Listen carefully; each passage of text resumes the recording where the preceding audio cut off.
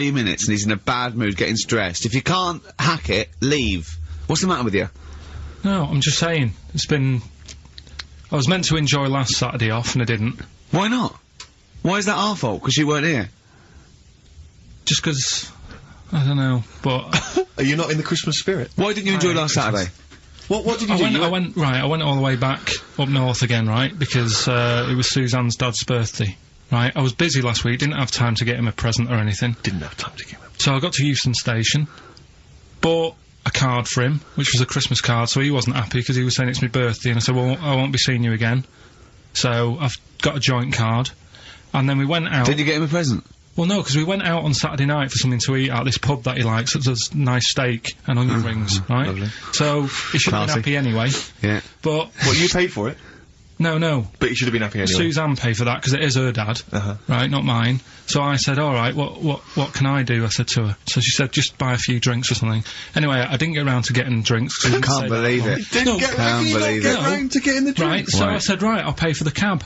Right? Oh, what a lovely Christmas gift that is. Yeah, So, £2.50. I paid, no, it was like in £3 Manchester there, it is. £3 back. So £6 you spent on him? Well, no, I spent more. See, that's what he said. He You said, get the Bolton and back, can't you, for that? He said, oh, you've spent on me £6 for my birthday. I said, no, I haven't, because I gave the taxi driver a tip. I'm a little bit worried about his attitude as well. Because even if, I mean, that is a stingy present, but you don't say... Well, I mean, let's be honest, that's the worst Christmas gift ever, because, I mean, you're pretty bad, like we discussed in the past, but at least you spend a bit of money. Yeah. It's just thoughtless. Yeah. This is nothing. I know. You haven't given him any time. I mean, I would... And I knew my demographic. They loved it, my family. yeah, the they couldn't scratch believe their luck. You know. Well, a tenner. You spent a tenner on him? Well, the cab fare was £6. But the thing is, he doesn't. It's not. I don't think he's saying that. I think it's the fact that this is like, you know, frittering away in everyday it's life. kind of thoughtless, he would have loved to. I'm sure he would have been appreciative of a lovely £10 gift that you cared about and bought. A book he probably likes, Fly Fishing, doesn't he, by J.R. Hartley? If you'd have bought that, he'd have gone, "That's what I was looking for." Well. Or what I was looking for, Carl. Bloody hell, Carl, you little bald twat. That's just what I wanted. So. All right, so just calm down. So what have you got planned for Christmas? Is this what, I mean, are you doing the same approach with Carl, Suzanne? excellent. You've paid me milk bill for this week. That were nice. I'm spent this year. So That's it. have you planned anything for Suzanne, or are you just Yeah, gonna... I'm taking her out Christmas Day for something to eat. Well, Right. does she know that? Was that? She's working today, so she, you know, so... Right, okay. So what Christmas gift have you got? That's it, I'm taking her out. What, you haven't got a present? No, because we've spent a lot Don't this forget, year. that's half yours, though. You're going to be eating. You're not going to just be sitting there watching her eat, going, "Oh, I'm hungry, but I spent all." You're going to be eating as well. That's half yours. So she's got Look at his nothing to unwrap. He looks like a cat who's But been wait a hit. minute, she's got nothing to unwrap. There's nothing. She's going to hand something over to you, because I've met the woman, she will. She'll hand something over, you'll open it, you'll love it. Right, I might get something today. But you shouldn't take me to begrudgingly persuade you to do it. God. Yeah. Right. Right, so... Yeah. Well, I'm gonna try and stick in some Christmas songs. We're not playing all Christmas songs, but I've brought in a couple. So this is Christmas, John Lennon, Yeah, one The or two of them River, are good. Joni Mitchell, Yeah. Fairy Tale New York, one of the best Christmas songs ever. Oh, well, what about a bit of Pretenders? That's a good one. 2,000 Miles. Let's hear it. Pretenders, 2,000 Miles on XFM 104.9. This sort of Christmas edition. We're not here next week, are we? No. KARL is, aren't you? Well, you are in a way. I was doing the best of, innit? Yeah. Is it a best of? Yeah. Brilliant. Have you been putting it together? Not yet. Okay. You want to get a move on? I'll do it today. Tell me Right. what bits you want in it, and I'll sort it out. It's not for me All to the say, best is it? Yeah, it is the best stuff. Well, maybe people could email in with their the highlights of the year for them. I'm trying to think what they were. I mean, mostly talking to Carl. It'd be mostly KARL, wouldn't it? Mostly Carl, gibberish from Carl. Oh, I think it'd be an awful lot of educating Ricky from KARL. Well, ricky.gervais@xfm.co.uk if you've got any thoughts on stuff you'd like to hear. Again, Is there anything you'd like to hear of KARL saying something stupid, me and Steve laughing or slapping him? Yeah. That's basically the Yeah. competition, isn't Well, it? there's a couple of instances where I tried to kiss him, I think, and you encouraged me. Yeah. Those are some highlights for me. I wish I'd have videoed that. Yeah, so do I. You mentioned educating Ricky.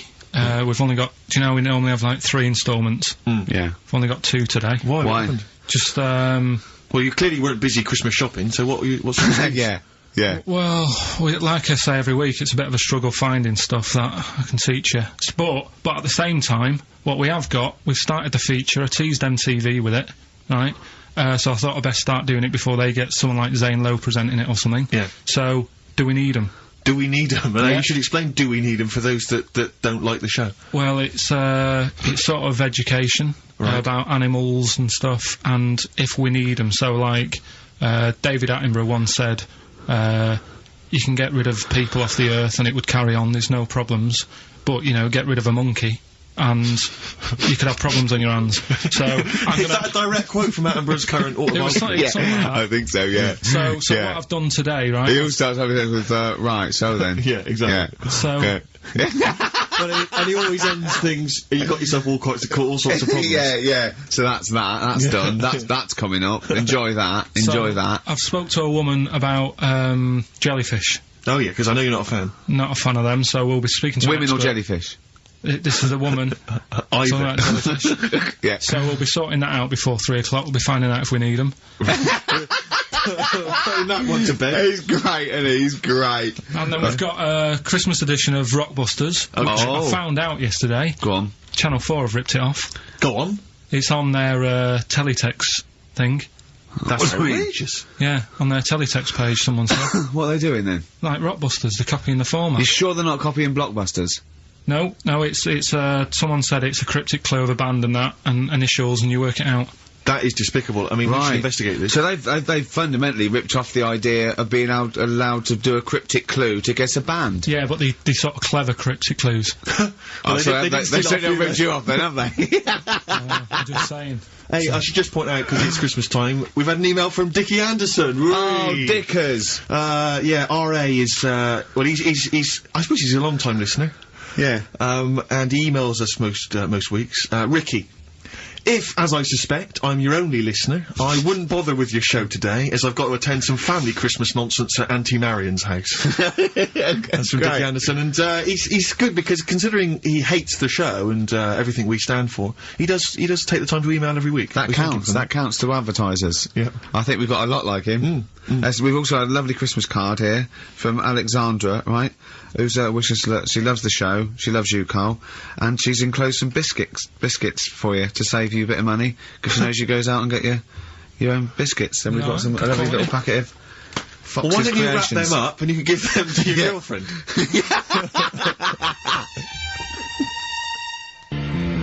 Don and Blitzen from the About a Boy soundtrack by Badly Drawn Boy. Christmas theme there. Christmas theme there. You've spotted the Christmas theme. Yeah. Carl's not really in festive mood, but I can't imagine Christmas is your time of year, is it, Carl? Well, I'm not sure any time of the year is, really. I liked it when I was about... I think when I was about 7 I enjoyed it. was that the one? Was that the year, the big year for you? You get loads of stuff, you don't have to worry about anyone else, but once you've, like, got a job... What did you get when were you doing your paper round? How old were you then? I was about 13, 14. Well, that was then you were a man, weren't you? I had to buy stuff. Oh. But you're still not You're having quite a a good selfish time. man, aren't you? I didn't realise this. No, it's just that And Christmas... that's coming from him, Carl. My dad always said... Oh, right, steady on. Dad said Christmas morning was for, like, you know, for me, so he used to stay in bed. So he never... That's brilliant. That's a great thing to say, isn't it?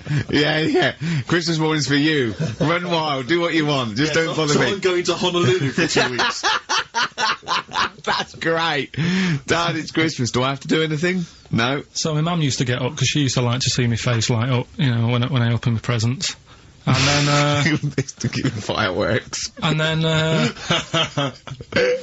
have to go to my bedroom from about 6 o'clock onwards, because, like, my mum and dad were into having big Christmas parties, and I wasn't, like, old enough to go.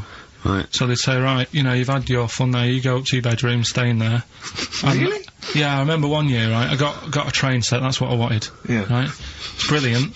Playing with it all day. I thought, I don't mind about the party, I'm happy staying up here, playing with this. Brother comes in, he's had a few, right, he's going, yeah, give us a go on your train. How old is he? He's a bit older than me, so he might have been like, let's see. Well, let him be must have 18. been yeah, probably about 18, 19, And how old something were like that. I had a train set, so, I don't know, about 14. something like that. Yeah. Right, so I'm playing on that, loving it and stuff, and then he comes in and goes, oh, give us a go. He turns the transformer up to, like, 14. He went really fast for about 5 seconds, broke it, and then he went back downstairs.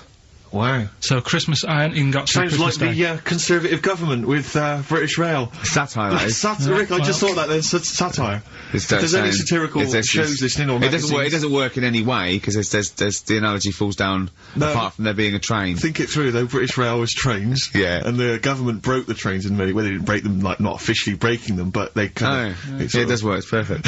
Oh, I'm pretty pleased with that. And I can't, and no one's asked him to be on Have I Got News For You? It's weird, isn't it? Because it's strange, that, when you've got a satirical mind that's as quick as that. Yeah. All right. He's broke your little train set. So what did you do? I just, like, watched telly and had some sausages. I bet you were happy with that, though, weren't you?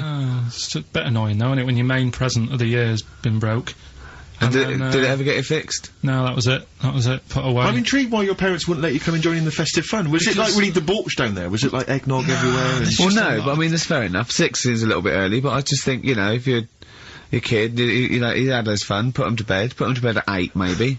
And you think so on Christmas Day? I thought that was a day for family. Well, not if there's a party going on. Well, don't have the party on Christmas Day. Well, that's another option. Yeah. Your parents are weird, aren't they? A strange breed. Well, I think that was the year, right? You're talking about buying presents and stuff. I think I did treat my mum to... I didn't buy my dad anything. I think that was, like, when I got a bit older, he used to get me dad something, because he wasn't that bothered anyway. No. So, got me mum, there was a cheap shop, right? Of course. Thank God for that. Called Snips, right? So I went in there and I thought, let's see what I can get her. And remember, Victoria Plum? I don't think so. Well, it's like a fairy character. Right. Right? And my mum's into gnomes and stuff, right? So, I thought, right... She must be pleased with you, then. Victoria Plum. I was thinking, is that one of the neighbours? Is it like a brandy Do you liqueur? remember Victoria Plum? Victoria Plum? Victoria Plum, yeah, it's like a little fictional sort of character, right? Okay. So I saw it, I thought, yeah, she'll love that, right? So I did my paper round, saved up for 2 weeks, right? Oh. Got that sorted, went to Snips, bought the Victoria Plum. Next day, I'm in town with her, right? So I think, I know what I'll do. I said, come in here a minute, right? So we go in, and we're looking around, and I tested her, right? I went, look at that there, that's alright, innit? And she goes, oh, it's bloody awful. Oh, Carl. Oh, Carl, oh, God. So then, Christmas Day comes, I said, don't bother opening it. She said, no, why? I said, Oh, "Don't no, bother." why did you still give it to her? So, well, it's too late, I'd already bought it. Oh, Carl. So she opened it, and I was like... And she said, oh, that's nice. I said, why are you saying that? I said, the other day, you said it's bloody awful. She said, oh, no, I thought you were pointing at something else. Oh, no. So that's why I don't get anyone anything anymore. Oh, God. Play record. Oh, God. Oh. That's good, isn't it? Not bad. Gold Rush. Let you down. I'm actually quite affected by Carl's Victoria Plum scenario. Just the fact that, like, that eagerness, he wants to make sure it's a great present. He's saved up his paper round. He thinks it's like a gnome, but modern. I'm worried that you're using it as an excuse now, and that's why you're not buying anyone any gifts, because you've had your fingers burned once. I mean, you were 6, 7 years old. To be fair. No, you weren't. You were about 13, weren't you, if you're doing your paper round? Yeah, it must have been, yeah, 11 or 12 then. Alright. Yeah, so I'd saved up. Oh no, I'm not using it as a thing, it's just What that... did you get your mum this year? I've sent them some money so they can, get a passport. So they can get a passport? What do you mean, where are they? Immigrants? Are they trapped No, 'cause somewhere? Well, they're in a holding bay somewhere in Dover. Yeah, I got a friend who's a truck driver who's going to sneak them across. What do you mean? So they can buy a passport. What do they do? Sell it when they were a bit down in their luck? No, they haven't got that much money, right? They've never been abroad, and the mate said they might, take them next year, and they said, oh, we haven't got a passport, so I You've got thought... to buy a passport, have you? Isn't that your God-given right as an Englishman? No, you got to pay for them, they're 30 quid each, so you better add do, otherwise they're conning me. Right. So you sent them You 60 don't quid? get born with a passport, of course You you sent them don't. 60 quid in an envelope, have you? Well, check. Right. I love that. he'll be watching telly and France will come on, and he'll go, "Oh, what do you think of that?" She goes, "It looks bloody awful." He goes, "Oh, don't open it. no. Don't open it. Don't open it." So you've not paid for a holiday for them. You've No, I've just given sorted them- out the, well, it's the better prize, isn't it? Because they can't go anywhere without it. Well, the passport keeps on giving. Yeah, so, 10 years. That is, yeah. so, but no, I never used to, I mean, I can't think of other things. I used to get me dad once I started getting him stuff, it sort of used to be a dressing gown, and then, but as an extra surprise, I used to put like a cigar in the pocket, so he'd think that was it. Yeah. Then he'd put it on and put his hand in the pocket. Right, and then he what's just this? hit you because he thought you'd nicked it. Yeah. Oh dear. So you bought him a jacket with a cigar? That's quite thoughtful. Did you sneak a cigar once on Christmas? Yeah, well, it was that's when they used to have like the big do's, like I say. You know, they were known for it. Like the whole estate used to know that. You know, we were having a party. Yeah. So, So they'd all come round. so they all come round and have food and drink and that. And, pocket the, I can't ornaments. imagine. I cannot imagine how unpleasant that must have been. Awful. And you locked in your bedroom with a broken train set. Yeah, crying. And looking at Victoria Plum, whatever that was. In the bin. Oh, in the bin, yeah. And hear a mum saying, "And he got me this." Got Isn't me it- this isn't this piece shit? of rubbish. You could hear him just throwing it against the wall and laughing. And all the neighbours laughing. Yeah. And you'd come down just be in pieces with loads of spit on it. Just loads of scratched gob out on the it. eyes. And all the Polaroids of them just like laughing at it and pointing. stamping on it. Alright. Well, let's put it all flooding back. But no, I used to get up in the morning and then like they'd still sort of all be there asleep on the floor and on the sofa. And Oh, that's awful. Carl. That's terrible. Christmas is surely the one day a year which is a family thing. It's for the kids. They're the ones no, that but are... that was Boxing Day. Well, I know. Oh, that's all right. It's not- It's over. It's over. Yeah, Back on the Christmas bike. is over. All right. Who's going to pay for this? What, me? Yes, Carl. You're doing 2 rounds today. Yeah, was your paper round supporting the entire family? Yeah. No, so I used to get up and like go downstairs and they'd be asleep, so I'd be mooching about trying to find like another present that's still working. I love the idea that these people from the estate had like squashed his presents. Yeah, so I found a cigar that had been sort of lit up and then put out, so I thought, oh, I'll have a go at that. Yeah. I went outside and had a go, and that's the last time I smoked. Right. Sort of, I tried it, I thought, I don't like that. I love the fact that he does everything once. Yeah. In his life. It's a line of, I've done everything once. I don't need to do it again. Oh, dear. You know, I've said in the past to you, Rick, that my grandparents, so I love them dearly, but it's like, for the last 30 years, they've been waiting to die. I know, It's yeah. like they just sort of, it's like, you know, the novelty wore off of like... Their just- life in the 50s. Yeah, they got kind of bored of it. Like, yeah, in the 40s, it was brilliant. All sat around the old Joannas, the bombs Yeah. fell, singing. They loved that. The 50s, you know, that was great as well, because that was the post-war years. It was, you know, it was a bit tight in the pocket, but it was alright, everyone pulled together. And then the 60s came along, all the crazy music, the funny hair. Let's stay in bed. Exactly, and they basically stayed in bed. And, it was one Christmas when, my grandmother said to my dad, what do you like for Christmas? What do you fancy for Christmas? And, this must have been, I don't know, 20 years ago. She said, what do you fancy for Christmas, Ron? And he went, well, you know, I could do with a nice big kind of warm winter overcoat. She said, don't worry about that. She said, don't worry about that, because your father will be dead soon. It's right, you can have his. Meaning my granddad. Well, to be honest with you, my father's still waiting. Which is good news. Good news for my grandfather. Less good news for my dad. freezing. He's freezing. He's freezing. He phones out, how is he today? He's fine. Yeah, okay. Oh, I'm freezing. It is it's such a weird mindset, that. I think it's that, to me, is what sums up people from that older generation, the 40s and 50s. And it seems to me that you've got that kind of mindset. It's like you were born in the 30s. And whenever you talk of your childhood, it's like you had, like, a baked potato to take to school.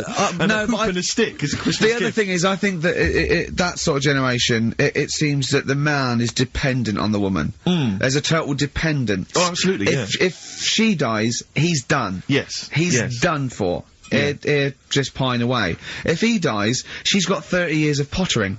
Absolutely, yeah. Do you know what I mean? Yeah, And going to, like, you know, the youth club and the Yeah, I know church. what you mean, yeah. It's sort of like that. It's sad. Of course, it's sad for them, but it's not the end of their life. No, sure. And it sort of is the other way around. I don't know why that is. Yeah. It's terrible. That's a little melancholy thought for I this know, Christmas I've really time. brought it. You brought it down. You've brought it down. I've brought it. This isn't a nice show at all. This is terrible. Well, I We're didn't gonna have really people wanna make just it killing themselves. What? Well, I didn't really want to make it a Christmassy type show because I don't really interested? like it. Oh, he's done it again. What you did Christmas once, didn't like it. No, it's just Play a I'm record. not religious or anything. What are you? You're not anything. Teenage Fan Club from the XFM Christmas album, and that's Christmas Eve. Their guitar sounds are just brilliant. They're just always so nice. All right, Carl, do you like that? Do you like Teenage Fan Club? Yeah, they're good. Carl, I feel like you've never kind of enjoyed the wonder of Christmas. I don't think I can't ever get the sense, maybe except when you were very, very young. You know, that kind of bright-eyed, you know, thinking of Santa, you know, kind of landing on the roof and coming down the chimney and drinking the sherry or whatever. I like the idea of it, right? Sure. The sort of, you know, I used to get a couple of annuals every year, you know. Yeah, so did I, yeah. And I was allowed to open one on Christmas Eve. Oh, that's brilliant. Just, yeah, so... So they could throw it on the fire. I think it is something like... a quick skim through, do the word search right. Yeah. I think that's to light a cigar off the cooker. Oh. Well, anyway, listen, a good friend of ours, Ross Noble, a comedian, brilliant, he gave me this picture, Carl, which he's got from a magazine. He loves you. And I have to say, I think this... I just looked at it then. Obviously, it's not going to mean much to the listener. Oh, this is but it is self-indulgent. currently available. I think it's in the current edition of Bizarre magazine, so you might want to buy that. It's not horrible, though, is it? There's a certain grotesqueness about it. Oh, it's a deformed person, isn't it? Well, to a degree, but I think what it's going to do for Carl is give him, I think for you and I, Rick, we're going to see his face light up, brighten up, lighten up, like opening a wonderful Christmas gift. Oh, you know what? I think I've seen this. Is this the one with the kid with the big head? I'll be honest with you, Carl, it is. Have you seen it already? Yeah. Let me just show it to you again so you can kind of it again. I haven't seen it. It's like... yeah. We shouldn't be laughing at that. No, but that is like the kid who I went to school with. That is the same. That can't be the same. So do you recognise him? Seriously, that is the same thing he had. I mean, I have to say, it does look like it's been computer generated. It's so odd. Yeah. But look at the child's face. I know. Look at his reaction. Don't take another photo of me. I'm not sure this is right. It's not right. It's not right. But I was hoping that would give you, Carl, just a little glimpse of. We've had a request as well on the best bits. So someone wants to hear you talking about your mates with the big heads. I don't believe it, because every time we go there, we get some sort of complaint about something. About what? Just leave it. Well, that for some reason that always goes from the story with my dad going to Blackpool for taking those kids there. And what kids? And, leave it. No, what? No, I don't know. There's people that know what you're talking I'll about. tell you when we put a song on. No, well I know what it is, but you can't just say that. Well, is it when? Email in. Okay? Is it when your dad put a kid in the wheelie bin because he was getting out of hand? Yeah. So we're gonna. We can't go through it again. It's too controversial. We're gonna. What's the name? No, well, the thing is, right, you were just saying about what are you about Christmas. That's the funny thing, right? Because in our house there's no one who's religious, right? No. My dad got annoyed when I went to church that day. He was like, what are you doing that for? Of course. I went to see a gig in Liverpool. Remember the band The Christians? Yeah. He thought I'd join some club. Yeah. I said, I've been to see The Christians. He was saying to me, man, what's he doing going out with them? Yeah, yeah. And then, the other thing is, because I'm not christened or anything, my mum used to say to me, don't tell anyone that, because there's witches and stuff.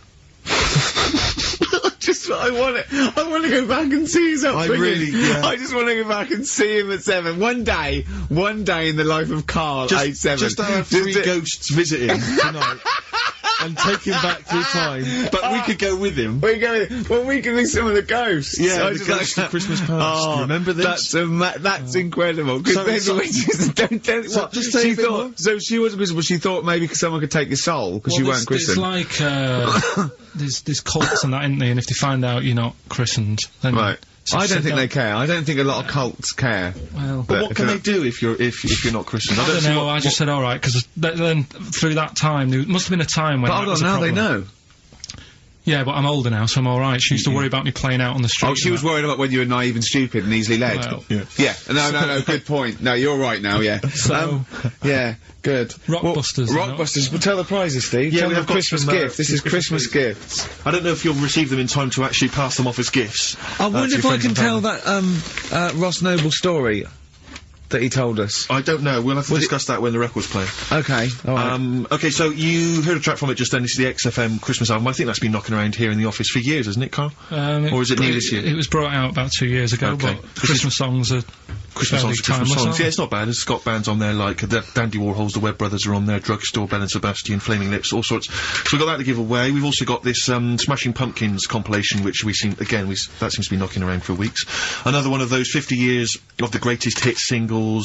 I don't know, Culture Club's on there, Queen, obviously, I've just seen the cult film. Yeah, the cult film will come back to you shortly. This, I think, is one of the most exciting gifts. If you have a video player, and you want to get trim, then surely Big Brother 3 champion Kate Lawler and her cardio combat video, in which I think she uses kind of, I don't know, military kickboxing training to get you trim and taut and looking as good as her. Then you can get that as well. We've also got a exclusive 7-inch single from the White Stripes, a kind of Christmas single. Is that from them? Yeah. That must be quite rare. That's probably the only thing That is rare. That is worth something. And the current Badly Drawn Boy album, Have You Fed the Fish, which I think is slightly mediocre. They've gone up, actually. I think that the level of prices there has gone up. Not a bad selection, but here is the big movie, and actually I have to say this is not a bad one. No, it's not, again, it's not terrible at all. It could be worse. It's James Caan in the original Rollerball, not the disastrous remake that came out recently, but the DVD version of Rollerball, so that's there as well. So something fairly interesting. That's worth winning. Right, come on then, let's do Rockbuster. Well, will we play a song to give people time to get a pen and paper and that? Yeah. Yeah, so we're doing it next. Yeah. KARL Pilkington, the man of the moment, with his Rockbusters coming your way with all those great prizes. Yeah. Right, we're doing it now? Yes, yeah. I noticed Heat magazine sort of put a bit of a spanner in the works. Why? Because they were saying, oh, maybe it'll be a Christmas edition of Rockbusters. And I'd already sorted them out. I wouldn't worry, Carl. Well, what I've done, I've cleverly tweaked them to make them Christmassy. So the Christmas bit in it has got nothing to do with it whatsoever, but I just thought... So you mean the clues have a Christmas element? Well, yeah, but it's nothing to do with the answer. It's nothing to do with the answer. Right. So why don't you just ask the normal ones and I'll ring a bell, I'll shake some bells. Well, go it's the equivalent of that, but in sort of speech. Right. Brilliant. So the first one, there's a load of letters there asking for advice. Put them on Claire's desk. Oh, and have a good Christmas.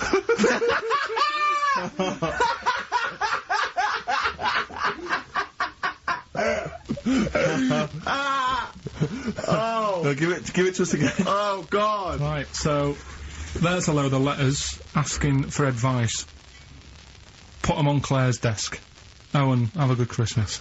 Right, but bear in mind, people, that the Christmas element may not be relevant to these that's got nothing to do with it. I don't want to, Okay. you know. And the initial there is F, right? That's F. Alright. Right, the Next one. second one. Ask your mum if you should. After you've wrapped the presents. Right, so Ask your man if you should. ask your mum if you should after you've wrapped the presents. That's S. Yes. S. Alright. Alright. Okay. And the last one, a couple of people were arguing in the supermarket at the fruit and veg counter. But it's busy in there because it's Christmas. So that's probably what brought it on. So that's B. Oh. B. Oh, God! So they're the three. Will I just recap? Yes, please. Yeah, I have no idea. so I the can't first even... one. I don't know what to start thinking. Well... Right, there's a load of letters there asking for advice. Put them on Claire's desk. Have a good Christmas. Have a good Christmas. Second one, ask your mum if you should. After you write the present. S. And the last one, a couple of people were arguing in the supermarket at the fruit and veg counter. But it's busy in there because it's Christmas. Busy because it's Christmas. That's a B. So they're the three things. It's email only, this one, please remember that. ricky.gervais@xfm.co.uk. ricky.gervais@xfm.co.uk. Yeah. Brilliant. Carl looks happy with them. He looks really happy with them. Rightly so, they're cracking. They're good. Yeah. They're good. Pleased with those. So. Alright, is there going to be more Rockbusters in the new year? We're not sure. I'm still, thinking about new ideas that we can do. Okay. Are we starting Ricky Ridiculous today? Have you done Couldn't be anything? bothered. Couldn't be Right, bothered. couldn't be hard. Look Right. forward to Ricky Ridiculous. in the new He's year. worried about... He nearly said asked, and he just stopped. Because he's worried, because he's the producer. Yeah, well, I've got to set a standard. haven't Oh dear. Carl, you have, mate. You have. I? So that's that. We've still got to come. I'll tell you what, why don't we have a lovely tune, right? You make the tea, we're opening these biscuits from Alexandra, we'll be enjoying that, right? Maybe segue so we can have a nice little, rest. I don't want to talk through it, it'd be rude. And then we're coming back, and as part of, like, Parkinson, and Do We Need 'Em? Do we need them? Yeah. Carl has interviewed an expert on jellyfish. Brilliant. So we've got that. Plus, of course, we've got a two-part Educating Ricky. You've got Educating Ricky still to come. With a Christmas theme or not? And we've still got No. things like the Pogues, John Lennon, Joni Mitchell, just David Bowie. Are you suggesting there's going to be some great music and some Great fun music chat? and some fun chat. Lovely. Good. We had our little biscuits, haven't we? We're loving it, aren't we? Yeah. Cheers for that. I think you're probably right. I just came in. I just went to the toilet there, and it's a disabled toilet that's close to it. So you go there. I had a wee. I thought, oh, the thing doesn't work. Didn't flush. I came back and said, oh, the toilet doesn't work. Doesn't flush.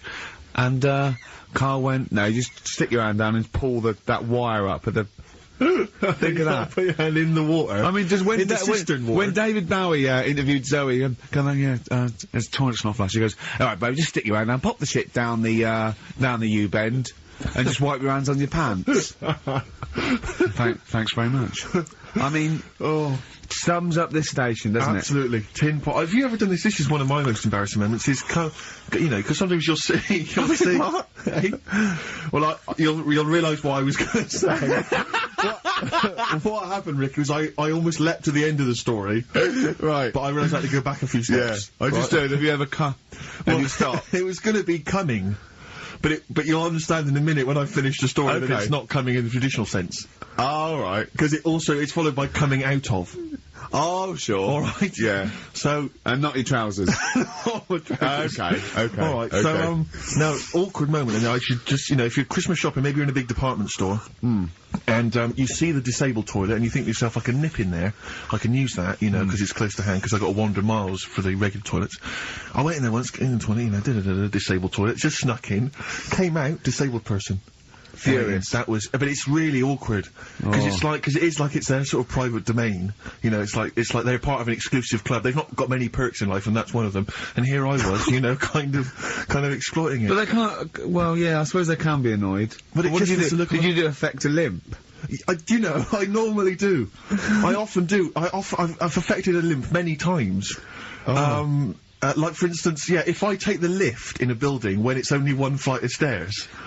Right, and they know, and I get up on the first floor, I always affect a limp coming out, so that justifies why I haven't come up the stairs. Like, who is it that I'm scared is going to sort of say something? Yeah. But, oh dear, that's it's the same thing as if someone asks me for directions, I always pretend I'm foreign. I always go, I don't. Why do you do that? I can't, because I'm just terrified of giving them the wrong directions. And well, just now, I don't know, I don't live from I don't like, because I'm sort of, I feel bad. Because what I used to sort of give directions was I like giving directions, I like helping people out. But then I realised I didn't really know. You used to hang around going, you alright? Yeah, we're fine, yeah. Do you want to know where to go? I tend to have a go even if I don't know. Exactly. But I'm always terrified they'll come back and find you and go, you led us astray. Yeah. So I just affect a foreign accent. There's a fella the other day, about 2 weeks ago, when I was walking in. Little old woman, little old fella come up to me and said, where's Wimpole Street? So I said, I do know it. So I think it's over there. And then I'm not very good with street names, but I'm good that if you say, oh, there's a Boots on it.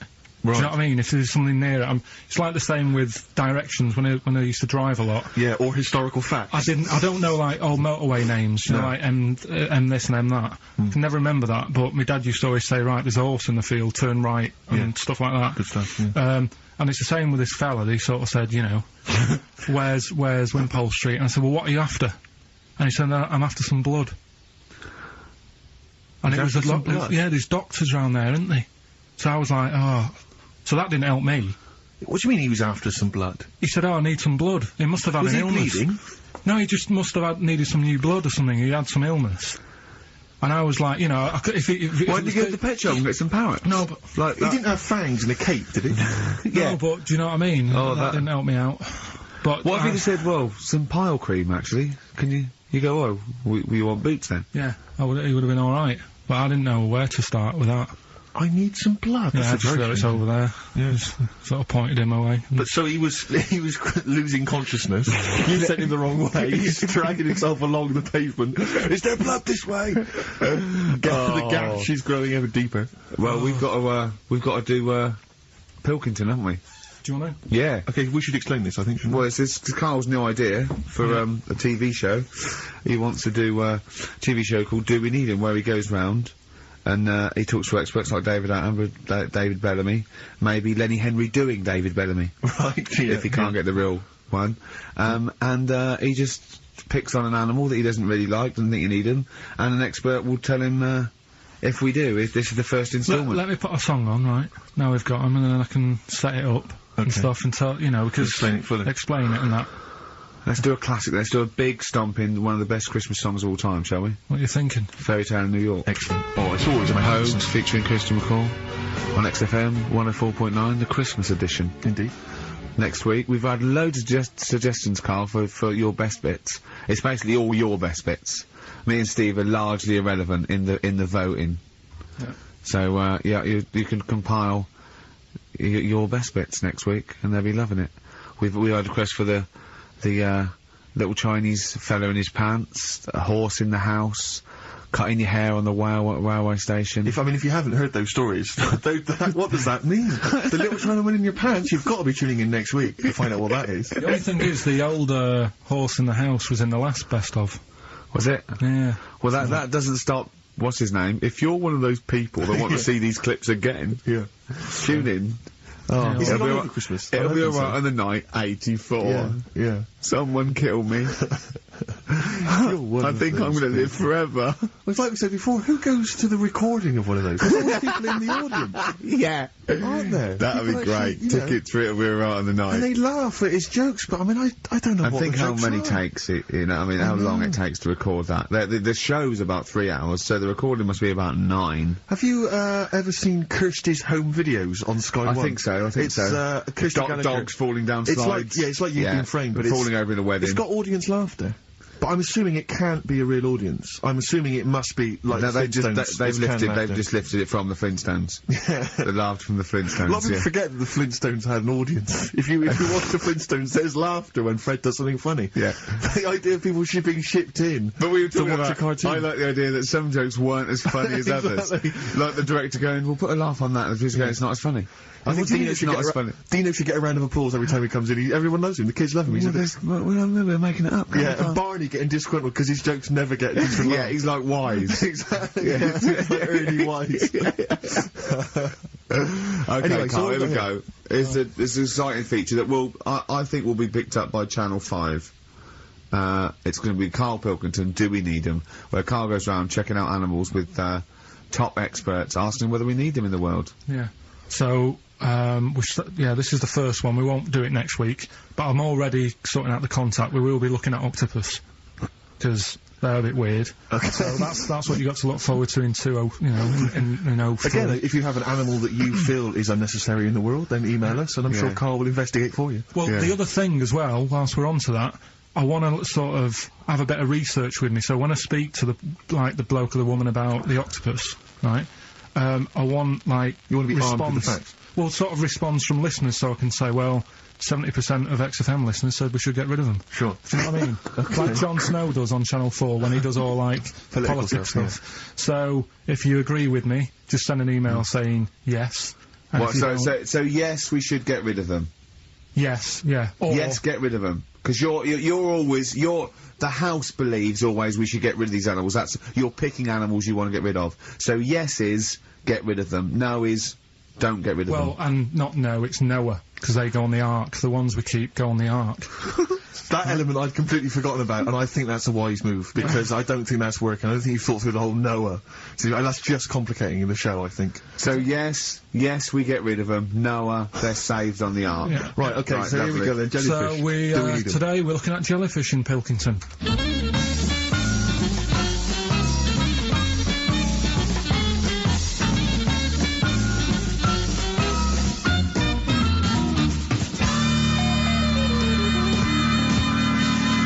Right, I'm talking to Vicky, who works in an aquarium in Anglesey, isn't it? Yes, it is, yes. Right, brilliant. Today we want to find out if we really need jellyfish. I've got a bit of a problem with them anyway, because I've been stung by one, and I've done a little bit of research into them. So I'll tell you what I know about them. Okay. You might learn some stuff from me, Oh, well, you never know. and if I'm talking nonsense, just tell me. Absolutely. Yeah. Right. So first of all, they don't have eyes, do they? No, they don't. Right. So I'm right with that. No lungs. No. No lungs. They haven't got a heart. No hearts, heartless.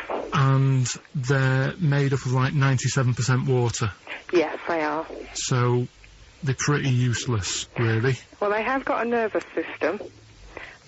they're actually about 650 million years old. So they've evolved and they've outlived the dinosaurs, and they're even older than the sharks, and they can even outfox us, because NASA scientists have worked with them to try and work out how they operate in weightlessness, and they still don't know how they do that. Took them into space actually to figure out how they did that. Seems like a bit of a waste of money, but... Do you know Port Maddock? I used to go there a lot for my holidays, and there used to be a load of them washed up on the beach. People on motorbikes used to go over them and stuff. Yeah. Well, we get the moon jellyfish. That's the ones with they've got pink bits in the middle. Yeah, that's their reproductive bodies. I think that was them. I think they're the ones who went over on the bike because you could see pink bits. What do they do? If the jellyfish went, would we have a problem on our hands, do you think? Okay. You might have a bit of a knock-on effect, because things like turtles eat jellyfish. Yeah, but do we need turtles? Well, don't forget that when you take out something from the marine system, something normally feeds on. I mean, they're not just there for the fun of it. Something either feeds on it or feeds on what they excrete. What you're saying is they exist to sort of feed others and also to eat some stuff that's in the sea. They control the population of other fish and species that might otherwise be a problem. Okay, well, let's kind of wrap this up, right? The question that I'm asking today is, do we need them? Say if Noah had his ark, right? You've swum and got on the boat, you're alright, you're safe, he's going to keep you to sort of populate the world as well. Right, so it's you and him. He's not a bad-looking fella, so you're happy. Yeah. He says to you, Vicky, do we need him? Absolutely.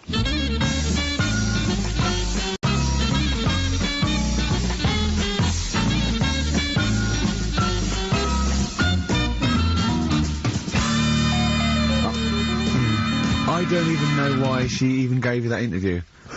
When you start off with, right, trying to find out if I need you, but what did you tell her to get her to talk to you? Just said I'm doing some research on stuff. Did she think you were a schoolboy or something? No, she just said, oh, alright. She said, how long will it go on? I said, not long, just like 5 minutes to have a quick chat. And she loved it, didn't she? She sounded happy to take part in that. So, the fact I love the fact that you've got an expert and you suggest that she's going to be having sex with Noah. He's a good fella, so you're happy. She goes, yeah. I mean, I don't know why you stopped there. I didn't go into positions or something. I can't believe... The problem is, really, I didn't get to the bottom of what I wanted to say, because... Oh, no, you did. That's it. That's done now. That's a pretty good academic work. That's proved, No, but the turtle thing, when she said, oh, if you get rid of them, the turtles, won't have anything to eat. But when she said that, I mean, I couldn't say it because it would have took her off and confused her. But... Well, she's a scientist. She's easily confused. Well, say, like, when Suzanne is working, right, I'm not a very good cook, so I always get, like, an Indian in. Right? What? To do the cooking for you? So, right, I'll have an Indian. Right, now, say if, for some reason, it closed, I'd get a Chinese. So why don't the turtle just... There's loads of stuff in the sea. But I didn't want to get too heavy on her, but... It's pretty deep. Oh, that is genius. But we'll look at... But so the fact that she said, yes, you need jellyfish, does that mean that you've changed your... I mean, what I'm saying is, does her answer go? Does that stand? Yeah, it does, yeah. It does, does it? It does, yeah. Whatever I get the expert to say, I try and get him in a corner. Right, you try and, argue him into a corner. Argue him into a corner, but that time she wasn't having any of it, so we've got to carry on having them. Yeah. So in the new year, we'll be looking at octopus. Okay. Yeah? Yeah, great. Brilliant. Let's play some feeder.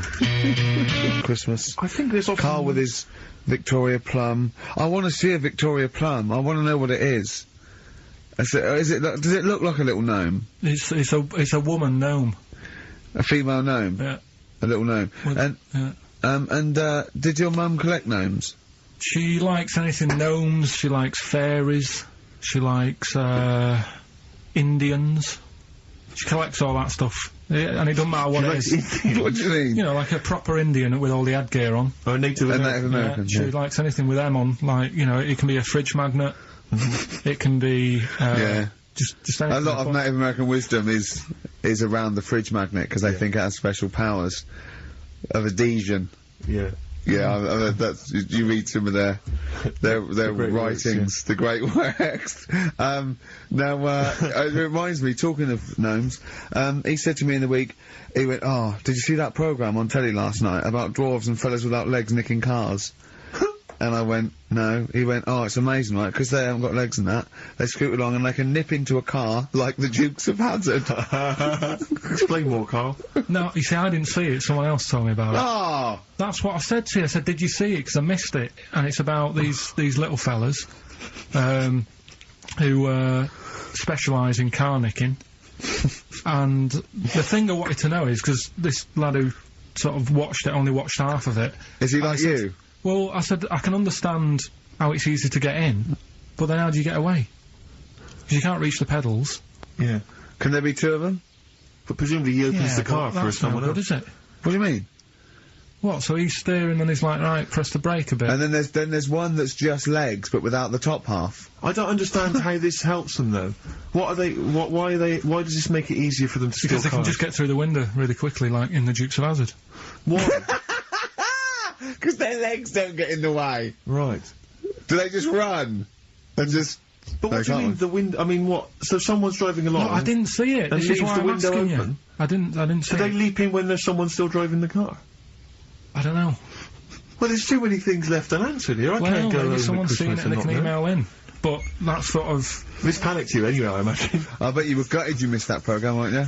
Well, I'm interested in stuff like that. Because I like learning, which gets us on to educating Ricky. Oh, excellent. Slick. We've had a good year of stuff. Teaching We have, stuff. Yeah, I've learned a lot. Can you remember any of the Of course I highlights? can. There was a deaf girl and she hit her head and she could hear. Yeah. There was also some people who ate tomatoes thought they were poisonous on lead. There was also a doctor who gave a blood transfusion with some parrots from the pet store. Yeah. Because the doctor in America, and it was the olden days when the lines were bad, said give him his parents' blood, and the doctor this side thought said give him some parrot's blood. So that was true, and that educated me. That was fact. What have you got for us? Well, we've only got two, because I've taught you about jellyfish today, that we need them, so we've only got two things to go at, and I give them a little headline so you remember them to make them snappy. The two headlines you've got, oh, what a catastrophe. Okay. And the second one is, well, you'd think it beat Bughead, wouldn't you? What? Well, you'd think it beat Bughead, wouldn't you? You'd think it beat... No, you'd think it be... Yeah. You'd think it'd be Buggered, wouldn't you? Bughead. Bughead. This can't be... If this is anything with a bug living without a head, I'm not interested. Because we've done it. All you've done is let's just do, oh, what a catastrophe. So is that. Do that give one us the first. Bughead one. Which one are we doing? No, do the Bughead one. Right, well, the Bughead one. Well, we've talked a lot about animals and that, haven't we, without heads. Surprisingly, we have. I think a disproportionate amount on it. If you're a new listener, this is the first time you listen, you'd be surprised. Yeah, we've done all that. We've covered worms, the way if you cut their head off it grows back if you don't cut too high above its neck. We've covered... The chicken. The fella who blinked. Yeah. I can't go into it again. Right. Let's not go into it again. We've had the chicken with no head that lived for 8 months. Yeah. And we've had And we've had the cockroaches. cockroaches living for a week without an head. Right, okay. Well, it's a bit more on the cockroach front, really. Right. They've found, right, that if you get a cockroach and you cut its head off, right, and then you find a cockroach that's still got its head, but it hasn't got any legs, right, it's not over for both of them, right? Because what you can do, you get the one that's got the legs, right, with no head, sort of running around. Get the one with the head, sit it on top of it, right, get a little tube, okay, so that the fluids... So is this auntie's go out of the Let him room? finish. This is like Blue Peter. Let him You could get this for Christmas. Right, you get a little tube, you sit that on top so the bodily fluids are still running between the two. Right. The head of the one on the top will control the feet of the one on the bottom. Okay. What about Good. And, will it continue to live? that? Yeah.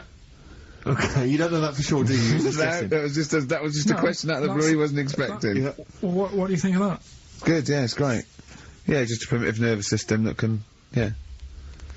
Yeah. Did you expect us to be more impressed and excited by that? Well, did you fall off your chair when you read that? Did you literally topple off? Going, Did you cartoon? think you were going to be the Frankenstein of the insect world? Yeah. No, I just was thinking if they can do that, you know, With them, can they do it with can humans? Humans. Because I also did a bit of research course on. you did. Did you come to the sort of conclusion that apart from the moral aspect of it, that the human was probably more complicated than? Yeah, but do you know what I mean? Things move on, don't they? Do you know what I Modern mean? science, Rick. You know, I had Binatone as a kid. Now they've got PlayStation 2, and the difference in 10 years They is have amazing. found that if you lose your head, a cockroach can live normally on your body, but not the other way round. Your head on it cannot control its legs because it's Yeah. too complicated It's for too your confusing. brain. So, yeah. Well, then other research, because I thought if you don't learn from that, I'll give you something else for free, right? Go on. Free. That they can clone people. Uh-huh. The only reason they don't do it, right? Say if, like, Ricky needed a lung, right? They could clone you and make you the same, but the only reason they don't want to do it is because it'd be a bit horrible, wouldn't it? So And it would take sort of 18 years for me to get an adult lung. And there's all kinds of moral implications. yeah. What do you mean, yeah? You hadn't thought of that? Because lest we forget, Rick, he ended with the only reason they don't do it is because it's a bit horrible and that. Which scientist said that? Right, let's leave That's a that then. quote. Right. That's two. not it. That's not the other one. That's it. No, that was just, you know, We've got another one to come. Oh, I Read can't us wait. the headline again. What was the headline the again? headline, oh, what a catastrophe. Looking forward to it. Mark. Yeah, a bit more counsel. This is from his covers album. This is called Snowbird. He's so happy that the XFM listeners understand his stupid clues, and he knows it annoys me. We've got some right We'll answers be for giving out the Rockbusters. answers just quickly, just in case someone sort of missed one of them. I'll just quickly do them, yeah? Yeah, go on. First one, there's a load Your of letters. show. There's a load of letters there asking for advice. Put them on Claire's desk. Oh, and Merry Christmas. Ask your mum if you should. Oh, and Merry Christmas. And a couple of people were arguing in the supermarket. It was at the fruit Christmas, and that's veg why. counter. And that's B. Okay, we'll give those answers out shortly. Yeah. I just have to show you something, Rick, before we move on. I know we've got another Educating Ricky, but someone just sent this in. Yeah. They've been looking on eBay for Victoria Plum. You're joking? Come here and see the photograph. Oh, God, that's fantastic. Have a look. That's it. Oh, God, he got that for his mum. It's the worst piece of tat I've ever seen. Carl! Carl. Imagine how... Oh, Gutted. Carl. Imagine how... Look, think of him now, right? There it is. That's the worst thing I've ever seen. I'll tell you, it looks like a Diddy man gone wrong. It's it looks like a extraordinary. Diddy man prostitute. That is... Is that the one, Carl? Is that... Well, it was a different colour. It had a yellow at mine. No, but look, how do they get... Tell them they Okay, so, go into eBay. So you need to log on to ebay.co.uk. I'm sure you've used it before. It's the online marketplace, ebay.co.uk. And if you type in Victoria Plum, I'm assuming that you can track this down. That's amazing. It's the worst piece of Oh, rubbish I've just ever think seen. how cute he was as a kid, though, doing that. Just think of him, just going... just seeing that and thinking, oh, like, she likes gnomes! It's the worst thing I've ever seen! I mean, to be fair, I mean, I don't know what her prize collection of gnomes looks like, but I can't imagine they're much better than that. I mean, gnomes are a fairly grotesque thing. But certainly your mum's taste and discretion is... Did you have those houses on your estate? You'd go in there and it was just loads of those dolls still in their packaging all around the room. And sort of like one of those homes that keeps the sort of packaging on the three-piece suite. Why don't you buy another one for her for Christmas? Yeah. It's $3.99 it looks, but that's £2.49 because that was $3.99. Well, Oh, buy it, Carl. because I've sorted out her passport this year anyway. I'll get her that next year. Right, so listen, right? Okay. So, last Educating Ricky of the year. Oh, Christ. What a cat toast. Yeah, let's do that then. Victoria Plum. There's this woman, right? Yeah. This woman, she's reading Guinness Book of Records, Yeah. and she's flicking through, Yeah. and she notices that there's a world record for a cat, right, with 27 toes, right? So she reads it and she thinks, well, that's not right. Because her cat's got 28. What do you mean your cat's got 28? Her cat's got 28 toes. So she was like, well, hang on a minute, mine should be in there. So there was I missed the very beginning of this. She's Just looking to the Guinness Book of Records. Oh, She's the woman. record. A woman was looking to the Guinness Book of The Records. woman with the cat with 28 toes looking through, and it said the record for the cat's toes was 27. She thought, hold on. Hold on a minute, Ross McWhirter. My cat's got one more than that cat, so go on. Anyway, so she said, you know, the person doing the interview with her said, you know, is it happy? And she said, yeah, you know, it's great, and it's really good in the snow. Right. It gets through a lot of nail varnish. Well, you know, that's what it said, right? It said it's really good in the snow. So, I just was thinking, I mean, that's it, really. That's not it. That's the end of that story. But Brilliant. But what I'm thinking is, right... It was two cats welded together. No, she said, you know, it's happy. So, is the other sort of disabilities where, in a way, it's not all bad? Oh, Christ. No, do you know, like, that book Steve brought in for me? And there was a fella there, wasn't there, who had 3 legs who was a juggler. And I was like, what's the point of that? What do you mean, what's the point of that? What's the point Well, of he's what? not taking advantage of having 3 legs, is he, being a juggler? Yeah, he said he should be a footballer. Right? So... No, but in a way, he's used it, hasn't he? He's probably not even that good at juggling. But because he's got 3 legs, people have gone, well, I'll give him a chance. Let's go and see him anyway, see if he's any good. Yeah. Right?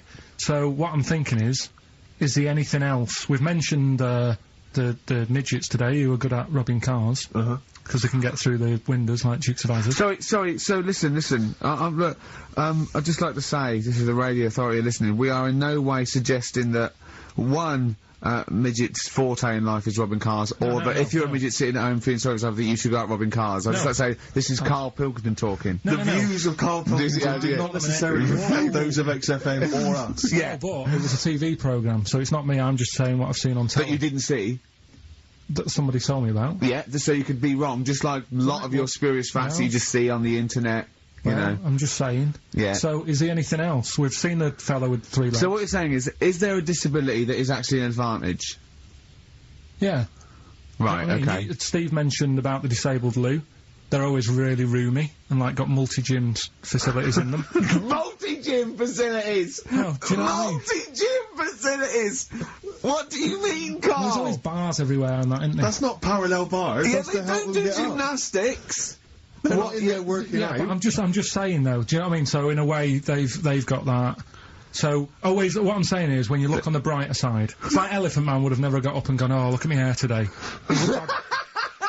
Nor do you. No, but, do you know what I mean? He would never have that problem. You're a maniac. Forget it. I thought we'd be able to like, get a serious discussion going here.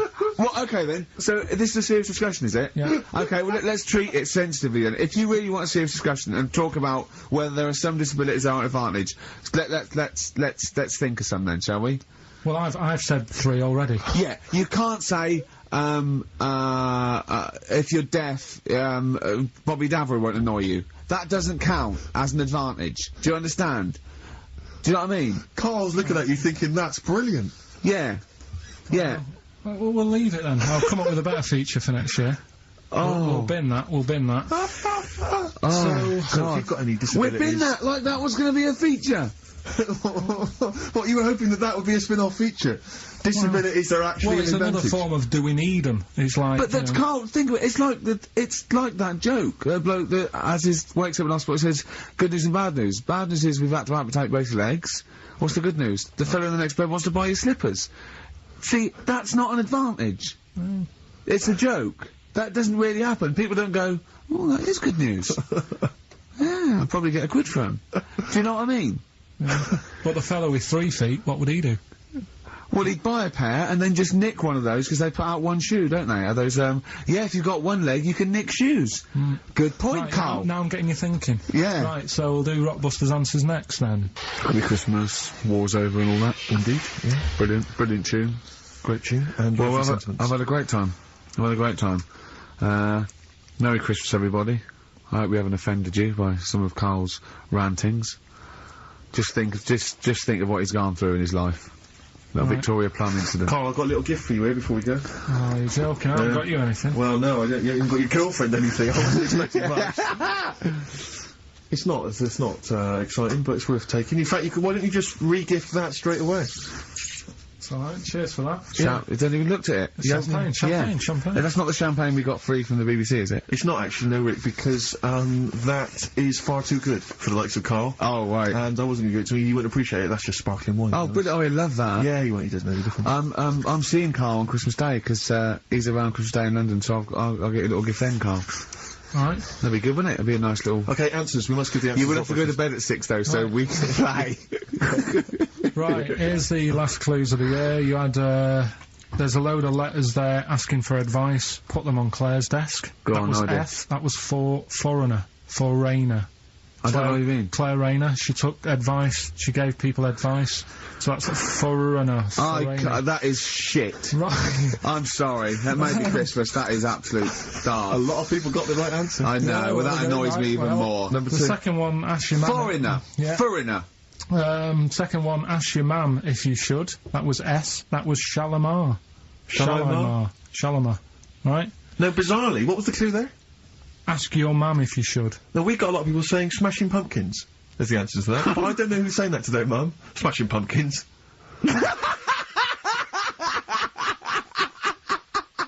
Merry Christmas, Mum. Smashing Thanks Pumpkins. very much. Nice bollocks. Yeah, exactly. Oh, that's great. That's great. Right. Smashing Pumpkins.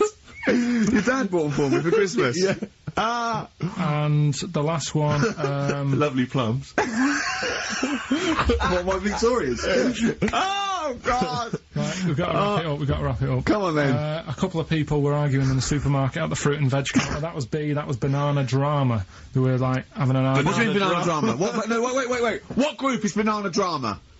What group is Banana Drama? So, You're a fool. You're a twat. When you say that, but you accuse Carl of that, you're also accusing lots of the listeners, including the winner, Nicola Rogers, of London, and she wins those great prizes, and she got them bang on, so... Banana Drama. so can we finish there now? Yeah. Yeah, What do you mean? What do you mean? Can we finish there now? Just play the ads and go. What? No, what are you talking about? We're going to play Joey Joey Nicholson. We've been River. singing it all day. Play that then. Goodness me, Carl, look at you. We haven't got time. Merry Christmas, Carl. Merry Yeah, Christmas, yeah. Carl. Enjoy the Let's champagne. give him a little kiss. Oh, little kiss. Oh, no, I With tongues, it's Christmas. No, stop messing about. Get off! If I walked round where he lived, there weren't more people living in Knowles. His dad wanted to throw his budgie on the fire. True. His budgie died, his dad said, let's throw it on the fire. I mean, his mum, what did your mum do when your budgie died? She just was worried about the other bird that was left, so she made it a bit of company by getting a rock, getting a feather off the dead budgie, sticking it on the rock, putting it in the cage. So, a man living in a hole It's not is unusual. not that bizarre. Right, carry on. I read me science magazine. Some things I learnt from the science magazine. Number 1, space is running out of space. We should stay out of the sea 'cause shark attacks are up. Yeah. Probably 4 a year now. Well, he just says here, we should just stop going in the sea. Yeah. There's no need for it. Exactly. Why is there no need for going in the sea? Just because there isn't now, is there? We've got loads of land. So just, you know, one or the other. We walked out the sea. Now, this is what I mean about going backwards. Getting back in it again. We came from the sea originally. Now we're going back in it. Don't go in it. Unless you're in a boat. The rules, according to Carl The rules of Pilkington. Carl Pilkington. Oh, God. Did the podcast and then went for a walk round Manchester Square. Years ago, a woman lived round there who had a head like a pig. She was known as the Pig Woman of Manchester Square. That made me think if there were other pig-headed women knocking about London. Do you know what I mean? Why was she nicknamed that? Why not just the pig-headed woman? That suggests to me like there was loads of pig-headed women, and that's the one of Manchester Square. Right. Well, no, it was more to do with identifying her, not amongst other pig-headed women, but go, have you seen the pig woman of Manchester Square? I.e., go down there and see the pig woman, it's in Manchester Square. What happens if she's walked off from there, though, and you go, well, no, but I saw one on New Cavendish Street. No, that the well, same woman? she'll always come back if you rattle the feed. Watched a film about Hitler. Didn't watch all of it as it was subtitled. Can't be doing with that. Asked Suzanne if cinemas are full of deaf people when they're showing subtitled films. She said, shh, I'm trying to watch it. I said, what do you mean, shh? It's subtitled. I can make as much noise as I want. Yeah. She's a lucky, lucky woman. You must be a joy to watch a subtitle film. I mean, the concentration is up there already. I mean, it is hard to concentrate. It's not as easy as when you're hearing it, because you read things, but it's possible. If you had a buffoon going, I'm just gonna sit here and make as much noise as I want, what's the point of that? Yeah. What is the point of that? I mean, it's possible, but why do that in a cinema? Just walk into a subtitle film and go, right, everybody? Let's all do the conga. Well, yeah, or during ballet. Ballet, they're just dancing. You don't need to listen to the words. Just have a conversation. We're having our bathroom done. The bathroom man was round at 9 this morning. We weren't allowed to use the shower because it all had to be bone dry before we could use his waterproof filler. Not that waterproof, then. Went for a brew with Ricky. We talked about monkeys and how they are closer to humans than they are to apes, and how bees will drink cider to get off their heads. Now and again there is a bee that lets the drinking get in the way of the work, and other bees sting it to death. Blimey.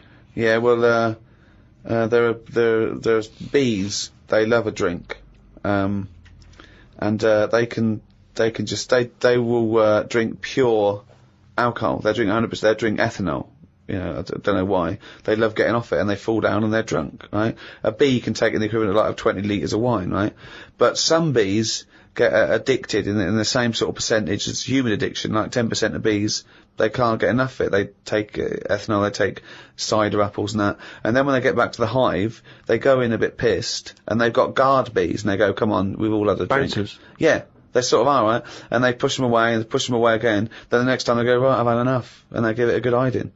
And Karl couldn't get over this. I saw his face, but I knew that he was thinking of that bee with sort of like eyes rolling round his head, a little bit belligerent with his jacket on backwards. Yeah. And the bouncer going, come on, son, we've all had enough. Let's move away, move away. You're not coming in, right? You're wearing trainers. Yeah, you're wearing 3 pairs of trainers, and I'm sick of it. But what I did find out, because I went home and went on the computer trying to find out about drunk bees knocking about, they're not actually meant to fly.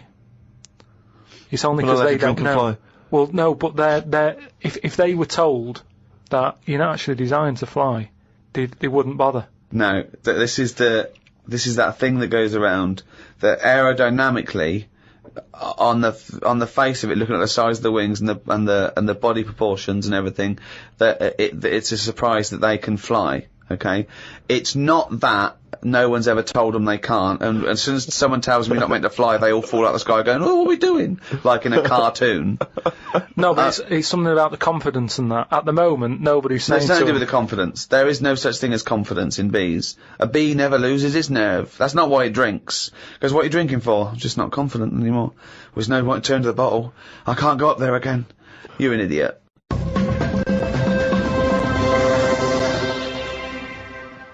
Well, it's that time, isn't it? What? Rockbusters. Oh, yes, the time that no one looks forward to. Chimpanzee that, Rockbusters. Oh, fuck it. Right, so, gave you 3 clues last week, 3 cryptic clues. Some initials of a band or an artist you emailed in. What again? Rob Harding got it, right? Oh, nice work, Rob. So, well done. The 3 clues, the first one was, RP for the initials, and the clue was steal that woman's flower, right? So that was a cryptic clue. The answer there is Rob Plant. Rob Plant. Rob Plant. I don't know who that is though. There's no artist called Robert Plant. That's like Robert Plant. Robert Plant. Yeah, but you don't say that. You sort of go, oh yeah, I'm into. Well, you do say it. Have you got the, it means new like album by Robert Plant. Yeah, Robert Plant. They wouldn't go what? I don't know. I don't know. Are you saying rubber plant? The second. What are you saying there, Karl? Though the second one was. It doesn't work. The initial was B, and then that was keep whacking the cooker with a stick, right? Yeah. Didn't have to be a stick. We pointed that out. Just keep whacking the cooker. Keep whacking the cooker. Yeah. That was B. That was Beat Oven. Beat Oven. Yeah. I don't know who that is either. Is that a group? Beat Oven. Is that the Beatles? Who's the Beat Ovens? Classical sort of stuff. Beethoven. Beat Oven. No, you said beat. Again, they got it. Hold on, wait a minute. I'm just saying though, no, it's bollocks. Rob Harding got it. No, Beat Oven. Yeah. It's not Beethoven. You got it. Do you understand? The last one, the initial was M, right? I just want to know who Robert Plant is. Don't be worrying about Robert. Because it's not a name. He's not the one in Led Zeppelin, is he? So M was the initial. The clue was Venice. It's all water, innit? How would you describe it? There's hardly any land, right? So canal. if there's hardly any land, right, it's more water. What sort of water would you get, right? Wet. And then what? Wetville. No, but just like water that in Venice. What sort of water is it? It's sort of Muddy. no, not Muddy waters. no. But how would you describe Venice? What's the If there's more. But what's the initial again? M? If there's M. more. Muddy waters. If there's more sea than land, what would you say? Would you probably say there's sort of more of it is sea, isn't it? More is sea. More is sea. More is sea. More is sea. More is sea. So that's the answer. I don't know who that But who is. is that? Morrissey. More is sea. Morrissey. So well done to. That's the worst one you've ever done. Well It's done ridiculous. to. That's the really is worst you've ridiculous. ever done. It's ridiculous. More is sea. Right, if they're that shit, don't do it anymore. So well done to Robert Harding. He's in London. Right, this week's there's another 3. Oh so, God, we haven't even come to this week's. I'd forgotten that. Fuck, this is the last time we do this. Monkey News back next week. No. Yeah, well, this is shit. This is pathetic. Really, it's making you look a bigger moron than you are. More is C. I Robert didn't think that was Plant. possible. They don't fucking work. Let's do They're Monkey getting News. them right. They're getting them right though. It's a bit of fun, isn't it? Bit of shit. Right. The first one, the initials ND. Right. ND. Who is it? Sing songs and that. Right. ND. The clue. That Jamaican fella doesn't want anything. So you've got to sort of imagine, oh, why is it a Jamaican fella? Yeah. Right? That Jamaican fella doesn't want anything. ND. Second one, the initial is E. I ask him to pass me the ball by using their head. Right? It's a band or an artist again. I ask him to pass me the ball by using their head. And the last one, TR, the initials, TR. He's got the woolly ones, but I've got the ones that run and charge at you. What forgot? What? He's got the woolly ones, but I've got the ones that run and charge at you. So what forgot? And what's the TR for the initials. Right? Email in podcast@rickygervais.com. We just pick a winner, sing you some stuff. That's Rockbusters. Right? Well, that's end of another half hour of. Could I just say this? Absolute drivel. Yeah, I mean, think. really more than ever. I mean, can I be honest with you now, Rick? I'm embarrassed to put my name to this week's show because of the amount of twaddle that has been spoken. it's my name on it, which is the embarrassing. But you know, let's take the village idiot that is KARL Pilkington. It's his fault because I realised not only has he got an head like an orange, he's got a fucking IQ of an orange. So it's goodbye from me. I'm not saying my name. Goodbye from Steve Merchant. Why are you mentioning my name? Don't mention But my mostly, name. goodbye from KARL Pilkington. Mainly his fault.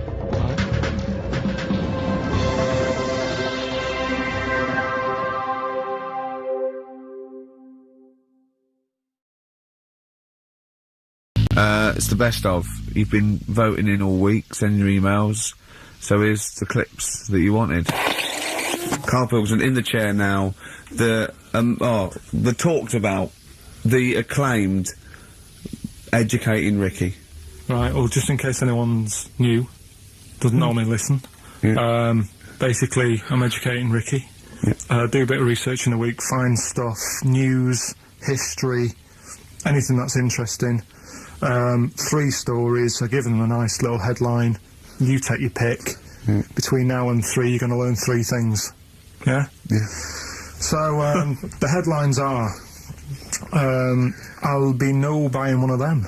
Give us that again. I'll be no buying one of them. Nice, okay. Yeah. We've also got Hippopotamus News. Okay. And can you believe it? Can you believe it? Well, I'm going to go for Hippopotamus News. Hippopotamus News? News. Right, well this one, it's... I'm not going to take the credit here. I heard Christian talking about this on breakfast, right? Because it's a good story that happened. Basically, I don't know if I told you about it last week when we were having our spaghetti. But, I think you did. Right, I know what it is. I know what this is. Okay, I've not heard this. right, there's a little midget. Right, there's a circus, I'm loving it already. circus going on somewhere. I think it was in America. And Is that present day or old times? I'm talking like in the last 3 weeks. Okay. Right. Little midget, circus, really packed out show. People are loving it. Right, Steve, you'll ask the same question I did, I know. So there's a little midget jumping up and down on a trampoline. What circus is this? Right. I pay good money to see it. So everyone's clapping and he's getting carried away. Because he can't believe they're loving it. I didn't know they'd like a little person on a trampoline, but they love me. But you know what it's like when, if there's a crowd of people sort of encouraging you to sort of go higher and stuff. Yeah. And I'm sure he knew it was getting out of hand. But he was jumping and he was coming down the road going higher, and he's going really high in the air, right? So he's doing this, crowd are clapping. There's a hippo, right, just sat next to the trampoline getting ready to come on and do his act. Oh, right, I thought he was in the audience. There's a hippo getting ready to do his act, Steve. Yeah. So he's a ventriloquist. What do you mean he's sitting by the trampoline waiting to do his act? Because why does he sit in the dressing room and they go, 5 minutes, Mr. Muss, 5 minutes, Mr. Muss. So anyway, right, so the hippo's there. He's getting annoyed, is he, because the midget's going, how can I follow this? This is really annoying. They're going to be, no. So he's thinking, he's already done the trampoline, my pogo stick out, he's never going to work. Yeah, go on, so there's a hippo waiting. See, it's a great story, and I just know he embellishes it, or it gets slightly wrong. Go on. So there's a midget jumping up and down, the hippo's getting annoyed. The crowd are going mad, the midget's loving it, can't believe his luck. Although you think, he probably knows he's dicing with danger. Yeah. So, next thing you know, they're all saying higher. He gives it one big, like, heavy sort of landing on the trampoline, goes really high, but goes off at a funny angle. Oh, hypotenuse. Okay. Yeah. And sort of flies up. Hypotenuse!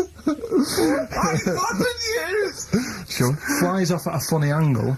Ooh, dear. Hippo's there, swallows him whole. Crowd are clapping, thinking that's why the hippo was waiting there. Rubbish. Rubbish. It's not rubbish though. But no, maybe there was an accident in a circus with a midget and a hippo, but at no point was this hippo waiting to go on, going, come on. The midget flew off at hypotenuse and landed in the hippo's mouth and was swallowed whole.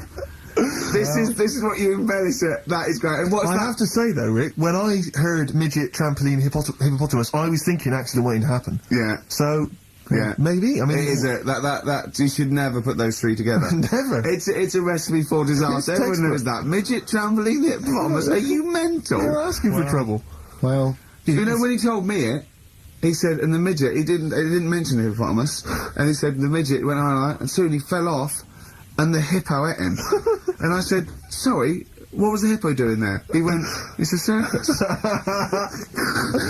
never heard of a circus having a hippo. What do hippos do? What can they do? You can't train them, can you? Aren't they, like, very deadly? They're huge, aren't You can't have a hippo in a circus. You're not thinking of Zippo. they? Isn't he the clown? Yeah. It wasn't some sort of where Zippo was eating a midget, and it's some sort of horrible sexual act. No, it was definitely. I heard it on breakfast, right? Oh, okay, sorry. No, it's definitely fact. Yeah, okay, right, okay, good. Well, let's play a record then. 4.9, I'm Ricky Gervais, with me Stephen Merchant. It's the best of. You've been voting in all week, sending your emails, so here's the clips that you wanted. Me and Carl went out, right? With me and Jane, Carl and Johnny and Gigi, wasn't it? Gigi, Is it important who went? No. Okay. But we're walking on the street, Carl was there though, and he can back me up on this. We had a curry, we were walking back, and this little funny homeless fella, didn't he? Mm. He, I got to tell it before I go, didn't he? Yes. He came up to me, right? And he recognised it. And he came up to me and he went, oh! He said, I've just nicked 5 of your DVDs from HMV. And he shook my hand. He was so happy with it. And I went, right, excellent. He went, all I do is I just swing the bag over the top. Like that, when I'm going out. And he had a bag full of DVDs, didn't he? And he was so pleased to tell me that he'd stolen. Isn't that great? He said they're going like hotcakes. Yeah, he said they're going up, of course they are! Yeah, you're nicking them. I know. We get paid for them, though, don't we? So not the stolen ones? Don't we? No. What do you mean? Did you sign them for him? I know you idiot. What, so, He just nicked 5... Yeah. Well, Yeah. you say he was homeless, was he? Well, he don't know, maybe. No. Surely, how would he have seen the show? He'd What? just walked past Curry's one morning. Dixon's. Yeah. Yeah, tell you, Seen yeah. a trailer for it, thought, interesting. I don't know if he was homeless. I didn't go into his home Sure. life. He But, shook his hand, though, and... but he made KARL look smart, do you know what I mean? So, how does he sell them? Where does he sell them? Does he go to people and go, do you want an Office DVD? They're not nicked. yeah. £4. Yeah, exactly. Are they stolen? No. No. They've still got the tags on them. Well, it's like those people who, you're those cab drivers that you'll meet at sort of 3 in the morning who've just got a car Yeah. and just went out with a car. Yeah. And just, I'll pick people up and charge them. Yeah. I got in one once, I said to him, the guy just pulled up, I said, he said, I was in like East London, I'm going back to North London. I said, yeah, going to Swiss Cottage. He went, sure, hop in. We set off, he went, do you know the way? I said, well, not really, no. I thought you'd know the way. You're in a cabbie, aren't you? He went, no, don't really know the way there. I said, have you got an A to Z? He went, no. I thought, well, if you're going to go out just on the, just winging it as a cab driver, Yeah. 2 things, take a map and a torch. He didn't have Yeah. either. He said, well, I'll probably get to Camden. I said, right, I'll direct you from there. Drove on for about 5 minutes, making conversation. About 5 minutes later, he went, do you know the way to Camden? I thought you knew the way to Camden. I don't really know the way. I thought it was Let me out. £4. Exactly. And that's, I don't know who's got that sort of time on their hands that they just think it's 3 in the morning. I'm at a loose end. I think I'll go out doing a bit of cabbing. Wow. Yeah. Because your dad was a cabbie, wasn't he? Yeah, it was, yeah. Couldn't stand it, but it's good money. He was he wasn't like a chancer though. What was he doing when he put that little Forrest Gump in a weedy bin? That was part of the cab company thing. They had to do like a charity event once a year, and he did it one year. Never asked him again. Tell us the story again. I know you No, told I'd it, rather not, because Why? we got a few sort of complaints about it. Why? What do you get complaints about it? Because he put a kid in a bin, and it's not the thing to do. So, But we could use it as a sort of sobering lesson for people. Yeah, tell it like a, you shouldn't do it. no, yeah, but that's how I did it last time, but people still didn't like it. All the stuff I tell you, we don't take the mickey out of people on purpose. No. It's real life, isn't it? And that goes on in life. Yeah, My dad was saying that in hospital, though. Do you know how he's in hospital? Yeah. He did some jokes about old people and that, and he said at the end of the day, if something makes you laugh, it's funny. Do you know what I mean? So, what you meant to do? And laughing's good for you. Yeah. So, But being laughed at isn't as good for you, is it? No, but there's probably more people laughing at one person, so if you balance it out, there's only one person who's upset and there's a bunch of people laughing. So, it's That's genius. Give me an example of that. Give me an example. Well, for instance, Carl Pilkington as he talks and the people listening. yeah. No, give me an example of I can't, because again, that's what I'm saying. I can't tell you the story, Yeah. because there might be someone out there who... This person might even be listening and think, I forgot about that and you brought it all back to me now. Yeah. So I'd prefer to leave it, but I think people know... Why did he put him in the bin in the first place? Because he was getting out of hand. What was he doing, though? You see, I can't explain without... He can, don't be silly. I prefer to leave it, honestly. What was he doing? Was he annoying him? He was annoying my dad and the other people in the cab. Right. And he thought, how can I deal with this before it gets too out of hand? Yeah. He pulled over and put the lad in a wheelie bin. I'm gonna burst. So we'll leave that.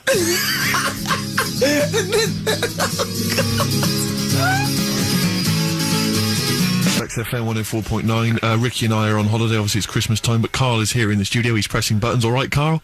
All right. What do you make of the first genetically modified baby? Oh.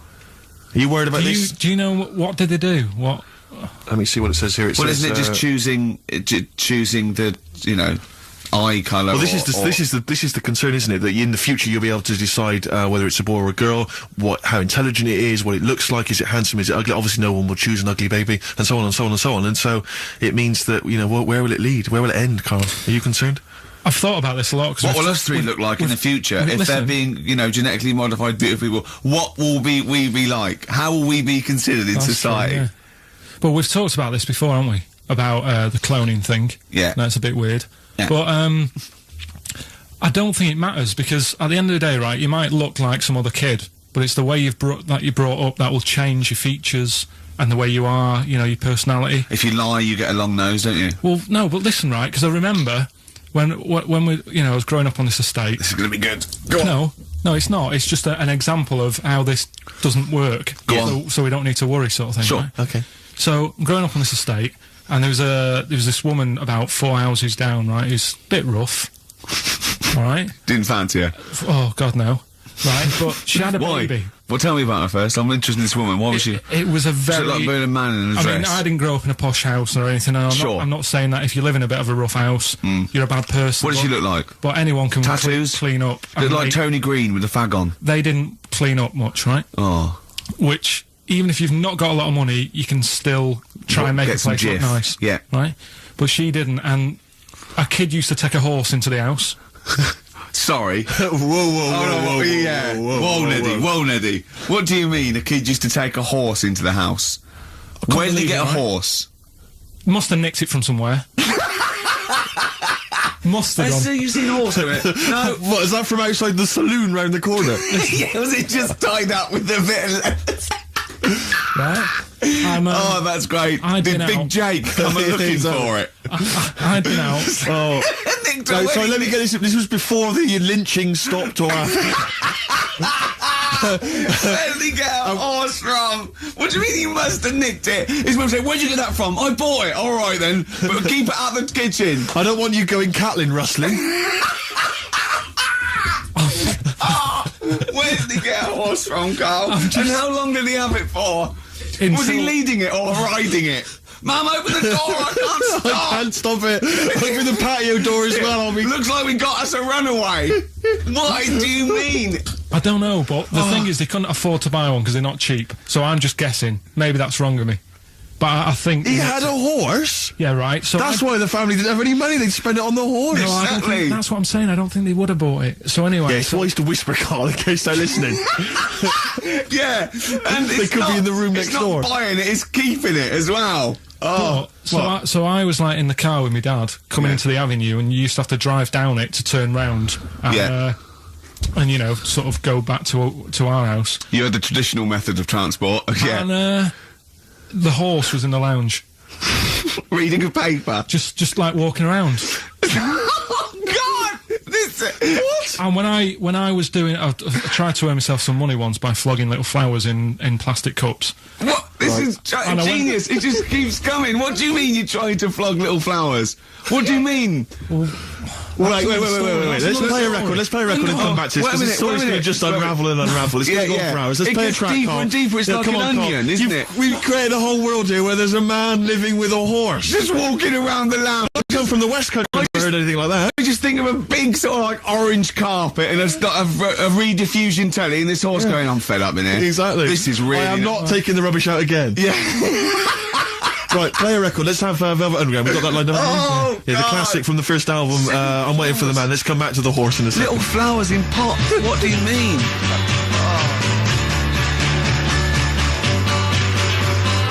Velvet Underground and Nico, which apparently peaked at a disappointing 171 in the US charts. Think of that. And that's obviously Lou Reed, the Velvet Underground, and Waiting for the Man. Yeah, great track. So we were talking, we were doing White Van Man, and we got onto We got on to genetically modified babies, but and then somehow Carl started telling a story about someone with a horse, and then he got onto, he was trying to make money selling flowers. Just do the flowers briefly. Well, hang on, I just want to recap slightly. So there was a family, and who had the horse in the family?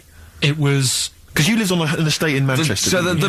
the mother was a right pig, apparently. I don't know whether that's you relevant. don't need to go that far. But you- But well, what go I'm on. trying to do is like make a picture for you so you understand. What did What she a look picture like? it Who is. did she look like? Bit of a, and no disrespect to her, bit like Pauline Quirk. Quirky, yeah. Right? Okay, I knew you were going to say that. I knew it was going to be Pauline. Did she have any tats? Did she have any I've tattoos? never got that close to her. Okay, all right. So who had the horse? Was this her son or her No, husband? her daughter. Her daughter had stolen a horse, Yeah, from, I don't know where, there was I think there was some stables down the road or something. and they kept the horse in the house with They them. kept it in the house. Did But they didn't get have caught? it for long. No. Sorry, and you said you were in the house one day and you saw the horse No, in there. what happened was, I was, they did this thing at school about raising money for charity, right? For some local charity. And they said you can do anything to raise money, and they came out with all these ideas, and I thought, that's good. What was the charity? But I don't know, I thought, forget the charity. Yeah, that's I'm just a a good money charity making overweight. So- You're a charity. So, so I asked my mum for some, 'cause she used to have a lot of flowers around the house. Sure. I said, can I just take some snippings off them? And I'll go and buy some plastic cups. And got some soil out of the garden, planted the bits of plants in them. Yeah. Got a tray, Yeah. had about 25 plants on it, selling Yeah. them for 25p each. Excellent. Did you sell any? Yeah, sold loads. Did you just cut? You didn't just cut them and stick them in the Yeah, they soil. wouldn't have survived. But I think people sort of thought, well, good on him for trying. But anyway, so I went round to theirs, because I thought their house could do with a bit of colour and stuff. Yeah. So it's a bit rough. So as I went The horse went, thank God for that breakfast. They've been feeding me kitty cat. So I got up to the door, and they opened the door, and it was one of them houses where no carpet, Yeah. A horse in the living room. You know. We've all been there. and the horse was walking around the living room. I looked quite happy and everything, because I always say that about animals. Black Beauty right? was on. Yeah. Well, think about it, right? If you were a horse, where would you rather be? In a little wooden hut with a load of hay, or in like a house with a Central heating. 3-piece suite and a telly and that? Telling you that. No, but I was saying this the other day, And an Atari. right? I was walking through London. the other Commodore day. 64, Yeah. rubbish. Exactly. Walking through London with Suzanne, right? Yeah. And do you know, like homeless people always have dogs. And Yeah. she said, "Oh, I hope she looks after it." I said, "They've got that dog is happier than most dogs, Right. because people always walk past and give it a pat on the head. Yeah. It's with its owner all the time. Yeah. It's out in the open. It's not locked up in a house. Yeah. It doesn't You know what I eat, mean? but other than that. No, it does eat though. They're always all right. So that's what I was saying. I think this horse was doing all right for itself. Do you know what I mean? Well, not many horses have got their own house. Exactly. For a start, yeah. But anyway, that's what That's what by we the were talking by. about. Yeah. So anyway, this family, who's a bit what we were talking about. It was about cloning. Genetically modified kids and all that stuff, yeah. Right. Now, what I'm saying is, you could say, you know, right, Steve, you could have a baby, right?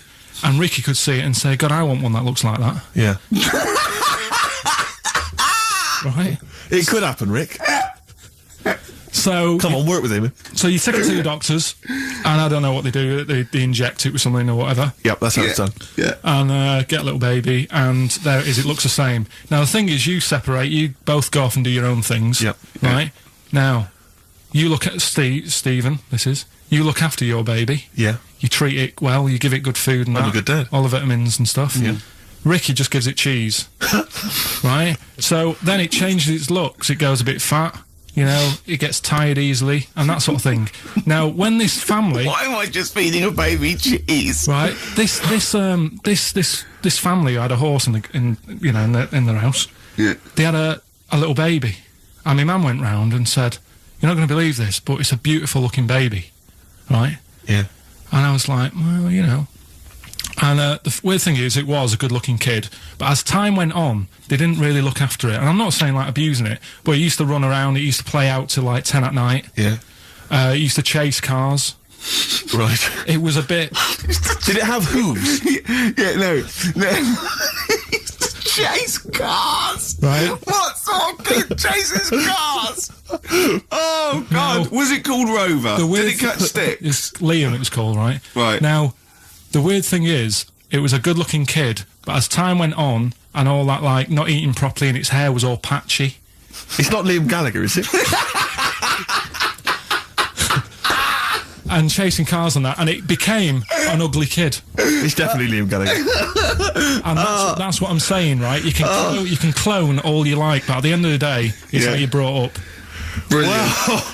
Well, live. Wow. That was a hell of a point. Oh, God. But am I right? Oh, you're always right, Carl. I'm Ricky Gervais with me, Steve, and Carl. Carl, why have you got a headache? You got a headache? Just a bit stressful because the moves on this week.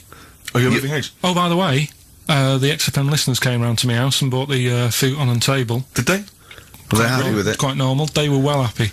Yeah. Couldn't believe the luck with it. What do you mean quite normal? What do you mean quite normal? Well, I was a bit scared, innit, getting people round. I imagine they were scared. Well, And were they excited to see you? Could they? I mean, they were, you know, could you tell that they were pretty pleased to see you? no, I don't think so. I mean, you know, You're but- Carl Pilkington. yeah, but the fellas sort of, I mean, they brought the whole family round, which was a bit odd.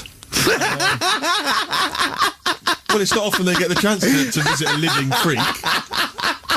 Anyway, Anyway, no, they were nice. And you're moving now, yeah? He said he phoned me up today. You know, it was absolutely tipping it down. Right? He had to cycle in, right? Because he said, because of the move, he doesn't want to leave his bike round there. Right? And he said, and Suzanne, oh, I can't say this in case he's listening, can I? He won't know. He said Suzanne's hired the oldest removal man in London. You should hear him. And the thing is, right, we booked him because everyone else happened to be booked out, but this fella's free, right? So he called up this morning. I've never spoke to him, but he was on the phone. He sounded about 90. Yeah.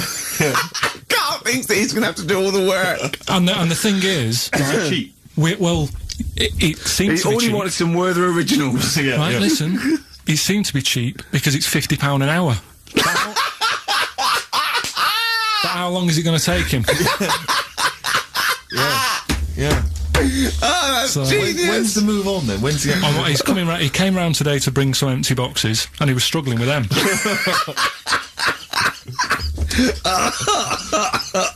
So it actually happens on Wednesday.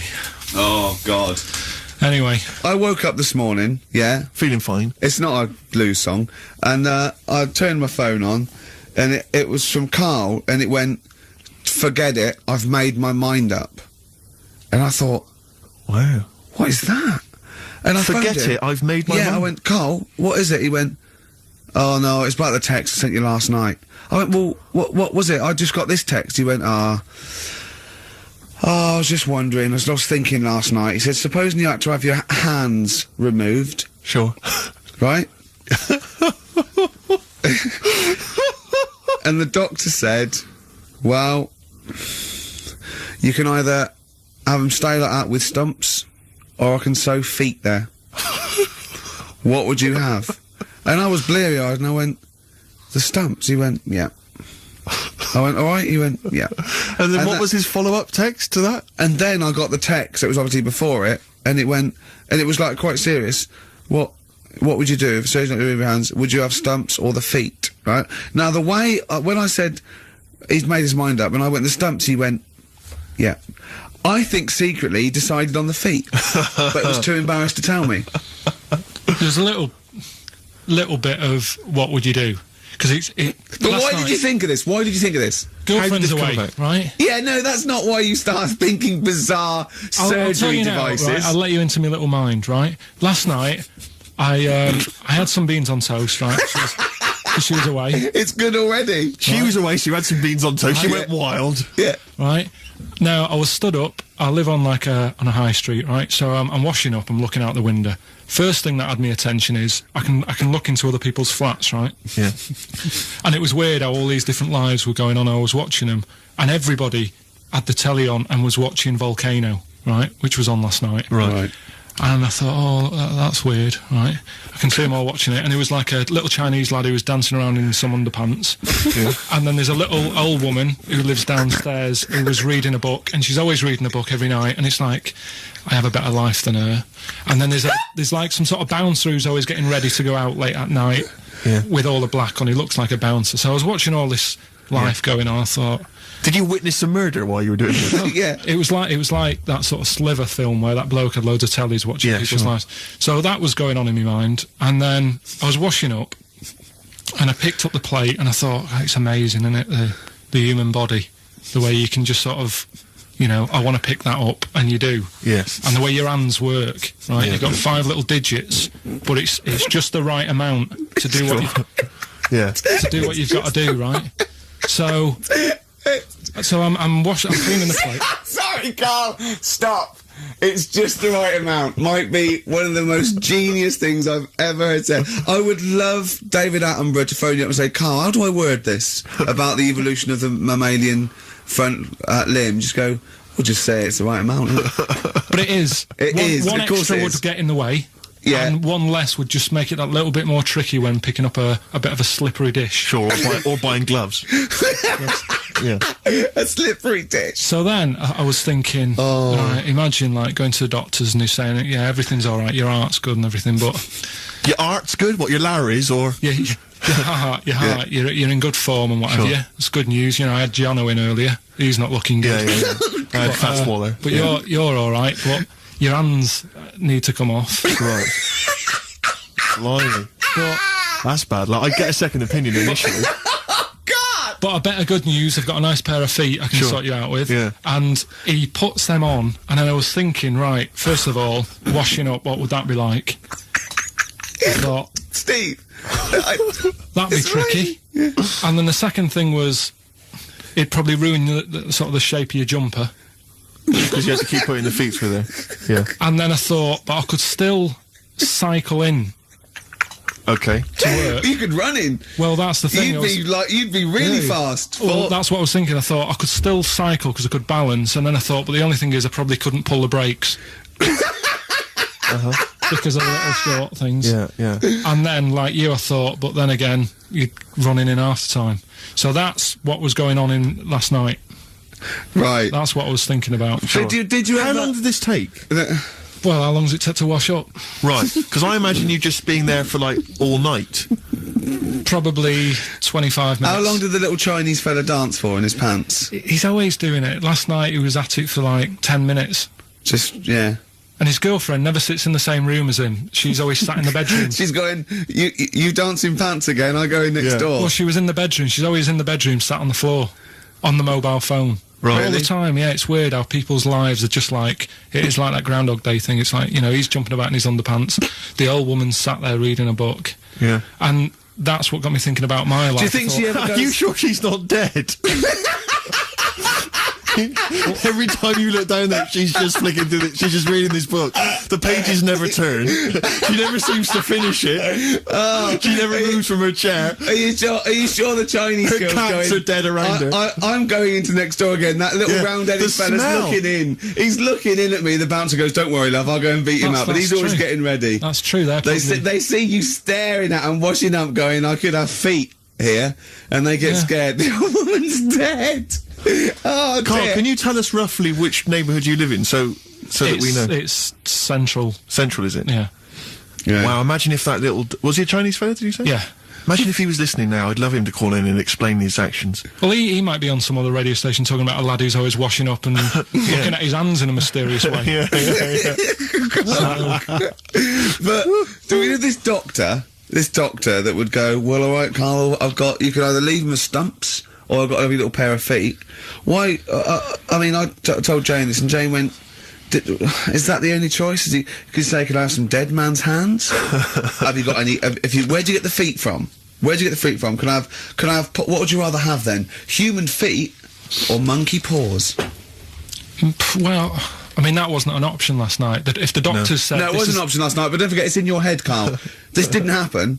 No, but I'm just saying, at the time, that's all the doctor had to offer. But you know, it's your head, you can go anywhere. No, it wasn't a real doctor to offer. It's in your head, you can go anywhere.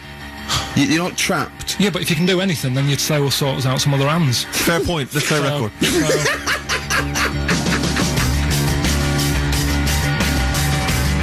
Hello. You're listening to the best of, basically, Carl Pilkington. Right, you ready then? So, just in case you haven't heard it before, I'll give you some initials of a band or an artist. We're not doing Rockbusters now, are we? Yeah, I thought, well, we've just... Oh, then we keep that going, then we got... Well, I love educating Ricky, that's my favourite thing now. Well, what do you want to do, Steve? I mean, Let's hear the clues. It's just like he's sort of bigged up the prizes. And so this is only by email. Give the email address out now for people to write it down now, Carl. Right, it's ricky.gervais@xfm.co.uk. ricky.gervais@xfm.co.uk. Only entries on email. Yeah. You're going to get 3 clues. You've got to get them all right. And you win all the stuff. You win all those prizes we just said. Okay, Carl, go on then. Right, and just a quick example, one of the first ones we did, it was like AK, and the clue was exploding pet, and it was atomic kitten, right? Yeah. So you understand how it works now. These are your clues. The first one, that army has got some nice trenches. That army has got some nice trenches. Excellent. Yeah. And the initials there are DW. Do you write some of the questions for 15 to 1? Go on. So that army has got some similar phrasing. Trenches, okay. Okay. The second one. What were the initials there, Carl, on that person? DW. DW. Yeah. Right, the second one. The top of them curtains are all wrecked. All the materials all worn. He acts it out though. We've got to get him on telly. We have got to get him on telly because his little face and his gestures. That's the second one. The initials being HV. Okay, the top of those curtains are wrecked. All the material's all worn out. Right, HV. And the final one is the final clue. I was in Texas the other week. Right, I tripped and landed on my knees in a puddle. What's the initials? WH for that one. So I was in Texas, I tripped up, landed on my knees in a puddle. So that's WH. Incredible. You've got it! Is it great? It's fantastic! It doesn't work! Okay, time during the record, Remember you're playing for these compilation albums. We got the Fatboy Slim DVD, Linda Green on VHS, and of course, Executive Decision, starring Kurt Russell as well. Okay, 104.9, Ricky Gervais, Steve Merchant. We're not actually here. It's the best of.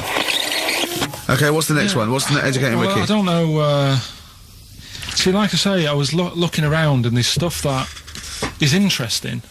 Right, I was looking on the web. But there's no point. Well, it's just that I found one about, what's the point? About a lad who, 8 years old, but he's still breastfed. Now, I don't know if you can get anything out of that. Is that what his mum said?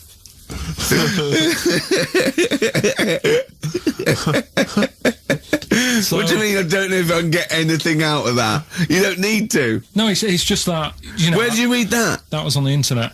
Oh, well, yeah. You're always unspecific when you mention it. It's just it was on the internet. Well, I'm trying to think what I put in. I think I put in Y to see if I'd confuse the computer.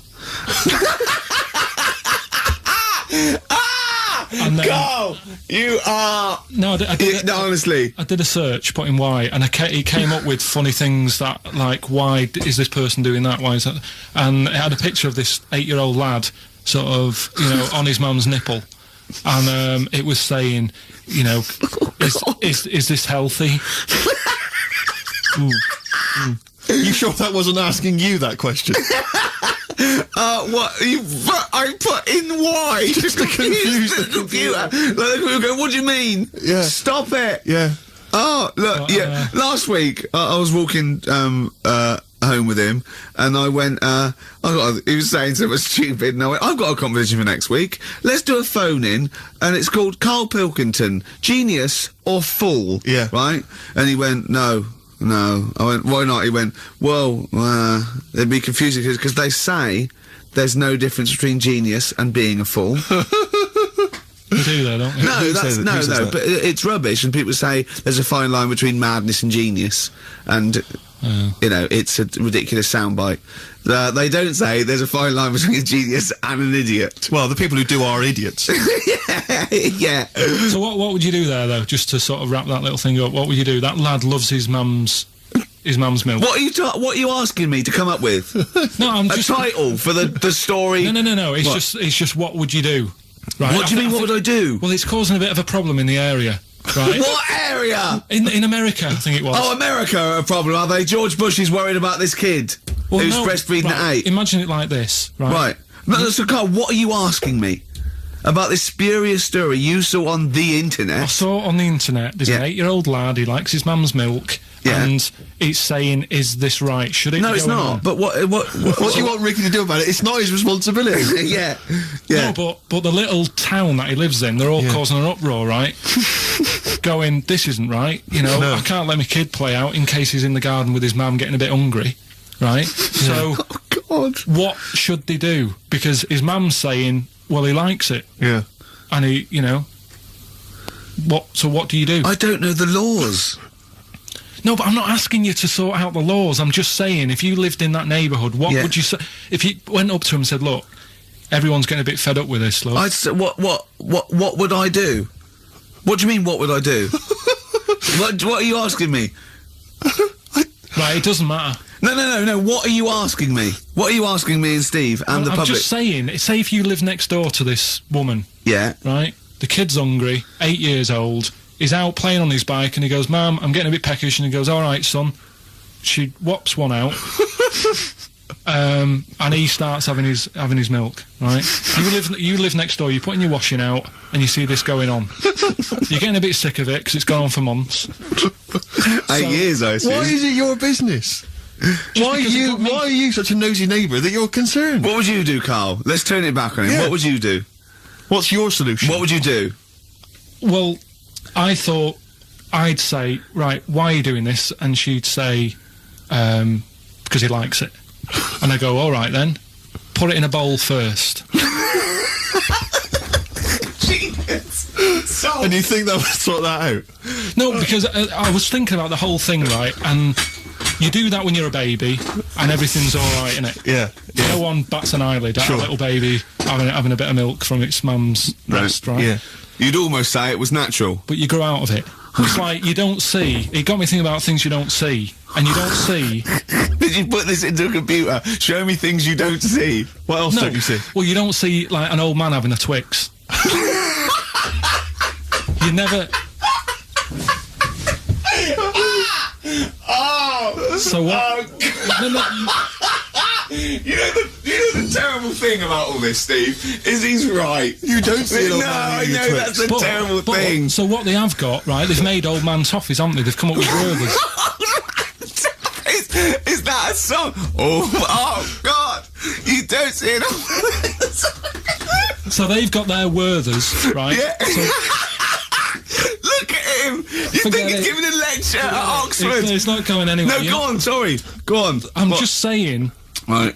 You grow out of things. Yeah. And the old man, I'm sure when he was a kid, he'd have a Twix. Yeah. But now it doesn't look right, so he's having... It doesn't look right! So... Right. I don't think Werther's originals were specially designed for old people. I think they were sweets that just happened to have been made for years. That's why old people eat them. Yeah. They didn't go, hang on, there's a market here. I've noticed old people aren't eating Twixes. Quick, let's make some old man sweets.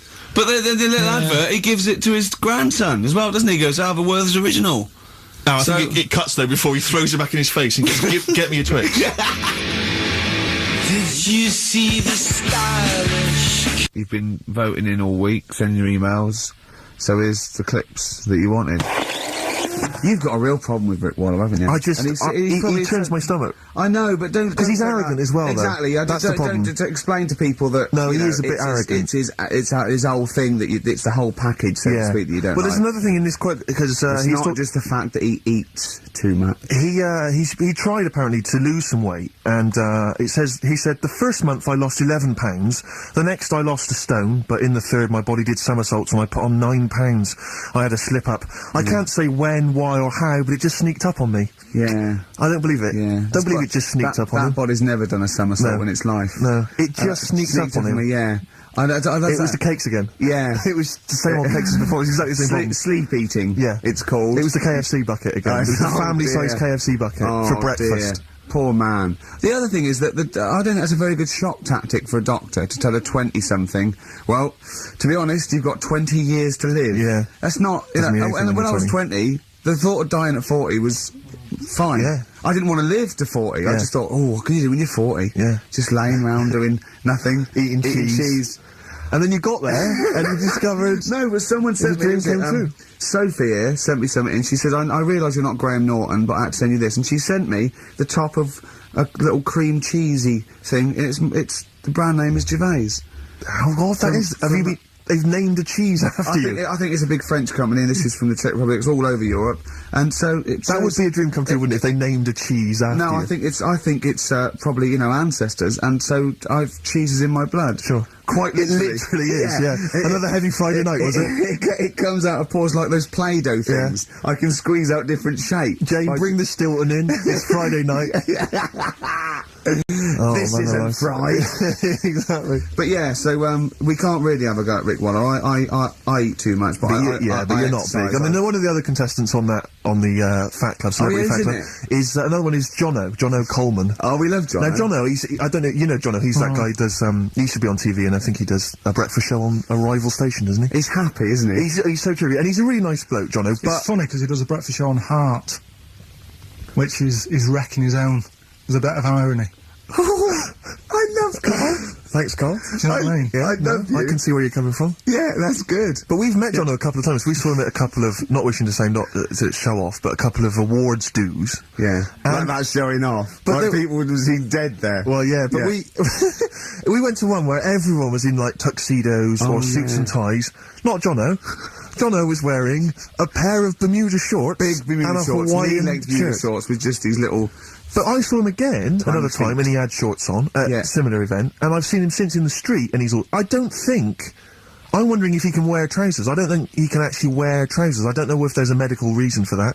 Whether he's just his No, legs are too fat. I think the material is a waste of money. I think it's just Yeah. that you can get shorts that big and they're comfortable and, you know, I mean, to be quite honest, I don't want to squeeze into a tuxedo anyway. So, if you can go, I'd love to turn up to those things in Bermuda shorts. Well, of course. Flip-flops. But do you think he started off by wearing, maybe he just had the upper half was a tuxedo with the tie And then the everything, shorts for and the comfort. shorts underneath, and he would just have to come in, kind of sneak behind, you know, a sideboard. Potted plants. Or a potted plant, or his kids, bring his kids ahead of him. Yeah. You know, And they you are just wearing go, trousers, aren't you? You're Yeah, wearing yeah. trousers. Of course I am, yeah. In you go. Kids move a bit. Well, no. Exactly. Of course I'm wearing trousers. Why would course I? I'm wearing And then you trousers. just thought, oh, this isn't fooling anyone. So now I'm going to make a wacky effort to sort of, you know. The next excuse zone it. is, I've heard he's going in a grass skirt and a garland around his, and he's gonna come in limboing. But you did ask if you could go to the BAFTAs in a dressing gown, didn't you? Just for ease. Yeah. Yeah. But, right, is this talking about diets and stuff, right? Go on. They've come up with a drug that, they tested it out on a mouse, right? They said, you know, it's a problem that weight is a big issue in the world, and, you know, a lot of people are depressed, and that, probably like Rick Waller. Well, I'm depressed looking at Rick Waller. Well, you know, Oh. I mean, you could sort out Rick by, you know, Jono is an old man, he's got loads of money. He's not old. No, but he's getting on a bit, right? He's about No, but my hang on a age, minute. you- What I mean is he does his own shopping, right? So I bet it's Sorry. hard. What do you mean? Because he's like, how old is he? 35. Right? He's got loads of money. He does his own shopping. So when he goes to the supermarket and he passes, you know, the sponge cake section, it must be tough when you've got loads of money to burn that you go, oh, just one more. Yeah. One more. So just sorry, we are getting close to libel here, I think. No, but I'm saying how it is, because Right. I've tried, like, losing a little bit of weight. Have you? And it is difficult when you know, you're in Waitrose and you see a little chocolate muffin and you think, well, one more and I'll do without... Do you like a little chocolate muffin now and Well, again? yeah, right. Is that your favourite thing? So the A thing chocolate is, and Let him muffin? finish his point. So the thing is, right, now with Rick, he lives at home with his mum, so why doesn't his mum just say, I'm going to buy less this week, and if you eat it all, you're not getting any more? Yeah. That sort that Does out. he live A with his short, mum? sharp shot. I bet he does.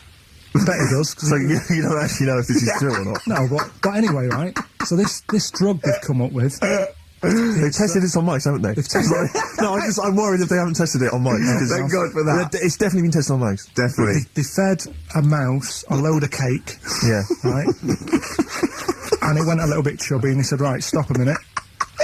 And then they gave it this drug that makes you lose weight. Yeah. And its weight went down, but the only bad side effect was its eyes were popping out. Well, that seems to be fine then. Let's give it to Jono. There doesn't seem to be any problem. Oh, yeah, Rick should get some of that. Yeah, Struth, Doc, look at these. Oh, Jesus, Jono, your eyes are popping out. That happened to the mice. Sorry? That happened to the mice. But what would do you mean? That's the option.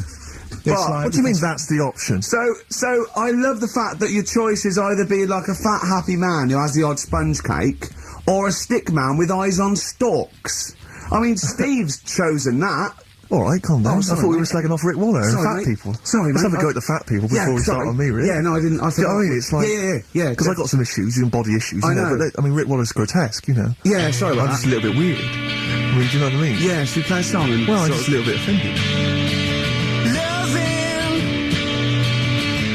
Alright, XFM 104.9, Ricky Gervais, Steve Merchant, KARL Pilkington, not here. It's the best of.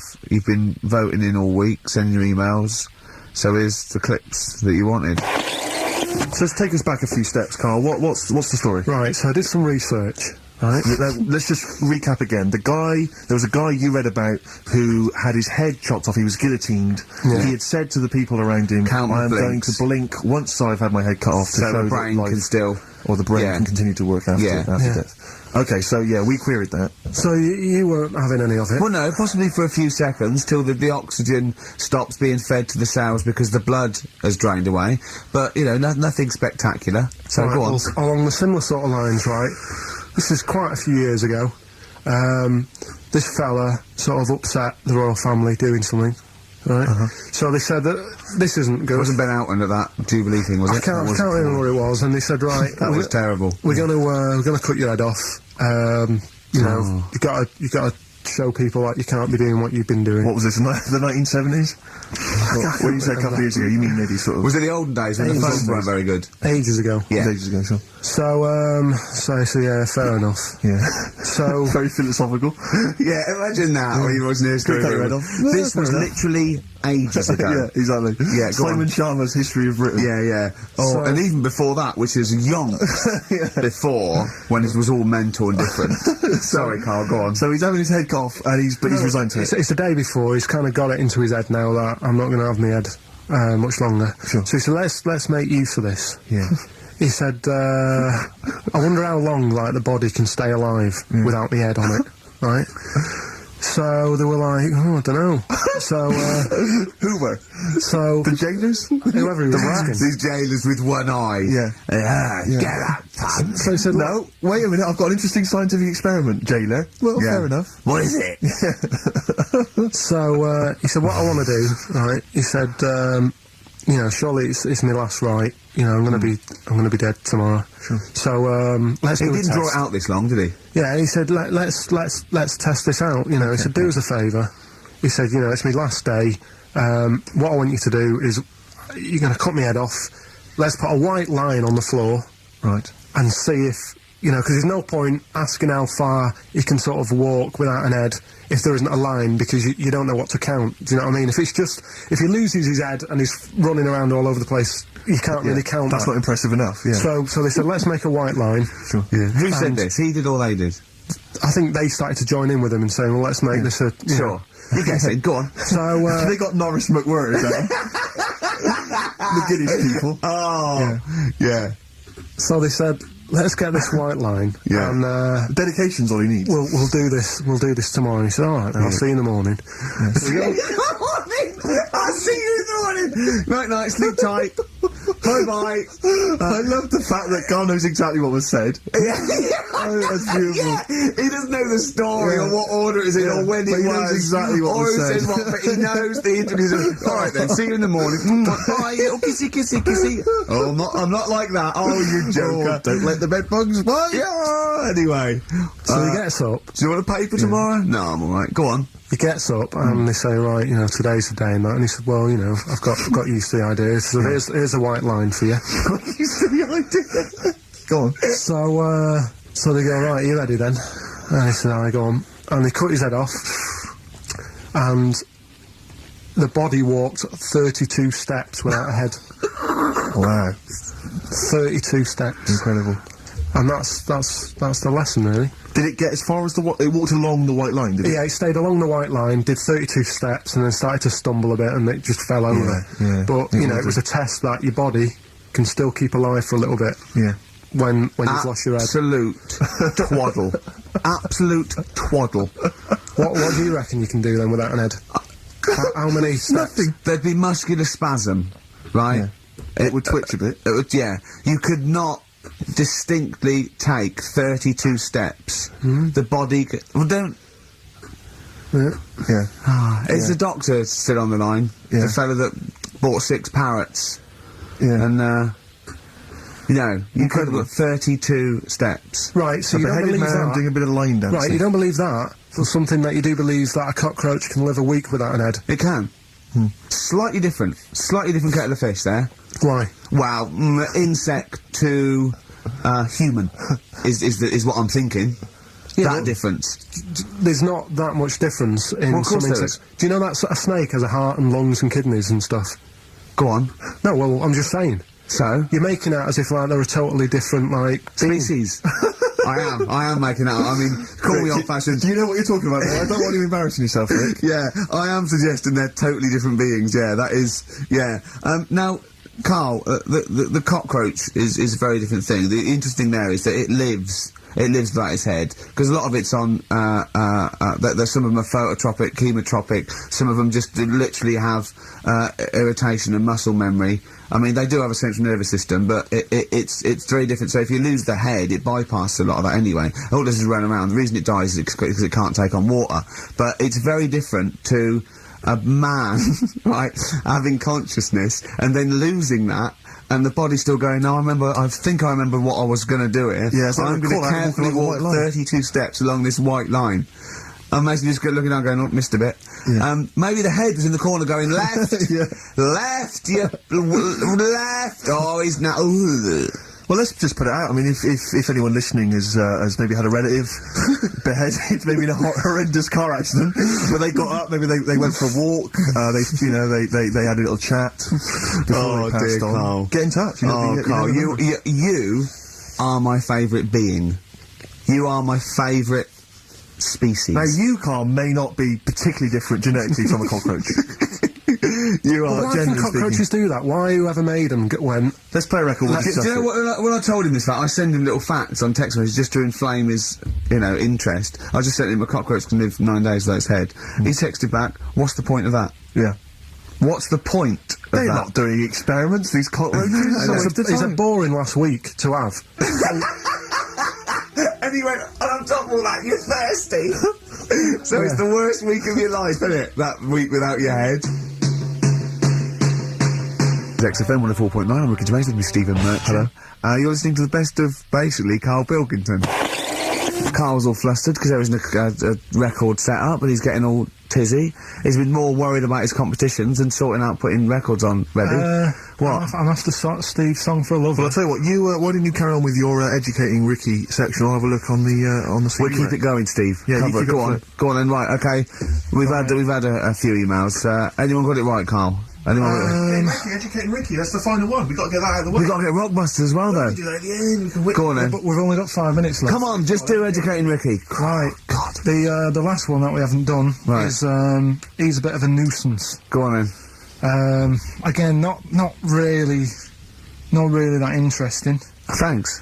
No, like, again, I spoke to you in the week, and he had much better things, like when I tell you about Brian Blessed climbing Everest, and for some reason it made him, played havoc with his belly, and What? he followed through, and he had to clean up. Shut himself. Yeah, using ice and snow. Why are you telling me that Brian Blessed... in what way is telling me that Brian Blessed shit himself once in any way educational?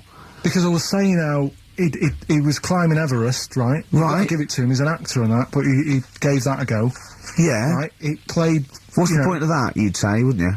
You'd say, God, he's he's Oh, so he's alright. Me doing a boxing match for no reason is rubbish, but him climbing Everest and shitting himself Yeah, he did that. is commendable. Right, and he's only gonna, like, go and do it again.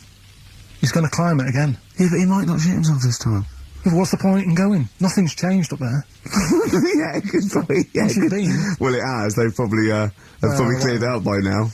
Right, but it's slip on it. I can't be bothered telling you this one, because... Come on! To be Just honest- do it, or do it now! Steve, how we doing? Look, no, never mind that. Look, just tell me what that means. Oh, he's a nuisance. Oh, this is so annoying, Carl. I'm gonna go mental. Right, Talk! Right, listen, I'm just putting this in here, right? Right, nuisance is a bit of a nuisance. Yeah. Apparently, Yeah. the old fella who used to hang people... 1800s? Yeah. Yeah. He used to be able to tell somebody's weight just by looking at them. Right? That's a bit of a bonus fact. We'll be the judge of that. The thing that I wanted to tell you Yeah. is, money for old rope, do you know what I'm saying? I can't even be bothered. Yes, you're gonna tell me now. Come on, Carl. I mean it. Basically, money for old rope came from the... right. What was all that about? He can tell someone's weight. What was The that bonus for? fact. And Brian Blessed shitting himself. What are you... What? No, no, tell me that now. You nearly made me swear then. I'm getting really annoyed. I'm getting really annoyed now. Tell me this fact, Carl, or I'm gonna go mental. Come on, Carl, time's running out. Not that people, years ago, when people used to be hung, right? Right. If you didn't like the person who's been hung, you'd go, God, I really don't like him, and so you never forget the time. Presumably if they're being hung, we take that as read. Yeah. So they never forget, afterwards, they get the hangman to get the rope, and to cut it up into little pieces, and he'd sell them. He'd sell the little pieces of rope to people. See, Carl, that's the most interesting thing, if it's true, that you've come up with. Right, okay. And so so they sell the rope? They sell the rope, and it's money for old rope. Money for old rope? Meaning, like, you know, God, it's easy to make money, all I have to do is cut it up and sell it. Yeah. I'm cynical. I'm not so convinced right, listen, now. We're really tight. We haven't even got time for a last talk. We've got an ad break and we've got to give out... Okay, give the answers then. This is ridiculous. So, come on. Do you want to pick a winner? I've got a winner when you give us the answers. Okay, so the first clue was, that army has got some well nice trenches. Yeah. That was DW. Who's that? Dandy Warhols. That's brilliant. That's brilliant. That's good, yeah. The second one. The top of them curtains are wrecked. All the material is worn. Yeah. HV. That's Holly Valance. Oh, he got a phone call for a woman saying I haven't heard it, and he was talking to her off air, and she went, what is it? Someone says, oh, them curtains. She went, oh, right. He said, you know the thing around the top of the curtain is a palmet, not a valance, and he went, cut her off. Yeah, but my auntie's always making balances on everything. I'll tell you about that next week, right? I'm looking forward to that. Right. Is this the one that farted for 5 minutes? Yeah, the very same. Yeah. Right? So, we'll talk about that. I was in Texas, I tripped up, I landed on my knees in a puddle, WH, wet knee Houston, right? Wet knee Houston. Yeah. So, you're a maniac. So, who's a winner? We've got Pete, Catherine and Laura in Newcastle upon Tyne. They're listening online, I assume, and they're going to get those great places. And remember, they've got loads of stuff. They've got the DVD here, they've got Linda Green, they've got Stone Roses, they've got another compilation, and Executive Decision. What did you read about Brian Blessed? Is it actually true, or have you libelled someone else? It was an interview with him in it. And what did he say? Come on, what did he say? He said I climbed Everest and I played of it with me belly. Let's talk about it next week. We've really run out now. Oh, you're a fool.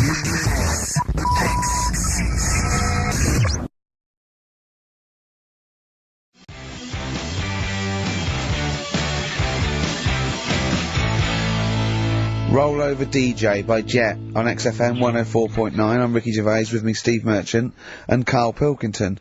Alright, KARL? Yeah. Bit miserable today, KARL. Let me explain why. Go on. Steve, and to you, the listeners. Well, we came in to a big bunch of stuff. Dropped off fights. Was it Becky from Marks and Spencer? Just like lovely stuff. Food, presents for the cat, books, just, you know, to Ricky and Steve. Ricky and Steve who do the show, right? Ricky Gervais and Steve Merchant. GQ presenters of the year. Creators of The Office, right? Award winning. KARL's looking over, I go, well, maybe, it's not for you, no. And then he told me why he's grumpy anyway. Go on. Do you know what XFM are giving everyone? How long have you been here? About 6 years. What are you getting for Christmas from XFM? 2 CDs. Is that of your choice, or do they choose them? There's a list of about 30. Right. Tell them what you chose. 30 CDs. I've gone for Kings of Leon album. Yeah. And the best of Bob Marley. Haven't we, like, given them away in the past or something? Or you could have burnt them off, couldn't you? You could have done copies. Illegal, but you could have done that. Anytime you wanted. I don't think Bob Marley minds if you the bootleggers CDs. It's out of order though, isn't it? It is bad. Although you Is that always the case? Has it always been the truth of all the time you've been here? No, it has been better than this. Yeah, although you do get paid quite well and you do have an easier time. Yeah, but don't give me the CDs then. If it was a milkman, you don't go, oh, I have 2 bottles of semi-skimmed. Happy Christmas. Yeah. That is a valid point. Do you know what I mean? Have you complained? Who is it who made this decision? There's no point. No point, is there? Why? Just no point. I don't like moaning anyway, just... Has it come from up top? Is it like from the capital people? Just everyone, that's what everyone gets. Yeah. Yeah, but will Christian get 2 CDs for getting up at 4:30 every day for about 5 years? And keeping this station afloat. Probably. Yeah.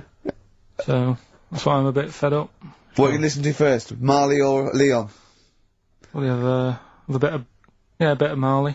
I'll tell you what Marley's good for, as well. You'll go have a little beach holiday, aren't you, over Christmas, going to Lanzarote? Listening to that on the beach, you'll realise how wise XFM are in the long run. You know, you go, well look, they could have given me 400 quid. right? Well, I'd have spent that. But this is, you know, the legend lives on. That keeps on giving. So, you're probably, you know what I mean?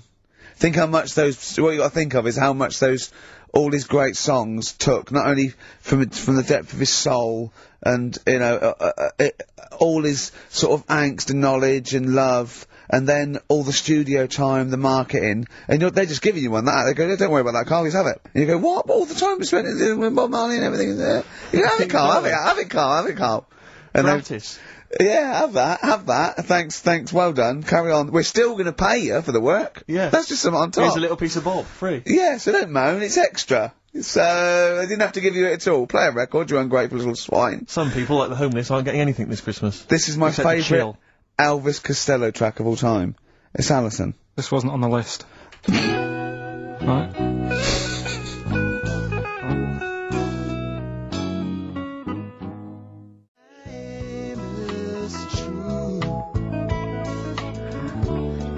Elvis Costello, Alison on XFM 104.9. So, that's it. Well, maybe, I'll tell you what, a good idea, Carl, just beg, just ask for other things. What do you want? What do you want for Christmas? You must have a big fan base out there willing to make you things. Maybe like a little, I don't know, pair of gloves. Just a little woolly hat. If you want to send a necklace in for Suzanne, that'd be handy. Oh yeah. That's what she wants. Is Suzanne listening today? No, she's out. Right, okay, this is the dilemma. Me and Steve, yesterday, were trying to convince Carl that it would be a good idea to buy Suzanne a Christmas present. Okay? Now, why aren't you going to buy her a Christmas present? Explain, Carl, why you don't think you should buy her a Christmas present. No, well, I've told her I'll get her one, but in the new year. We're going away on holiday and that, so Yeah. there's no point taking stuff away. Yeah. Going to Lanzarote next week. Just get something in the sales after Christmas, yeah? Yeah. Right. And me and Steve were trying to explain to Carl that she would love it if you bought her something on Christmas Day. Yeah, but she knows now. But, Knows yeah. what? I've told her. So No, she's well, getting I'm going out. to tell you, do you know, right, this, dear listener, this was Carl's worry. I said, I bet she's got you something. And Carl was worried in case he got her something and she hadn't got him something. Yeah. He'd be livid. He didn't want to be down. He didn't want to be a present down. Yeah. Look at his face! So buy her a nice necklace. Don't spend, just spend £100, you know, just a little token. We're going away. I'm taking her away on holiday. You're not taking her away, are you? What, you're paying for it, are you? Yeah. Are you really? Well, half and half and that. Right. So you're paying for you to go on holiday? That's good of you. So the gift is your company, really? She's done alright. She's done alright! Why do you talk like you're 60 years old? And you've been working down the mines. I love that she's done alright. Do you go over to her and say, Suzanne, you're bloody lucky. I mean, You've fallen on your feet. to Look be who fair, you've Rick, got. What? I'm not sure she has done alright. I don't want to be critical, but... Oh, dear. So what are you going to get in the sales? What are you going to get Oh, her? it depends. I'm thinking... I mean, I'll give her the choice. She can have Kingsley and or Bob Marley. Right, I'll let her decide there. Oh, dear. I I can't wait to see you. Where are you going, Lanzarote? Yeah. Where's that?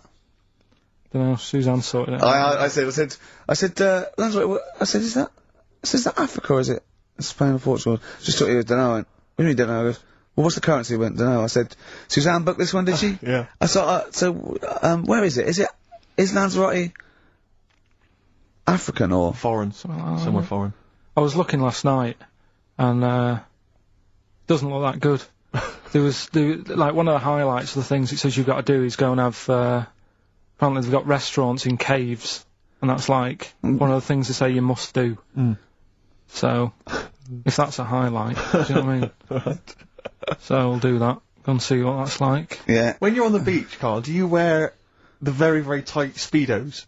No. Do you walk What do around you with wear? them? Sort of longish shorts, Yeah. t-shirt on, probably with a sort of a light shirt on top of that. Right, sure. So, quite wrapped up then. Covered up. Do you wear a hat? Because obviously the bald head, there's risk of sunburn. No, I just put a bit of lotion on it. Lotion on there. Yeah. Just have a bit of a wander down the beach, have a look. Yeah. See if there's any old blokes with their tackle out and a backpack. A lot to look forward to, so Yeah. there you go. Yeah. Well, we're looking forward to finding out how you get on. Yeah. I'll let you And know. interested to know what she gives you on Christmas Day. More scintillating chat after this next song. Right, bit of Placebo. Yeah, love it, love it. Special Needs.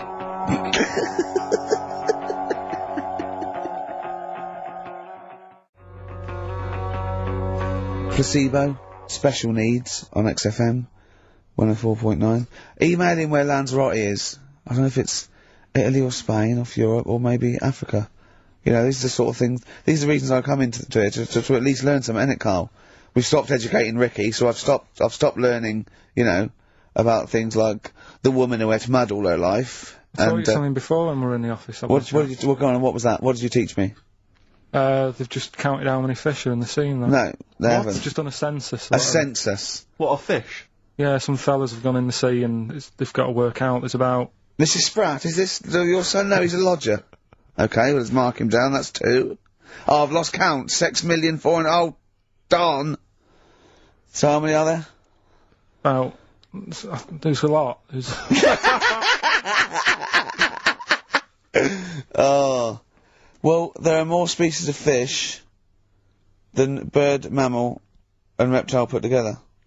Can I ask a question? That's on my DVD of animals. That's still available in the shops. Probably find it online, you'll get that slightly cheaper. $15.99. What? Go on, ask me a question. Ask me a question. Includes KARL's Pilkington sauce on the DVD. Yeah. That's a perfect Christmas gift. Yeah. Yeah, this is a question. I was discussing this yesterday. This is not a bit of shit. This is not a joke. I genuinely have always been slightly perplexed, and we were discussing it last night.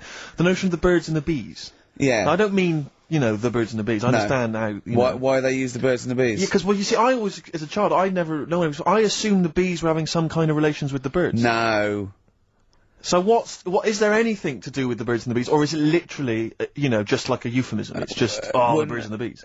No, but do the birds do anything with the bees? No, not at all. It was where parents just take them out. They where schmooze parents used to sidestep the issue by saying things like, you know, when a lady blackbird and a man blackbird they meet, right? They make a little nest, and then because they're in love, they have an egg.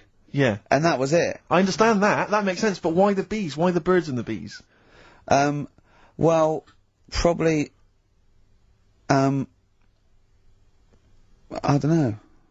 I don't know. You see, within nature, forgive my ignorance, within nature there is no relationship between bees and birds, is there? No, not at all. No, not at all. Nothing's going on. But probably what it was, if the parent found it hard to say, you know, Daddy puts his penis at Mummy's vagina, it was much easier to say, like, in the insect world, billions of them queue up and just fill the queen with spunk for about a day. Sure. You know, thus avoiding the embarrassing intercourse. Exactly. That's what I think, Carl. What do you think? Were you talking about the birds and the bees? Did anyone bring that up with you? No, it was just in that class, wasn't it? When they put a video on. That's what we had. No, we had a film. And they just said, I watched that. And then what film though? Basic Instinct. It was just like, you know, two people, and all sat round the telly and watched it. One girl fainted. And they said, right, that's that. Next week, you know, prisms. Or whatever. And did it teach you everything you needed to know? Well, how much do you need to know? Yeah, true. No, true. Except one kid in my class still thought a baby came out of an arse. Afterwards he didn't understand. I think what they should have shown on those videos is technique as much as anything. Yeah, I suppose so, Because it was largely just instructional. Wooing. Wooing. What it didn't tell you was how to get into a position where this might be of some interest. That should have been the first 4 weeks of the course. Yeah, well obviously that baby who had the kid who had a baby. What was going on there, Carl? That was weird. Did you see that? Yeah, that was going to be your favourite programme, wasn't it? Yeah, it wasn't that good in the end. Why?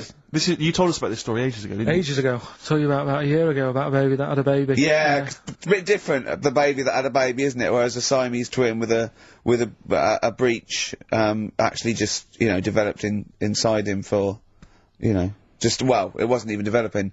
It was, a twin stillborn that, just was inside, enveloped in the other one's body, so it's a little bit different to a baby what had a baby, isn't it?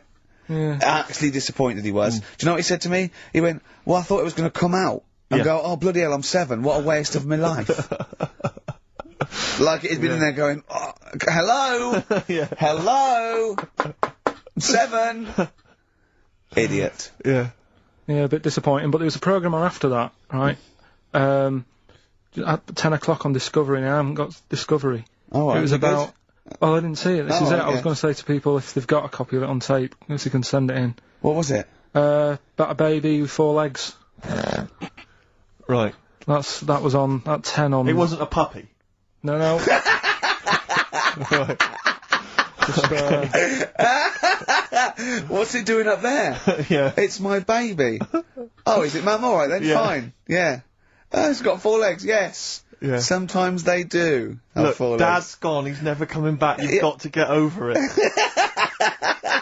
so, if anyone's It's not a got baby. that, send it in. Oh, Right, dear. okay, Send it in. good. So you want to tape with a baby with 4 legs. You're going to be disappointed again. It's not going to be like a baby with 4 legs who's running up the curtains. You know what I mean? It's not going to be that.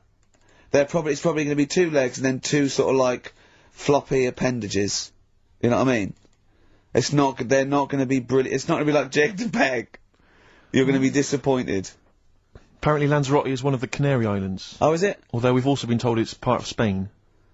Right. I don't know Yeah. who to believe. I don't know who to believe either. That puts me back, because I knew it was either one of them. Yeah. Yeah, I knew it was it. Worry about it. Pilot knows, doesn't he? Pilot knows where he's going. Oh, I thought so, yeah. Doesn't matter then. Right, we're playing Jayhawks. Let's play it. Love it. Got bored with that conversation, did you?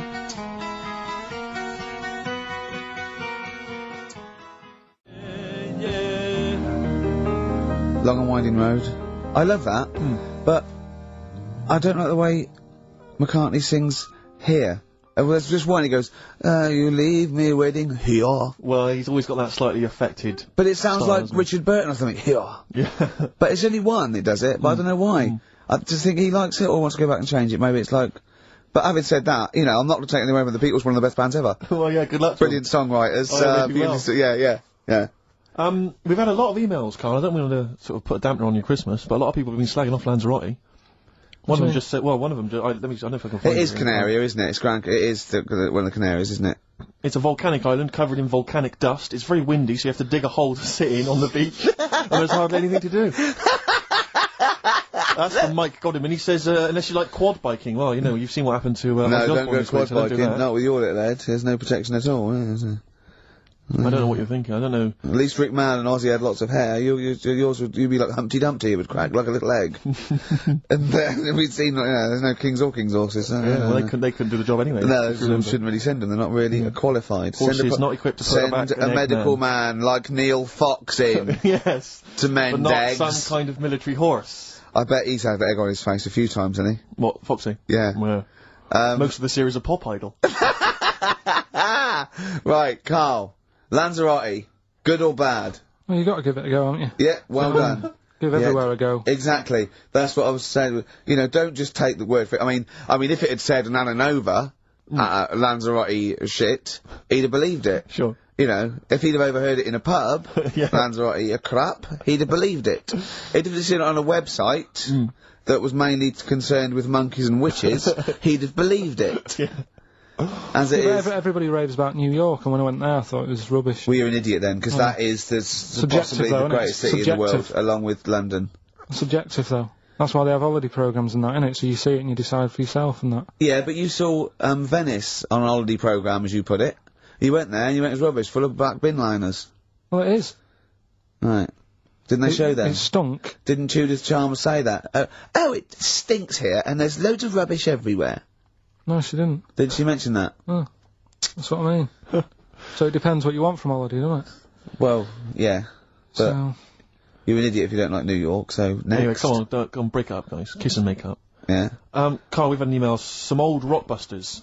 Someone's emailed in, they wonder if you can get some of your old Rockbusters clues, your old genuine Rockbusters clues. I know Rockbusters has come back Well, of course today, he can, it's the way his brain works. Well, indeed, but I think you'll, maybe you can also enjoy the challenge, Rick. Yeah. And you at home. I remember them as well, because I remember how angry they made me. Here's some old Rockbusters. That army's got some nice trenches. DW. That army's got some nice trenches. DW. No? Dandy Warhols. That one works. It's not bad, is it? That's why I didn't get that one, because it worked. Yeah. Yeah. Okay. She's only got one sticker left? It was actually he's only got one sticker left. Oh, okay. He's only got one sticker left? Oh, the band His Last Sticker. With Justine Fishman, yeah, His Last Sticker. They were brilliant, weren't they? What happened to His Last Sticker? Are they still going? He'll strap some chocolate to your feet. That's A. A band or artist, A. He'll strap some chocolate to your feet. Go on. Aerosmith. I don't know really what that means, but... And finally, you'll have to... Aero Cobbler. Yeah. The well-known, Aero Cobbler. And you'll have to stick her in the oven. AB. You'll have to stick her in the oven. See, he thinks, blacksmith means, like, just shoes. Like, it's not the smith, it's the smith part. A smith is just a right, isn't it? So it doesn't work, I don't know, Aerosmith. What does that mean, Carl? What does that mean? Come on, you'll have to stick her in the oven. AB. Yeah, I know that one. Yeah? Yeah. What is it? But it doesn't work. Apparently it does. You'll have to stick her in the oven. AB. Single or artist? What, Anita Baker?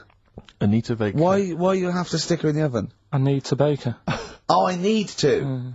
But why didn't you say, like, you'll have to, get his hair cut and put a nice white, chef's hat on? That's Anita Baker. See, that works. That works, Carl.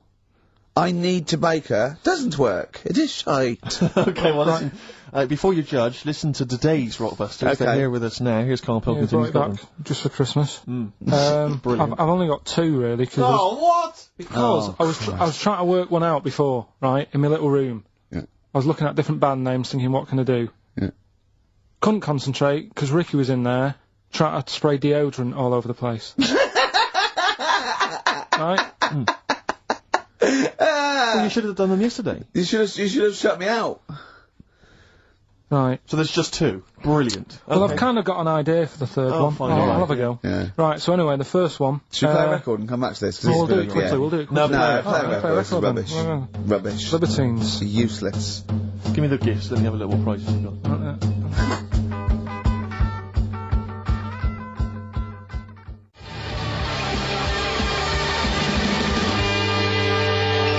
Libertines, Don't Look Back Into the Sun on XFM. Well, the general public are getting involved with Carl's holiday, and, I mean, this has been a damning report on Lanzarote. There's not been a positive word written about Lanzarote so far. Wow. It's volcanic, there's no natural water supply. Apparently there's no natural water supply. It's You all have to sit in a imported. hole. What do you think of this, Carl? What do you think of the people that want you to know that you're going to a rubbish place when you can't change it? What do you think of that? Rubbish though, will it? What do you mean? Alright. What do you mean it'll be right? Because I'm going to go there thinking, oh, there's no water and that, and there will be water. No, they didn't say there's no water. What did they say then? There's no natural water supply. Whatever. I'm not bothered. Doesn't bother me. Alright. I'm going to have a good time and that. What are you going to do? What's your plan to do? Got a book. What book you got? Rich Hall book. I'm just going to read that. So, Brilliant. And the weather's better than here, isn't it? Yeah. So... gonna have a good time. Someone emailed just now. They said they're listening online, and there's a problem with their computer, and everything's sped up. The music's sped up. Our voices, Rick, are sped up, except Carl's. That's how slow he speaks. So when everything's sped up, he sounds normal. Right, we're doing Rockbusters. Yeah, come on. Listening Steve, online. do you want to do the clues? I won't do the clues, I'll never be able to piece them together, but I'll give you the prizes. The Old Grey Whistle Test Volume 2, Kumar's at number 42, Volume 2, or maybe that's Volume 1, who cares? Porridge Series 3, Volume 2, The Office Complete Second Series on VHS, for anybody who's still got grandparents, and U2, a Best of 99 to 2000, and Smash Hits The Reunion, that'll be the kind Carl. of stuff you'll love. Spice Girls is on there, Liberty X, Atomic Kitten. Do you see that? Do you see Steve's enthusiastic? Even though the competition's rubbish, the prizes are second rate, Steve is going, well, I'm not going to punish London, right? I'm going to big it up. You're there. Do you know what I mean? Come on. Right, here's Clue the one, first come clue. on, Clue clue one. Come on. Come on! Shut up!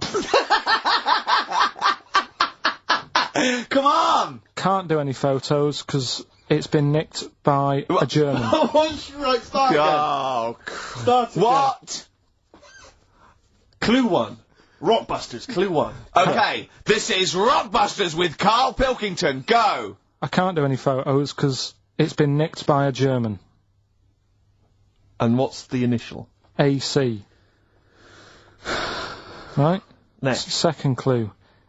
If you keep eating, this bit of your body will get bigger. PC. PC. It's an artist or a band. Who is it? PC. If you keep eating, this part of your body will get bigger, right? Yeah. And the last one I'm not really sure about. If you...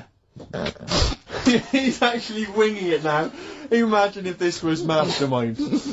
I'm not sure about it. I know your specialist subject Come is, on! Okay, go! The place where you go to take your dog a walk and that. The place where you go to take your dog a walk. Forget it then. No, we'll do it! No, do it!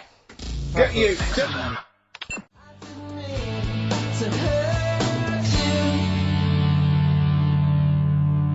Tim Burgess. Oh my Corazon, is that? Yeah. What's that mean? I have no idea. Phone in if you know. No, don't bother. Oh, email then, at least. Okay. I'd like to know these things. Sure. We were doing Rockbusters just before the ads and the record. Rick, I know you were enjoying it. Yeah, come on, get this clue out, Carl. There's 3. What is it? Right, the first one was... No, we don't got the first 2. What's Can't the do third? any photos because it's been nicked by a German. Yeah. Second one, if you keep eating, this bit of your body will keep getting bigger. Yeah, it's different every time. Go on, what's the third one? And, where you take your dogs for a walk and that, or you might go there on a Sunday. What? Sort of... Oh, Jesus Christ. Rick, just be quiet for just a moment. Right, okay, do this clue. Right, start from now. This is the 3rd Rockbuster clue. That was a Freudian slip. Yeah, God, we'll get done. Oh. Right, go on then, go. Where you take your dog a walk, or you might go there on a Sunday and that. People sort of might taste that area. Right? Oh. It's rubbish. AP. Right, well the other one's AP as well. AP. What? AP. Ricky.Gervais at XFM.co.uk. AP. A quick reminder of them again with the initials. Quick, go. This is such rubbish. The first one, can't do any photos because it's been nicked by a German. Second one, if you keep What was the eating... initial? AC. If you Don't keep... get annoyed, that's what the game's about, the initials! Yeah. If you keep eating, this bit of your body will get bigger. That's PC. Right. Right? And where you take your dog maybe on a Sunday and you go for a walk there and that, have a taste of it. Right? Different! AP, just email in and you win some stuff. Ricky.Gervais at xfm.co.uk. What rubbish. I wonder why we stopped this game. Well, I think it's probably exhausted him. He needs to go to some kind of volcanic dust island for a holiday. With no water, Yeah, exactly. just to dry out and get some new ideas. Oh, I'd love to see you sitting there on these black ash sands, just sitting there going, I'm thirsty, Suzanne. There's no natural water. I've finished my Rich Old book, I can't focus, I'm going blind, I need some water. Oh, brilliant. Oh, bless him. Anyway, happy Christmas. We said we weren't getting out, didn't we? Right, go on then. It was the premiere. Did you see the coverage? It was a premiere of Lord of the Rings Part 3. I can't be bothered. I mean, man alive, I'm sick of Lord I of the watched Rings. the first one, and I was actually I've never been into all that sort of stuff. Never liked it. Gollum and Dungeons and Dragons and gatekeepers and weird magic and Harry Potter I want to punch his face in. I know what you mean. But I mean, it's sort of like, Well, Lord of the Rings, when I was at school, if you were into that sort of thing, you were a nerdlinger. They would beat you up, they'd shout heckle abuse, all that sort of thing, you know. I wasn't a fan. I actually don't know anyone who admitted they were into that nonsense. It was shameful. It was embarrassing. Now, the whole world's gone crazy for it. Even the tough guys, the hard nuts, the streetwise kids, they're loving it. Can't wait for the 3rd one. I see people raving about it. It's Jonathan Ross, all these people going, it's the best thing I've ever seen. It's 3 hours and 10 minutes of trolls and goblins and magic spells and large feet and magic rings. I'm loving all that crap. What's wrong with you people? I will smite you with my sword. It's just interminable. The orcs and the Norks. I saw some people playing this game. They had a big manual and a dice, and they're in a pub, and they're all fat with beards, right? And he threw a dice, and he looked down, he went, and he said something like, outside them, 3 miles to Mumra. And they went, oh, well done. What? I know. I wanted to go and say, what is this game? Yeah. What? It's absolutely extraordinary. Well, they showed some coverage of the Lord of the Rings premiere on TV, and there were people dressed up as some of the characters. Yeah. There was a girl chatting saying, well, I just think Gollum's hilarious. What? People talking about telling me Gollum's hilarious in this new film. How is he funny, my precious? Oh, my precious. What's funny about this? I'm losing it. I'm genuinely... Is he like Yoda? I don't know what the joke is. I'm missing it all. And when the walking trees started talking... Oh man, I love it. It's like something- Gollum's the little one that looks a bit like Gandhi. sort of yeah, exactly. The Yeah. computer animated Gandhi. Yeah. Yeah. Is that alright? Yeah. I think that's how he's described in the book. But this is the other thing I say, then they go, oh, Tolkien, J.R.R. Tolkien, he's a genius. You know he created his own language? Whoopee! Karl comes up with a new word every week that he's made up. He's not a genius. Yeah, well, the bloke, a look of frighteningness came across his face. Frighteningness. Yeah. Karl's new word. Although, you know, Shakespeare introduced 1,200 words to the English language, apparently. Well, he was a genius. He's estimated. And I only know one of them. Yeah, what was Brilliant. it? Brilliant? Yeah. How did he come up with that? I don't know. I reckon he was, maybe he was reading Macbeth and went, I'll tell you this is brilliant. Yeah, and his wife said, what? This is brilliant, I'll tell you this is absolutely brilliant. I don't know what you mean. Sort of. Will. Sort of better than good. Read it, see what you think. Well, it's good, yeah, but I mean... Read it again.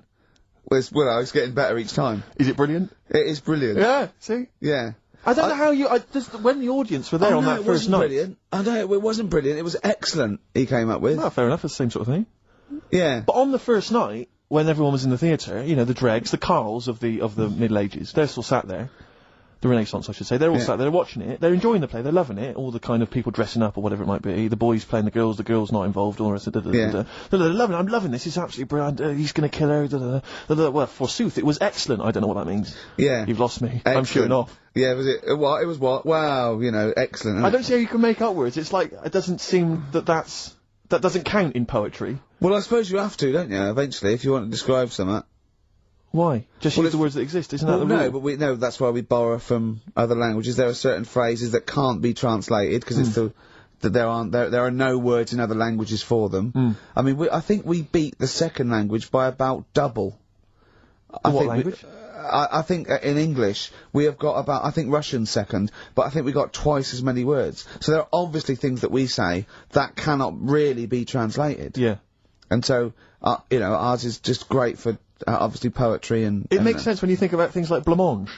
Blancmange that would is be like good, yeah. wobbly pudding. I know. In English. But I think if there are, I don't know how many there are, someone know, say there's about 100,000 possibilities, right? I think we probably know, as educated people like us, Steve, we probably have about 20,000. Sure. Right? I really don't think we need that other 80,000. No. I'm not walking around going, I don't know what they're talking about. Exactly. I'm really, what did he say? What is that? I mean, that happens possibly once or twice a year when I go, sorry, what does that mean? Yeah, yeah. Do you know what I mean? Karl, you look bored, mate. We had a real conversation I think there. he switched off when I said forsooth. Bruce Forsooth, you know him. So much better than last week. You know him, don't you, Karl? Got a song on, yeah? Yeah. Yeah, boards. Okay, there was a monkey, right? No, he's No, wait. It was a professor of English. Cold outside, but I don't blame the weather.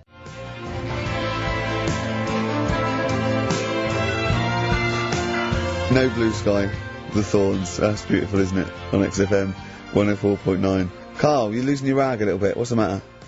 Nothing, go on. See? What's the matter? No, what's the matter with I've Karl? got something to cheer him up. Someone's emailed in, Emma's emailed in, she said that, for those that know, those in the know, they referred to Lanzarote as Lanzagrotte. Brilliant. He's a bit fed up. He's got 2 CDs for Christmas from a company that's he's been with for 6 years. He's a little bit grumpy about having to answer the phones. He wouldn't go and make Steve another cup of tea immediately. Selfish. Yeah. Karl, what are you thinking? Nothing. Go on, what were you doing? Come on, Karl, you're getting paid for this. Project. Out. We'll take one of those CDs away. Alright. What were we talking about? Lord of the Rings. Yeah. Sick of it, as I say. So there's some people dressed up on TV. They were dressed up as the characters. They had their sort of costumes. There was a guy I went to university with. I don't want to mention his name. Went into his room once. He's into that sort of thing. He showed me in his wardrobe. He had a full-size Star Trek outfit that his mum had made for him. His mum had made for him. But I wanted to say, well, A, you've taken it to university, but B, when are you going to wear that? Yeah.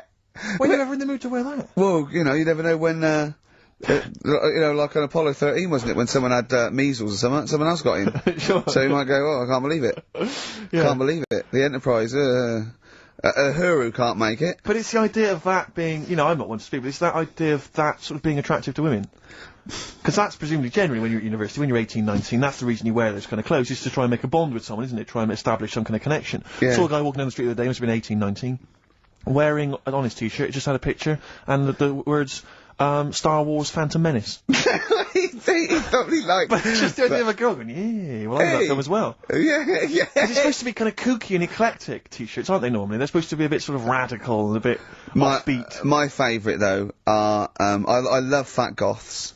Yes. I really love Who fat are still goths. persevering with it, even into their 30s? I like fat young ones. I love fat 18-year-old goths. I really like them. They're one of my favourites. And I like 42-year-old goths. Yeah. Who, they're losing all their hair. They're just growing at the back. But, you know, I don't know what jobs they do. But their main hobby is looking like Nosferatu and wearing lots of silverware. That's one of my favourites. I think I mentioned to you before, I saw a girl on the tube, she had a bag, and she was quite gothy. She had a bag, and it sort of had like a Barbie's head, kind of sort of defaced from there, and loads of badges and tassels and little motifs and odd things, and she decorated the bag. And then had sort of things like, you know, legalise cannabis, and ban the bomb, you know, and stop the war. Yeah. And I just wanted to grab her and say, you doing much about the war, or are you working mainly on the bag? Yeah, you spent most of the year you're filling in the petitions, are you doing the marches, collecting or is it largely badges. the bag you're focused on? Oh dear. I'll tell you another thing, that a fashion mistake that always offends me whenever I see it, is an Englishman of any age wearing cowboy boots. I had cowboy boots. I can't believe it.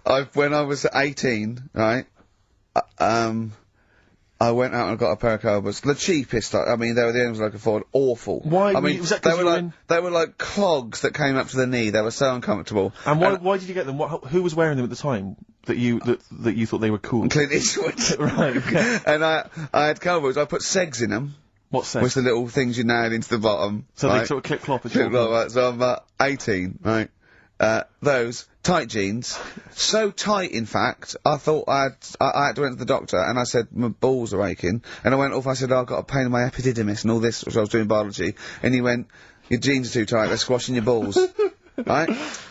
So I had cowboy boots, right, and pale ones, not even sort of like finished properly, sort of like just the raw sort of leather, cheap wooden bits at the bottom, segs, really tight Levi's, and a red sweatshirt with bullshit on it. That was a present. Just embroidered on. I looked pretty hot, baby. Oh yeah. Yeah. And I remember once as well, this was really embarrassing. I had leather jacket, and how old were you? Oh, this is embarrassing, 26, I think. And I just had a nice leather jacket, right? But I was bored one day, and so it's about 1986, 87. Yeah. 87, must have been. And I just painted on the lapel a little acid. And that didn't last. And were you going to acid house raves at the time? No, of course not. No. But I remember that one didn't last long. That was in the bottom of the wardrobe immediately. Yeah. I knew at the time, I just thought, what is that? Yeah. But I forgive anyone, sort of anything up to about the age of 25, right? I don't know. But I mean, it's getting close there, yeah, but certainly up to the age of 20. But it's the 40-year-olds. It is the 40-year-olds that just still have a little go. Goths are the best. Goths are the best. Or the cowboy stuff, because there's never been a culture of cowboys in this country. I know, You know, so you see the 40-year-old guy with the kind of cowboy jacket with the tassels. Yeah. You know, or the bootleg tie. Add that, yeah. Went to that, yeah. Because you've been through most phases. This is what's interesting to me about you, is you're quite self-aware. But the most committed one was probably the New Romantic when I first went to university, so, 18, red bullshit t-shirt and tight jeans. Within a couple of months, David Sylvian, just full makeup and that. Can I ask, because having never really subscribed to one of those fashions, one of those styles, with something like New Romantic, which you've got to be quite committed, do you ease into that slowly, start wearing a bit of nail polish, maybe an earring, and then you work your way in, or you went whole hog? No, I remember the first time I did it, was the sort of like the first disco in my first year, just borrowed someone's makeup, put it on, stopped at the chin, hadn't quite got the sort of like a mannequin, right? And then I sort of got better at it, I suppose. Right. Wanted to look like David Sylvian. That was the idea, and then it sort of. And so you had to literally go out and sort of start again with your wardrobe, presumably. The cowboy boots went out, the tight jeans. You had to literally go to a shop and buy an outfit, a New Romantic outfit. No, it was okay because in those days it was a suit. So there was a New Romantic, you wore the suit. I didn't wear all the sort of like, pirate gear and pixie boots. I sort of wore the suit and luckily, before I went away, I bought a suit from my mum's catalogue, which was one of those woolen ones that went bobbly. So not quite David Sylvian. Yeah. But, you know, at least I was having a go. Yeah. Yeah. Well, respect. Have you ever subscribed to any of those fashions, Carl? Nah, just going for the gay look now, and he wears Ben Sherman's and he shaves his head. I remember wanting some Dr. Martens, and my mum worked at a college in a canteen, and she knew I wanted some, but she got some, it was an old woman who worked in the canteen, who said she had some, and it turned out to be like little granny boots. And I ended up having them for a bit. With a little zip up the front. Yeah. Nice. Oh, brilliant. Did you wear them? For a bit. Yeah. Well, you might as well. Want not, waste not, want not. Play a record. Have some ads. Alright. XFM.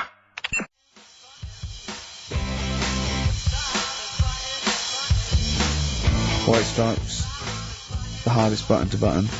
Steve, I've got to find out the answer. It's been driving me mad.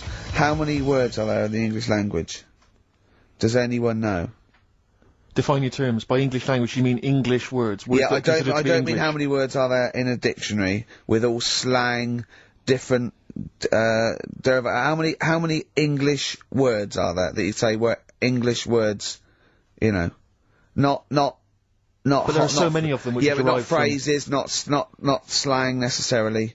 But what about English words which are derived from French, Celtic, all the rest of it? Well, like, you know, cliches, okay, but they have other languages in them. But how many different English characters are there? Right. Because there was words, some not news. characters. There was some news a few weeks ago about a fella who could, if you said a word to him, right, he'd say, "Yeah, that's on page 36 of the dictionary," right? And they said he remembered 80,000 words, right? So that's in a little dictionary. They said it's 80,000 words. Mm-hmm. Right, so does that clear that up? Well, I thought there was about 100,000, right, English words in use. Not counting all the other little bits and pieces, phrases, slang. Like, I think I is in there now. Ali G, popular. Now, I don't know whether I should count that or not. Well, if you're one of our listeners, perhaps if you know somebody who finished school, you could maybe pop next door, get them, ask them, and then email in the answer, ricky.gervais@xfm.co.uk if you've got an answer for that. Talking of email correspondence, Rockbusters. Oh. Rick is okay. underway. People Have we are got monkey news? Absolutely loving that. Let's see if we can cram it in. Have we got a film? Yeah. We should do that then. Well, let's finish do one thing and move Rockbusters. on. Jesus, calm down. Alright, Rockbusters. Let's get this third one out of the way because it's tricky. When you say tricky... It's tricky to say. The initials were AP. It was, when you take your dog out on that, or maybe on a Sunday, you know... Come on, let him finish. Rick! Let him finish. You take your dog there. You might go there on a Sunday. Have a taste of it when you're there.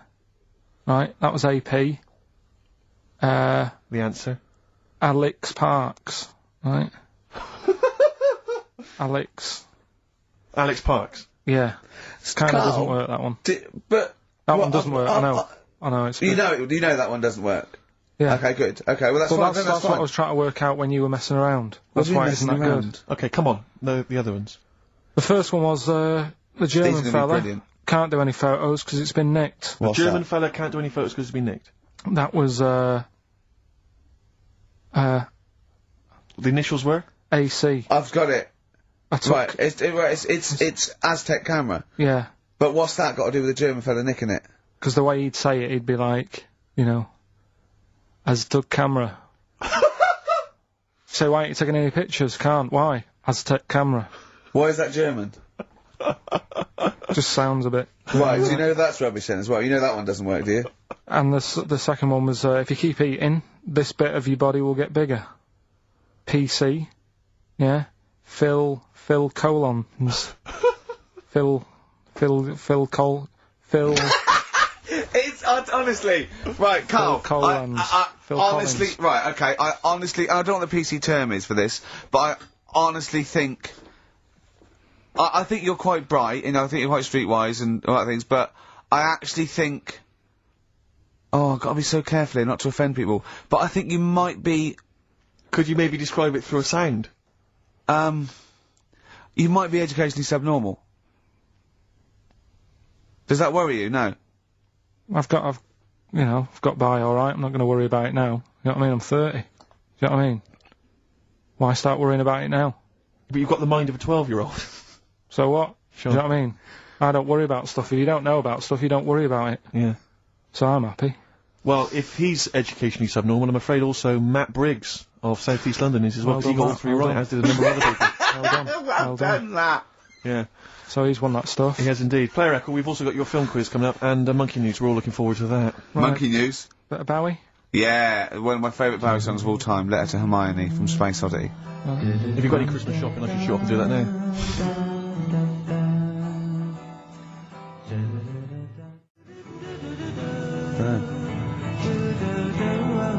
Letter to Hermione, David Bowie. Well, we've had the most convincing answer, that it's about 290,000 actual words, but possibly 3 million in our vocabulary, using all jargon and scientific stuff and all that. Sure. 290,000. Still a lot, isn't it? It is a lot. We know so little, don't we? Apparently the average person has about 20,000 words in their is it? vocabulary, Right. and uses maybe 2,000 a week. Really? Yeah. Carl, obviously, slightly bringing that average down. Carl, what do you think of that? Single figures. Doesn't matter, get by. Why have you got to use longer words messing about and that? I told you. That word about old. Anti-dipuian or something. Just say old. That's a bit old, isn't it? That's a bit anti-dipuian and that. What's the point? Yeah. Get to the point. Sure. Busy.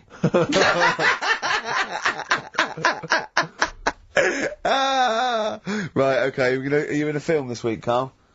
We're doing that now. Yeah, go on. Get it over with. Hang on a minute then. Get it over with. Let's get this show over with. We can go home. You can go off to Lanzarote and sit on some ash. Some charcoal. He's not happy about that. That's annoyed him. The listeners have all ganged up on him. Yeah. XFM giving him 2 CDs. We've had more calls for his resignation this week than ever before. What do you think of that, Carl? What do you mean? There's another reason. Do you know what I mean, though? Because he's grumpy, he's not just giving it, he goes, well, I can't help it, can I? I don't want it. You're being paid well to do a job. People have tuned in to be entertained, to have good songs. Me and Steve are working I'm pressing here. the buttons. I'm paid to press the buttons. That's what I'm doing. Has every CD started on time? Then Yeah. why would they give you Monday off if you just paid to press the buttons? Don't get every other Monday off, do I? So have you stopped doing that now, have you? Well, yeah. Why? Because there's work to do in that. But I'm not moaning about it. Let's get on with it. Right, Scrooge, right, is the film that I'm in. Thought I'd do a Christmassy one. Okay. Right? Yeah. So get people in the Christmas mood and that. Yeah, you have got people in the Christmas mood. You're like Santa visiting them. So... It's you in the film Scrooge. Yeah, Which yes. version of Scrooge? The old one. Is it if it's just you moaning with bells, I'll be annoyed. Right, go That on is then. essentially Scrooge. yeah. Right, Scrooge, listen to this and then there's some question at the end. All right. And you can win some stuff and that. Yeah. Alright. Yeah.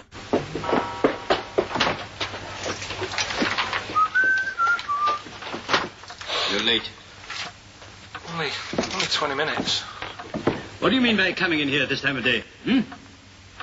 I've just been doing some Christmas shopping, haven't I?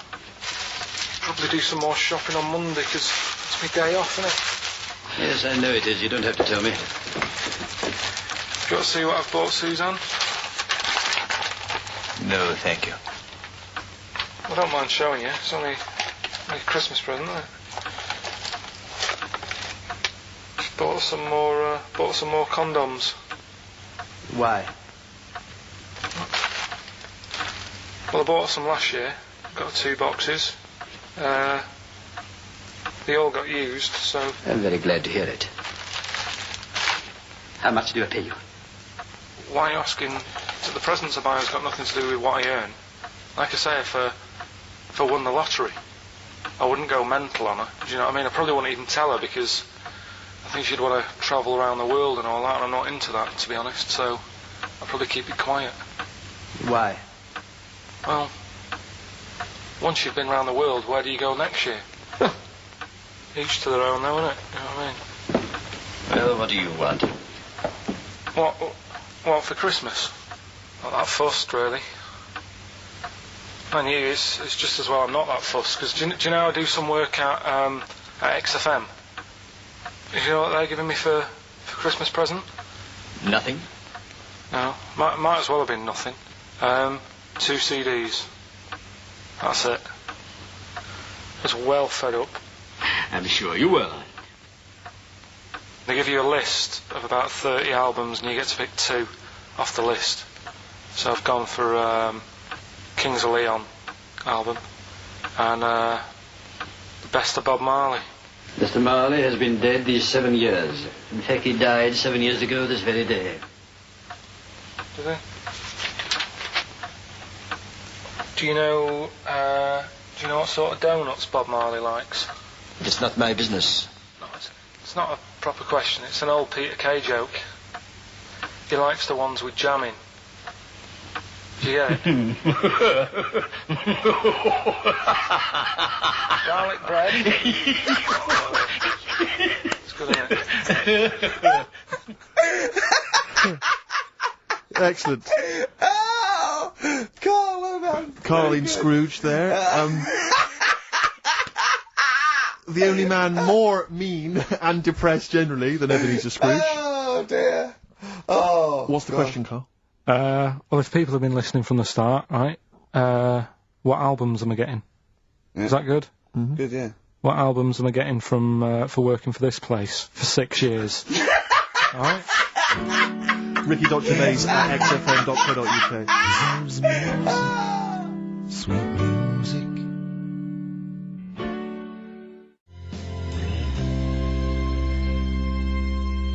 Snow Patrol and Run on XFM. Wow. Nearly your last show, Carl, for about 3 weeks. Yeah. Carl's off to Lanzarote. Next week. We're doing it with Ian Canfield next Saturday. Then we're off, because it's day after Boxing Day, isn't it? Or 20, yeah. And then, we're back on the 3rd, I think, aren't we, all together? Yeah. Yeah? Yeah. Yeah, what have you got? I think we should have done something like some roundups, like Cheeky Freak of the Week. We could have done Cheeky Freak of the Year. What's your Freak of the Year, Carl, if I put it to you? What, out of all the ones that I found out about? Yeah, all the ones that have ever been, yeah. Well, no, you could have the Elephant Man in there that you found out about at the end of the 19th century. Go on. Watched The Elephant Man again last week. Good. Yeah, loved it. Probably that one, the kid who was like 7, but aged to about 38. That was pretty weird. That amazed me. That sort of blew my mind. No, it was worse than that. She was about 90 or something, wasn't she? She is now. But back then... Oh, a couple of months ago she was 38, Yeah. but because of the ageing... She's sort of aged fast and that. Yeah. It's really... This is the one that you think should be allowed to get fags and beer and an off-licence because she's got the body of a 90-year-old. Well, yeah, it's only fair, isn't it? Let her have a decent life. Even though she's 6. If she wants a packet of fags... The doctor said, you know, you're older and that. Even though you're 6, you are sort of 72. If she wants a packet of fags, let them have them. She was 72 September, wasn't she? Yeah. So, yeah. but it was that's probably Do you the actually weirdest think that would be a good idea, to give a 6-year-old with an aging disease a packet of fags If that's what they want. If that's what they want. And a pint of Tennant's? All the stress and that she goes through. It was saying something about how she has to have a passport picture done every 3 months or something. Do you know what I mean? Wow. That's what she's dealing with. So that was probably the weirdest. Can we just say that Carl doesn't take the mickey out of these freaks? No. These people. I just, you know, it's things that fascinate me at the end of the day. Yeah. Things like that are weird. And things that, I mean, there's certain things that people get excited about that I think, well, what are you getting excited for? Like what? News, just news. Do you know I normally do the headlines and that? Yeah. Have we got any headlines? Not really, because there isn't that much going on. Isn't there? This was what annoyed me, though. There was something about a woman who's going up Everest on a bike. Do you know what I mean? And they were like, oh, brilliant. But I don't think that's that good. When someone's done it walking... Where would the woman who complained about you come in the years chart? That's that's the woman with the enormous head. Lest we forget. She took offence to some of the comments you made on the show, and rightly so. I can understand. I was out of order, and, you know, so I'm sorry about that. Yeah, well, I'll just explain again that Carl I mean, it's the freak of the week is sort of like more of a punchy catchphrase than a derogatory term. And Karl's fascination and childlike. I mean, I think we'd have to include KARL in the roundup. Yeah. I mean, it'd certainly be in the top 10. I think the fact that she didn't sort of pursue any official complaints means that, you know, she's a bigger person than you, KARL. Yeah, really, because, you know... Certainly, you know... Well, you know, so... Headways. She is. KARL, you're going to do some news stories, I think. Well, like I say, there hasn't been that much going on. There's a story about a fella who hasn't eaten for 70 years. Right. He hasn't eaten. Is that all? That's all the information you're going to give us? Yeah, hasn't eaten for 70 years. Hasn't had a drink, but he's all right. Well, that's rubbish then. Next. It's not rubbish. Yeah, it is. Yeah. Next. Well, what is it? How is that? How is a man not eaten or drunk for 70 years? It's that thing, isn't it? Your belly gets used to it or something. Steve, has he misinterpreted it or is it rubbish? Well, it does, to be honest with you, it doesn't actually offer any explanation. It just says that that's what happened.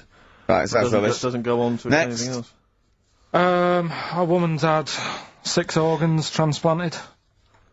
Woman needed a new kidney, a new heart, a new stomach, a new liver, new kidney, intestine. Does that mean that she's the same woman? I know. You'd just say forget it, wouldn't you? Yeah. Wouldn't you, though? Well, not really. You know, the organ is just a lump of tissue. If you're that knackered, call it a day. Don't waste time with that. Yeah. And good advice. There's a woman who hasn't slept for 8 years as well. Well, that's impossible. Again, you want to see that, Steve? Yeah. That's the news for the week. Yeah, all rubbish. Next. Do you want to apologise once more for anyone you might have offended over the year? Yeah, like I say, I never upset anyone. No, it's just chatting. It's from the heart. You see something, you say, oh, it looks a bit like so and so, or isn't it a bit? You're not really, you know, you don't really try and hurt anyone's feelings, do you? But I think most people know that. And I mean, I've got to apologise for laughing at anything you say. I actually can't help it. Again, it's not vindictive, but when KARL comes out with some of the things he says, it's impossible for me not to laugh or react. So, have a Merry Christmas, everyone. Well, before that, Rick, is there some final, for the year, Monkey News? Tell you what, let's play a good song. Okay. Right, we'll have a bit of Monkey News, and then that's it. A bit of Amy Mann, then. Perfect. Yep. Brilliant, this one.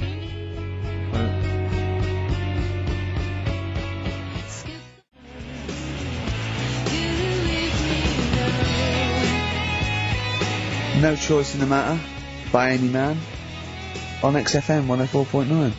Well, now it's Monkey News. Well, before Monkey News, Rick, can I just mention to people, if they enjoyed that version of Free Love Freeway that we played earlier on the show, the kind of alt-country version. Yeah. That was by Ben O'Sullivan, and hopefully if you check out his website, if you're interested, you probably can download something, or maybe he'll tell you when he's going to release it. That's BenO'Sullivan.com, one word, BenO'Sullivan.com. Good luck to Ben, Happy New Christmas to him, and New Year, best of. Yeah, rearrange these words into a well-known phrase of the time of year. Yeah. Initials, MC. Okay, Okay. Play the jingle. Oh! What is it? Chimpanzee that. Oh yeah, Chimpanzee that! Monkey News! Right, well, the last one of the year. It's not that good, but this is all that's been going on all week. Yeah.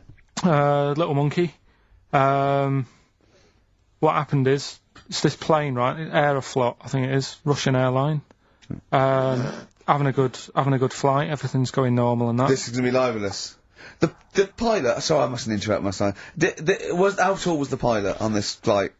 Okay, listen, we've had a few complaints, people saying, don't interrupt Monkey News. Okay. Don't interrupt Monkey News. Okay, I won't then. It's like the weather girl complaining whilst Trevor McDonald's doing... Okay, alright, go on then. Go on then. Alright, so, the flight's going well, food's been served and all the rest of it. Anyway, someone gets upset about not having many nuts. Right, they've not got enough nuts. They hand the nuts out and that. One of the sort of passengers is going mental. Because what's he saying? He's just what language is he talking? Is he Russian or English? So anyway, there's a bit of a fight going on. Fight starts happening. People are going, "What's up with that little fella?" Right? The little hairy bloke. So they sort of drag him. What's wrong with Bob Hoskins? And why is he screaming? Why isn't he talking in his usual Cockney accent? Why is Bob Hoskins screaming and grabbing at nuts?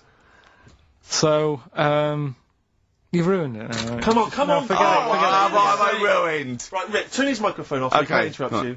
Right. So anyway, so there's a fight going on. Nuts are going everywhere, right?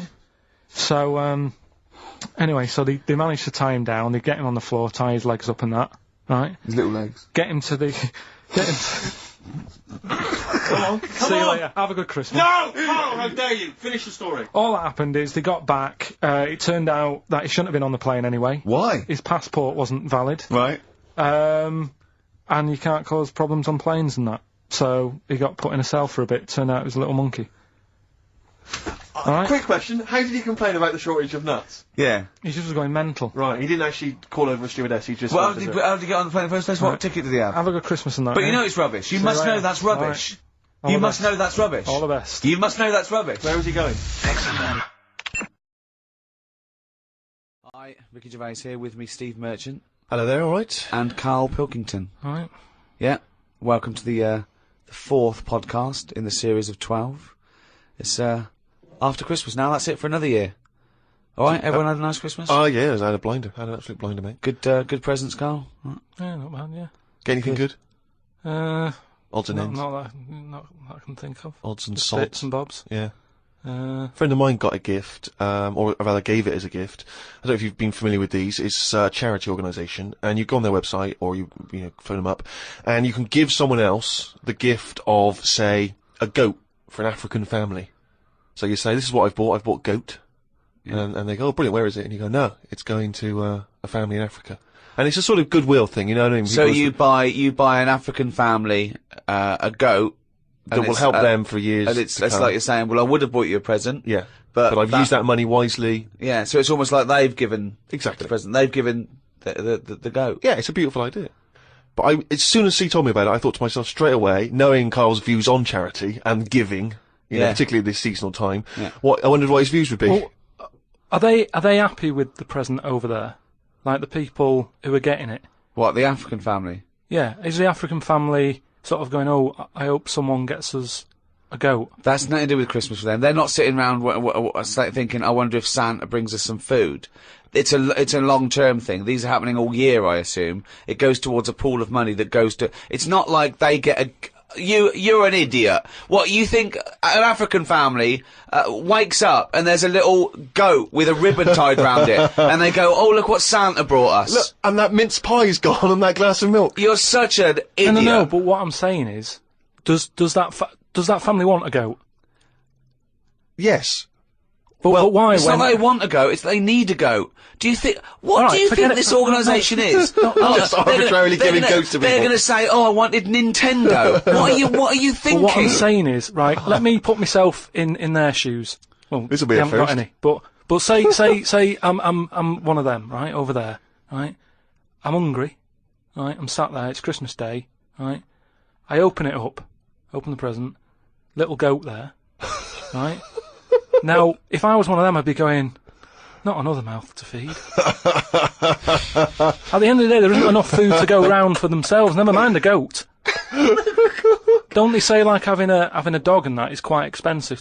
Sometimes they say, you know, what with all the injections you've got to give it, the food, the tin food and everything, it mounts up. And what I'm saying is, that's all very well giving them a goat, who's looking after it? Well, I'm assuming it's all above board. The goat's had its injections. That's what some of the money goes towards. It's given to them so they can milk it and have milk and cheese and whatever. I don't think it's a burden. What is this? What do you mean? They wake up Christmas Day and open a present. It's not like so there's that. a thing, there's a goat-shaped thing in wrapping paper. I wonder what that could be. I hope it's that goat we asked for. My God, it is! All I'm saying It's just a nice marketing way of distributing wealth. It's the way of going, this is a nice gift. It's like people, sometimes they say, don't send flowers at a funeral. They don't send flowers. Give some money to the local hospice. Yeah. It's just a way of redirecting cash. But the thing is, why do they want that goat? What's the main reason? What does a goat give you? Milk. Right. Now, wouldn't it be easy to just send them a bottle of milk? Without all the hassle and the headaches that come with it. That's all I'm saying. And the other thing is, think about the goat. That was happy over here. Suddenly, it's on barren land. No grass. I'm good at best! send a goat from here. I'm saying, who's happy at the end of this, right? You've got a fella who hasn't got a present over here because the mate bought him a goat, right? So yeah, let's do this properly. So there's a tick. He's not happy, right? Then you've got the person who's opened it, who, like you said, wanted something else, right? It's a goat. They go, who's going to look after this, right? So tick, they're not happy. And then you've got the goat going, what am I doing here? The Ricky Gervais Show on Guardian Unlimited. Tell you what, a lot of people are wondering, Carl, is what I received from Ricky this year. Go on. Nothing. Absolutely nothing. I remember actually after my birthday, he said, "Oh yeah, I'll be getting you a little gift." Forgot. So I've had nothing from him this year. He said, "Man, he's got a little bit of cash in his pocket now." What I'm hoping is that maybe he'll pool it over the next 5 years and buy me something I've been reading about recently. Now, you definitely love this, surely. Have you started seeing this now? Virgin are starting plugging Virgin Galactic.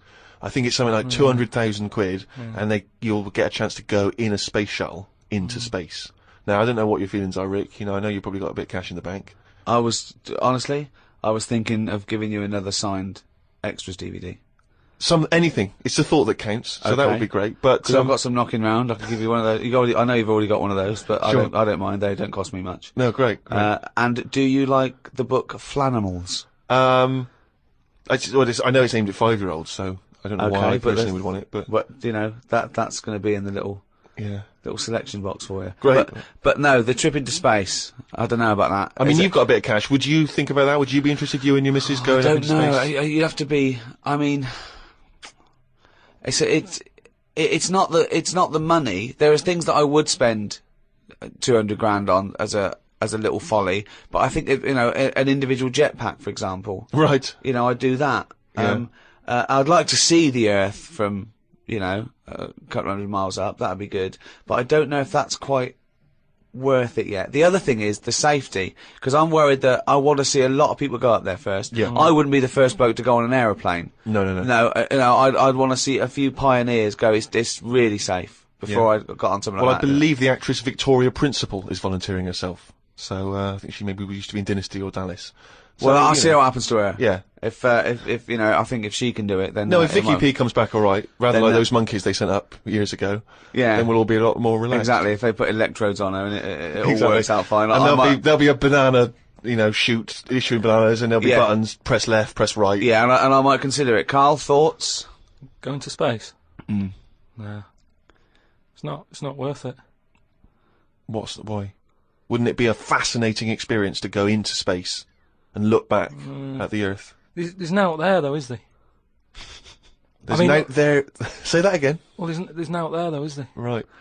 I mean, at what point are you all meant to be happy? Do you know what I mean? You're floating about up there, and because you don't get out, do you? What, you mean to do some duty-free shopping? I'm just talking, you don't go floating about, do you? You stay in your seat. Well, they probably let you move around on the shuttle. Yeah, I know, but I'm talking about getting out. For me, when you go on you want to holiday, get out into space? Yes, but that's what I'm saying. When you go on holiday, the flight bit isn't the best bit of the holiday, is it? That's the bit you've got to do.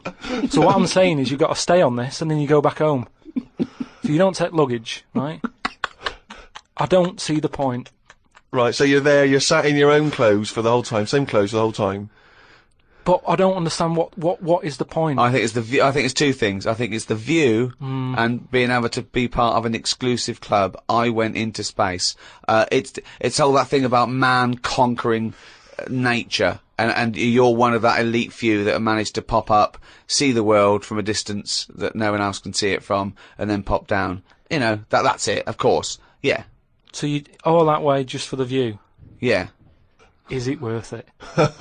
I mean, there's a lot of other places I haven't seen anyway, right, before I think about that. I think if you've done everywhere, I haven't been to Scotland yet, right? Right, yeah. I'm not being funny, but do you know what I mean? So just have a look in your back garden before you go looking in someone else's. In space? Yeah. Yeah. What would make it a trip worthwhile for you? I mean, if you did go into space, if we gave it to you free of charge, we said, Carl, go up into space. I know the answer to this, Steve. He's thinking, I'd like to meet some aliens that can talk like I do, and I can understand them, and they can tell me something. Like, Like what? Oh, they met God, he was alright. That's the sort of thing, that's what he's gonna say. He'd like them to look like monkeys in spacesuits. Yeah. That'd be his ideal thing. He'd like to go to the Planet of the Apes. He'd like to go to the Planet of the Apes. He Yeah, I was would doing that. love If they to could go arrange to the... that. Look, he's nodding. He's nodding. Thoughts, Carl? Yeah. I mean, for me... What do you mean, yes? Well, yeah, that'd be brilliant. What would be brilliant? Seeing a little alien and that, having a chat with him, finding out what's been going on. What's been going on? No. But don't you think that... Like, I mean, if you bought me that as a present, right? Yeah. Either of you. Yeah. I wouldn't be that happy. For me, that's a little bit like... Well, that's annoying, because we've got you a trip to just space pulled and a together. goat. Yeah. Yeah, Do you know how, like, I am interested in sort of going on another planet. Right? Not, Carl, you are on another planet, mate. No, but do you know what I mean? It would be quite sort of interesting. How do you think you'd get there? Well, yeah, you'd go on a rocket and stuff, but what I'm saying is, at least you know when you get there, you're getting out, you're having a bit of a wander. But I wouldn't be happy in just the journey bit of it, that's all I'm saying. That's great, isn't it? But the thing is, right, because I was looking into it a bit, because I was reading about the Virgin Atlantic thing, right?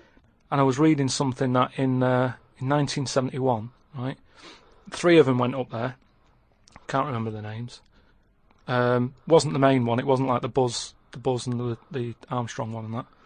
Just another 3 blokes went up, and there was one bloke in the rocket, right? The other 2 wandered off, had a walkabout, seeing what rocks they can find and that. And that bloke who was in the rocket, right? He was the loneliest man ever in the world. I don't know what to do. What that was. I don't know what to do. I don't know if that's some sort of profound poetry, or I don't know. Do you know what I think he's trying to say? I think he's trying to say that he was. What are you trying to say? No, stop for a minute, because I just want to just recapture that moment. Just say that again, that sentence again. Right. The other 2 had gone off picking up rocks. Yeah. Right. He sat on his own in the rocket, and he was the loneliest man in the world. Okay, I know what he's trying to say. what he means. I do, right. I don't know what he means. Well, right. He's trying to say he was, by definition, a human furthest away from all other human contact. Yeah, that's what I said. Yeah, okay. No, you said loneliest. Loneliest evokes an emotion. Yeah. Yeah. But it's like he started crying and writing poetry and listening to Morrissey records. You mean he was the most remote man? Well, yeah, he was saying how, like, he's on the rocket on his own, right? Yeah. And I think I worked it out because it was in kilometres, right? And I think it turned out that they, right, the other 2 spacemen picking rocks and that, they were 2,500 miles away from him, right? So they were miles away. They 2,500 miles? Yeah. But they had each other. They had each other. Yeah. You had the world right across the other way. Everyone getting on with their lives. Yeah. He was on his own. That's weird, isn't it? But what I was thinking is, right? Say, because I always sort of try and put myself in a situation. Yeah. When I hear about a weird thing that's gone on, I always think, what would I do? You know what I mean? And I was thinking about it, right?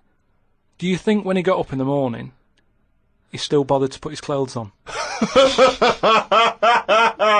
That's the first thing that came into your mind. No, when just you because pictured him I in always, there. you know, at the end of the day, even if, like, my girlfriend Suzanne's out at work and that, I'm not happy walking about with everything out, because you never know what's going to happen. What do you mean, like getting it trapped in the microwave? Well, I just mean, you know, you never know if someone's going to turn up. No, I don't like what I don't like. No, I always pop some pants on or a towel, Well, even if I'm not alone. always. Because I've knocked on your door when you've been stood there with. No, he's taking his trousers off. I did it especially, knowing that you were there. I've done it especially to annoy you. Oh, right. Yeah, so. But do you know what I mean? Do you think he was walking about the rocket with his tackle out, or did he go, well, you know, no one's watching here? Do you reckon it floats up or down? Depends how long it is, doesn't it? Depends how long it is, yeah. I don't know what I mean by that, but it seems to make sense. Yeah. But don't they have cameras for NASA to monitor what's going on inside the spaceship? Not all the time, no. I bet they've got to give him some sort of privacy. No, that would end up on the internet. Yeah. in floating around with his floaty knob. Well, if you are the man who was up in a space rocket and was for a short period the loneliest man in the world, we'd love to hear from you. We'd love to hear what you did with your time, how lonely you felt, and also did you float around with your cock and balls out? What was that like? Did it float up or did it float down? These are just some of the questions that we'd like. So if you are that person, or maybe you know them, maybe they're a neighbour of yours, then you can get in touch with us at podcast@rickygervais.com. The Ricky Gervais Show on Guardian Unlimited. We've done radio and stuff in the past, Rick, and we have never had the kind of response that we've had from these podcasts. I mean, It's people amazing. are emailing in by the hundreds of thousands. It's meant, well, maybe not hundreds of thousands, but I didn't count them, but thousands, certainly. Crazy amounts of email. I couldn't really get through them. I've just managed to pick out a few. It's because it's global now. It's people all around the world are listening, and that's so exciting. We've got just loads from America, Australia. It's mad. Yeah, New Zealand, Canada, and these are just some of the ones that I've pulled out from the email because there's so many of them. Podcast@rickygervais.com if you want to get in touch. Rob says he listens to the show in his exams, which I'm sure cannot be a good idea.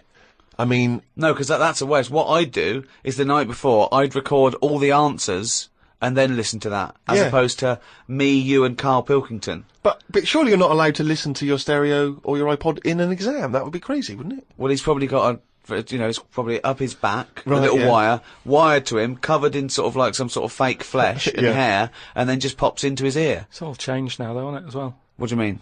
Well, they're allowed calculators and that, innit? It's just sort of... Sorry, I had calculators in my exams. What world... What do you know about exams, Carl? You never showed up. But what I'm saying is, years ago, a calculator wouldn't have been allowed. We've moved on a bit now, haven't we? What year was this, though? I don't have an iPod. With loads of people with abacuses? I don't know. Anyway, Rob's question was this. Brilliant. I've never heard him admit that before. I think we've broken his spirit. Yeah. KARL, you go, I don't know. Oh no, we might have put an end to the phenomenon that is KARL Pilkington. Monkey news still to come. He's back! Anyway, listen, Rob's question is this, KARL, and it's specifically to you. KARL, if you could have a superpower, like Superman, what would your superpower be? Can I suggest consciousness? Yeah. Can I have the power of thought? Remember, you've already got opposable thumbs. So cross that one off the list. Oh, go on, KARL. There are so many to choose from. Telepathy, X-ray vision. Flight, invisibility. Choose it wisely. Strength, intelligence. But why have I been picked? Oh, for God's sake! No, but I'm just saying... It's Rob's question for you. But I'd just say, does anyone else want this? Or, do you know what I mean? Oh, no, what do you wish you could do that's impossible is the question, what? What do you mean? Because with that comes a responsibility. With enormous power does come great responsibility. So, would you like spidey senses? Is that what you're saying? Would you like some senses? Would you like some sense? The power of sense? Come on, KARL, you know what these superheroes, because they can. I know, but it always freeze things. They're never happy, are they? Do you know what I mean? Spider-Man that wanted to tell that girl that he could climb walls and that. He's like, I can't. Superman never told Lewis and that. Who's Lewis? Who's Lewis? Who's Lewis? Yeah. It's just a pen pal of Superman's. Lewis! His little secret chum! Yeah! Alright, Superman. Hello, Lewis. What are you doing? Superman. Who are you? I can't tell you, Lewis. Brilliant. You know, Hulk. He wasn't happy. So... But you're being allowed to choose the superpower. You don't have to get it forced upon you like the Hulk. Hulk, he wasn't happy! It's true, he's got a theme. He has got a theme. There's not many happy superheroes, are there? Leaving aside the superheroes you're already aware of, yeah. What superpower would you want? You don't have to fight crime with it, KARL. Everyone around the world now is thinking, what can KARL choose? Let's deliver it to him now, KARL. Think about it and give us the answer, please. Let me remind you of some of the other things. Invisibility. All the time, though, or can I sort of turn that on and off? Let's say you could turn it on and off. Would that interest you? Yeah. I'll have that. Right. Okay, and what would you do with this power of invisibility? Just sort of wander about and that, just not get seen. It's a brilliant power! It's a brilliant... And it's put to such brilliant use! It's brilliant! Well done! And why would you want to walk around and not be seen in that? What would you gain from that? Don't know, you could sort of go in shops when they shut, so you don't have to go. How would you get in? Just get in just before they lock up. Oh yeah. How would you get out? Wait till the morning. Brilliant. So hang on. So that's your use of invisibility. They found the power of invisibility. You want to sneak into. Bear in mind. No, hang on. You want to sneak into HMV, right? Wait for 12 hours, and then buy something. I love it. Just so that you don't have to be in there with other people. Do you know what? I don't want it. I don't want a power. Why not? Because I just don't think it'll do me any good. I think it's more of a hindrance. I love this. It's like, just think of his presents. We've given you a trip into space, and the chance to be invisible. Not happy with any of them. Yeah, what he wants is a voucher for HMV. Yeah. He just wants some tokens for a record shop.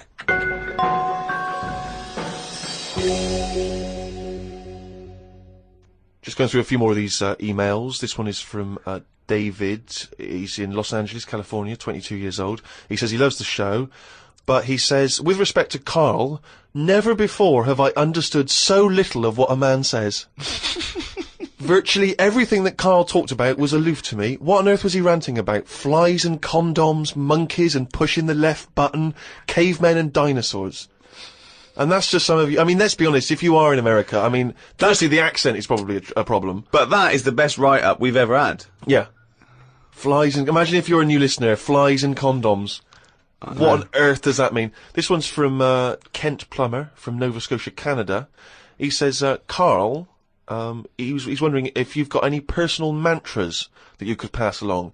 For instance, he reminds us of Ben Franklin's famous mantra, waste not, want not.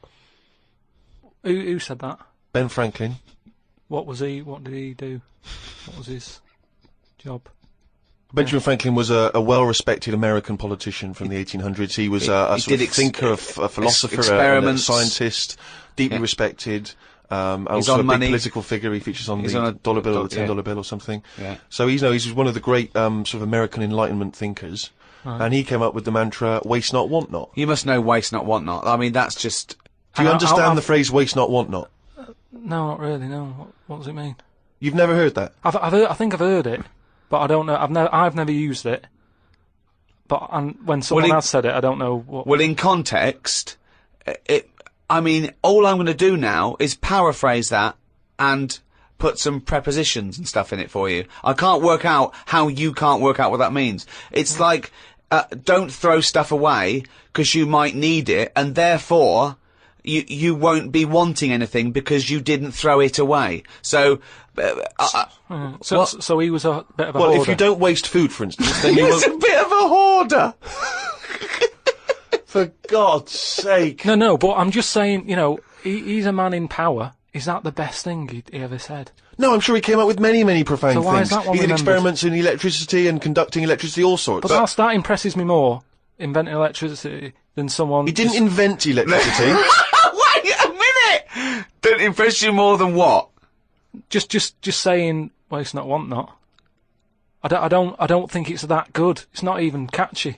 What I don't understand is why he was the first person to sort of suggest, look, don't go chucking that out. Keep it. You might need it later. He wasn't the first person. Say that again. That is brilliant. Why hasn't that catch on? That is amazing that you've just come up with there. That's poetry. How would you word it? I'd just say, whoa, don't be chucking that out. You might need that later. Don't be chucking that out. You might need that later. KARL Pilkington. Whereas some would argue that waste not, want not is perhaps a little bit more pithy, a little bit more... We should go through great sayings and phrases and say if he could... Well, firstly, does he know what they mean? And then secondly, can he improve them? That would be brilliant. We'll make it. We'll do that next time. Alright, let's see. Okay, Winston Churchill. Never have so few done so much for so many. What do you think of that? Do you know what that means? So he's saying... Well, it's with regard to the Battle of Britain and the pilots that gave their lives. Yeah, I'd just be annoyed if I was one of them who gave a lot for a few or whatever. right? No, gave a lot for so many. You were, Yeah, if you were one of those few yeah, that gave so much for so many, i.e. it means these few good men, their actions freed the world. They freed the world. They have an impact on every person in the world, and they were few brave men, and that's what he's saying. Yeah, but what I'm saying is, if I was one of them men who gave up his life, right, I'd want a name check. I don't want to be bungled in with everyone else who is saying a load of blokes gave it their lives. Well done on that. See you later. That's brilliant. Did you just say bungled in? Bungled in, yeah. He made up a word! You don't want to be bungled in. You made up a word. See, that's it, you see, we've been looking for it. That's original, that's KARL Pilkington. I don't want to be bungled in.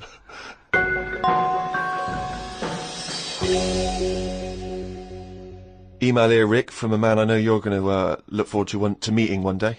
Paul, the party animal Parker. I imagine he had a wild Christmas. Oh, imagine the fun he got up to. He's sitting now in sunglasses with his mum giving him some soup because he's partied too hard. And I'll tell you this, I wish I was round there for New Year. Imagine what he's going to get up to.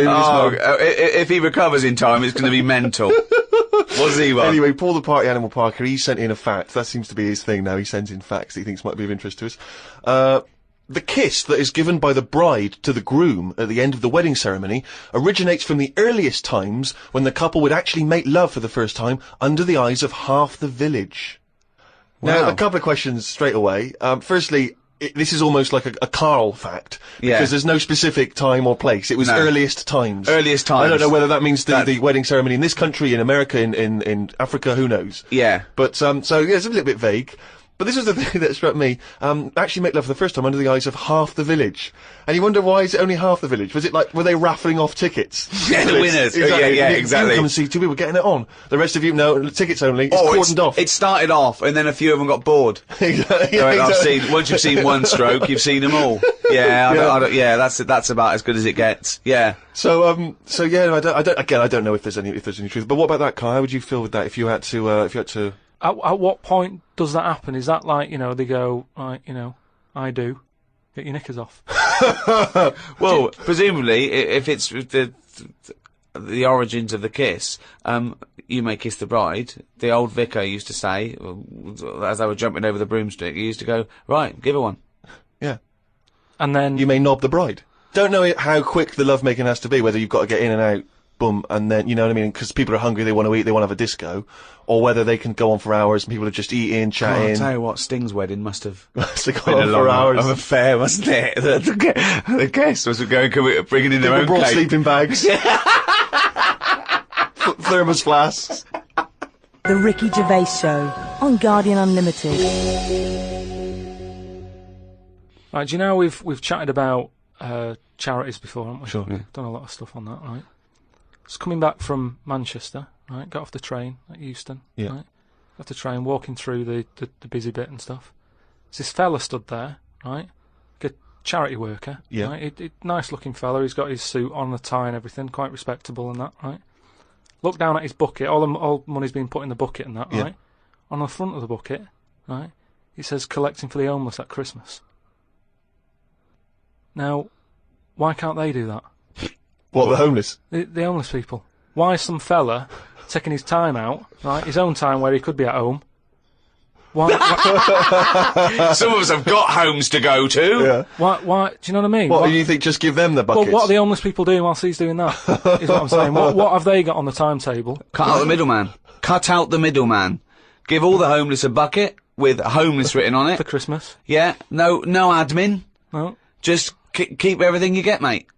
What do you think of that? It's a brilliant idea. What would prevent a homeless person and an entrepreneurial homeless person just getting a bucket and writing that on there themselves? Could I suggest something? Hunger, some drug addiction, traumas, often mental illness, just possibly too depressed to get up, put a suit on and go to Euston Station with a nice bucket with some writing on it. And then, right, I was thinking about that, right, and I was walking down the street in London with Suzanne. Saw a little homeless... Well, I didn't see the homeless bloke, right? I saw a leg, right, sticking out of a doorway. I thought, here we go, right? Walked past it, right? You're not going to believe this. Go on. Homeless. Yeah. Chinese fella. I've never seen one of them. No, I'm not having a go, right? But have you seen? Do you know what I mean? That was a shock. I to me. really don't think I have. I think he's got me there. I hate to say it, but I must say I can't remember ever seeing a homeless Chinese person. No. No, I suppose you're right. Thinking about it. Weird, isn't it?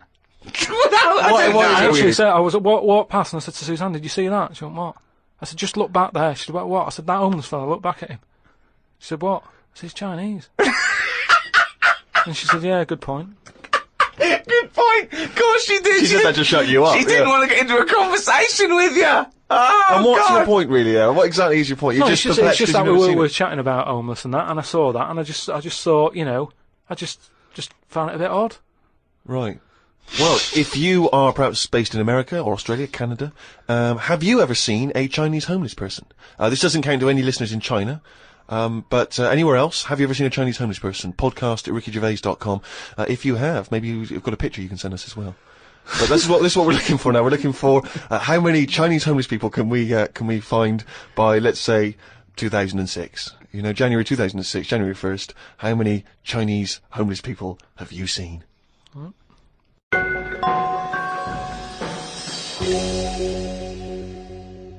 Rick, it's that time again. It's what the whole world is waiting for now. Is it every Monkey week. News? It is Monkey News. Please perform live the jingle. Why'd you say that? Oh, we've had a few people saying, "Oh, is that a pre-recorded jingle?" Yeah, like anything's pre-recorded. No, it's different every we've got week. that technology. I'll give it a big one, shall I? Give it. Oh, chimpanzee that Monkey News, you There we go. Right then, well, got an email from John. You know, if you've got any monkey news going on in your area, Let us know. Podcast at rickygervais.com. Oh, God, amazing! just bung it on email. And this one's sent in from John. Don't know where he is. But do you know, like, they're running out of TV ideas and that? They're running out of TV ideas. Well, you know, Are they? they've done a lot of stuff. I mean, if you had to come up with a TV idea now, you struggle, don't you? Because every idea you come up with, it's kind of been done on it. Sure. Okay. Right? It's like inventions and that. Right? They're not so- getting monkeys to come up with TV ideas, are they? Well, no, right? But there's a TV channel in Moscow, right? And I think they had a bit of bad luck or something, a lot of redundancies and that, right? And whoever was in charge of it got a bit mental and got rid of loads of people, right? Yeah. And they come in the next day and they were like, "Right, are we ready to go live?" and that. And someone comes running in with a clipboard saying, we haven't got any people left, right, to present. Such nonsense. Right. But I tell you what. Right, okay, carry on. So he goes, "What?" If just one employee turns out to be Simeon and is doing a good job, I'm never doing this radio show again. So this TV channel, you know, it's having a lot of problems and that. They've got to go live, right? He's like, "What am I going to do?" Anyway, for some reason, right, there was a chimp knocking about. For some reason, that's the key piece of No, information, boy, it but we doesn't, didn't it get doesn't it. We matter, didn't get it. doesn't matter, does it? It doesn't matter. It does. It doesn't matter. Imagine Anyway. if that was in a film. And they're going, well, I can't see where this plot go. Well, he's just there. He's just there. So anyway, so he sort of says, get it in a suit, right? Why? So, because they're running out of ideas, the clock's ticking, they've got to go live with something. What do you mean? What he's What, is it a presenting? news programme? He's Well, listen, presenting. Listen, it's a chat show. I'm not... They can't Again, talk! don't have a go at me, have a go at John, who sent this in. Right, And be this quiet, let's hear it. Let's hear the end. So anyway, so like I say, so going live, 5, 4, 3, 2, 1, whatever. Chimp sat there on the chair. He was like, "Look, let's just get through tonight's show and worry about this tomorrow, right?" What are you talking about? Look. So they put a chimp in a suit. What was that handmade, or were the sleeves a bit short on him? You idiot! Think. So anyway, it's sat there, right? And they're going, "Right, here we go. Good luck, everyone." Right? Yeah. Chimp's there. What programme is this? It's a chat show. But whose chat show is it? Well, it's the monkeys. I now. like the fact that It's they... the monkeys now, is it? Did I I say? like the fact that they put the chimp in a suit. It's like, no one's going to take this chat show seriously if he's not dressed up, if he's not smart. Slovenly, look at that slovenly ape. So anyway, Oh. let's get to the point of it and that, right? So anyway, so they go on, right? It's all going Didn't brilliantly. happen. There's no way this happened. Here's a fundamental So anyway. question. How was the chimp asking questions? Not sure about that bit, but all I've got is the stuff that was on the news site for this. Like I say, I've But it's rubbish! Yeah, but I've give you some facts. I've told you, there's a TV channel in Moscow that's having problems, right? I've explained that No, bit. it's this rubbish. They've got rid of the presenters, the monkey sat there, right? Don't worry about it anyway, I'm telling you, it goes alright. It goes okay, in case you're worried, Rick. He's sat there, right? Absolute He gets to shit. the first break, they're like, can't believe it, right? You know, viewing figures and that, they're loving it, right? What? No, what? How did they know the viewing figures in the break? Please do not interrupt the And news. what did the chimp At do in end the of it, first half? They had a big guest on that week and what And have what you. did he do? Just talk to himself? They walked off. So Cher comes on, I'm yeah. not but say if it is Cher, right? No, Right, what- the main gaffer is like going, oh, Cher's going to go mental at us, right, for putting Say on it with the is. monkey. No, it is Cher. No, it's In Cher. his mind, it's Cher sitting there talking to a chimp in a suit. So anyway, she and they're comes filming off- it for Moscow TV, and the ratings are going through the roof. Presumably there's a translator, because Cher doesn't speak either Russian or chimp. So she comes off, right, and the bloke who's in charge is like, she's going to go mad. She's going to go mad here. She walks up, she goes, I love that. Right? She said that's one of the best interviews, right? So anyway, they decided, right, it went so well, kept him on. He's still there. I love the fact that Cher was an idea that Steve threw up, and now she's going, I love that, I love that, I love that, Jim, get me back there. I want to go to Moscow, never mind. Unbelievable. Don't have a go at me, have a go at John, but, you know, if you've got any monkey news, send it in. Podcast at rickygervais.com. From the creators of The Office, Ricky Gervais and Stephen Merchant. Extras, the first series, now on DVD. Who are you? Nobody. What's that? Who? Nobody. That's right. Nobody. And who am I? So the Starsky Hutch, I can never remember. You are guaranteed an Oscar if you play a mentor. I've just written a sitcom, but I wonder if you could give it to anyone you know. Is there any nudity in it? Well, it could be. Men or women? Either. Well, just women. Yeah. I will make it so. A painfully funny double disc. Extras on DVD now.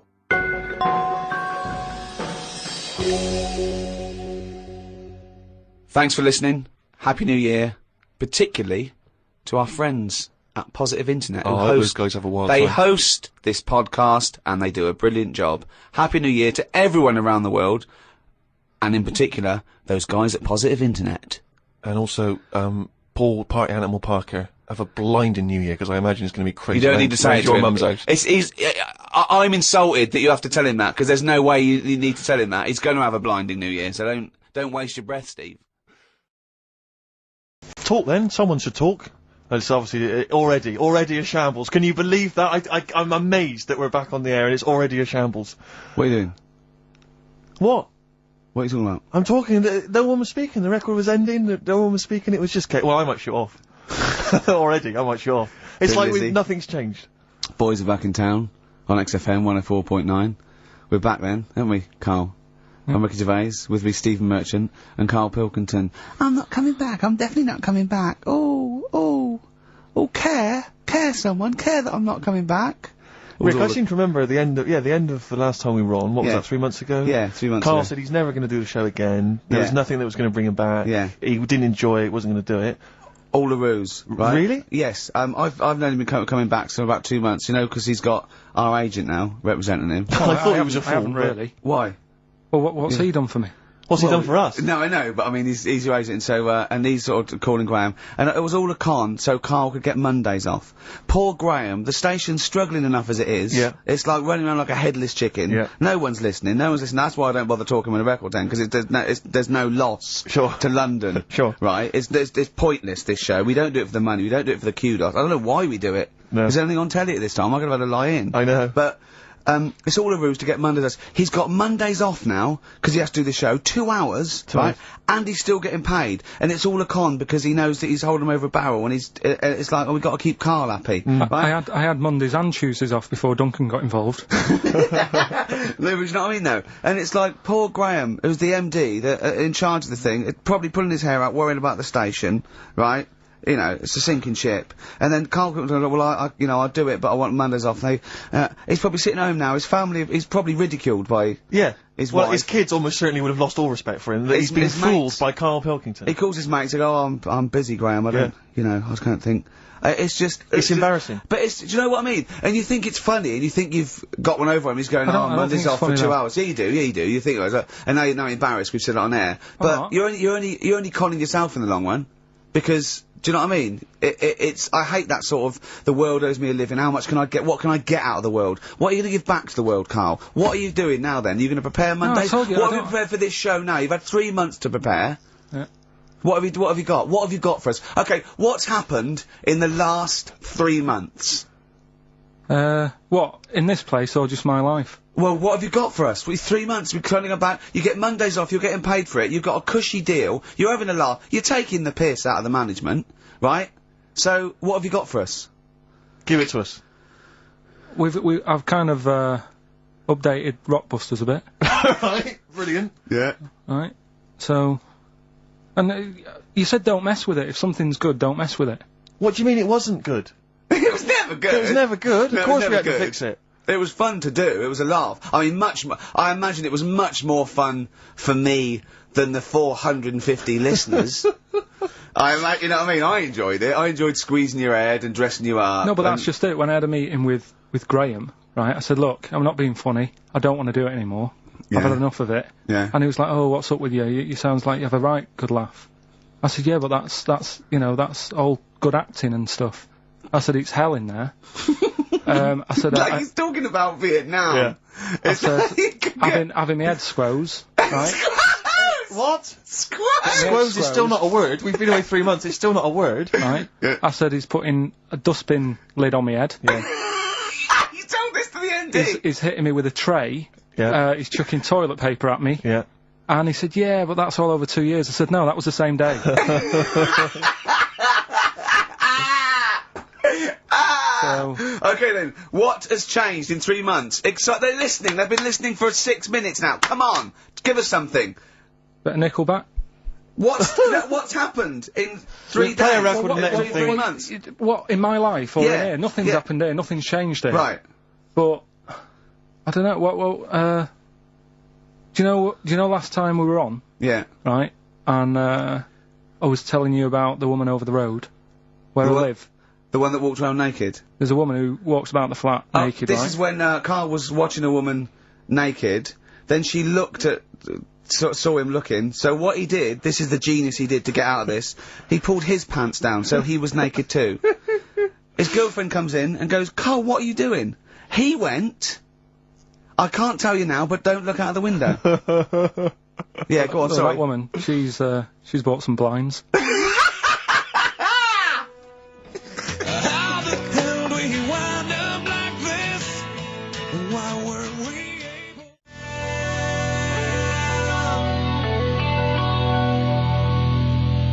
Nickelback, Sunday on XFM 104.9. How old's the bloke from Nickelback?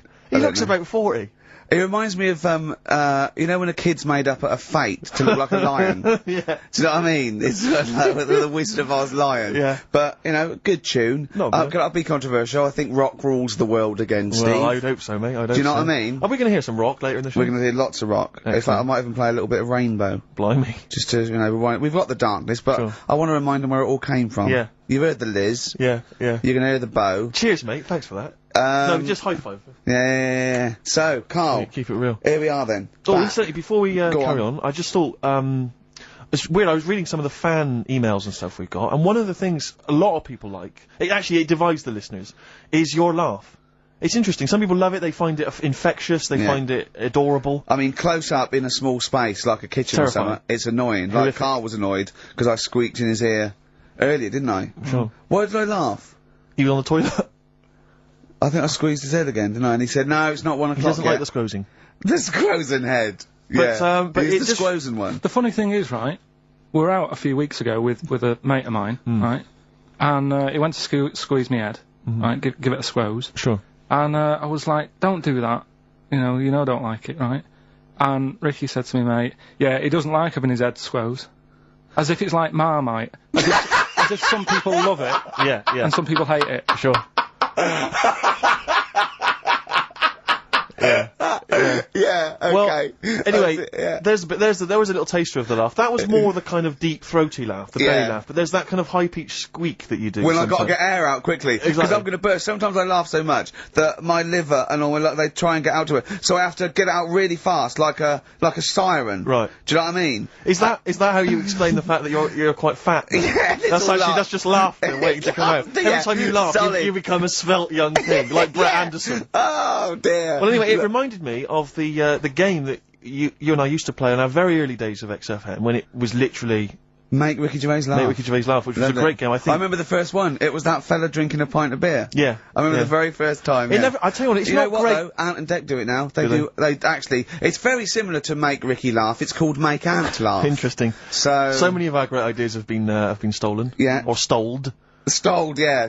Anyway, I was looking through the paper in the week, and there was a picture which which I think might be a Ricky Gervais, Make Ricky Gervais laugh. I don't know. Again, obviously it doesn't really work for the listeners at home, but I'll try and do my best to describe it. Can we stop saying my name, because it's like a Dave Gorman project? Can we just stop? It's getting. Let's say a word often enough, it doesn't mean anything. Yeah. Let's stop saying Ricky Gervais. Well, what we're going to refer to you as. Alright, well, Make Fatty Laugh is a new game. I'm trying to get one of those squeaks of a laugh. I'm concerned, because I know... I'm not a monkey. I'm not sure, you're not a performing monkey. No, okay. I know that. Right. But anyway, let me just briefly summarise the story for those at home. Okay. The headline was Mum 48, a mother of 48, seduced boy of 14.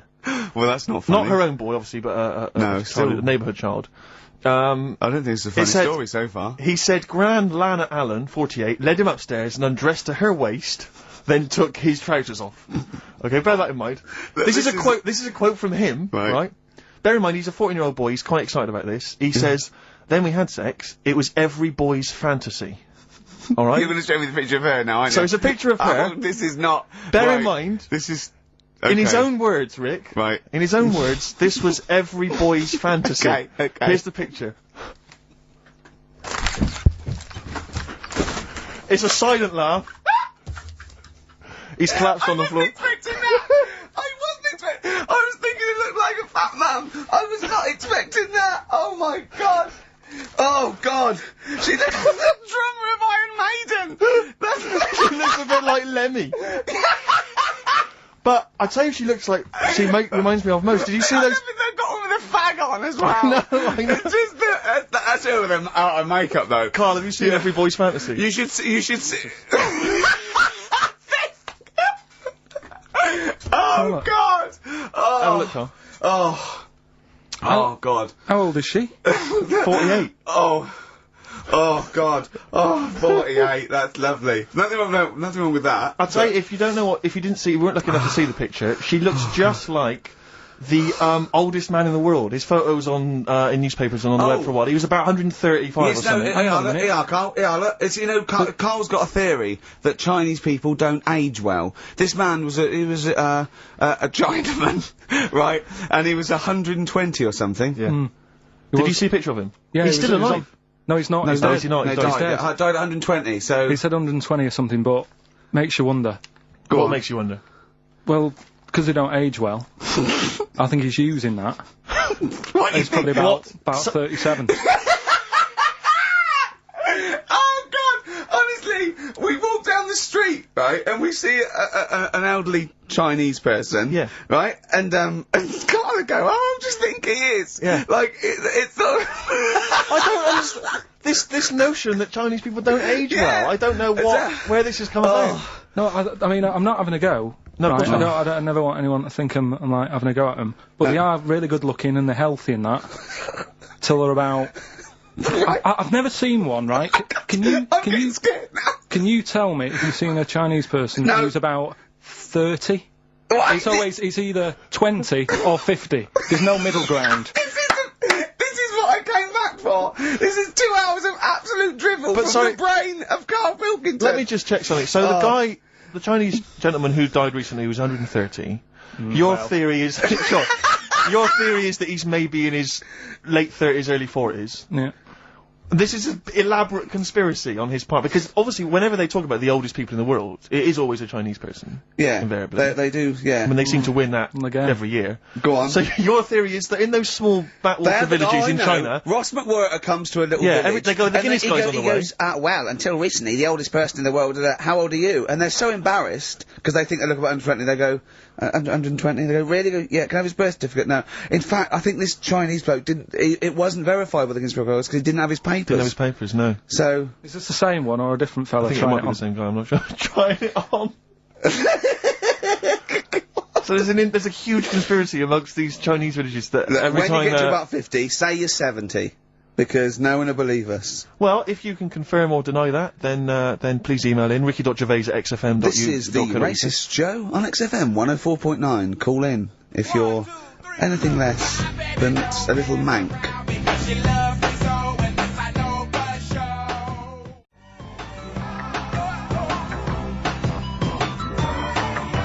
Outcast, Hey Ya, on XFM 104.9, with me, Ricky Gervais, you, Stephen Merchant, GQ Presenters of the Year. Radio Personalities of the Year. It's official.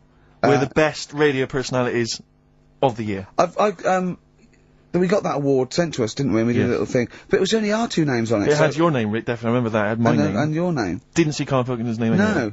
And yet he's the one with the day off and the money and the conning the MD and making him cry at home. Let me just remind, can I just check that again? So he's made a fool out of the MD. He's made a fool and out all of the major, basically all the capital shareholders. About, I'm not sure if I'm coming back or not. I want a day off then, which is the same day off as his girlfriend gets off. So he's just like walking round, I don't know, Hyde Park, just feeding ducks, when he should be working out what he can do instead of Rockbusters, which is basically Blockbusters with a word changed. Christ's sake. Right, if that's annoyed you, I'll tell you what is really weighing me up. Go on. The last week or so, this postal strike. I tell you, Rick, I have got no sympathy for him. I'd be a scab. I'd be walking through there, and I'd be giving him the finger. I'd go, you can intimidate my family. I don't care. I don't care because the post has got to get through. Because I tell you what. It's not the fact that the unions, they could organise a strike. I'm behind that. It's fair enough. But not when it's these wildcats. They're just out there, they're just taking days off, willy-nilly, they're sealing out the post boxes, it's going crazy. Maybe Carl could deliver a few records Monday. Well, I know Carl must be livid, because his copies of The New Scientist and The Literary Review haven't turned up, so he's in a terrible way. And, I got important documents that are supposed to be coming to me, there's nothing, there's hiding a hair of it. And I was cooking last night, and it got me panicked, because I was thinking about, if this just is going to spread now amongst other organisations and other groups. And do you know what? Like a cancer. It was partly because I was cooking. But you know, I suddenly become terrified that they might go on strike. Go on. The guys in charge of the potatoes. Oh, anyone involved with potatoes. I had so much mash farmers. Last night. I had so much sausage mash, right, second helpings, that I had to sit on the edge of a seat so my stomach could hang down. I love spuds. Spuds and bread. I could not do without spuds and bread. I feel like maybe I could make my own bread. Spuds, I wouldn't know where to start with a spud. Yeah. And it's like, they're amazing. You can boil them, you can broil them. Yeah. I don't know what broiling is, but I suspect it's tasty. I don't think it's as good as, I mean, obviously the chipped potato is... For the working classes, the chip. It was always on. The chip fat fire was always on in my household. The ceiling, the death trap fire, polystyrene ceiling was yellow. Exactly. Come Wednesday in our house. Yeah. And, always had chips. Because all I remember hearing, if I think back to my childhood, all I remember was, gotta stop and get some potatoes, or phone your dad, tell him to get some potatoes. Well, that was your job, wasn't it? Carl? The potatoes. Yeah. I mean, genuinely, it does concern me, because what did you have to do? Didn't you have to fill a diary out for your teacher? Do you know when you're at school, I don't know if you do the same thing, but you get like a little red book, right? And every night, I think it was a way of the teachers sort of keeping an eye on you. So if you went out robbing, if you wrote it in your diary, they'd go, what you're playing at. Sure. Right? So you'd have to write down what you did every night. Yeah. But I didn't get up to that much at that point. Sure. I used to just go on my errands. Yeah. And it was my job to, like... I haven't had errand since the 70s. Nice to hear that. I went to U-Phase, right, the little local supermarket. Yeah. And I got, what's it called? Euthanasia?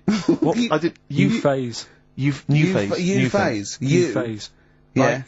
H-U-G-H. U-Phase. Oh, Hugh Phase is his name, right. Yeah. And, I just had to get, like, a bag of potatoes. Of course you did, yeah. And a loaf. Staple. So, I used to put that in my diary every day, and it got to a point when, like, even the teachers were like, just make something up. Yeah. stop putting the same thing in.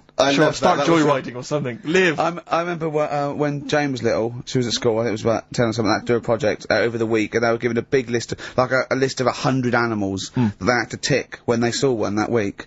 And the teacher knew she cheated because she ticked beaver. So she was trying to win and get it, but she knew, unless it was Susie Dibblethwaite's beaver. I know the school slut. I don't know, maybe. I don't know, but yeah. So I'm just, as I say, it feels like the potato people have got me over a barrel. You know, I mean, they could hike the prices up. I still have to buy the taters. I got nothing else. I got to have that. You know, you got your fancy pastas for the upper classes, but for the working classes, it's chips or mash, isn't it? Really? Yeah, no, I wouldn't worry. I don't think people who do potatoes are going to go on strike. You don't think so? Because we just go and pick them ourselves, don't we? Or grow them ourselves. Sure. What would be the most pointless strike? What would be the strike that we went so? Do you know what I mean? I'll tell you one strike that would go so. Those guys who do sketches in Covent Garden. Yeah, take me a picture, or they do a caricature of you. The strike, imagine the strike! You go out and you go, well, I want one with a big nose and a big chin. I want them using caricature of me and my sister.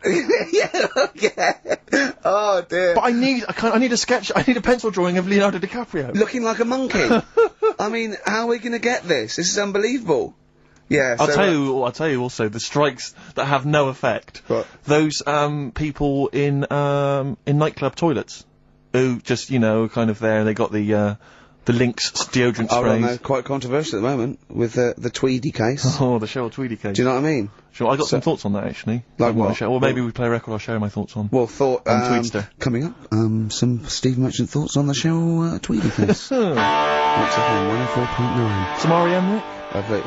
What's the frequency, Kenneth? Yeah.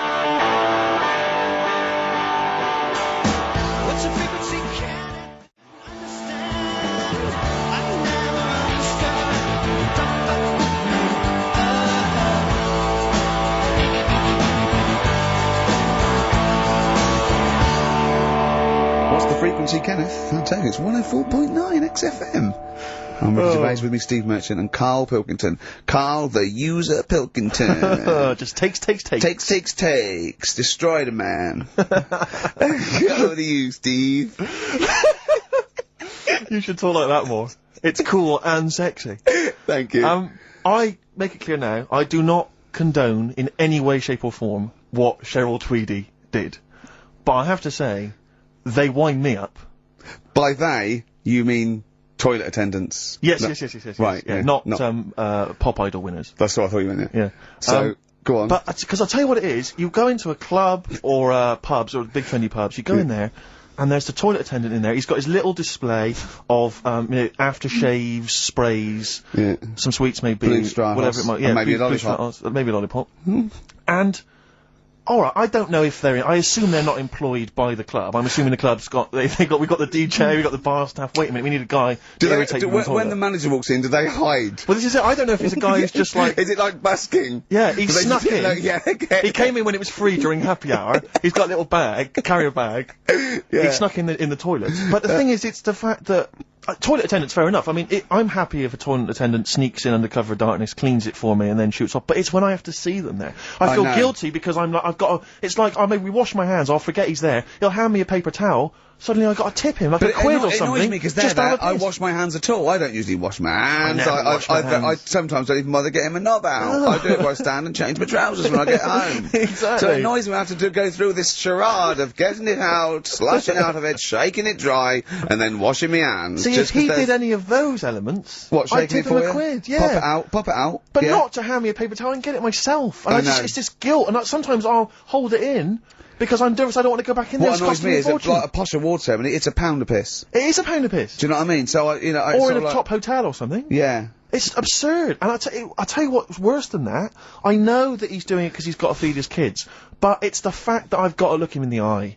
You know, it's like he's humanised. You know, if he was only dehumanised, Rick. Yeah. If I could see him and I didn't think he was a human being, I wouldn't feel guilty. If he could sort of hide under the urinal, perhaps, or if he could hide underneath the sink, like Thing from the Addams Family. He just puts out. He could just pop a hand out. Doesn't say anything. Just hands me the paper so you don't towel. even see, like, hand go. And then I go, I'd put a pound in, I'd take the thing, put a pound in, nick a lollipop and run away. No aggro. Exactly, it's the fact I gotta see them and I feel guilty because, you know, I'm on the radio, I've got a cushy life. I know. Here's a guy who's just trying to make ends meet. It makes me feel bad, it ruins my evening. Yeah. I'm just pleading for them, can they not do it anymore? Can they maybe get a, can they get a job, illegal mini-cabbing or something?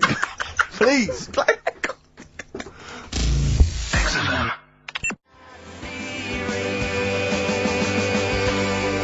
Born Again, Star Sailor on XFM 104.9. We're back. It's the 1st of November. Ricky Gervais, Steve Merchant, KARL Pilkington. It's the same old email address if people want to get in touch. ricky.gervais@xfm.co.uk. We've had a couple of emails, Rick. Someone, actually Ian, he's emailed in. He said that because of the blinking postman, it's his wife's birthday today. She's had no cards or presents because presumably because she's got no friends, but also because of the postal strike. But you won't be able to use that excuse for Suzanne's birthday again because she knows that the postal strike won't be on around that time. All right, Carl. So but anyway, so would you just say happy birthday to Tracy? Have those condoms run out yet that you got for Christmas? Carl? I've still got them. Have you? Just say happy birthday to Tracy. Happy birthday, her Tracy. happy. And hello to Aidan, who's phoned in to let us know he's actually listening in Northern Ireland. Oh, so we've gone international. Sure. Now there's also a questionnaire has been sent in by Ruth Chamberlain at Cordwainers College. Cordwainers College seems a weird. Cordwainers. It used to, yeah. It's either used to be a poly or a laundrette. I think it's yeah. Anyway, it's something that she's doing for, she's studying product design for the fashion industry. And anyway, she's got, some questionnaire. And we're too busy and important to fill out the questionnaire. But we thought maybe you could answer it, Carl. Look, Carl, look, he's yawning, he's looking round, he's only got to do 2 hours and he gets a whole day off, and he's getting paid for it. Do something, Carl. Be grateful. You've probably ruined a man's career. He's been ridiculed now for doing this, that he's so weak, where he should have squoze your head and kicked you out of the building. So, let's have a little bit of effort. You've only got an hour and a quarter to do, then you get 2 days off, alright? Alright. Right, Carl, it's a questionnaire about happiness. Oh, yeah. If there's one person... well, that should answer it right where. The first question, Carl, on a happy scale of 1 to 10, where are you on the happy scale? Is it at this moment, or in general? Well, I would say generally. Okay. Yeah, but you don't always have to, like... I mean, I think I'm happy in that, but I don't always show it. You never show it? No, but it doesn't mean I'm not happy in that. Like, I'm alright at the moment. I'd say I'm probably on about an 8. I was probably on about a 9 when I woke up, right? And then, sort of fell out with Suzanne over her haircut. Yeah. Right? She went for a haircut and came back with something that I didn't like. Sorry, what did you say? So when your girlfriend walked to the door, she had her hair done, you said, I don't like it, alright? Well, she could tell by the look on my face. But don't you say, no, I'm happy with it, I just can't tell. I'm loving it. Because then she might have it done again. Oh, Carl, I just cannot get over you. I really can't, No, but you haven't seen it.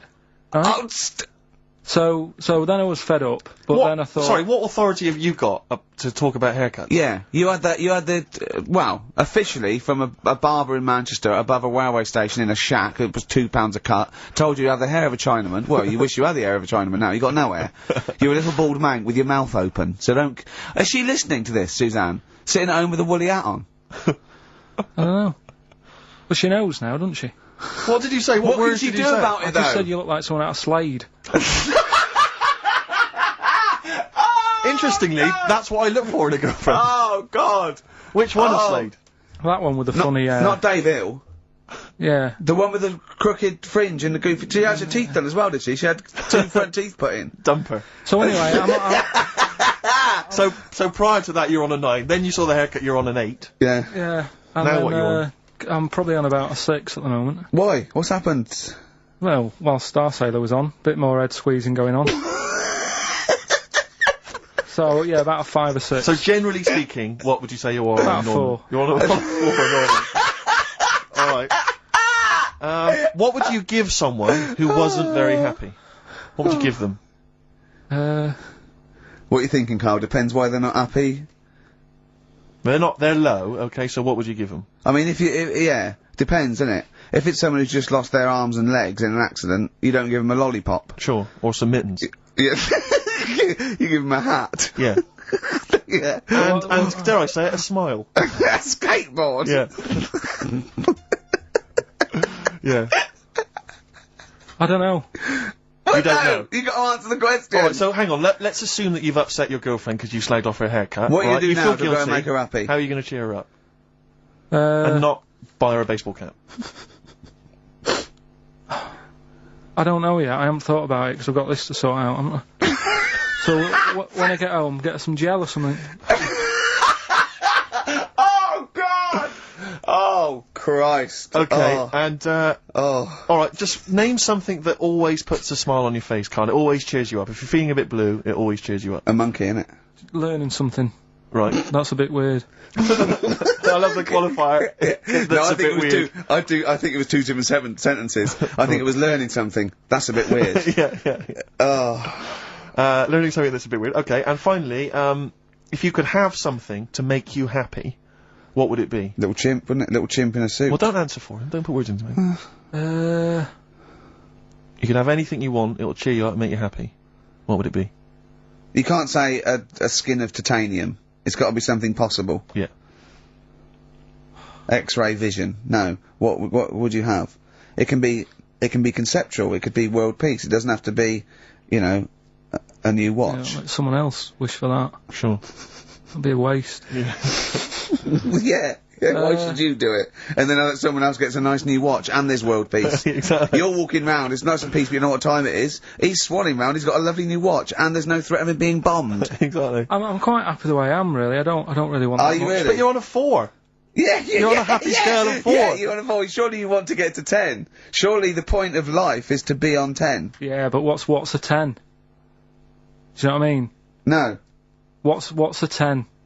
Contentment, absolute contentment, joy in your heart, inwardly and outwardly. Not walking round with a little round mank head with your mouth open going, what's the point of that? I've done it once.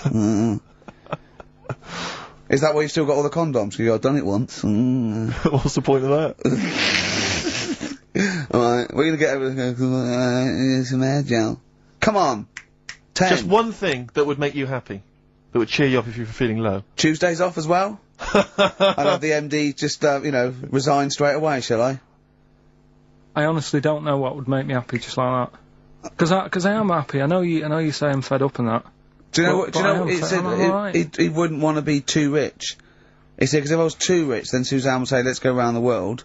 He said he wants to be rich enough so they're happy in that and they got their bathroom and everything, but they still can't afford any more holidays a year.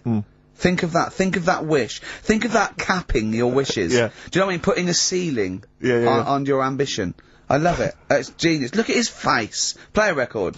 You're an idiot. It's like if you'd won that ticket round Charlie's Chocolate Factory, and he'd said, actually, Carl, I want you to take over the factory, it was a test. You'd have said, I just wanted to look around the chocolate factory. Yeah. I'm happy to go back and live. No, he'd have said, poor. I'll work it, but I'm not working Mondays. Exactly. Play a record. Imagine giving a chocolate factory to a kid. I know. Idiot. Give it to the fat one at least, he'd enjoyed it more. My friend, I pay for loving you the way that I do. That's the price I pay for loving you the way that I do. Beautiful. Billy Bragg from his Essential Billy Bragg compilation. Now, I know a lot of people are thinking Billy Bragg, I can't be bothered, politics, and I have to say, buy this CD, skip past every song that is, for instance, there is power in a union. Don't be duped by fascism. Yeah, it's your right and duty to vote. Yeah. Right wing, wrong wing. Exactly. Ignore all that. But just listen to the love songs. His love songs are beautiful. Yeah. It's fantastic. Tonight I celebrate my love for you with a pint of beer and a new tattoo. It's great. Brilliant. Yeah, lose the ones about, Exactly. Striking. Yeah, exactly, because we know what we think of that. So, yeah, I heartily recommend that. Carl, we're on happiness. Carl. Yeah. I'm trying to explain to Carl happiness. that the aim to, is really to get on a 10. Yeah. For But I like happiness. the He's fact on that he 4. started on a 9. But I love the fact he's happy with 4. Yeah. I love that. No, but what I mean is, right, I'm not looking for, like, happiness. Right. I'm You're not alright. looking for happiness? What? What's that for? What I mean is, right, I'm happy when I'm not fed up. So what I mean is, I'm happy. Is this in your new book, Psychology of the Mind? What is that? I'm happy when I'm not fed up. That's like an 8-year-old trying to explain happiness. Johnny, what is it when I'm happy when I'm not fed up, miss? Well done. Good boy. That's it. You're happy when you're not fed up. Talk like an adult. Yeah, but that's what I'm saying to you, though. I don't... What? I'm happy most of the time. It's just that when things niggle me, I find that... I realise when I'm annoyed more than when I'm happy. But Carl, every time we talk to you, you are whinging about something. You've got something that annoys you. But he's one of those people that if he whinges loud enough, he gets away with it. Like he's in here, I think he goes, oh, I'm really busy. I come in and he's doing nothing. He's chatting because he's having big long chats with everyone about how someone's wound him up. And they all come in and they go, oh, Carl's fed up because he's got this show. You know what I mean? He's wormed his way. Hang on a minute. You came in moaning about the Post and that today. Yeah. Well, everyone's annoyed and frustrated by that. There's small businesses going out of business. I'm not. You haven't heard me. No, you're not, that. because who's sending you letters? No one. You've got no friends. You've said that yourself. Yeah. You've openly declared you don't want friends. They're too much hassle. Yeah. Yeah. That is my job. Friends that is the point of life to me. I can't wait to see them. I squeeze their head. I welcome them in. They annoy me. Annoy me. I love it. Friends are annoying. He's even scared of like doing something with a friend or getting a gift because he goes after buying one back now. Yeah. It's sort of like life's a bit of a chore for Carl, isn't it? Well, anyway, all right. Let's leave that aside. Obviously, you're never going to be entirely happy, although apparently you are already on the brink of happiness. All you had to say was your hair looked nice. That's all you had to say. Yeah, it looks good. Yeah, and that's it. End of story. What's the point in that? What is the point in that? Because she doesn't really care what you think, but she doesn't want to hear that she looks like Dave Hill from Slade. She's not having her haircut just to please you, Carl. Despite what you might think. He's taken aback by that. Yeah. Sorry, happiness then, yeah. All right, I was happy the other week, right? When I was going up to Manchester on the train, nice quiet carriage, I'm sat there reading about sharks and that, right? Nice and quiet. And I got annoyed, I text you, didn't I? Yeah. When, two fellas got on. Can we talk about it? Well, yeah, you've started it. Two gay men got on. Go on. Two gay fellas got on. And it wasn't the fact they were gay that bothered me. It was like, you know, each to their own. Let them get, you know what I mean? Let them do what they do. Yeah. And, behind closed doors. But they started talking really loud. Right? And they were going on about, that's annoying anyway. That's annoying whether you're straight or gay. Talking too loud. But do you know what theory I have about they go out late? Yeah. Gay people always go out late. Yeah. Yeah. Right. When I mean, what time do you go out in the evening? 7:30. If you go out about 7:30, if you know, if I'm out of work, I might go out about 8 o'clock or something. Yeah. I can guarantee I'll sort of be in bed by about 12:30. Sure. At that time, they're still sort of ironing the jeans, right? And the funny thing was, I've always said this, right? Dalton on to ABBA. You sort of said that's rubbish. I'm sat on the train reading about sharks. These two are talking, and they're going, "Oh, we can't wait to get there." And his phone goes, and he goes, "Hello." And, on the end, he goes, anyway, I'll see you at 1 then. Right? Right. So I thought, well, maybe that's tomorrow. Could be 1 in the afternoon, that's when most people would meet. Yeah. And then he carried on talking. Most people would meet! Carried on talking, and he goes, yeah, so anyway, like I say, see you tonight. 1 o'clock is meeting someone. Yeah. I don't know why you go out that late. Do you remember when his favourite record of all time is The Killing of Georgie? Sure. He said, would he have been killed if he'd have been back at a decent time? There's no mention of the time in this song. And then the funny bit was, actually, that did make me laugh, right? When he'd finished talking on the phone, he said to his partner, right, oh, there you go, let's have a little chat. And the fella said, who was that? And he said, oh, it's Dave. He said, which one's Dave? He said, you know, the one with the shaved head. I thought, in the gay community, that isn't a good description. No. Do you know what I mean? Yeah, I know. They've all got little shaved heads. Before we move on, was the Sharks article interesting? Did you learn anything? It's pretty good. Was it? I'll teach you something about that later. Oh, okay. Is this educating Ricky? It wasn't, but I can teach you a bit. Yeah? Alright. That's good. Play some ads and that. Play some ads and a tune, and then have we got maybe a competition? Yeah. What have we got? We're all looking forward to that. Alright. XFM.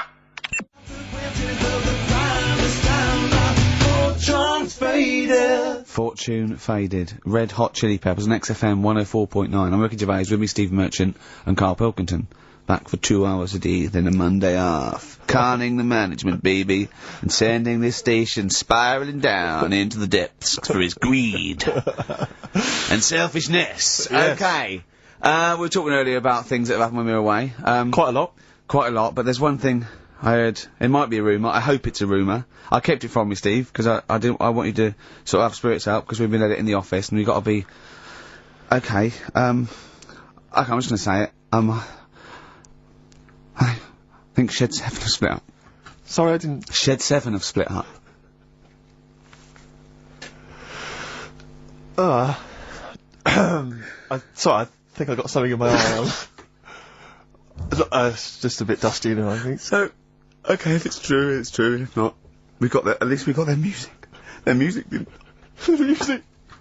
The music lives on. So we're going to dedicate this show to Shed 7 and all the bands they influenced. So we're just going to play just every artist that formed a band after they'd heard Shed 7.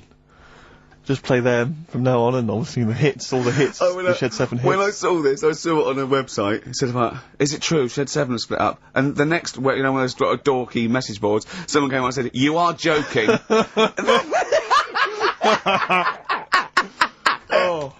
Oh dear, what else has happened? I just pray that it is just a rumour. It is just a rumour, yeah. Then get in touch. Just call in if it's true. Well, no, call in yourself. Well, Shed, if Shed's listening, yeah, and he's not busy, he's got Mondays off now.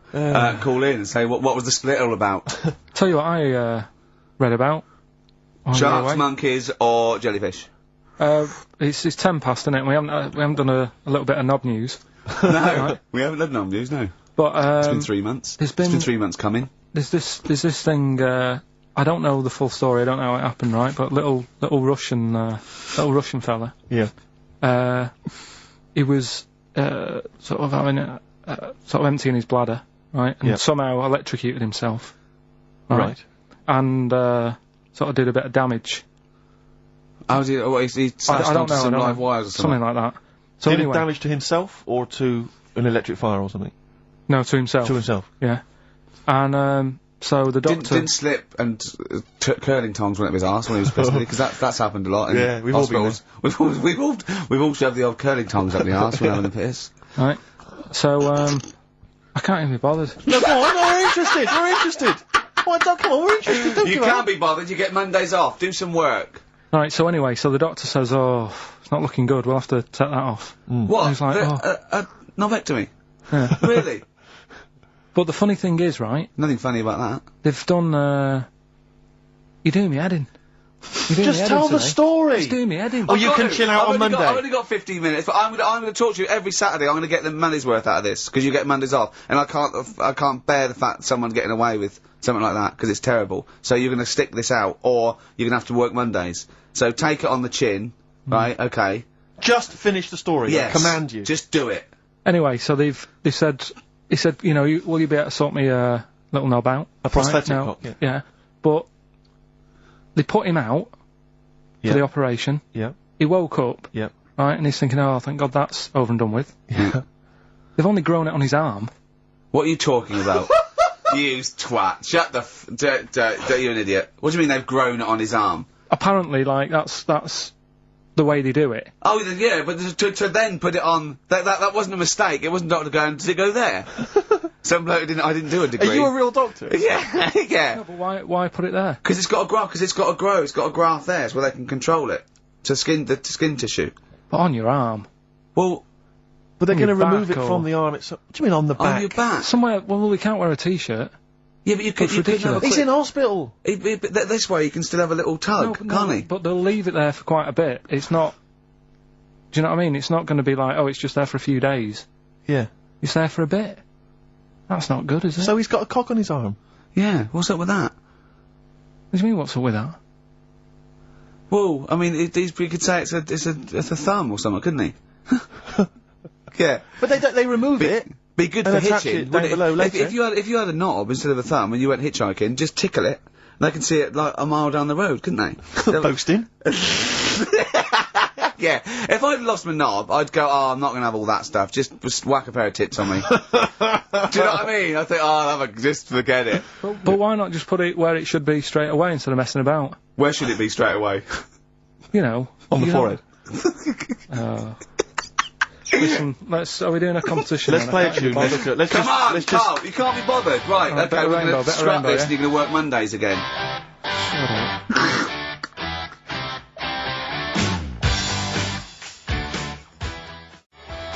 Since You've Been Gone by Rainbow on XFM 104.9. Well, it's what the Londoners have been waiting for. It's Rockbusters, isn't it, Carl? Well, it's not Rockbusters. It's something we've done. It's a bit like Rockbusters, but it's been tweaked.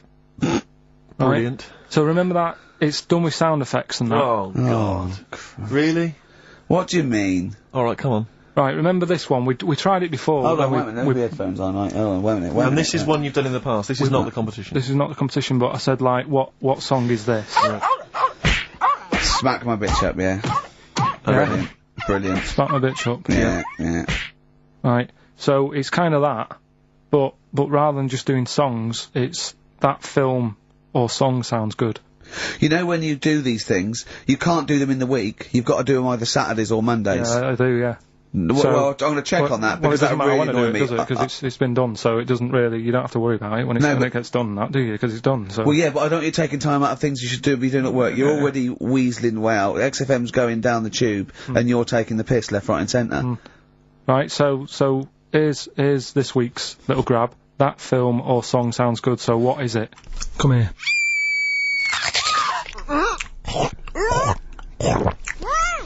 I'm well happy now I've had that.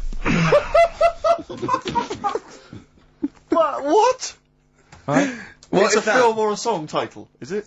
No, it's a film or a song. What do you mean? Forget that. It's a film. What are you talking about? That must have taken you 3 minutes. I didn't do it on a Tuesday, though, because that's cut into precious time. Have you seen how long a trial takes him? About 30 minutes. And Sorry, do one a week. let's just concentrate for a second. Okay, right. This is a film, This is a film title. The title of a film. Yeah. Play it again. Come here.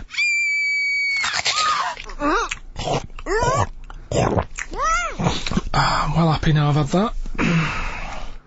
Right? Oh, dearie me.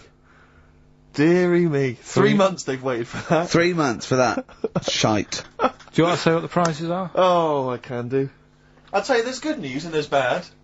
I don't know, I think maybe this is what people think of Carl's quizzes. This is the respect they show us. Because you know that, the various companies, they'll send you product which you can include in competitions. It's a promotional tool. Yeah. They've sent us, I'm Alan Partridge, Series 2. Yeah. And Fawlty Towers, the complete series. Brilliant. On VHS. I mean, who's got a video player anymore, Carl? It's for losers and the working classes. Yeah, for up north. They still sell them up north, I think. Thankfully. In market stalls. It's been redeemed. I mean, I wonder how we got hold of that. Yeah. Yeah, The Office Series 2 on DVD. That was a nightmare getting hold of that one. The best album in the world ever. It's got stuff on there. Super Furry Animals is on there. Supergrass, Gold Frap, and also the best of the Boomtown Rats, which is not bad, and a couple of Teachers DVDs. So some good stuff there amongst the VHSs. And you can win all of those treats by identifying this film. Oh God! Come here.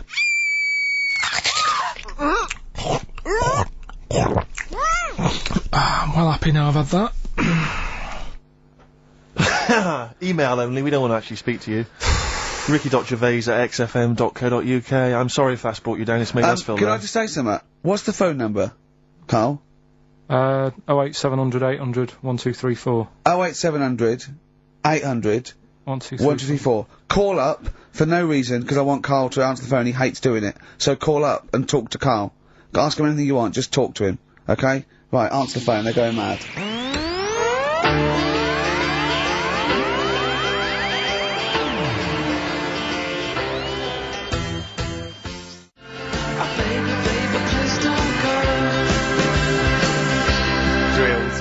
Big Sir on XFM 104.9. He's so annoyed that you have to answer all those calls. Why did you like it? We're wasting time, aren't we? That's your listenership. No. They want to speak to you. No, that's nice and everything that people call up. Yeah. But we should be concentrating on what we're doing. Yeah, well, but I do this show to annoy you. I don't do it for the money, or the kudos, or the awards. Do you know what I mean? I do it so you have to be here and do what I say for 2 hours because you're getting away with murder here in the week. I don't like seeing that. I don't like injustice in the world. I try and fight it wherever I can. So I do it to annoy. It's good of you, Rick. Thanks for doing that, mate. Yeah. It's interesting though that you're passionate about fighting injustice, but you focus specifically on KARL at XFM. One of the world's lesser crimes. Being a little bald mank twat. Exactly. I know, yeah, but nonetheless, it is a crime. Look at it, look, he's got his head down like one of those, you know, one of those chimps that have, like, lost their mate in London Zoo? He just sits there like, you know, a broken animal. KARL, what are you thinking? Where are you on the happiness scale now, of 1 to 10? KARL? On about a 3. Go on, Steve, what are you gonna do? Well, we were talking earlier about stuff that happened while we've been away. We don't talk I haven't been this upset since, Skunk and Nancy broke up. Yeah, I know. Cheryl Tweedy. Tweedster. We've done that. We've done the Tweedster. Well, of course, the war.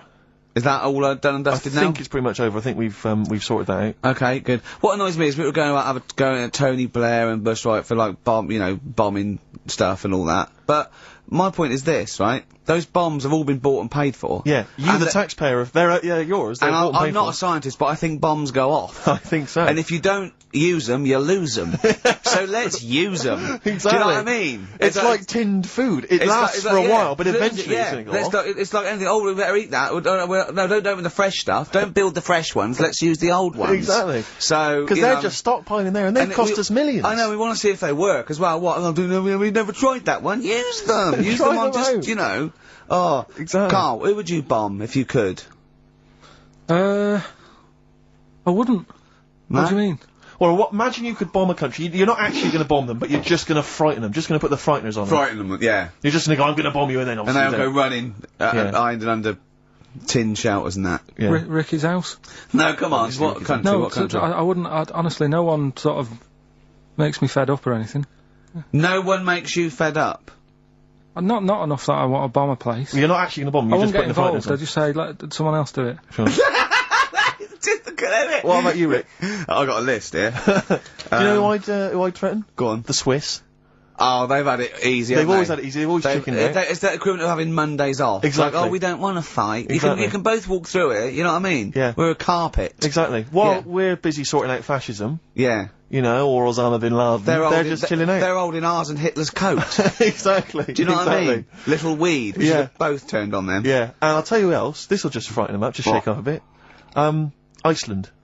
They've had it easy. Because they have stayed out of everything. They have not been involved in anything, as far as I can tell. But you don't have to bomb them, do you? Eskimos, they've never been involved in anything. I know, but don't bomb them, just pour hot water on their igloos. Exactly. Just send a plane over with warm water. Yeah, with a big flask. Yeah. No, just to shake things up a bit, just to keep them on their toes, that's all it is. Why would you live there?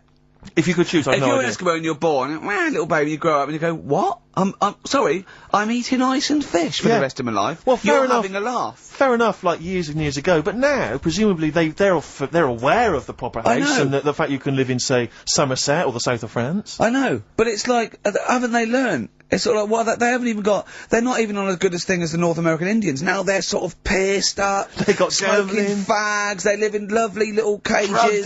They're all brought to their little village. They're having a whale of a time. They don't have to go hunting anymore and like killing buffalo. And the same with the Eskimos. Let's get them some beer and fags down there, knock the igloos down, build them some lovely little semis or like... Or just a little kind of trailer or a caravanette or something like that. It's gotta be better. It's gotta be preferable. I know. Some of them now have got TVs built in, Rick. I know. And showers. Yeah, they've got cable and stuff, have they? Yeah. Or was there one sort of Icelandic channel? Get satellite or whatever, wouldn't you? Magnus Magnusson. Yeah, exactly. Probably doing... There's loads of Mastermind reruns. Yeah. And Pingu. Just on a loop. That's porn over there, Yeah, though. exactly. Oh, brilliant. No, well, that's like a hardcore documentary. This is Racist FM 104.9. Yeah. So, who would you like to see bombed? Or not bombed, not bombed, but just put the frighteners on them. Yeah, it would Email Ricky.Gervais at XFM. Anyone. Any nation or anything. KARL, thoughts? Play a song? You're not working for your money. You're not having Monday off. We've got to do something Monday. Let's plan something Monday, just to get him in here. You've got 2 hours for 8 hours off. You don't do an 8-hour day anyway. Rick, how much is he getting paid? He's getting money for this. I think his wage went up last time. So he's getting paid to be here, extracurricular, extra work, right? So it's moonlighting, and they're giving him a day off. Yeah. And he's contributing nothing. Nothing. Huh? What, KARL? You say something, mate? Saying. Huh? What's going on? What? Going on with yourself? Well, say something back and earn your money. Well, let's just play a song. We've done a bit of stuff there. You idiot. Don't say we, mate. I've not heard anything from you. We've heard your contribution.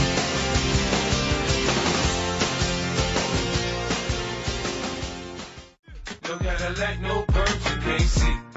Then I'm a PIMP. Yeah. PIMP, 50 Cent on XFM 104.9. Me, Ricky Gervais. You, Stephen Merchant, and you, KARL Pilkington. Alright? What are we doing then? How are we going? KARL, how are you feeling? On a scale of 10 now, happiness scale? Just building back up again a bit. Yeah? Why? Probably on about a 5. Oh, that's not bad. What changed it? What changed it? Just calm down a bit. Yeah. So. The chilled out vibes of PIMP probably helped you. Yeah.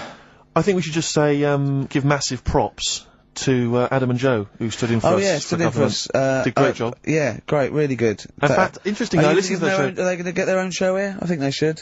Yeah, they'll probably get something. Well, there you go. Well, it's interesting, as I was listening to them, they had quite a nice selection of features. They had a couple of good competitions and things. Now, I don't know if, having done them for XFM, is it somehow, they may be kind of under some kind of XFM copyright? Which would mean, as we've got no ideas, maybe we could just hijack some of theirs. Maybe you could look into that. Obviously not Monday, you're not here, but... I was with Joe Cornish last night, went to a little, do at, Jonathan's house, and Joe was there, and he walked in, and I was taken aback by how tall he is. Sure. Because I'd forgotten, and he's about 6'4", but he's unlikely to, do you know what I mean by that? It's sort of like some people surprise you. And, he was going, you know, I don't consider, 6'4", big. I said, well, it is pretty big. I said, but I know what you mean. I walk around with Steve Merchant. Yeah. And, he went, how tall's Steve? And I was 6'7". Yep. And Joe went, oh, that's nearly a disability, isn't it? Do you know, he's absolutely right, as far as I'm concerned. No, do you know, I genuinely, since school, I used to go to school with a little disabled fella. Lovely guy. No, I swear to God, lovely guy. And, I remember he came in when we got in the sixth form, and he'd basically got, I don't know what the ins and outs of it were, but as far as I could tell, he'd got a car for free. A specially converted car. Yeah. You know, because he was disabled. And he was driving that around. Same as KARL. Me. I need this, I need that. But it seemed to me that I was thinking, well, why can I not get something similar? Because there are some cars I can't fit in. Because I'm too tall. I genuinely cannot drive the smaller cars, the cheaper cars. I'm obliged to buy a more expensive, larger car. Because I can't fit in the tiny one. That's like saying you've got to pay more for your shoes because there's more leather, which is true. Which is absolutely true. It's a nightmare getting shoes. But fat people have to pay more. Do you know what? It's a nightmare getting chairs, comfy chairs that I can sit in the home. I sit in a chair for very long, my back's killing me. Now, how is that not a disability? But no, you don't see people like me whinging. But I think tall people, I've read an article that taller people on average, get, higher wages through something, you know, an advantage, or just because they're taken more seriously than little dumpy fellas. Sure. Do you know what I mean? But I don't think I genuinely don't think there are many benefits of being really tall. People seem to assume there are, but beyond the fact that I can reach things down from a high shelf. I know. I don't think there's any real perks. I've seen you hit your head a few times. That's a disability. I know, I have seen you hit your head a few times, and I think, oh god, that must have hurt. Obviously I'll make sure okay and then laugh. Of course. But I know it must be annoying. Thanks, mate. No, but I mean, there's a pub, there's one pub in Soho that he has to go down backwards. Yeah. He has to lean that, it looks like a limbo dancer. Yeah, they've almost got to lower me in on ropes. I always find it amusing. But like for instance on a plane, on an aeroplane, I can't get some of the seats, I can't fit in some of the seats. Not in any way, not the way that I could. Because What are you talking, how is that not a disability? There's some seats that people can't afford because they're poor. It's not a disability. That's irrelevant. Don't go on a plane then, because you're poor. But if you can't afford to go on a plane, you can't afford to go on a plane. You should have studied hard at school. But what annoys me about that is there's a physical disability I was born with. There's a weight allowance, so I might not be allowed loads of bags on, but there might be a big fat pig in the queue who's allowed the same chocolate allowance as me. But that's because they've been eating like a bloater. I couldn't stop myself from growing this tall. It wasn't a conscious decision. I didn't think, I'll tell you what, I won't smoke when I'm a teenager. Maybe I'll shoot up. I'll eat healthy. I'll probably add an extra 2 feet. It just kept going. You do eat too healthy. You eat way too many greens. But that's not why I grew to this height. It's a genetic thing, isn't it? Yeah, but if you'd lived near, some sort of pylon or something and just, as I say, smoked from an early age, you wouldn't have been that tall. Don't think when I was a gangly teenager having the piss taken out of me, I wasn't thinking I wish I'd been born near a pylon. Could you know, or Chernobyl. Could your mum or dad, could they have banded you like they did with little, didn't they do that with someone's feet? Well, yeah, concubine, yes. I didn't come out this tall, did I? No, but slip it in the And blood. how would they bandage him? They'd have to bandage him round the feet and round the top of the head. Yeah, I'd be walking around like a mummy. Yeah, yeah, or a bonsai boy. But people didn't really realise I was going to be this tall until I was 14 or 15. You know, you don't realise when you're an 8-year-old. How everyone's tall tall, were you when you were about like a gangly? Okay, so a typical gangly teenager, 15. How tall were you at 15? I don't know, 6'5" maybe. And I bet you were like a beanpole, weren't you? Of course. Yeah. And what sort of glasses did you have? Cool. Now, what did you have? I don't know, a monocle. No, I can't remember. Didn't you wear a bow tie once? I wore a bow tie? I thought I was trying to preempt the styles that might be coming round. I think I've been watching a lot of George Formby films. And I thought it can only be a matter of time before the bow tie comes in. I thought it might be quite kind of urbane and debonair. Yeah. So what that was for a while. Robin Day at the height of his fame I think he might around this time, yeah. Yeah, I wanted to go for that dandy look. I thought that's what the girls would go for. I know, the yeah. dandy. Oh, dear. So I I still want to adjusted see you with a pipe and trilby. Yeah. I just think you'd look great I'd like walking to wear on a the boater. street.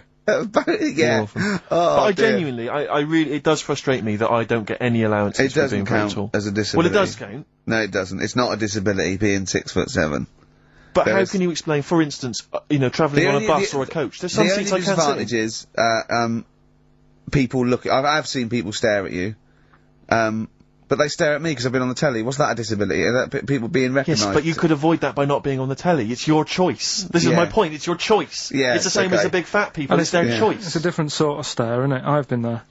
Yeah. When the sort of stare that you get and the sort of stare. Well, obviously, sorry, Steve, but I'm gonna, follow up this inquiry. What do you mean, Carl? No, I'm just saying it's more of a stare of fear than, like with you, they go, oh, it's him. Yeah, go on. Whereas with you, it's more like, jeez. Do you know what frustrates me? I thought he did deserve having a Monday off. I've changed my tune. Yeah.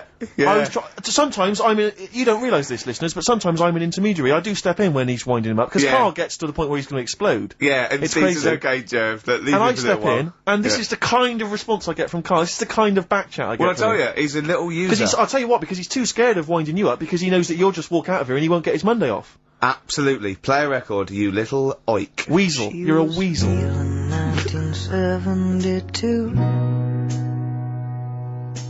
Grooving to a karaoke. You're all the same. Joe Jackson, Different for Girls on XFM 104.9. Ricky Gervais, Steve Merchant, Carl Pilkington. He's annoying me now because he's got a day off and he's got 2 hours and he's miserable. He's not even doing anything to the show. It really annoys me. Well, hang on, wait a minute. You've forgotten his brilliant film quiz. Yeah. He's contributed that. That he probably did during the week. Well, do you know what I mean? What are you going to change your attitude, Carl, or what? Or should we just, not bother with this show? Told you. What? Don't annoy me and you'll get the best out of me. Yeah? I told you, I told you, this show is to annoy you. You knew that. But this is what you're going to get. Do you know what I mean? But no, you've got to be good and get the day off, or there's no point. For any of us. Right, if you were having an operation, would you annoy the doctor? What? You can't concentrate, can he? Don't wind him up. The fact that he's a doctor. All of a sudden. Yeah, he's got to press a button and find out what a monkey did in 1932. And he's, Where's the monkey news? It's been a bit quiet, hasn't it? I've been... What, in the keeping an last eye 3 out. months? Okay, there was something that I found last week about, one that was in an old people's home. It escaped from some zoo, it was wandering about, it was enjoying itself, and then when it got to the night time, it was like, oh, what am I going to do? And the first place it came across was like this old people's home. Went in there, I think it was there for about a week and a half, without anyone realising. No, No, it did. No, so the helpers and the nurses and the social workers and the matrons and all that, they thought, well, Mr. Sanders looks a bit hairy. But I mean, that happens, it comes out your ear and your nose when you get to about 70. And he stooped over, yeah, of course he has, he got bow legs, yeah. And he eats more fruit, of course he does. Well, that's when they realised. Why? Because someone in the kitchen said, hang on a minute, getting through more bananas than we normally do. Right, do the competition. Do the one thing you've done this week, probably in their time again. You're getting paid for it. You're having Mondays off, and you're not into it, so that waste of time. That film sounds good. It was like this. Yeah, okay then.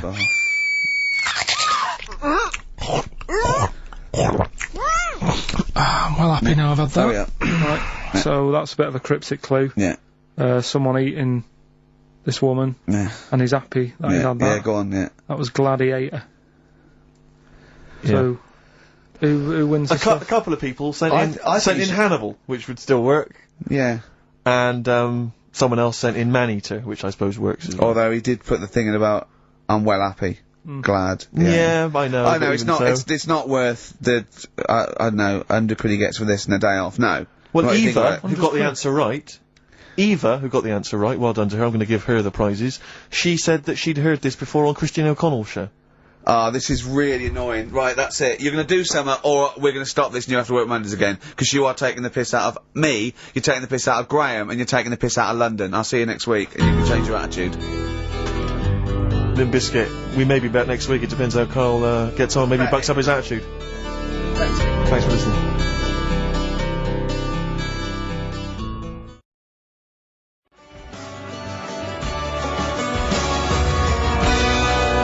Travis, Love Will Come Through on XFM 104.9, Ricky Gervais, Steve Merchant, KARL Pilkington, etc. Got some great tunes actually lined up. Excellent. I've brought in some Amy Mann, some Neil Young. I'm playing my favourite Clash track. What have you got for us, Steve? I got a dynamite hip-hop tune by The Roots, which I think you'll enjoy. Love it. Got a little bit of Joni Mitchell, maybe swing that on later. Oh, excellent. I nearly brought in some Joni Mitchell. It's good job I didn't. Yeah, exactly. Well, it wouldn't have made any difference. It wouldn't have made any difference. No, you'd We'd have probably played yours, and then I'd have been told to go away. with a flea in my ear. Carl, what have you got lined up for us as the producer? Right, well, Rockbusters. Been off this week again. Has he? Yeah. Another week off? Another week off, yeah. Yeah, no, I didn't have a full week off. I had 3 days off because I was working all over Christmas. Yeah.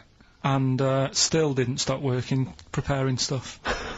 You've got a nice load of prizes there that I've sorted out. I had to come in especially to sort that out. Yeah. Rockbusters. Did you rifle through the drawers up at Capital Gold instead of down here? Yeah. Rockbusters, we're still doing that. Yeah, you're picking it up. Yeah. He's picking it up.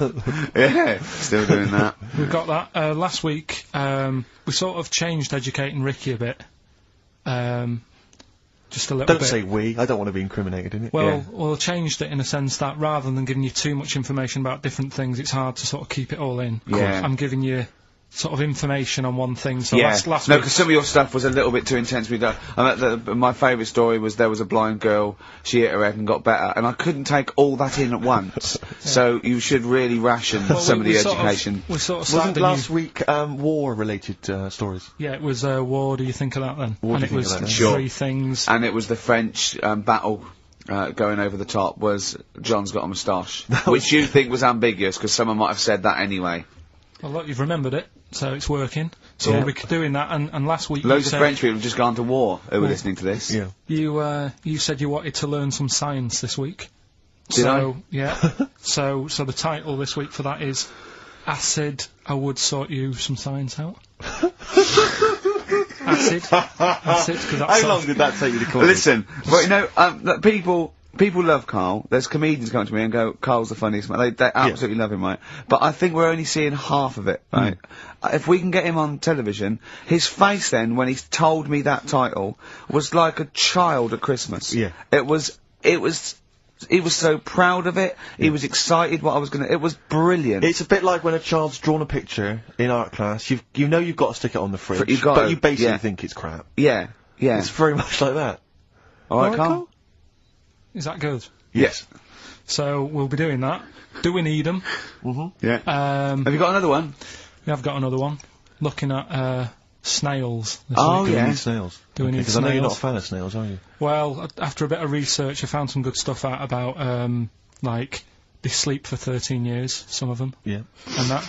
So we'll be looking Ricky, into that you later. tried that one. I know, yeah. We've got Ritual, Yeah. which is something that I told Ricky about. Yeah, well, last week's was brilliant. It's was good it? to have a flathead in India. It's good to have a flat head in India. I'd That's forgotten all about brilliant. Yeah. And, well, I'm that's gonna, about it. I'm gonna play one of my favourite Smith tracks. Can I just make a request? So I'd quite like, if you've got time, to bring back, just for 1 week only, White Van KARL. Sure. Because there's some quite interesting topics this week. Oh, is there things happening in the world? There's Because some Carl things don't think happening. there is. No. There is a light that never goes out.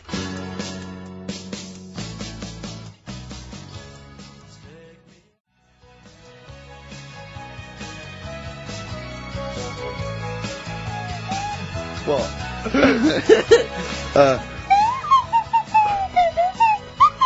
Someone's left one of those little things in here. It's brilliant, isn't it? It's amazing. What are they called, those things? I just imagine that just then I was thinking of being in the front row at a Morrissey concert and going, can I just play along?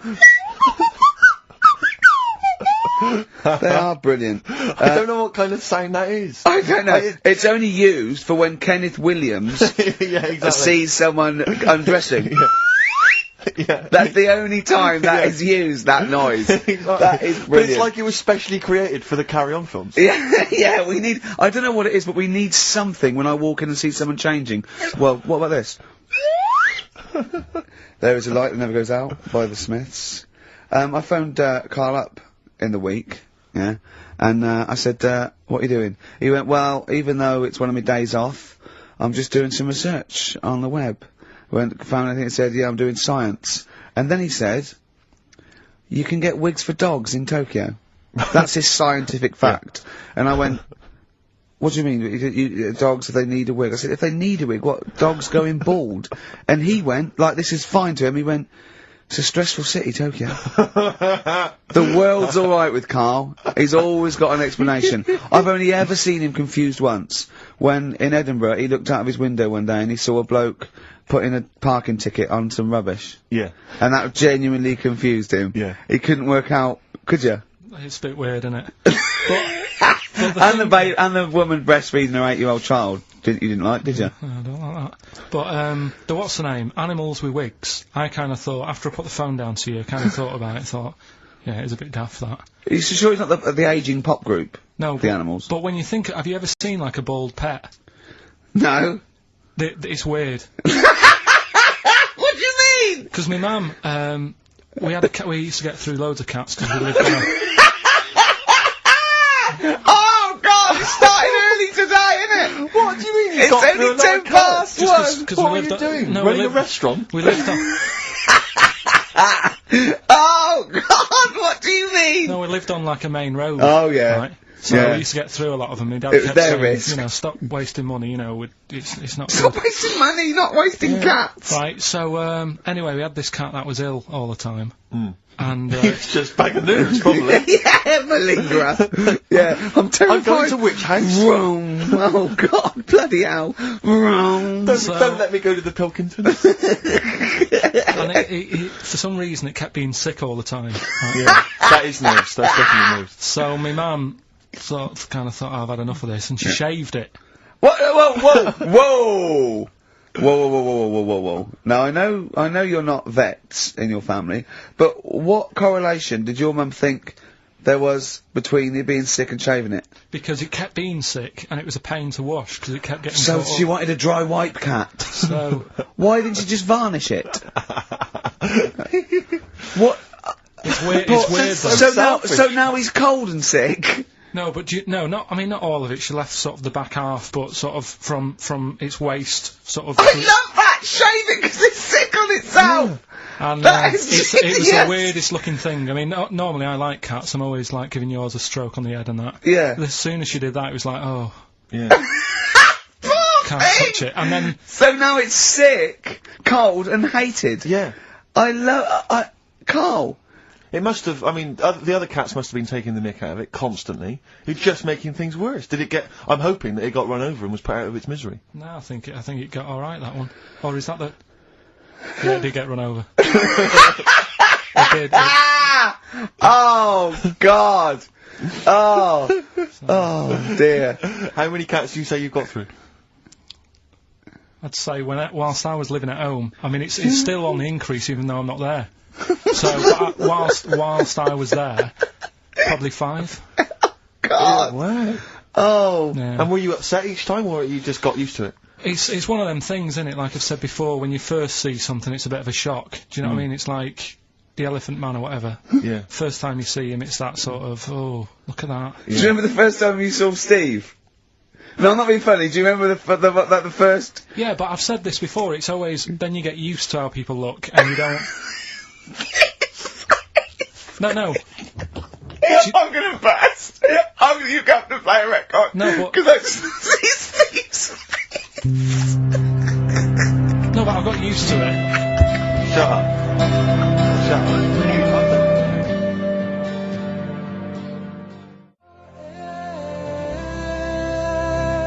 Let You Down. Gold Rush on XFM 104.9. Ricky Gervais, Steve Merchant, KARL Pilkington. Brilliant. Rick, So- I was in, I don't know whether I should tell you this because it might rock you to the very core. Go on. But I was in an Indian restaurant the other night, and you've not seen the film. Have you seen the film Notting Hill? I haven't, no. Right, in the film Notting Hill, have you seen that, Carl? Yeah, yeah. Do you remember the bit, Julia Roberts plays a movie star, rather like She's Julia the Roberts. most famous, Yeah, I know and she's her. in a restaurant having dinner with Hugh Grant, and she overhears some people in the restaurant slagging her off, and saying, you know, she's a slapper, probably all actresses are. And she's sort of stewing on it, and Hugh Grant wants to say something, and she says, "No, I won't let you." And then as she's walking out, she goes and says something to them, and of course their faces drop. They can't believe it's her. Anyway, I was in an Indian restaurant the other night, and they were slagging you off, Rick. Well, what they were saying is they were going, "Oh, Ricky Gervais. The thing about Ricky Gervais is he's just like the character he plays. Right. He's just like David Brent in real life." And I was listening in, and I was thinking, well, I want to say something. I want to go over and have a word and say, you know, you're partially right, but I couldn't. I didn't know what to do. I didn't know what to say. I couldn't. What could I do? I couldn't really go over there and get into a rumble. I want to say, what do you mean that I'm like him? I use his face and his vocal cords, but I mean, I can't help that. But it's that thing as well of, I don't know where they've got this information from. But no. Because you're not, it's so received. they're wrong. Well, so it's they've received it from somewhere, or they've read it or something. It's just, but I don't know. I mean, I can't really be annoyed that they're just wrong. But it was very weird. It's like being annoyed at a vicar believing in God. I can't get annoyed with him. I just don't believe. But because obviously they didn't recognise me, it's rather like, you know, when they talk about that idea that if you could go to your funeral, what would people be saying about you? It's the closest you could get to that. Well, that you can hear what people are saying about your friends. But won't you to get him round to that? You go, he is, yeah. What do you think of the other fella that's sometimes with him?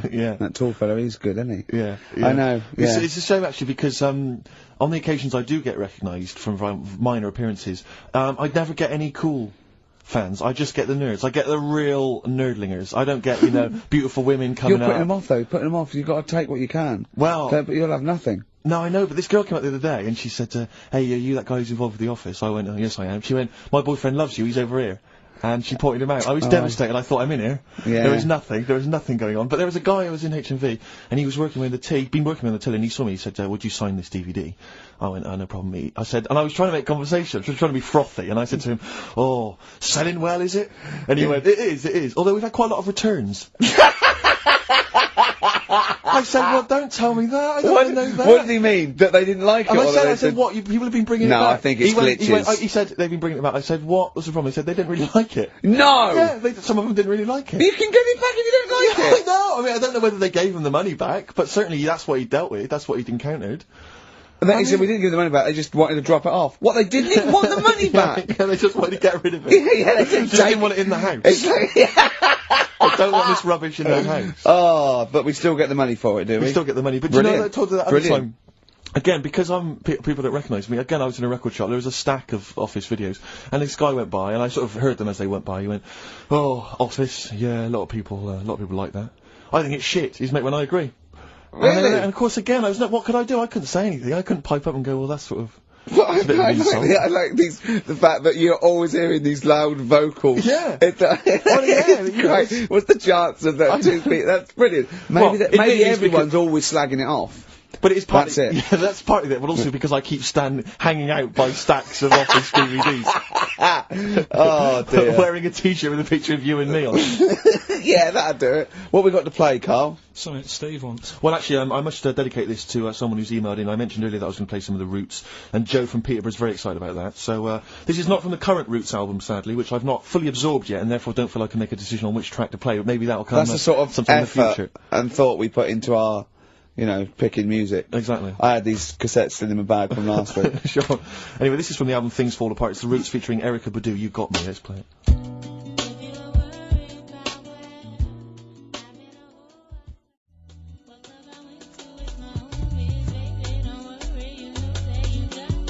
Featuring Erykah Badu, that's the Roots, and You Got Me.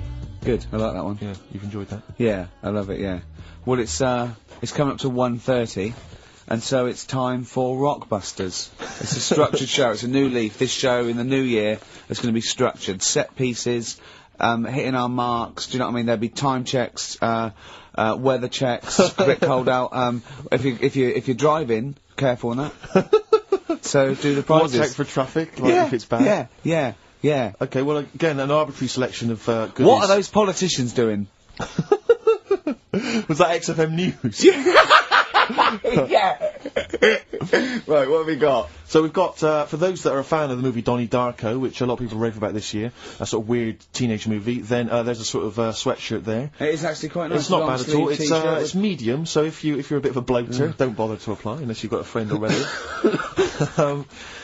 We've also got here a Graham Norton video. Certificate 18. Oh, that's so please don't phone up unless, sorry, don't email in unless you're above the age of 18. Yeah. And that's, I think, the best of his TV show. Yeah. Look forward to that. It's a big stiff video, that, isn't it? It's a big stiff cock of a video. Thanks very much. I meant you meant the bird. Yeah. There's also a fairly mediocre British wartime thriller, Enigma, which a lot of people, it was hyped for a while, but it's actually interminable. I've seen it. The first series here of The Kumars at number 42 on DVD. I think that's award-winning, so that's available as well. We've got 2 CDs by the look of it. We've got Pulp's Greatest Hits, which I don't think sold very well, and so presumably they are giving that away. And Johnny Cash's current album, American For the Man Comes Around. There's some good cover versions there. Again, another big sell. A big sell. We're really pushing this. But it's quite kooky. Johnny Cash here does covers of things including Personal Jesus. Oh, right. By Depeche Mode. We've got Bridge Over Troubled Water, his version of that. Desperado. And anyway, it's not bad. That's probably the best treat in that bunch. Right. And, I'm assuming there's some questions there, Carl. Yeah. Right, here we go. If you're a new listener, the way it works, I'll give you a cryptic clue and some initials, and it sort of makes up a band. Yeah.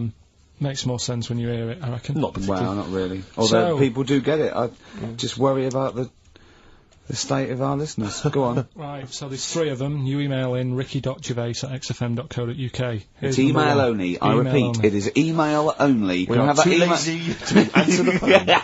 Yeah. Okay, here we go then. Number 1. There's normally 2 easy ones and a difficult one. Sure. So here we go. Number 1. Don't argue with him, he ain't gonna change his mind. Don't argue with him, he ain't gonna change his mind. Yeah, that's AA. AA. That's, yeah. So that's the first one. He's not gonna change his mind.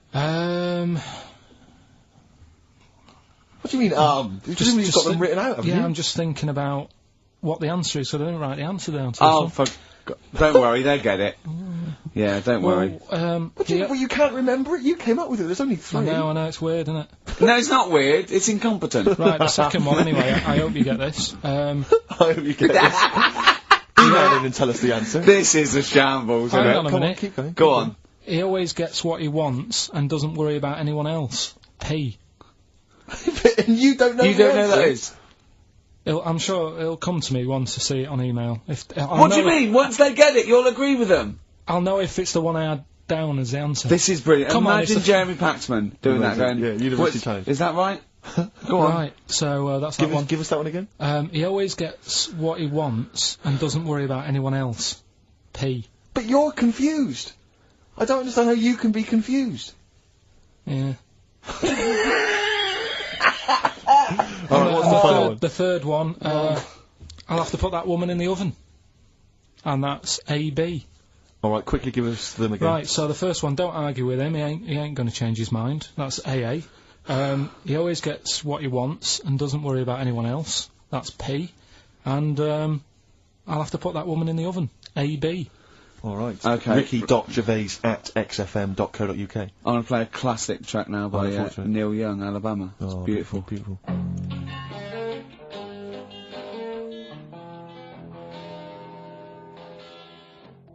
Neil Young, Alabama. Carl is still confused. He's waiting. He's biting his fingers, waiting for an email to tell him the answer to the clue he made up but can't get. I love that as an experiment. As a I mean, that would confuse psychologists, that you come up with something that you can't get. It's brilliant. Yeah, you came up with the question, you don't know the answer. And you expect them to, but you can't, and you made it up. Look at your face, that play some adverts.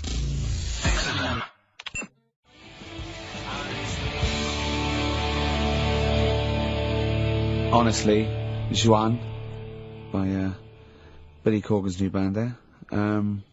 Ex-Smashing Pumpkins. Mhm. Sounds a bit like them, but I like it. It's alright, not bad. I like it. It would be good to know, Rick, incidentally, that someone's got the right answer. So, Carl's Carl now relieved. knows the answer, yeah. Brilliant. Well done, Carl. You're a fool. Right. Well, talking of which, it's a long time since we've had any White Van Carl. For those that don't remember this particular hot feature, we basically ask Carl some of the questions that are asked of a white van driver in the Sun. They always have this on Saturday afternoons. Anyway, here's the first one. And they're not fascinating, Carl, but I'm just interested on your take, really. Yeah. What do you make of Cilla Black quitting Blind Date after her husband sent a message from beyond the grave? Are you familiar with the story? I didn't know that. What's that? She went to see a medium, and supposedly her husband passed on information through the medium, which was incredibly vague, but persuaded her to quit live on air. Well, it's about time, isn't it? If even dead people are saying enough's enough. But I'll tell you what, though, talking about ghosts and that, do you know how I'm into them? Yeah. Right? How weird do you think this is, right? Well, it's not true. Before you say it, play a record. No, go on. Go on. Right, it's this woman. I don't even know if it's ghost, really. It's just a bit weird. Sure. Yeah, sure. There's this woman, and she's not a woman, she's a kid. Sure. Okay. Sure. She's walking down, like, a street in her area. It's a nice day and everything. Everything's normal. She's walking down, and a woman comes up, cycling past, right?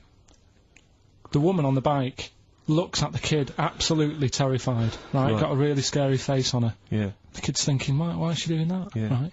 So anyway, she thinks nothing of it, goes, I think she was playing in the park or whatever, goes and has a nice day.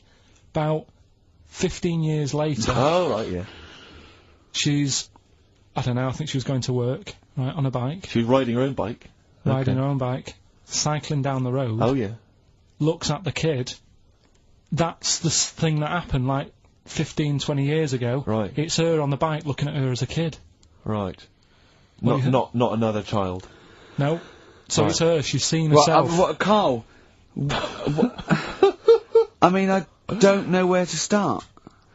Firstly, where's this information come from? But I mean, why do you ever I mean, I don't know what part of that you think can be true. I mean, honest, I'm speechless. I don't know what to say. What are you talking about? Bit weird, though, isn't it? But it's not true. It didn't happen. Nothing happened like that. She said it did. Well, she's wrong. She said she saw herself. She saw herself as a kid, didn't she? Did she carry on riding and as an past? adult when she was a kid. Did she stop and talk to herself, or did she ride on by and think that's a bit weird? There's me as an 8-year-old. I won't stop. I'll be late for work. yeah. If I'm late again, the boss said he'd be in trouble. Yeah. Oh. Well, And where is this information? Did it happen to someone you know? No. You overheard it on the bus? No, it was in the 14 Times. Ah, right. Well, okay. that's the answer. Good. We've Okay. got to the bottom of that. Right, good.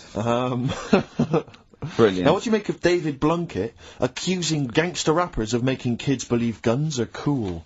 It's a hot topic there, Carl, and I imagine you've got some strong opinions. He's saying what? He is saying, basically, that all this rap music is advocating gun use and violence against people, and he's very worried about it. Nah. Okay. All right. What's the next one? Have you thought about going into politics? Because I'll tell you this, they wouldn't be able to argue with you, really, in the Houses of Parliament. They'd have where would they start? Yeah. My fellow is an idiot. No, but violence has always been about, hasn't it? Like cowboys and Indians, they didn't have PlayStations and Tupac then, and there was still violence. What do you mean? In the Wild West? Yeah. Do you know what I mean? So you can't really blame it on stuff. It'll always happen. That's the world, and it's made up of different types and that. Again, he's right. Again, he's sort of right in a way, in his innocence, in his buffoonery. I didn't hear what he said. He just said there's always been violence. You know what I mean? It's sort Even, of like, dinosaurs, look at them. They caused a lot and of then he trouble. went too far and made himself sound No, like a fool again. But I'm just saying, it's always happened, it always will. Yeah. Don't try and change it. Yeah. Just chill out is what you're saying. Do you know what we should do? We should all get on our bike, go and find ourselves when we're little and go, be careful what you do in life.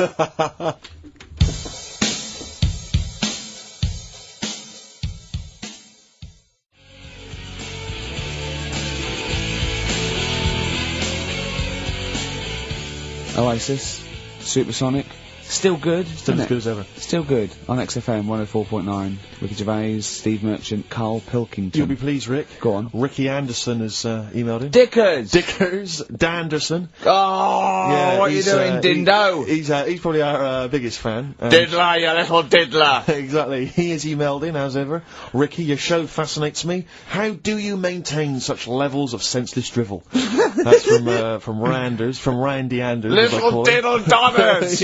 Oh! So, thanks again, Dudley. for that, yeah. Well done. He's, yeah, that's great. I Nice get stuff, a buzz. I was disappointed last week where he didn't. What? Ask him why he's didn't email us He didn't respond last week. No, it's a shame. Probably mate. busy. I don't believe he had something better to do.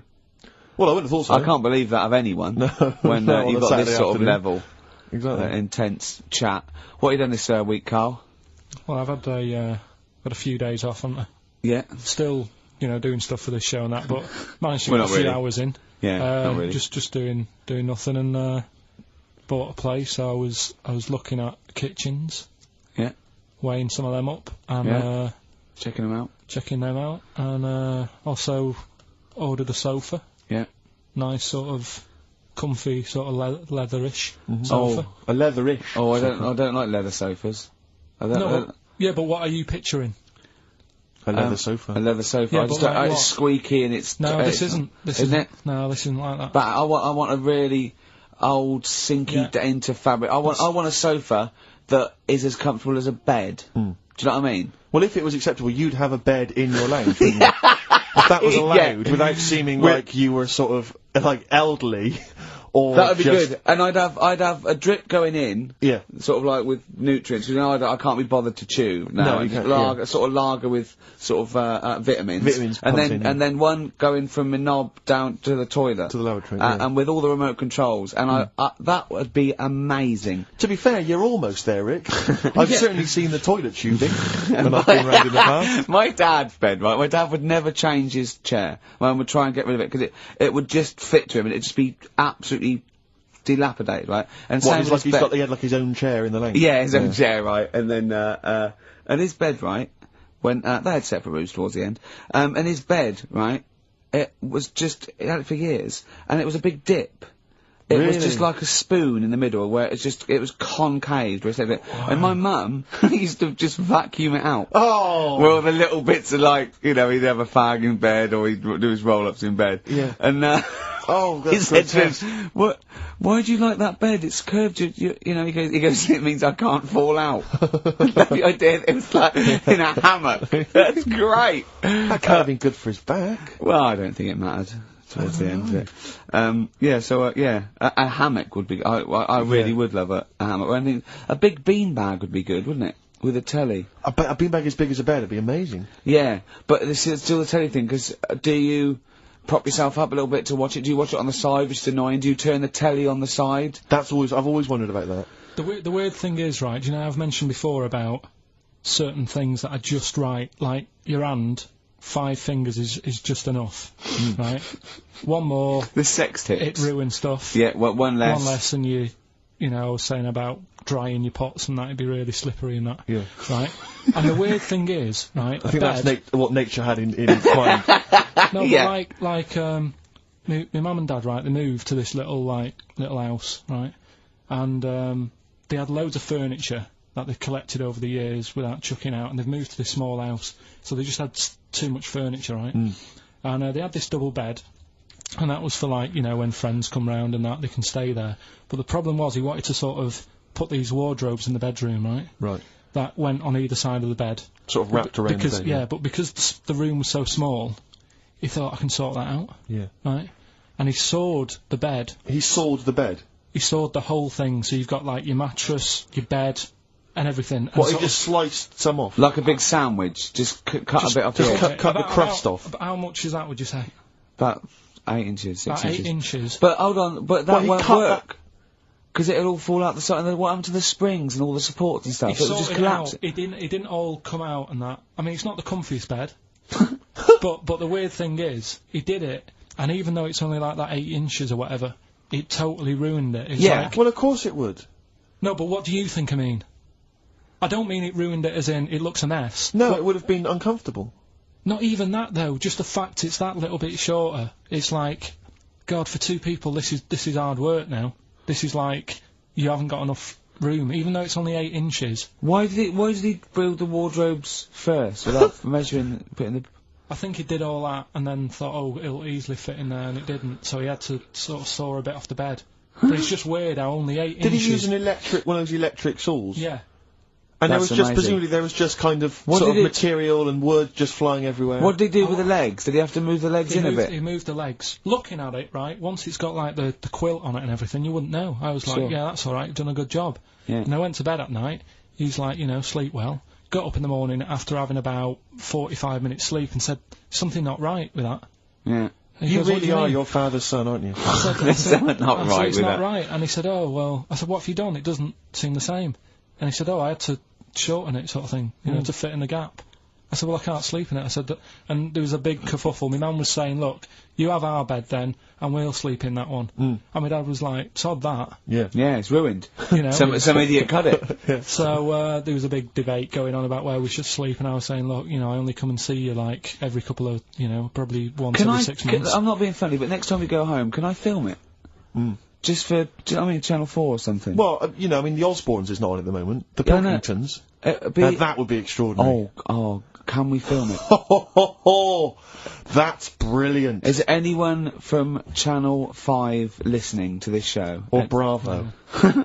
The Pilkingtons. Weird, though. Weird. Play a record? What do you want to play? Do you want to play, do you fancy playing something of yours? What, have we got I anything? don't know, something that was sent in to you, maybe? Oh, yeah, no, I'll tell you, yeah, I'd like to play this. Yeah, Bronze Age Fox. Band from Bristol, my neck of the woods. Always play working, the tune, Carl, play the tune. always working. He's always working. He's on the ball. He's on the ball. He's on the Bobby ball.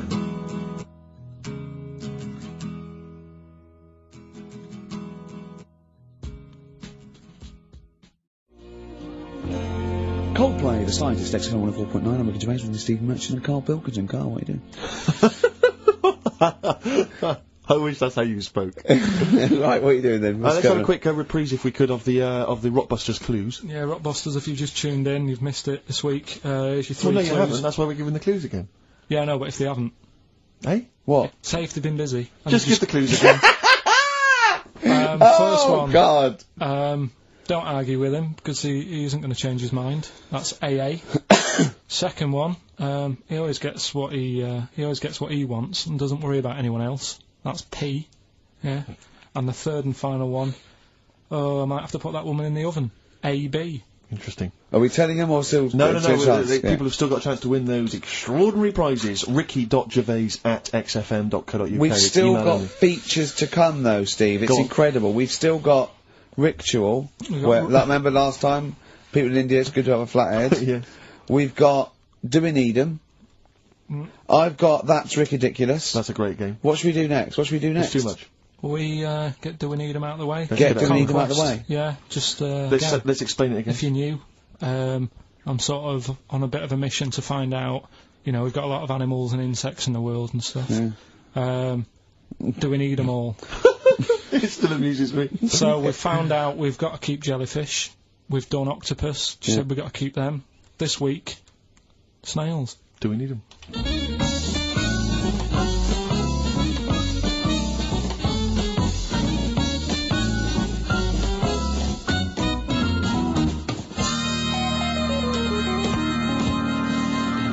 Just doing some research, right? I'm sort of working my way through different creatures and insects and stuff that's on the planet. Yeah. Right? And finding out if we need them or not. Right? Yeah. Do you know much about snails? Well, sea snails? Well, yeah. Snails in general. I don't know much about snails, land snails. I know a bit about sea snails, like whelks, top shells, that sort of thing. Would you say they're important? What sort of sense do you mean by important? Say if we had to sort of get rid of some animals and insects and that because we're running out of room. Right. Do you know what I mean? Because I'll tell you what I know about some snails. I don't know if this applies to sea snails as well. I mean, I called you today because a lot of other places are shut. Yeah. Right? So, I know they like to eat stamps, apparently. The glue on stamps. They love it. Right? Right. Apparently a lot of letters and stuff aren't getting to where they're meant to be getting because snails are crawling into letterboxes and eating the stamps. That obviously doesn't apply to the sea ones. but that's a problem they're causing. All right. Were you aware of that? No, I didn't know that. Bet you're glad you answered the phone today. Right. They love beer. Beer, yeah, who doesn't? And also, I don't know if this is right, but I heard that they sleep for 13 years, or can do. Right, I wouldn't know if they can sleep for 13 years or not, but... I mean, sea snails are pretty important, yeah, they do quite a good job in the sea, they graze on algae, and they provide food for other animals. I mean, you can say that about any fish, you know, or any animal, why do they exist? Would you be upset if, you know, someone said, we're getting rid of them? Oh, yeah. You would be? They're an animal, you know, I wouldn't...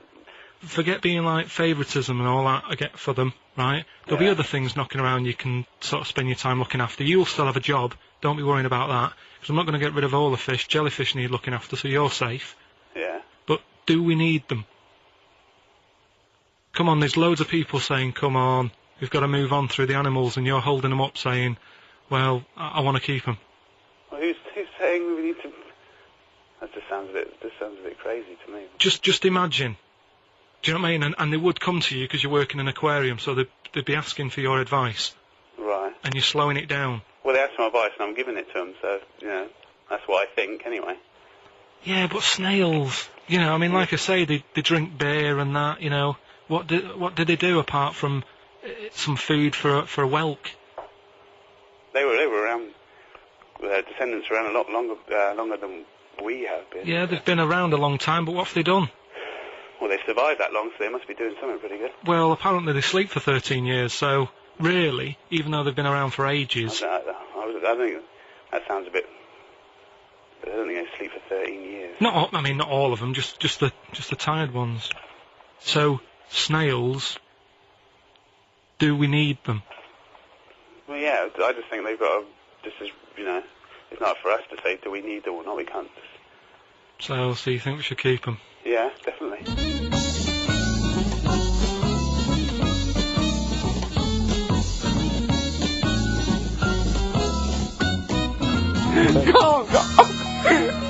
Carl, I'm proud of you. That was getting really quite annoyed. I know. What did he think he was doing? What? I don't know what you tell these people.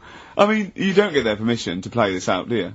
You just don't tell the them. thing is, right, I sort of told him what it was about, but we won't say who he is or where he works, because it doesn't matter. I just needed to speak to someone who knows. I know the fact that you were trying to get an answer out of him by suggesting that he would be safe, because he could look after jellyfish if he gave the okay to destroy snails. He was getting livid, you could tell. Oh, God. Brilliant. So he's been around a long time, but what have they done? Well, that was great, Carl. Play a record. Well done. Bit of Amy Man. Oh, I'm obsessed with this song, Red Vines. It's brilliant.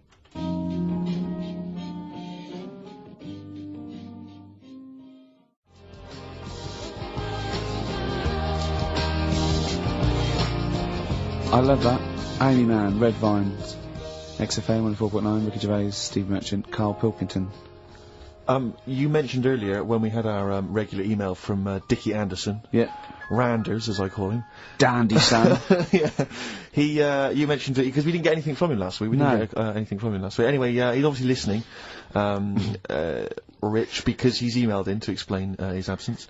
Dear Ricky, sorry for not tuning in last week. Only I was in HMV returning the 14 copies of The Office I got for Christmas. That's from Rounders. So, he's explained himself. Oh, he's dear. excused himself. Oh, Anders, we should get him on one day. Yeah. Right, okay, Carl. That's ridiculous. 3 amazing scientific facts, one of which is spurious. Okay? Okay, 1. Girls can't throw because the part of their brain that allow men to throw properly in a girl is used up in emotion. 2. Gravity isn't instantaneous, it works at the speed of light. The force of gravity. 3. Statistically, you're more likely to be trampled by a donkey than dying in a plane crash. No, even though the last one sounds daft, I think I've read that. About the donkey thing. Okay.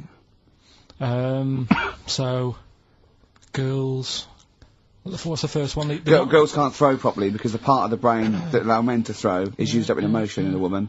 Gravity isn't instantaneous. It works at the speed of light.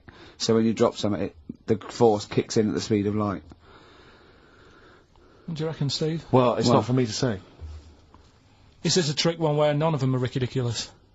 Or No, one of those three. One of those three is not true. Right, well, it's definitely not the donkey, right? So, I reckon the girl one, throwing stuff. Is ridiculous. Yeah. Correct. Well done. Well Very done. well done indeed. Yeah. Very well done indeed. That's 2 out of 2 he's got so far. Well, there you go.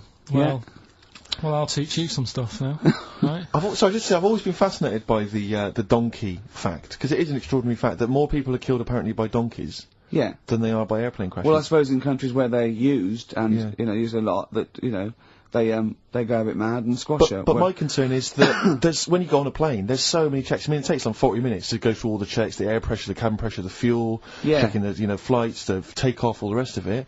Our checks for donkeys. Nothing. Did someone close the gate? I think so. Exactly. That's our Is he donkey annoyed? check. Is he annoyed or not? You're not working him too hard, are you? Yeah. He's got his hand. Is there two holes for the ears? Yes. Well, I think that's what's happening. I don't think it's accident. I think they're picking us off. I think they're so annoyed that a nickname for them is ass. Yeah. And they've got to wear the little hat. They've got to ride give kids rides on the beach and that. I think they're just sort of annoyed. Yeah. Maybe they're sort of just picking us off one by one. Yeah. Teaching us a lesson. If we had the same stringent checks on donkeys as we do on international flights, maybe there'd be a little less there. Exactly. Wise words. Cheers. Wise, if slightly incoherent words. Go on, Carl. Got that right. Acid. I would sort you out with some science. Brilliant. I forgot the puns in mine, didn't I? I forgot the puns. Yeah. Go on. Right, so, you asked to sort of be taught some science and that last week after being taught about war, so, did some research. And, there's a few things, I think we'll just cover one of them now. Go on. We've talked a lot about hairy kids. We have discussed that a lot. I love the fact that Simon Sharma has never started a programme like that. The Jacobites. We've talked a lot about hairy kids. Go on. It's a little bit, I mean, it's not your traditional science stuff, but it's still interesting and it's a little bit, it's still... Yeah, we talk about hairy kids. We have disproportionately, honestly. I think this show's talked about hairy kids more than any other radio show. Well, it's one that... Sorry, I noticed both of you there dropped the H, or the H, or however it's pronounced. I had to. So airy kids, hairy. Yeah. Hairy children, not sort of airy, kind of light-headed or... Yeah. Well, there was the case of the one who lived in China. Yeah. And, which was weird for 2 reasons, wasn't it? Yeah. Well, go on. One was, he was covered in hair. That's already weird. And the doctor sort of checked him over and said, well, yeah, he is hairy, but he's quite healthy, apart from he had a little bit of eczema and a boil. That was the main bit of the story, wasn't it? Yeah. But this one, right, we have sort of talked about it, and you weren't having any of it at the time. What? This next bit of science I'm telling you about. Go on then. Right? Remember when I told you about a lad who was living at home with his mum and dad, right? Everything's, normal life, go to school, that sort of thing. Yeah. Then, I think his mum and dad had an argument, and it kicked off a bit, and he thought, I'm sick of this. It's happening all the time now, they kept having arguments, so the kid ran off into the woods. Mm-hmm. Oh. Yeah. Right? God. Now, he left, he went and ran in the woods, and he ended up living with some monkeys. Right. Right? And he thought, this isn't a bad life, there's no arguments going on. Sure. He was getting on with them. And the weird thing bananas. is, this is where the science bit comes in. Oh, sure. He grew a load of hair on his body. That's not true. It's not true. It is true. It's an acquired characteristic. I bet someone will back me up on this. But no, you can't. You can't grow hair like that. You might get a little bit more down here. The erectile tissue might, they won't fall out as much. That would, but you don't actually grow a big mane if you're cold and you're a human. Well, he did. This lad did. I know it sounds a bit strange and that, but he was living with the monkeys, and because it was cold, his body reacted to it. Listen. He was no hairier than he would have been if he was walking around naked on a cold day, with or without living with monkeys. The fact that he was living with monkeys makes no difference. No, I know, but I'm trying to get, picture it in your head what it's like. Although Mickey Dolenz was always pretty hairy. Right? So, he was living with them, and, he went into town or something one day to get some food, and the people there were like, "Hang on a minute, that isn't a monkey." What, he went in naked? No, he was there covered in hair. Yeah, but naked, but covered in hair, so it was decent. It was. Yeah. But that was a weird thing. They thought it was a monkey in the shop. And then So presumably he had a big long beard as well, because he couldn't shave, could he? No, he's just covered. He looked like a monkey. And they were happy to serve the monkey, were they? There's a monkey, he's How buying did he a walk? newspaper and How some did he milk. walk? How did he walk, Carl? Did he walk upright or whistling along? The picture that I saw on the internet, he was on all fours, but I Course don't he know if was. that's when he was Course he running was. away after they'd sort of, realised he was a kid. But this was a picture. So he was a kid as well. He wasn't even like an adult with a beard. No, he was a kid. Brilliant. And The people beard went- kicked in a little bit. So earlier. listen, so the Go on. people caught him. You're an idiot. The people caught him. Yeah. Shaved him. Right. Got it all off. Didn't grow back again. Right. It You're an grew. idiot. Well, like I say, people will have heard this story or read about it. You're and an they'll- idiot. And they'll email in. They don't let me down. And they'll agree that you're an And idiot. no, they'll have seen the story. You're an idiot. So that's a little bit of science. You're an idiot. Did you see the stylish kids in the riot? I cherish you, my love. Libertines, Time for Heroes and XFM 104.9. Right, okay, so have you got anything that is science as opposed to nonsense? Well, Kid went off with some monkeys, grew hair, Yeah. came back, shaved him, it didn't grow back. I mean, just think. Right, something else. there's a few things I found. Yeah. There's a fella Oh, God. who had hiccups for 69 years. That was a bit annoying. Yeah. Yeah. Yeah. There's the dog with the wig that we've discussed. Imagine if you just tuned in. Yeah. There's the dog with the wig that we've already discussed. Did we discuss that? Not really. Did I not tell you what he said? I did, didn't I? Yeah. Oh, yeah. What else have I got? Well, there's something here that you sort of know. Is this going out live? Yeah, this is happening, right? Right, go on. But remember when you talked about sponges? Yeah. If you get a red sponge and a blue sponge. You liquidise them, pour them back into a tank. After a few hours, that they know which was which, and they reform as a red sponge and a blue sponge. Yeah. Yeah. I thought that was weird when you told me. Yeah. Looked it up, did a bit of research. Yeah. Thought that's sort of sciencey. Yeah. You can do the same thing with a mouse's brain. Okay. Explain a bit more. No, you can't. If you get a dead mouse, put its brain into a blender, blend it up, leave it standing for a bit. Making that up, aren't you? You're confusing this. You watch Nigella Lawson make some sort of pudding. No. What do you mean? It won't work with the brain. Well, it does with I mean, not human brain. Don't be trying that. Although. But, no, a mouse one. A mouse one. And what happens? It sort of reforms. Goes back together again. No, it's because apparently it's made up of the same stuff as. But it doesn't, does it? Because if it's dead, if it's a dead brain, the cells can't act anyway. The fact the sponge is that it doesn't kill the cells, it liquidises them, it doesn't kill the cells. Yeah. So it couldn't be a dead brain anyway. It would have to be a live brain taken out from a live mouse for the cells to be getting oxygen and working and being sensitive to each other. And that, I don't see how that could work like it does in sponges. I mean, do you know what I mean? You're not a scientist. I've just sort of read it and gone, oh, that's interesting. I'll tell Ricky and Steve about it. Yeah. You're quizzing me as if I've come up with it. No. It's someone else has done it and said Yeah. it works.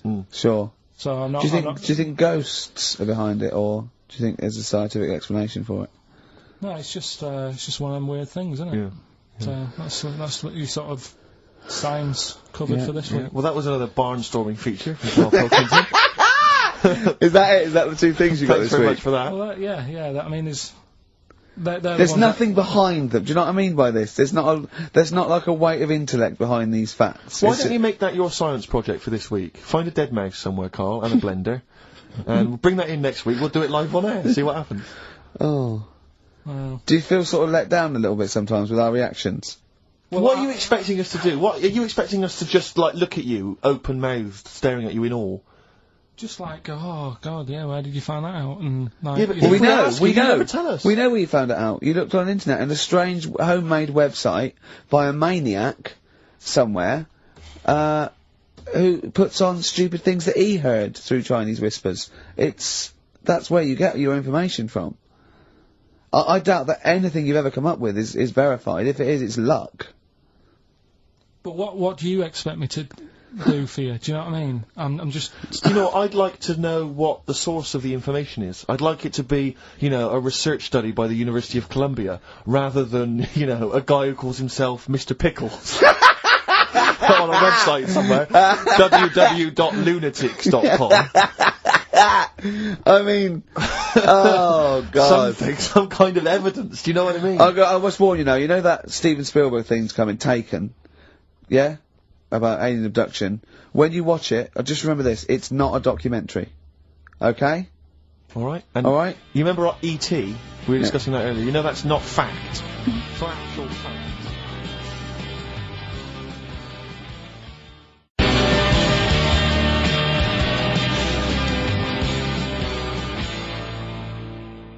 Brilliant. Black Star Radiohead from the Bends on XFM 104.9. Rick, John has emailed in. Yeah. It looks here like he's maybe trawled the web himself. I mean, I don't know if people just immediately leap onto the web every time Carl says something in his defence. I think our listeners are always on the web. Yeah.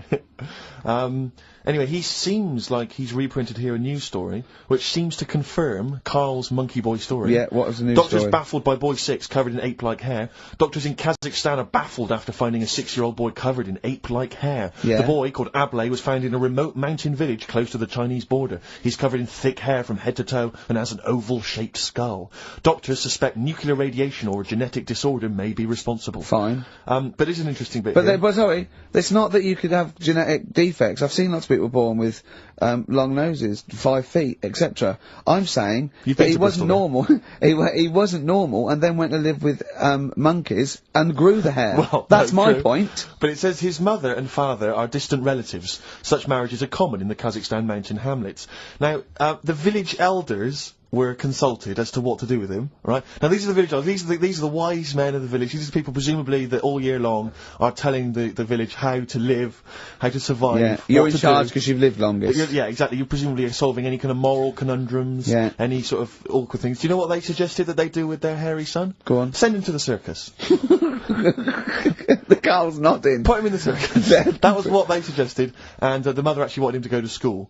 Instead of the I don't know, school or circus, I don't know. We don't know what's better for him. Exactly. I'm not sure. We must consult the elders. What do you think, Carl? It's not a bad life, is it? What, the circus? Yeah. Well, you ran away from it. Yeah. Love it. But remember that thing that I saw about that fella who, I don't know if I should talk about it really. Go on. Tell us now. You've hooked me. Come on. You can say it. It's okay. What, are you worried that it might be insulting to someone? Well, it's not nice, but... Well, you're not taking the mickey out of it, you're telling us to go on. It's just, it was in that book again that you got me. You know, the book full of weird people. Go on. And things that are wrong with them, and hairy people, and... Yeah. Like with 3 legs and that. There's a fella...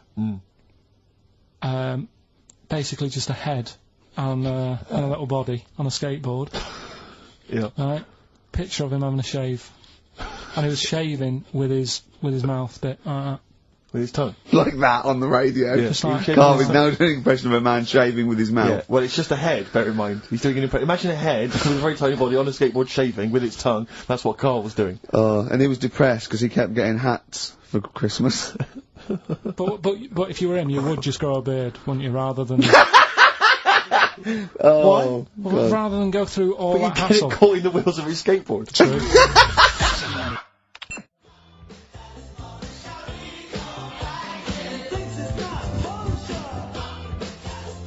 Clash. Rock the Casbah on XFM 104.9. Nearly it. Ricky Gervais, Steve Merchant, Carl Plimpton. So the answers to this week's Rockbusters. Yeah. Do you want to give us the clues again and the answers? Yeah. The first one was, don't argue with him. He ain't going to change his mind. The initials there were AA. That's adamant. Adamant. Yeah. Alright. That's good. That's a good one. Second one, he always gets what he wants and doesn't worry about anyone else. That was P. That was Pixies. Right? Picks his. It kind of works, yeah. And the third one. I'll let you have that one. I'll have to put that woman in an oven. That was AB. That was Anita Baker. Anita Baker. It's good. Anita Baker. Anita Yeah, Baker. I'll let you have all three today. So You've done well. So, do you want to pick a winner, Steve? Well done to Mark Leder from Bow. He wins those fairly mediocre prizes. Enjoy them. Oh, brilliant. Oh, well, we've had a few laughs. We've had a few laughs, a few tears, a few scientific breakthroughs. Exactly. Gotta get a picture of Carl somewhere in the national press, just his little round head there. I had an email here. Carl is trying to distract attention from the fact that he is a monkey raised among humans and horses and has failed to develop hair. It's, I can just imagine him being the second cleverest in a troop of monkeys. You know what I mean? Second cleverest. Do you know what I mean? So, picking fleas out of their hair. Oh, look at his little face. I'll tell you what. Heat, I'm gonna get a picture of you. Just put it in the radio section of Heat. Just, this is what Carl looks like. Oh, another email. Someone said, when the monkey boy went to the shops, he was naked. Where did he keep his money? Good point. Didn't happen then. Right. Well. Oh. So that's that. We didn't even do all. What do you mean? We didn't get round to ritual. Oh, come on, give us we ritual. haven't really We got have time. quickly. No, we have got time. Just do it. Why haven't we got time? It's 10:02. Right. Well, we've got a long track to finish on. Well, just do it. It's. Do it. Are you familiar with the place called? Go on. Easter Island. Yes. Yeah. Do you know what they do out there? Eat eggs. I don't know. Well, Go that's on. close. Go on. Right. What they do, right? There's a lot of people living on an island. Yeah. Easter Island. And to find out who's going to be running the place, they don't hold elections, do they? They have these. Well, they have these birds that lay like expensive eggs on an island. Expensive eggs. They lay expensive eggs. Fabergé eggs. Yeah. Yeah. Go on. On this island. Yeah. Easter Island. Once a year. No, off it, like about 2 miles out. Right? Oh yeah. And Whitsun Island. This is Audible.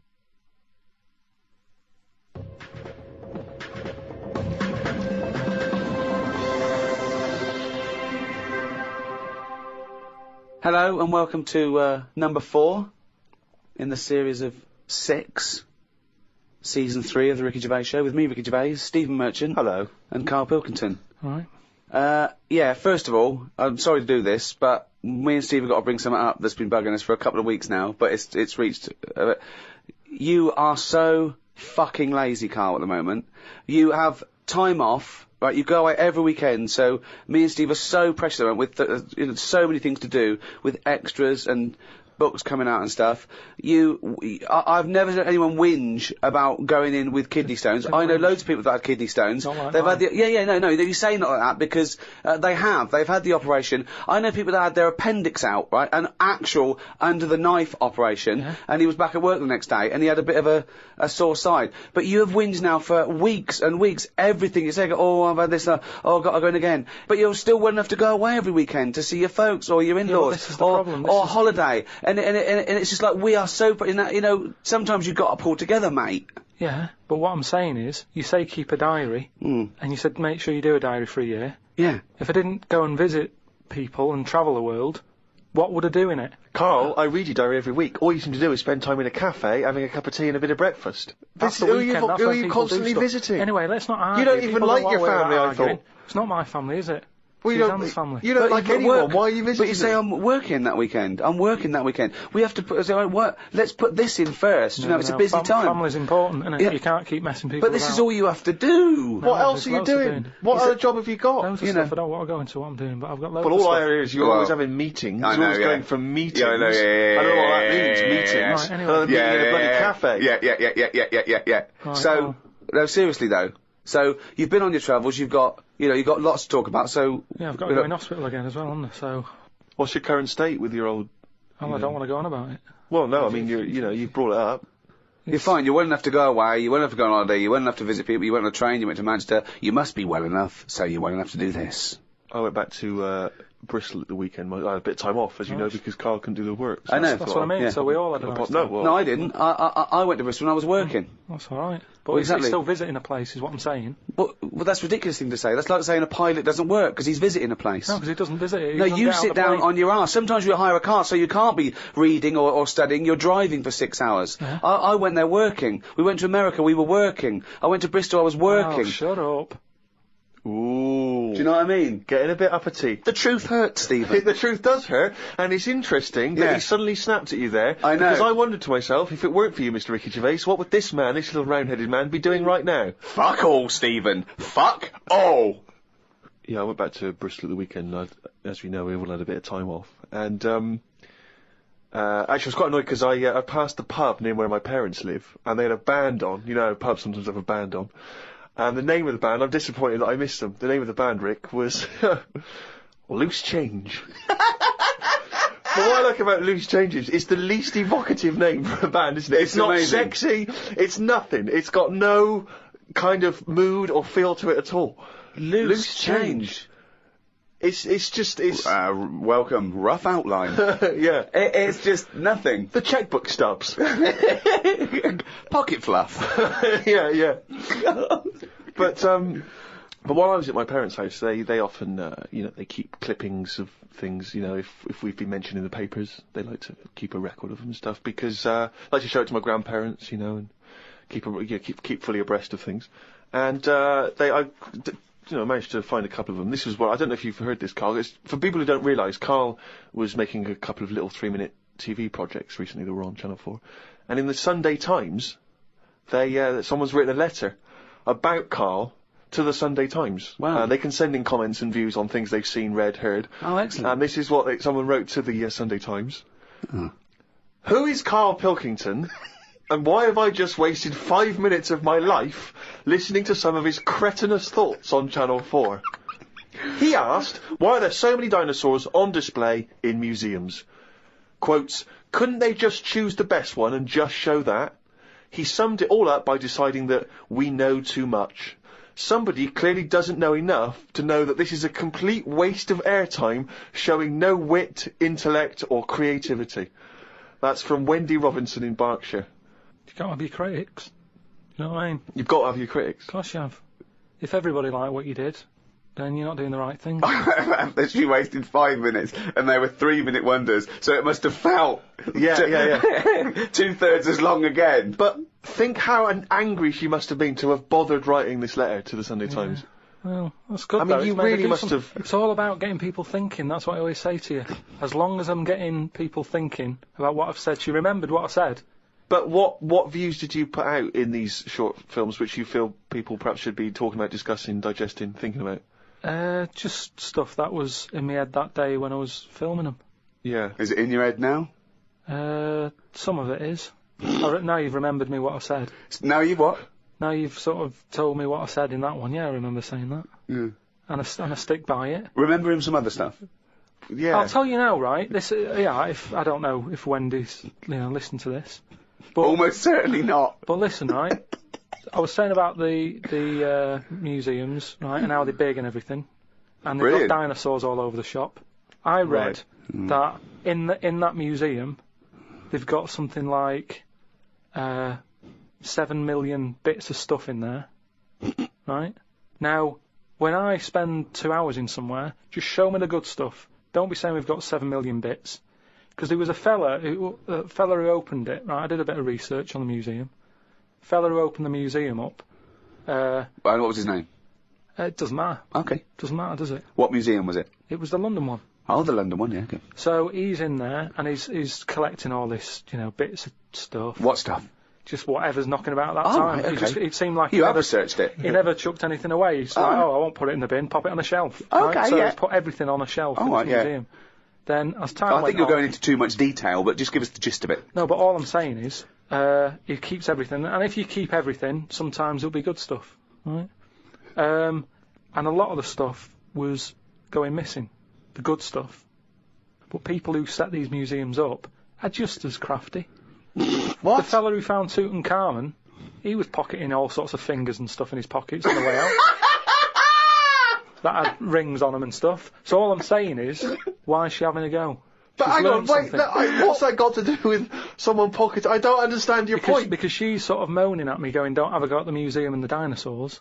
But No, everybody... she's having a go at your fatuous point. Yeah, you're absolutely uneducated, But, stupid point that you got TV time to talk absolute shit, if I could That's not paraphrase my fault, Wendy. is it? That's not my fault. If someone says they want me to do a little programme and you can do what I want, I went and did what I did. Free speech, innit? But we just gave you the chance then to defend yourself, and you just confirmed Wendy's point 1,000 times over. What was all this waffle about people nicking stuff? What's that got to do with anything? Because she's having a go at me. I didn't nick But she's having a go at you for talking nonsense that's of no consequence, which is what you just did then. That's not nonsense. But what was your point? All right, then we'll watch Wendy's little programme when that goes out. Let's see what she's got to talk about. Sick of her.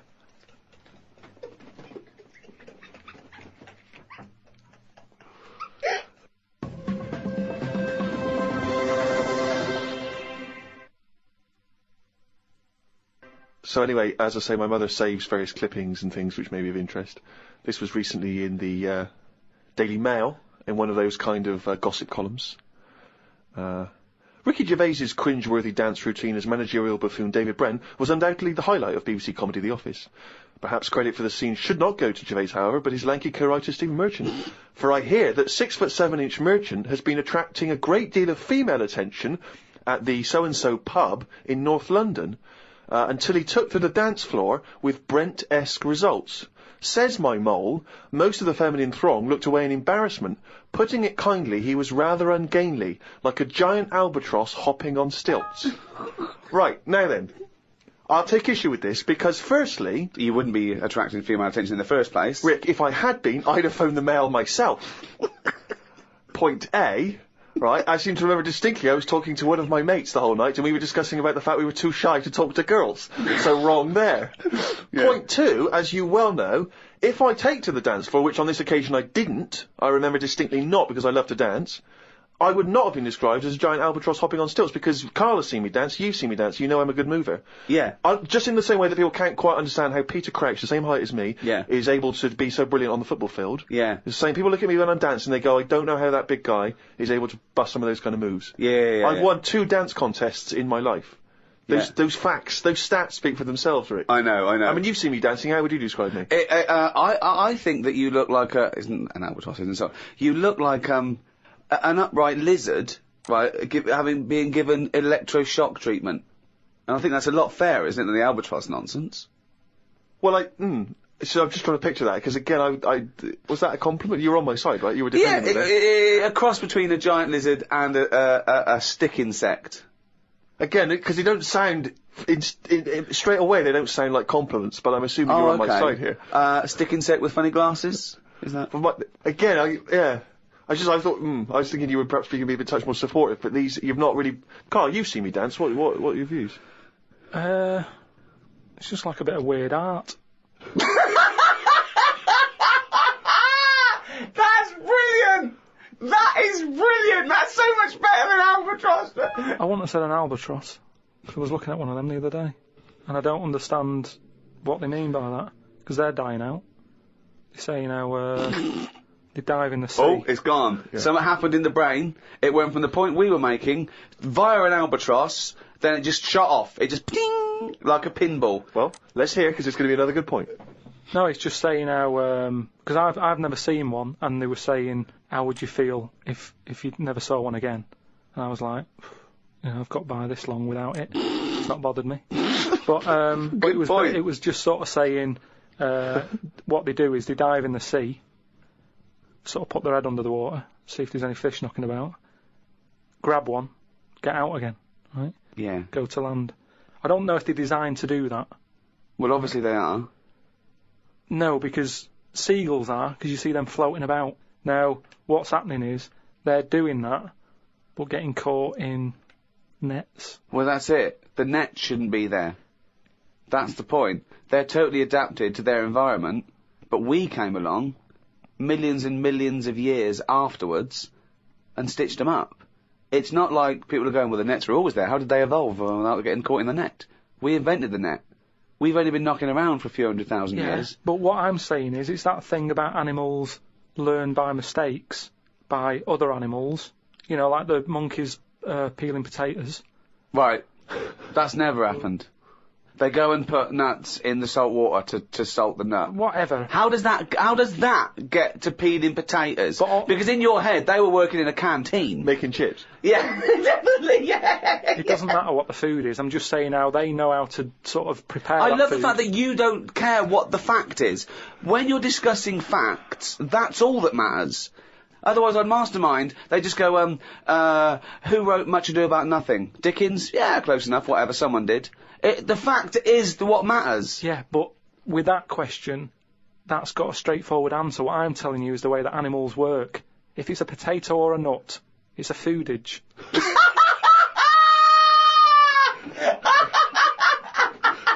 And once again, I return you to my question as before. What's your point? What point were you making? I'm just saying an albatross will find if you're hungry, you find food or you change your diet. If you don't eat something else, you die out. Simple. Said before. If you want a pie, but they haven't got any pies, you have a pasty. Alter your diet. And an albatross... Drastically. Yeah, pies radical. Yeah, you said. Completely changing my diet. No more pies. What are you eating? Pasty. Brilliant. I'm not going to eat quiche anymore. I'm going to have a tartlet. But you're getting more and more sort of single-minded in your... No, single-celled. Yeah. It's not, though. In your belief that everything you say has got some kind of profound implication and that no one else is listening, that we're all ignorant. Right. We're all not listening to what you're saying. Here's another one. Go on. Here's something else to discuss. Oh, come on. This will be good. In series This will be as good as E equals MC squared. The people ageing backwards idea. Well, it's not an idea. They've done something on it, saying how... No, they haven't. A baby has been messing about with emails. Right? Oh, yeah, God! A 65-year-old doesn't know how to use email. So, again, my system works. So say if you're an old person, you're not using the internet, but you shouldn't be anyway. Because you should be sort of just getting used to life as an old person. When you're a baby and you're about to die, they're using the internet. I don't know what you mean, when you're a baby and you're about to die. This is if this was aging your backwards world, if idea, it was yeah. your world. Well, let me just ask a couple of questions. That makes no sense at all. What you just, that makes no sense I'm just saying at all. that my theory... You may as well have hit a wok. What I'm to saying- express that point, because they're... the pong, that would have made more sense. See, this It is would be why- more profound, This is why more resonant. This is why Wendy's having a go, though, because you're not being open-minded. You're not thinking about... But we're being open-minded to good ideas, to sensible thought, to intellectual considerations. We're not being open-minded to this utter drivel. Yeah, but every invention is a bit... Who'd have thought the Frisbee would have caught on? That's not... I don't think that can count as an invention, though. Of course it is. People are paying for it. Someone said, I'm going to invent something But you can people chuck are about. paying for carrots. But they're not an invention. Because you pay for something, it doesn't mean it's an invention. No, but a man-made thing. A Frisbee, it didn't grow off a tree, did it? Someone's made that and gone, I can sell this. And people are buying it. You know, all I'm saying is, things change, don't they? You know, the albatross is dying out. The way, like when I walked into the flat, right, we've had hot weather, haven't we? We've had a lot of flies knocking about. Now, when I was younger, I never saw flies sort of hanging about in gangs. Whereas... I don't know what world this is. Would they have little motorbikes? No, you know, just you'd sort of see one would get in the house, you know, my dad would kill it or whatever, but you'd never see three. You wouldn't be going, oh, which one am I going to get first and everything. They'd come in, they'd exit out of a window or whatever. Whereas I walked in on a bit of activity. There's nothing to eat here. Right? 3 flies in the flat, right? All sort of whizzing around. Right. All together, right? So I just sort of think, oh, you know, let them be. They seem to be happy. You know, they're playing around with each other, right? Sat down, reading the paper, look up, right? It was like one was trying to like have it away with one of the flies, and the other one was having a go as well. It turned out it was a little fly that didn't want any of the action, but 2 were attacking it. How could you possibly gauge that? Just by watching. That's how you learn, innit? You watch. You watch. But no, this is conjecture again. You had no idea what was going on there. No, I did. It's the way they were sort of jumping on it and stuff, and I was like, oh, I'm not happy with this going on, and under my roof sort of thing. My house, my rules. But it's a nightmare because it's small. You can't control it. You don't know which one's which. You might end up sort of pushing out one. That's the baddie. What are you and you're pushing talking about? I'm just saying. Why are you getting involved? Just because creatures are changing all the time. What are you talking about? What point are you making? I'm just saying the way that flies used to be happy-go-lucky, on their own. The sun's out, have a fly about. Whereas nowadays... now, there was like little attacks going on. But how could you tell which were the two aggressors and which was the victim? How could you distinguish? This was the problem. I mean, all I was looking at was which one they kept attacking. And I was thinking, if I can get that one in the bedroom and then get the other two out the window... What are you... Just breaking it up. Because what sort of a person would it be to let that go on? I don't know what he's talking about. He has no feelings for anything. He doesn't care if whole species die out. Why are you getting involved? That's where you're wrong, because I think more than most people. I think there's a lot of people who just go through the motions. Yeah. They do the same thing every day. They can do a job, but that's all they stick to. They don't think about what them flies do. KARL, what's that I've known you for, I don't know, 4 years, and all you ever say is things like, why do we have jellyfish?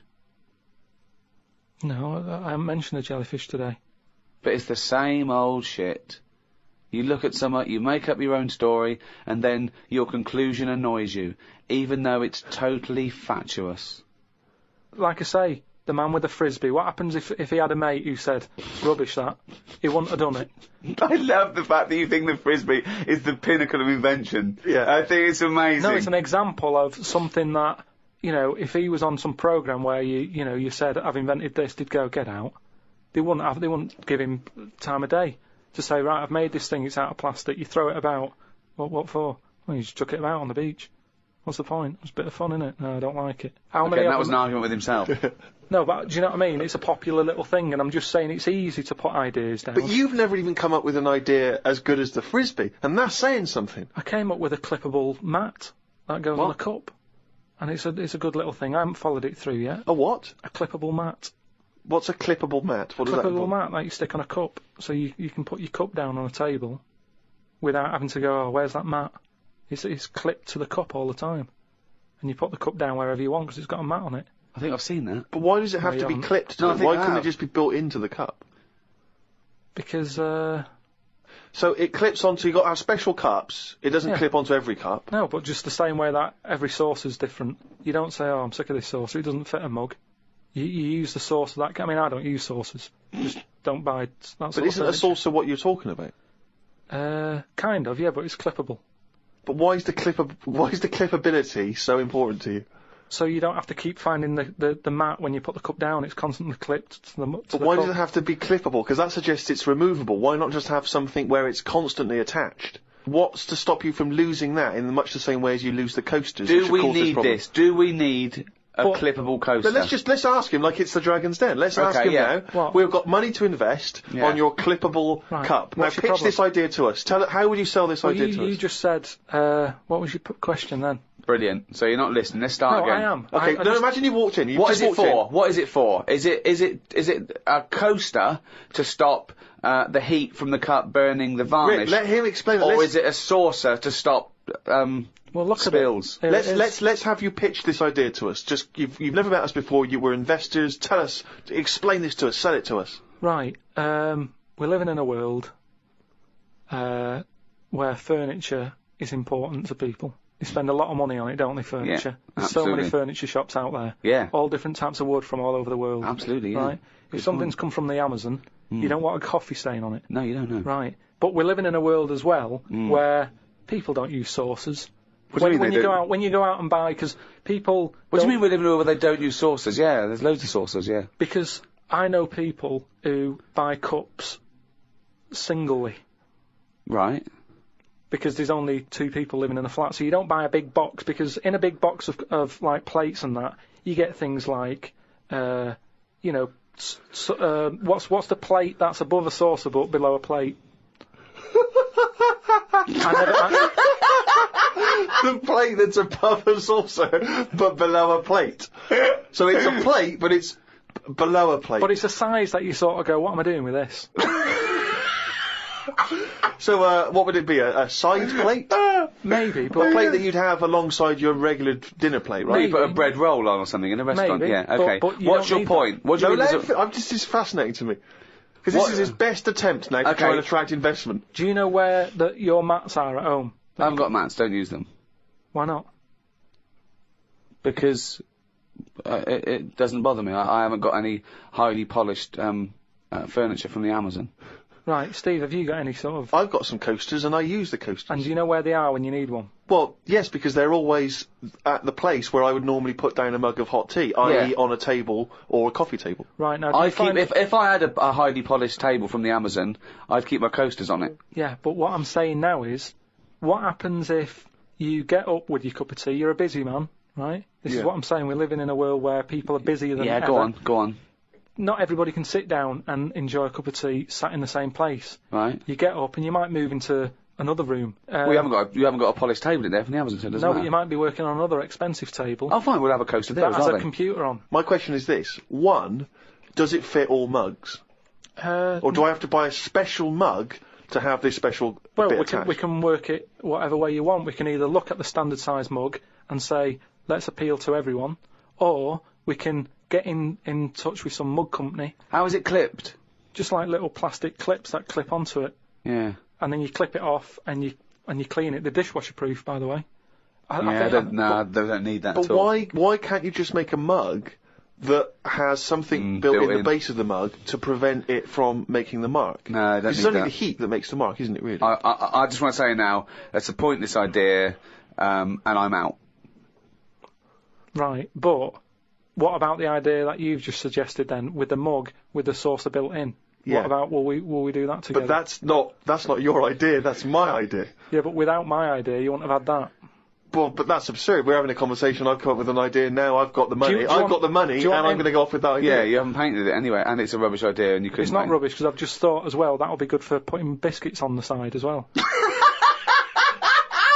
Oh, God! Okay, no, that means we can get rid of that plate that I don't know By what the to do way, with. now this is broadcast, you can never patent this idea because it's out in public domain. Rick, why don't we see if there's anyone out there who's willing to invest in this idea? Are you a mug manufacturer?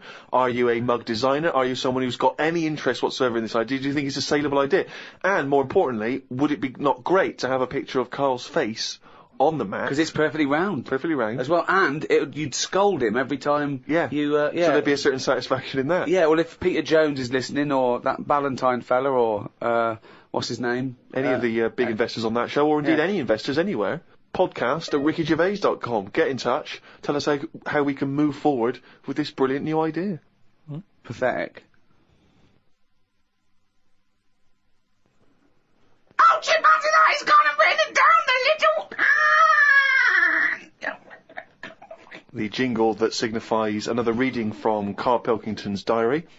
Got up and put the radio on. I listened to the story that the vicar read on Radio 2. Yeah, that could be good. He was saying how Jesus was 33 when he died. He said he was more into the idea of doing a lot in your life than living for ages. This was linked to the news about the doctor who's come up with some stuff that he's been injecting himself and his wife with that makes you age better. I looked it up on the internet. It wasn't worth them doing it because they are already old looking. I don't know why people want to stay looking young. You can wear a bald head better if you're old because hairs are replaced by wrinkles. That's drivel. No, it's not drivel. Pointless. It's just a pointless entry to a diary, that.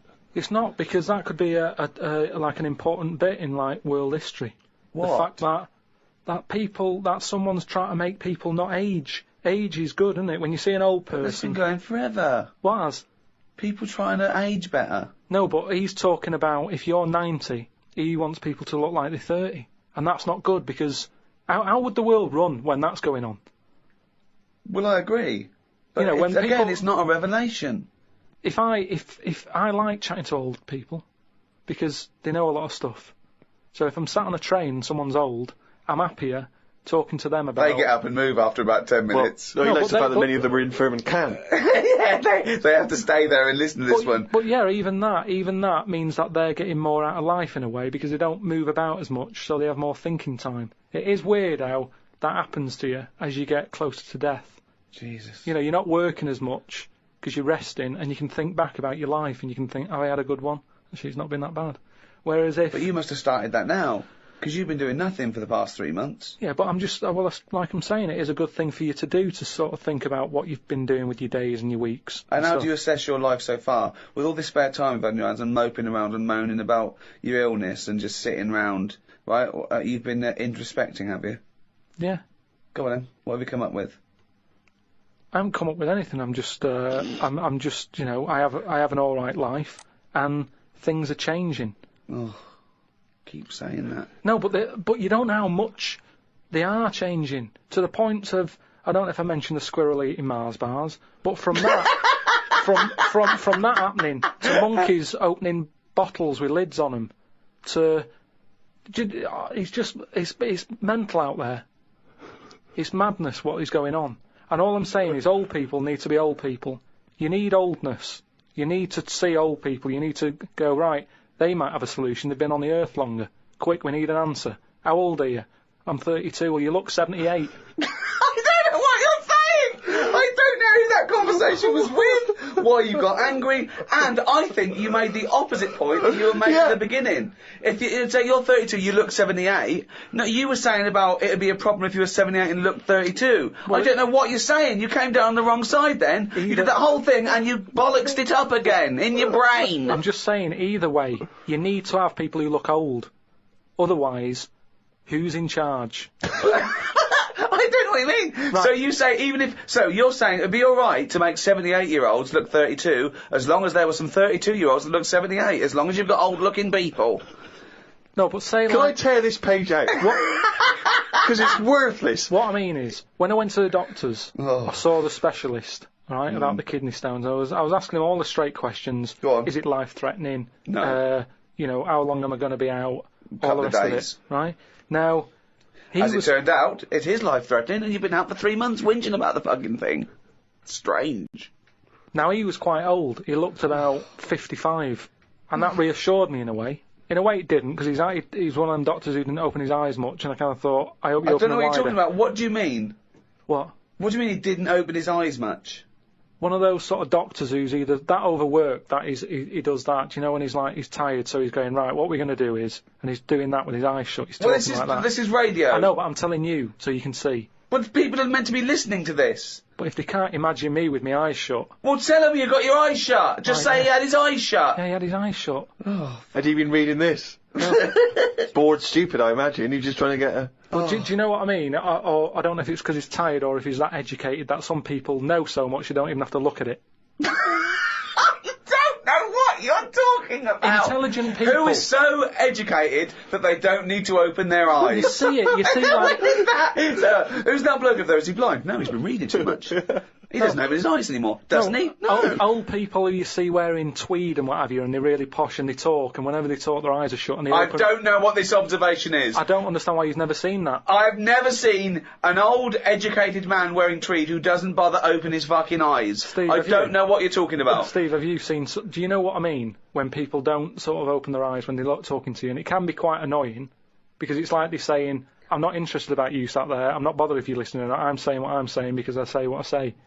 And it can be quite annoying. If he has got his eyes closed, he's probably just trying to absorb what you're saying and think carefully about it, so he doesn't misdiagnose you. I'm not having a go at him. Well, I'm just saying he was 50 odd, and I was happy that he was there telling me... I don't know why you were watching his eyes when he was telling you about your insides.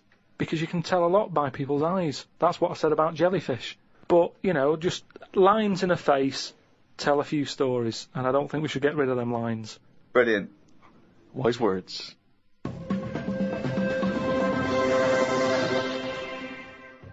Well, that's the end of show number 4 in this 3rd series of the Ricky Gervais Show.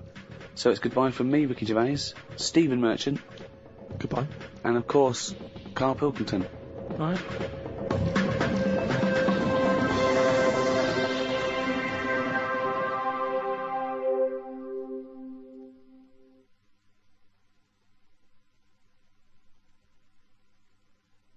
Audible hopes you've enjoyed this programme.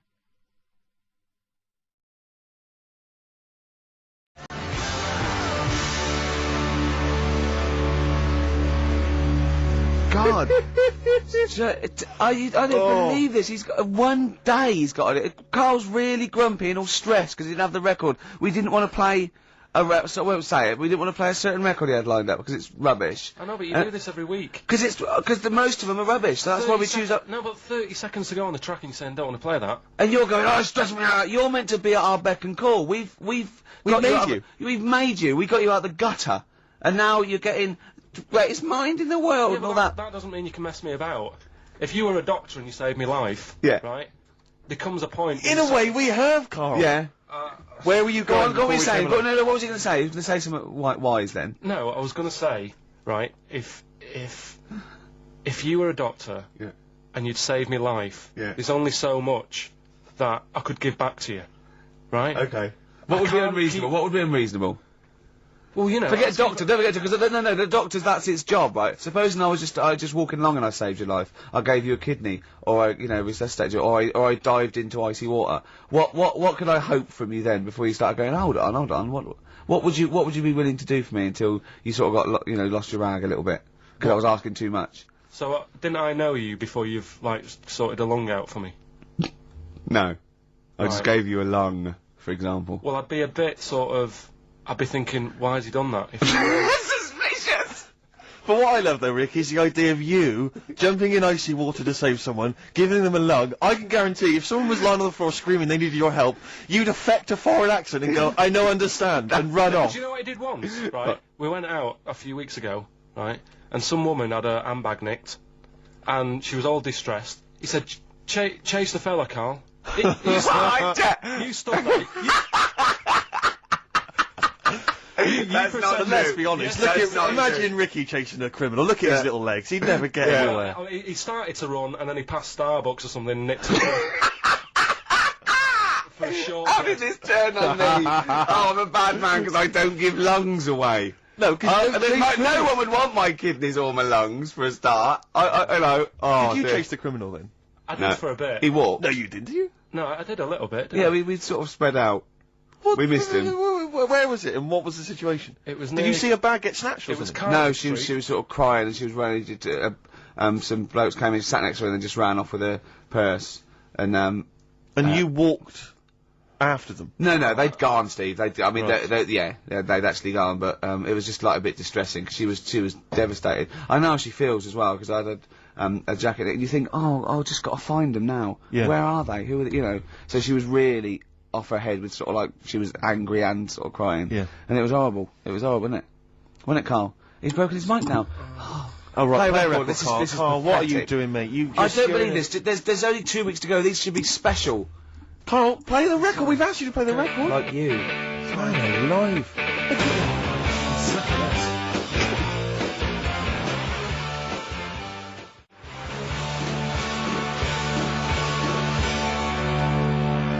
Hive's main offender on XFM 104.9. I forgot to say who I was. Go on, who are you? Ricky Gervais, who are you? Steve Merchant. And who's that little fella over there, little round fella? Tiny little Carl Pilkington. The funny little thing from the Smash adverts. Say, then they smash them with their metal knives. Oh. You do? Yeah, you're right. He does, doesn't he? Yeah. I was asking if I'd seen a rounder head than him, and that's the only one someone come up with. That's the only thing they come up with. Oh, look, you're actually a little bit stressed today, aren't you? Because you had a drink last night, didn't you?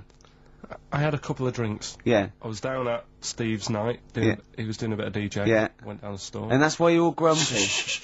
What? Did you hear what he just said? What? I was DJing last night, obviously that XFM evening. Yeah. Hour and a half. My friend and I split the time on the decks. Yeah. What was the word you just used? He went down a storm.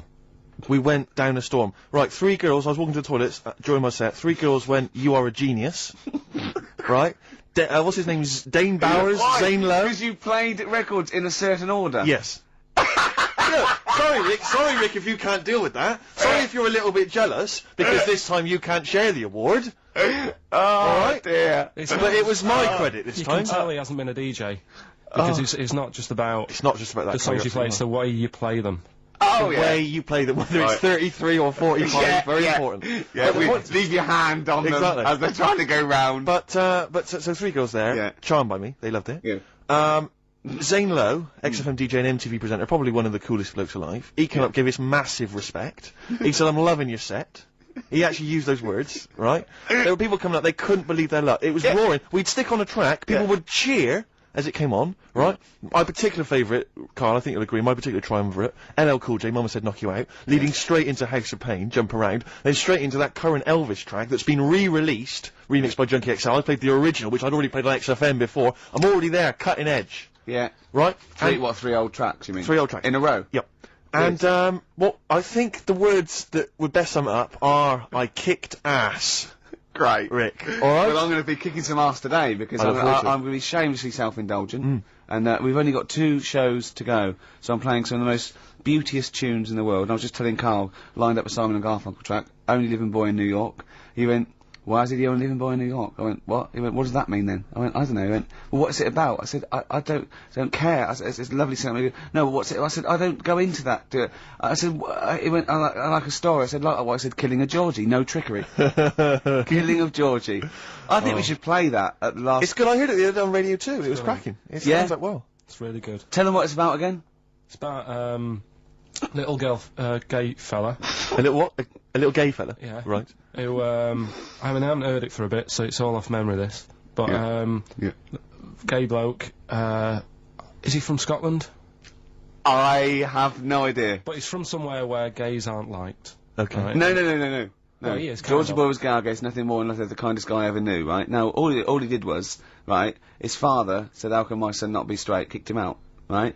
Goes to America. Yeah, but you can handle all that. You can handle your dad not getting on with you if other people around you are into the same scene. Yeah. But he was left on his own, he didn't know what to do. Yeah. He was getting stressed out. Yeah. So he goes... And this was before, I mean, this is, when did this record come out? 77? 77, yeah, something like that. Right. And, he's... During punk. Right, I see, yeah. So, you know, the village people had come along and made gay cool. Yeah. That had already happened. Yeah. But it wasn't respected. But he was watching the telly or something, and he saw that New York had loads of them over there, and they're all having a good time. Sure. No, sorry. At no point in the song does Rod Stewart say little gay Georgie was watching telly and saw loads of gays in New York. At no point in that song. No, but this is what I like about that song. You sort of picture what's going on. You make it up. Yeah. Okay, so the little gay fella was watching telly, and there was presumably and now from New York, the gay show. Yeah. Or whatever, because it was a big scene over there, wasn't he, in the 70s? Yeah. Okay. Right. Go on. So he goes over there, and he's having a great time and that. He's meeting... He went to New York Town, very quickly settled down, soon became the toast of the Great White Way. Yeah, they loved him. All the old queens blew a fuse. Yeah. Yeah. And then, I don't know, he was out late one night. Yeah. And he's walking home. Yeah. And, gets attacked, gets killed. Yeah. And he's lying in the They gutter. didn't intend to take his life, they just pushed their luck a little too far that night. Yeah, you see? So... Yeah. But what's good there? Is it good that he had a bit of a good life and was able to be himself? Yeah. Or should he have stayed in Scotland? He didn't come from Scotland. Again, I really... Right, I think, is there any way we can get this song before the end of the show and play it? Because I've heard it recently. A lot of people listening will have never heard this song. They wouldn't have any idea what we're talking Can about. I say what you said when we were talking about that song once before? Is it bad? It might be. Because we were talking about, you know, Georgie Boy, and he, you know, got I don't know. What? It's when you said... Well, it's a fact. I don't think if Well, he said, so it's for King of Georgie, he gets out, dies, right? He goes, well, they do go out late. I know. All gay people I go know out a few late. gay people, and they start to party late on. That's Yeah. what, in Soho, right? Yeah. Girlfriend got in a cab, right? Suzanne was in a cab, and the cab driver was taking her to an early start, right? She works at the BBC. Yeah. Early start, 4 in the morning. It was going down, it was mental in Soho at 4 in the morning. Yeah. They were all still, like, starting the night out. How do you know they're gay? It's Soho, innit? Fair enough. Play a track. I'd love to be able to try and dig this out. Yeah, we will. This is Simon and Garfunkel, The Only Living Boy in New York. It's lovely.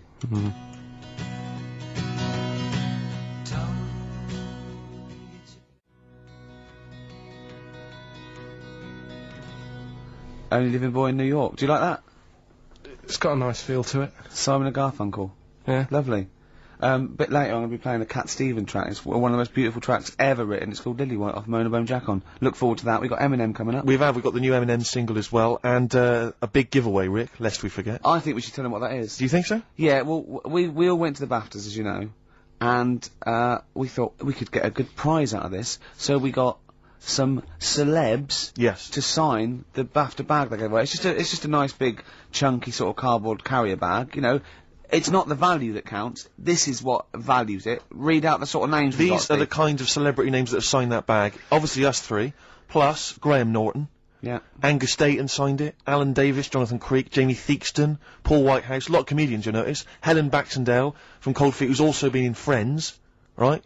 I don't know why that's so exciting. Steve Phil Mitchell McFadden. Yeah. It's an eclectic bag. I noticed actually that Steve's signature is also mentioned. I think he says Steve, aka Phil Mitchell. Which is very nice of him. Yeah.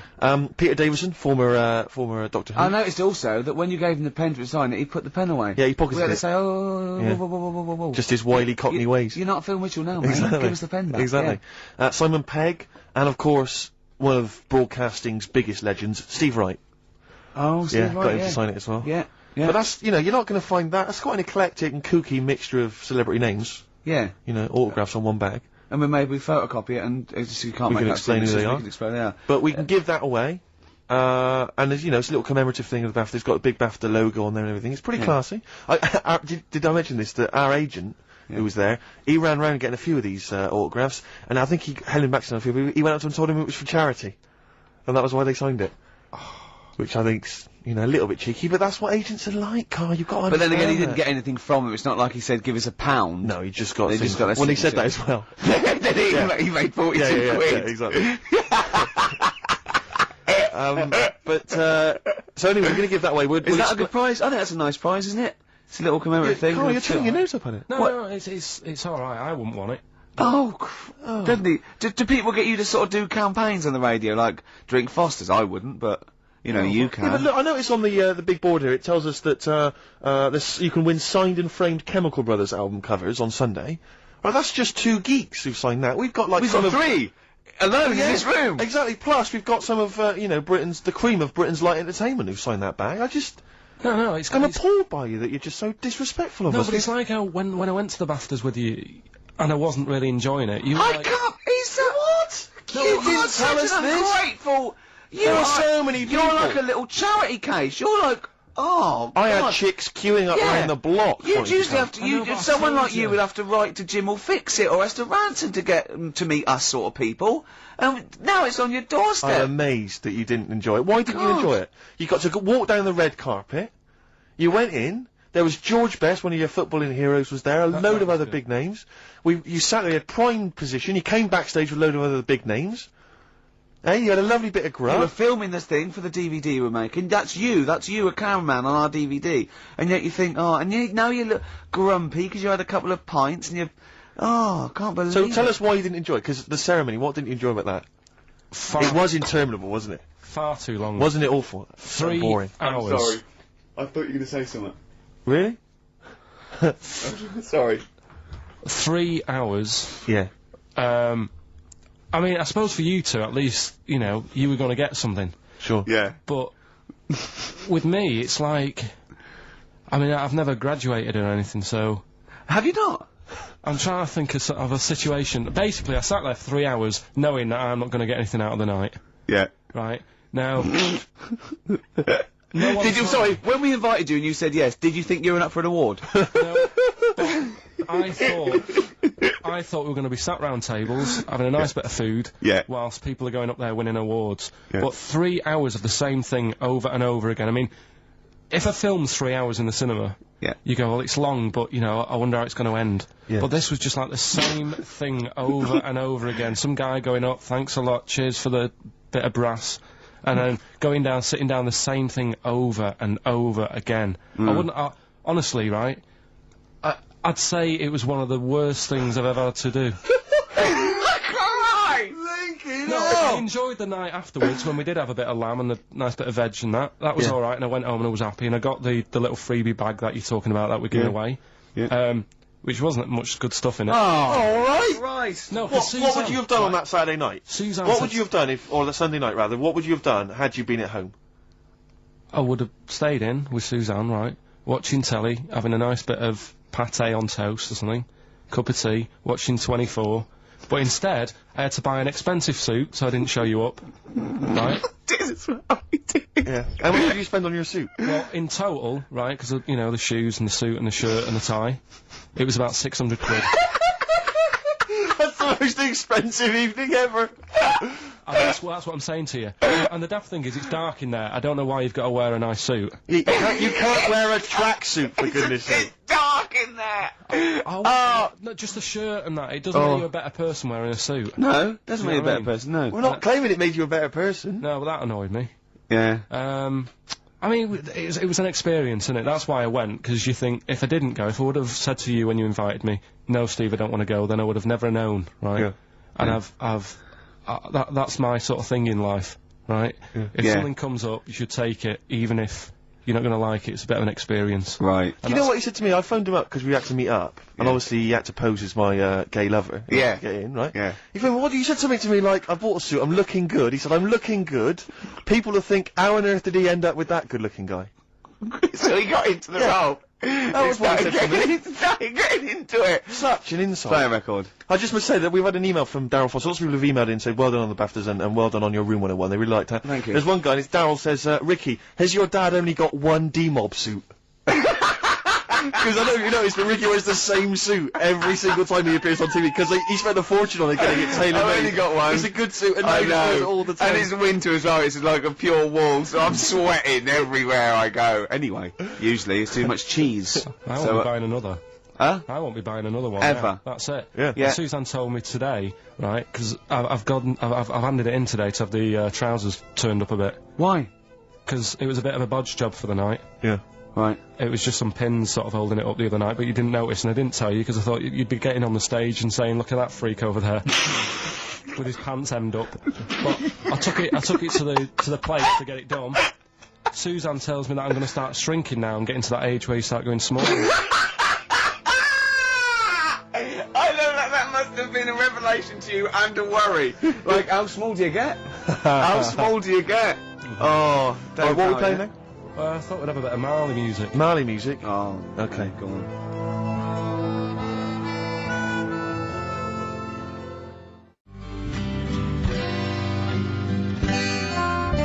Badly drawn boy and something to talk about. Well, it's a good job we've got something to talk about because we're DJs on XFM 104.9. I'm Ricky Gervais with Stephen Merchant. Of course, there, KARL Pilkington. How you doing? Of course, you must have been excited at the BAFTAs because we did bump into Dr. Fox. Oh, yeah. Pleased with that. Yeah. What was the challenge again? I think the challenge was you had to shout Foxy. Yeah, the challenge was, it's sort of like Jackass, but wimpy Jackass. KARL was our cameraman for the night because we were doing the making of sort of series 2 where we've filmed ourselves sort of writing it and doing bits and pieces and going to wars on it. And it's on me, and my challenge, which I think, was it me that set my own challenge? You did. I had to shout Foxy and get him over. Yeah. And I bottled out about 5 times. I just thought he was talking to someone. Yeah. I just thought, and then I did it, and where's the victory in that? Yeah. I shouted Foxy, and he came over and went, alright. I think, where's the victory? I remember Jackass, they dive off buildings and things. I was a little bit taken aback that because even though he was joking and mucking around, he was swearing. You don't expect that from Foxy. Oh, behave. He was off duty. No, he was. I mean, he's more than wrong, but he didn't expect it to because he seemed like a lovely bloke there, but he has got an enormous head. I mean, I'm not gonna. I'm not disrespecting him. I think he's a lovely guy, but his head is huge. But it's in proportion with his big body as well. He's a chunky wombat of a man. True enough. And so am I. It was a problem getting him on screen. Sure, because of the huge head. Yeah. I was struggling. No, I know. Well, I know the Popeye people have worries about that. They had to get special lenses. Yeah, yeah. I love the fact that us 3 freaks can take this out of anyone. Stop there though, Rick, because I was on TV briefly. There was a thing about The Office on Top 10 TV Bastards on Channel 4, and I appeared on there briefly talking about the show. And there's this girl who's a girlfriend of a friend of mine, and she's like, I saw you on TV last night. I went, yeah. She went, I'll tell you this, you're better looking on TV than you are in real life, and that's good for you. And I was like, oh, I don't know if that was a compliment, because it's like... Definitely not. Well, I'm not on TV, so it's not beneficial in any way. Yeah. But that's like... too right, you have to step out of the TV. But that's like saying, I normally find you pretty repulsive. Yeah. My opinion changed slightly last night because you were on the box. Yeah. And I didn't know... It sounded like it was a compliment. through the aid of a different... through the aid of lighting and appearing like for 12 seconds on screen in small doses. Oh, God. You thought I wasn't as bad looking as I am in real life. A lot of people have phoned in and wondered if you are Morph grown up, because they've seen a picture of you on the website. Do you mean me or KARL? KARL. Right. Yeah. What do you mean? No, because people have seen you next to a picture of Morph, and it's if you draw honestly, KARL, if you lay you down and draw around you, it's exactly the same shape as Morph. Yeah. Or the Pillsbury Doughboy. Or, yeah, gingerbread man. You do look like a gingerbread man. That's great. Oh, I love Carl. We think you're brilliant. We like looking at you, talking to you, hearing what you've got to say. We think of you, don't we, in the week sometimes? Rick, I had a bit of good news this morning. Go on. And I don't mean this in any way. I'm sure it's an emotional thing for her. But in the Sun it says that Dido, her wedding's off. Right. Just thinking, ding dong. Because for some reason, I don't know what it is, I was having a chat with my mates, I've always been under the assumption I could pull Dido. Because she's quite ordinary. Do you know what I mean? She looks a bit ordinary. She's quite an attractive one, but like... Would that be your opening chat-up line? You look quite ordinary. Dido, I don't think you could probably get anything better than me, because you're not too hot yourself. Exactly. My name's Steve Merchant. Actually, what I'd do is I'd go, right, I'm not going to meet you in the flesh, but I'm going to send a picture of you on video. Yeah, this is me on great. Top TV Masters. What do you think? See what you think. Yeah, and if you think it's good, well, I'm certainly no worse without the lighting and makeup, so don't worry about that. Exactly. Oh, Dido. Have a little bit of Bowie. Have a little bit of Bowie. What was your thing about Dido? That, she's like a kind of... She's a bit like a receptionist. Who got up and sang once, because she's at karaoke. And a bloke came up, hi, I'm Gridlin Records. I'm thinking of releasing a CD, and it just goes mental. Exactly. Everyone buys it. Yeah. It's good though, isn't it? But she should be doing photocopying or filing, do you not think? Just the way she looks. She's got that very kind of suburban the look. whole look thing annoys me. Do you know there's another pop stars thing starting?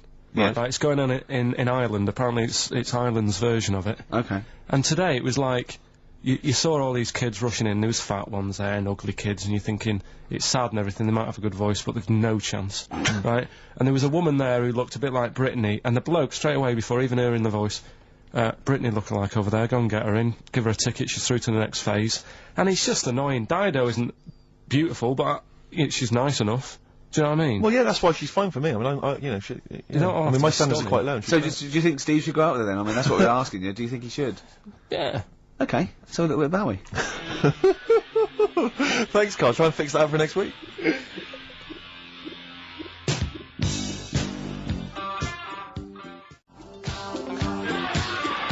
Fashion, David Bowie. We were doing a bit of voguing, sort of cross with body popping there, weren't we, Carl?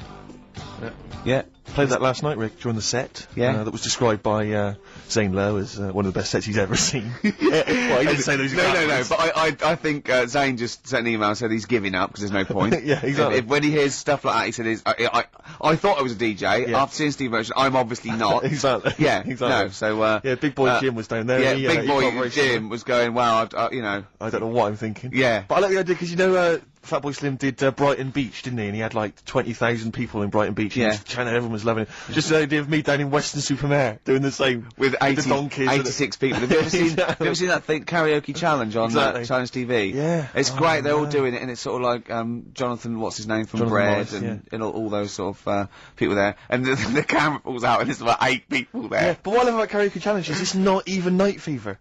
Do you imagine that? I mean, talk about... Wow. Oh dear. We tried to get on that once, didn't we? On Karaoke Challenge? Yeah, when we were doing that comedy we were lab. gonna I was do- going we to do were it in gonna- character, yeah, wasn't you I? were gonna do it, yeah, as David And Bowie. So we'd have a little bit of footage, but Yeah, that'd be great. Yeah, They wouldn't even let that you was on. terrible. That was how minor a celebrity you were at the time. I remember once, right, this is how sad we were. We tried for about an hour to get on the Chris Moyle show. They were doing a competition. He was doing this competition. It was about golf, wasn't it? So it was like things with, you had to think of a song title, but Yeah. you had to make it into a golfing pun. And people were calling up and going, now what about Drive by the Cars? He was going, Drive by the Cars, very good. And it was like, things like, you know what I mean? Things like something T and that. And I wanted to phone up and go, hello, Chris Miles. Yeah, what about, Spandau Valley Golfy? Just me. And I was just like, we tried. I was just about 30 quid just to get on and do something stupid. How pathetic. And they wouldn't even let us on. What were the others? It's a good game, that. What? Oh, God. Phone in if you've got any amusing puns on songs and golf. Yeah, please. What did you say? What was it? A Spandau Valley Golfy. Yeah, do you like that one?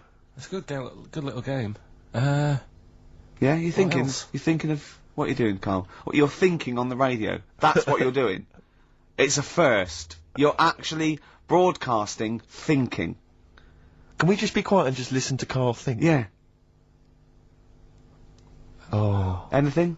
Got anything there? Any golfing puns? You know, some people say, Carl, it's impossible to catch yourself not thinking. Now, I reckon if there's one man in the world... Hole in my shoe, that fella in the young ones. Hole. And there's one on a golf course. He's got a little, has he got a little cold as well? Cause you're... Yeah, well, I was telling, Steve before I went on the tube last Saturday night. Yeah. It kills me. There's every time I go on the tube, I just get full of a cold and everything. I'm full of flu, and it's down to going on the tube. Is it? Someone told me that every time you go on the tube, it's the equivalent of smoking 2 cigarettes. Really? Because of the sort of gunk and pollution down there. And have you heard the other one? And I always smoke 2 cigarettes on the tube. Yeah. These are my nerves. Yeah. What's the name one about the? Oh, here you go. All like the hairballs that are in the tubes. Because of like people stood on the platform, trains go whizzing past at high speeds. Yeah. Right. Takes a bit of your hair off. Don't say anything. What, you mean don't question the science of that? No, he means... Because of my it doesn't head. affect him. Oh, I see, yeah. Right, and apparently they all get caught up in the tunnels, and they have to like clean it out now and again because there's big hairballs on the lines. It's on the lines? On the train lines. Right.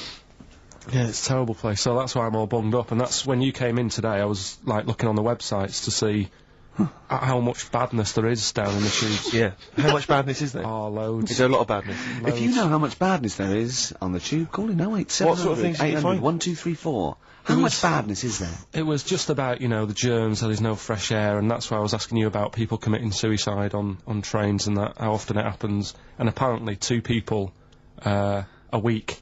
Was it two a week or 2 a day? It's 2 cigarettes. How many people is it?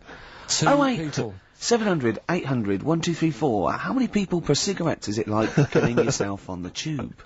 Call in. 2 people a week try and kill themselves or something. Right. On the tubes. Really? It's bad, that, yeah, it is. Terrible. Should we play a record? If you want. Have we got the big new Eminem single? No, I was gonna, we'll tease them with that. We'll play that a bit later. We are going to play it, though. We're going to play the new Eminem single. We will. Plus, obviously, we've got this big celebrity bag to give away as well. Oh, yeah, let me just do a quick... Well, no, let's play a record. Explain the competition after that. Doves. Doves would be good.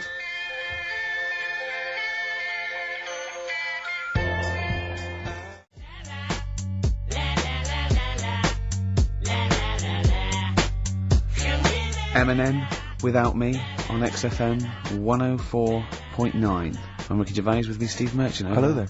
Little KARL Pilkington. Into the last hour, 3 hours of broadcasting to go, KARL, for us. 3. Yeah? What are you going to be doing while 3 we're Musketeers. Because you'll obviously still be working here. You have a day job, don't you? What is it you do exactly? I make stuff. You make stuff? What, like furniture? Promos and stuff. Oh, right. Sort of bit of in-talk there, but basically like little trails for the station. Yeah. That's what I do all week. Yeah. So you'll be back to doing that when we're off? You don't talk to anyone, do you, in the week? You just hide in your little sound booth thing, and you really don't talk to anyone, do you? Much? Not really. No. I mean, you know, you might call up. Yeah. But no, I keep myself to myself. Yeah. Then you don't get bogged down in the office politics and stuff. Yeah. Is there a lot of office politics here? I don't know. I don't get involved in it. Oh, yeah. Proved your point. So when we're away and we're like out of action, who other than Suzanne, who will you talk to of the day? How will you get a sort of feedback from the world? How will you get sort of like input and? I always, if ever I've got like a question on anything, the internet's sat there and I can just go online and find out. The internet is good. It's brilliant. But it's not all verified. What do you mean? It's not all verified. It's not all necessarily factually accurate. Anyone can put things onto the internet. It's that, you know, that it's freaks and things that put on things one, right? like... Here's one that I read in the week, right? Go on. About this woman. Yeah. She was a bit of a punk. And, to get her hair done like she wanted it. Super glue? Right, no. She got lard. Apparently it's a popular thing, you might know. Put lard on your head. Yeah. And you put it in the oven. Now... Apparently the heat that you get from the oven is different from the sort of heat you get from an hairdryer, right? And she had to do that to get the style that she wanted. But anyway, she comes into money or whatever, treats herself to a microwave, right? It's not true, Carl. Opens the door, jams the things, you know, like the little catch, so the microwave works. She jams it with a screwdriver or a knife or something. Yeah. Puts the microwave on, sticks her head in, boils her brain. Don't be ridiculous. Right. Well, why is that ridiculous? Boils her brain. She boiled her brain. She boiled her brain. And this is what's good about the internet. I went straight from that, and there was a subject about brains. And do you know that Russell Crowe, when he dies, is given his brain to charity or something, some sort of some people who can do stuff with it. She gave hers to Pot Noodle. Vesta. Yeah. Oh, That's boiling the a sort of skull. Yeah. That's not true. It's not true, Carl. It's the same as the woman who put her poodle in the microwave, isn't it? And all that. Just urban myths. They're urban myths. But again, where does it start? Someone made it up. Yeah. For a laugh. They're just too convenient urban myths. Everyone's you can tell an urban myth's not true because it's always this happened to a mate of mine, and when you say what happened then, they go, don't know, that was it. Was it? Was that it? Was it? Someone boiled a brain and that was it. There was no more story. Well, Were there any dates? Locations, times? I think it was in Belgium. There's that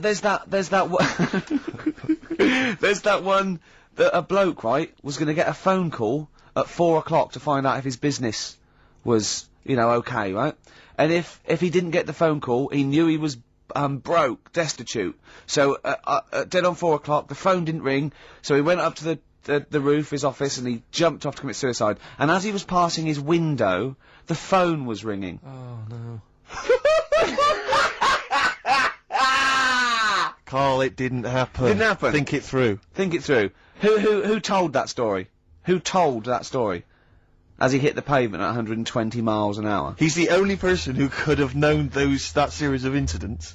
Also, why didn't he wait? dead. As his life's at stake, why didn't he wait till 5 past? Actually, I'm gonna give it 5 minutes, just in case the lines are busy. Yeah. And what sort of bloke goes out, I'll call you at 4, okay, if your business, well, call me anyway. No. If I don't call exactly 4, then, no, you commit suicide. Commit suicide? I would, because if I don't call at 4, that's the end of it. Well, call me anyway. No, that's not the way I work. Why can't you just call me and tell me the other way? Well, I'm telling you how I do it. If you're bust, I don't call. Can't you just call to verify in case something goes wrong? What if it's engaged? It won't be engaged. Just commit suicide at 4, please. It didn't happen, Carl. The other one, right? A bloke, right? He's on a train station, and I'll tell you how I heard it. He's waiting for a cruise station, waiting for, and he shits himself. As you do. And so he goes, oh, my train's in 5 minutes, so he runs across to Millets, and goes, quick, Levi's, 36. The bloke just puts it in a bag, he runs onto the train, he goes into the toilet, takes his, trousers and pants off. His soiled trousers Yes. and pants. Throws them out of the window, I won't be needing those again. Cleans himself off, open the bags, it's a jacket! Oh. No, it didn't happen, Carl! At what point did he go into it and go, quick, Levi's 36, and the bloke went, sorry, Levi's 36, what, a pair? No, shall I wrap them? Them? It, shall I wrap? Just wrap, whatever it is. Do you want to look? No, I'm not looking when you're putting it in the bag, please. Right? Well, 36 way story, so, well, don't say anything. I've told you 36 Levi's. And put it in a bag and charge me for it. Yeah. I don't want to discuss it further. Yeah. There was one, Here we go. There was one about a woman whose husband died, and she had him cremated. Yeah. And made like a little egg timer out of him. Right. And she said, I did that, so it can still help around the kitchen. Well, that might be true. That might be a joke. That's quite sweet. That might be true. That is true story, again. It was all No, right. not again, because the ones I just told weren't. Nor is the boiling the brains in a bag, curry, microwave. Head story true. Yeah. They're too convenient. Will you be buried or cremated? What? Will you be buried or cremated? I don't know. Cremated. I imagine. Like you see. I don't know, it's out of my hands. Yeah, I haven't thought about I've it. not thought it through, and No, to I be don't honest. care either way. Have you heard the one So about... Sorry. I'm just worried that we're getting into a macabre world now of ashes, boiled heads. I think we should play some music, let people just calm down. Levi's. Just think about some of the urban myths they've maybe heard, assess them, maybe they are absolute bollocks. Yeah. And, they can move on from it. Well, it's just that, the death thing, right? Yeah. there was an argument on there about, do you know that Twilight Zone or whatever it was, Tales of the Unexpected? Oh, yeah. Where the woman got buried alive. Yeah. They were saying how, like, years ago, they'd bury people thinking they're dead. Yeah. And they've recently, like, dug coffins up, and then the people who were in the coffin weren't dead, they might have just been, like, in some sort of deep sleep or whatever. And they've lifted the lid off. Yeah. And there's scratch marks on the thing. Yeah. And that's pretty scary. And Makes you think. I mean, I hope they check these days. That's all. I'd like to play a beautiful song now by Cat Stevens called Lillywhite. It's lovely. A song for the lovers room? Yeah. The big cell.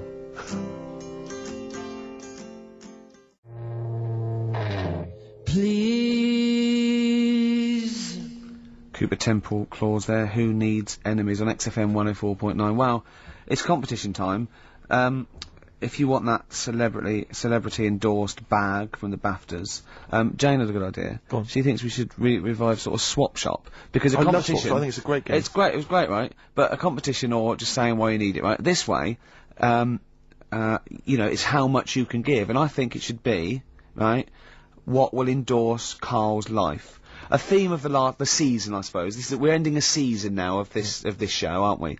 And one of the big themes is really develop Karl, enhance Karl. Rejuvenate him in some way. What do you think Karl would want? Have you got something he'd love? It can be battling tops, you know, and you've got to say why he'd love your old battling tops. It can be a book. Sorry, what's a battling top? Was this something you used to take to school, like, with your hoop and stick? No, it was a little and your game. baked potato? It was in the wrist action. And Go on. it was like little tops, right? You'd have 4 players, right? You'd wind it around like with cotton, right?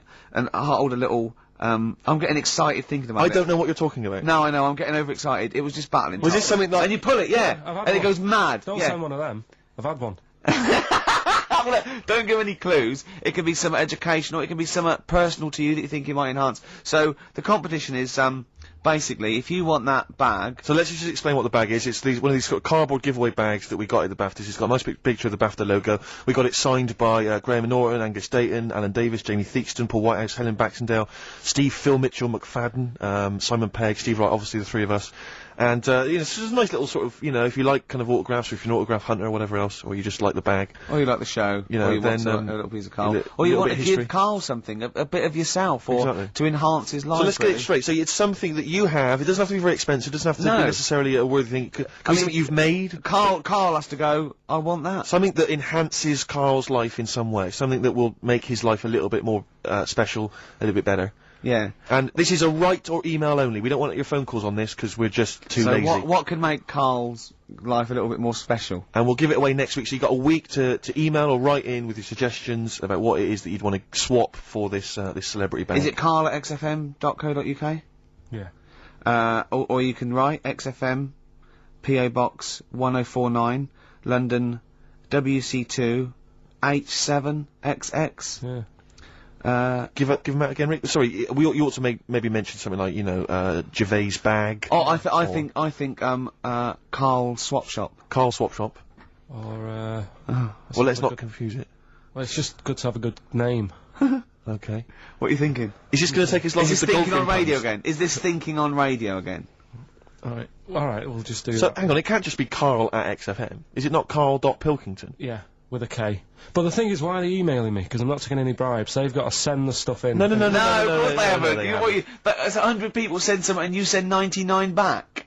No, I won't send... Oh, yeah, I see what you mean. Yeah, no, they just email or write in with a suggestion. Oh. Make sure that you mention who you are if you're emailing and leave a telephone number as well. We need a telephone number, we've got to call you back. Let me give you an example. I like the bag. I want the bag, right? I think this would enhance Karl's life because I am sending a Feng Shui book. Something like that.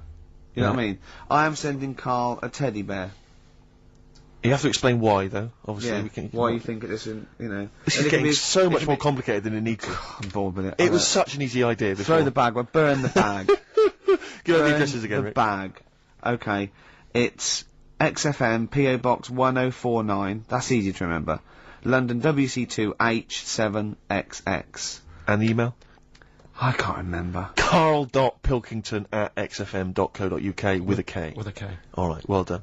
Yeah. Man alive, that was exhausting. Any I'll tell you clues, Karl? What would you like? What would you like? I really don't know. honest to God, I can't help anyone out here. No. You just see something you like when you see it. Well, there might be something out there that I don't know about, and yet it is. I'm sure there is. Do you know what I mean? I'm sure there's something out there you don't know There's about. things in this room you don't understand. No, but Okay, look, we played it before once, and I know you're a child. Yeah, I Rick. love I'm a this. big fan of this. This is Absolutely from love Amy Mann's album Bachelor No. 2, and this is Red Vines playing.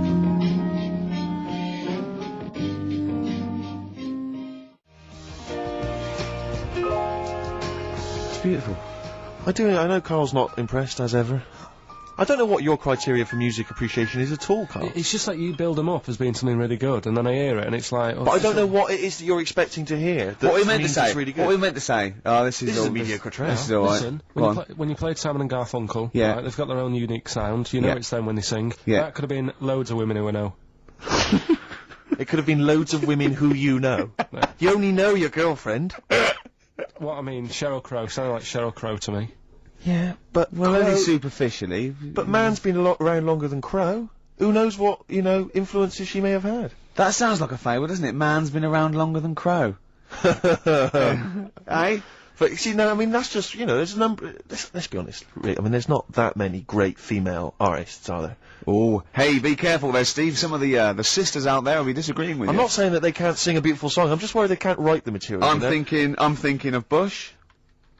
I'm thinking of... Aren't we all, Rick? I'm thinking of arm trading. That's true enough. I am thinking of... Anastasia. Anastasia. I know you love Anastasia, don't you? You I love like that new one. I love that new one. I mean, I don't It like that sounds sort like of the stuff, other two. but it's sort of, there's a good chorus, and I can do her dance. That dance at the end when she puts her arms up. I like She that does one. sound like she's very much the new Tina Turner. Yeah, no, that's the one I've liked, yeah. And me and Steve think that she's sort of like one of those people that go out with her daughter. Well, I think the reason is because if you notice, she always wears sunglasses. Yeah. And I'm sure that because she claims to be something like 28, I bet she's like 40. It's like one of those She's got 40-year-old close women who come from Essex, but they come with their daughter's 21st, and they're going, your mum's mad. Yeah. They think we're sisters. They're like, I'm 40 and she's 21. She always flirts with her daughter's boyfriend. Yeah. Where are you going? We're going down, we're going down Millionaires. Your I'll mum's come down mad, myself. look, your mum's got a bra on. Yeah. Don't you think she looks like that, Carl? Yeah. I can't picture her. You can't picture Anastasia? No, she wears glasses. Sunglasses all the time, yeah. No. You're not into this, are you, Carl? You've get this whole sort of broadcast thing as just... You're fed up with it, aren't you? You can't wait to finish next week. Well, it just seems I can't say anything right. Why? Well, whatever I say isn't right. Or funny. No, but do you know what I mean? What? Because what are you upset about? Well, I laughed at the urban myth, but not being true. Mm-hmm. Yeah, and... But one of the things, I'll tell you, that if you take nothing else away from our time on the radio, it should be to be more inquisitive. When a piece of information comes to you, don't just take it at face value, query and question it. That is what has made Ricky Gervais one of the premier thinkers in this country. He will not accept anything on face value. He queries everything. Anastasia, she looks glamorous and wait a minute, those glasses, what do they suggest? Actually, she's 40, I'm not going to buy her records. And that's Things like that. and that's libelous. That's potentially libelous. So, hang on a minute. Roy Orbison then, was he starting to look old? We're not saying everyone who wears sunglasses is necessarily older than their years. No, we're not even saying about Anastasia, we're just doing about an image, one of those sort of like ravers that goes to their daughter. It was a little bit of light observational comedy, to be honest, Carl. You've seen through it, mate. Yeah. You've torn it to shreds. She's not 40. You know what I mean? She doesn't hang out round with much younger people, chatting at their boyfriends. It wasn't true.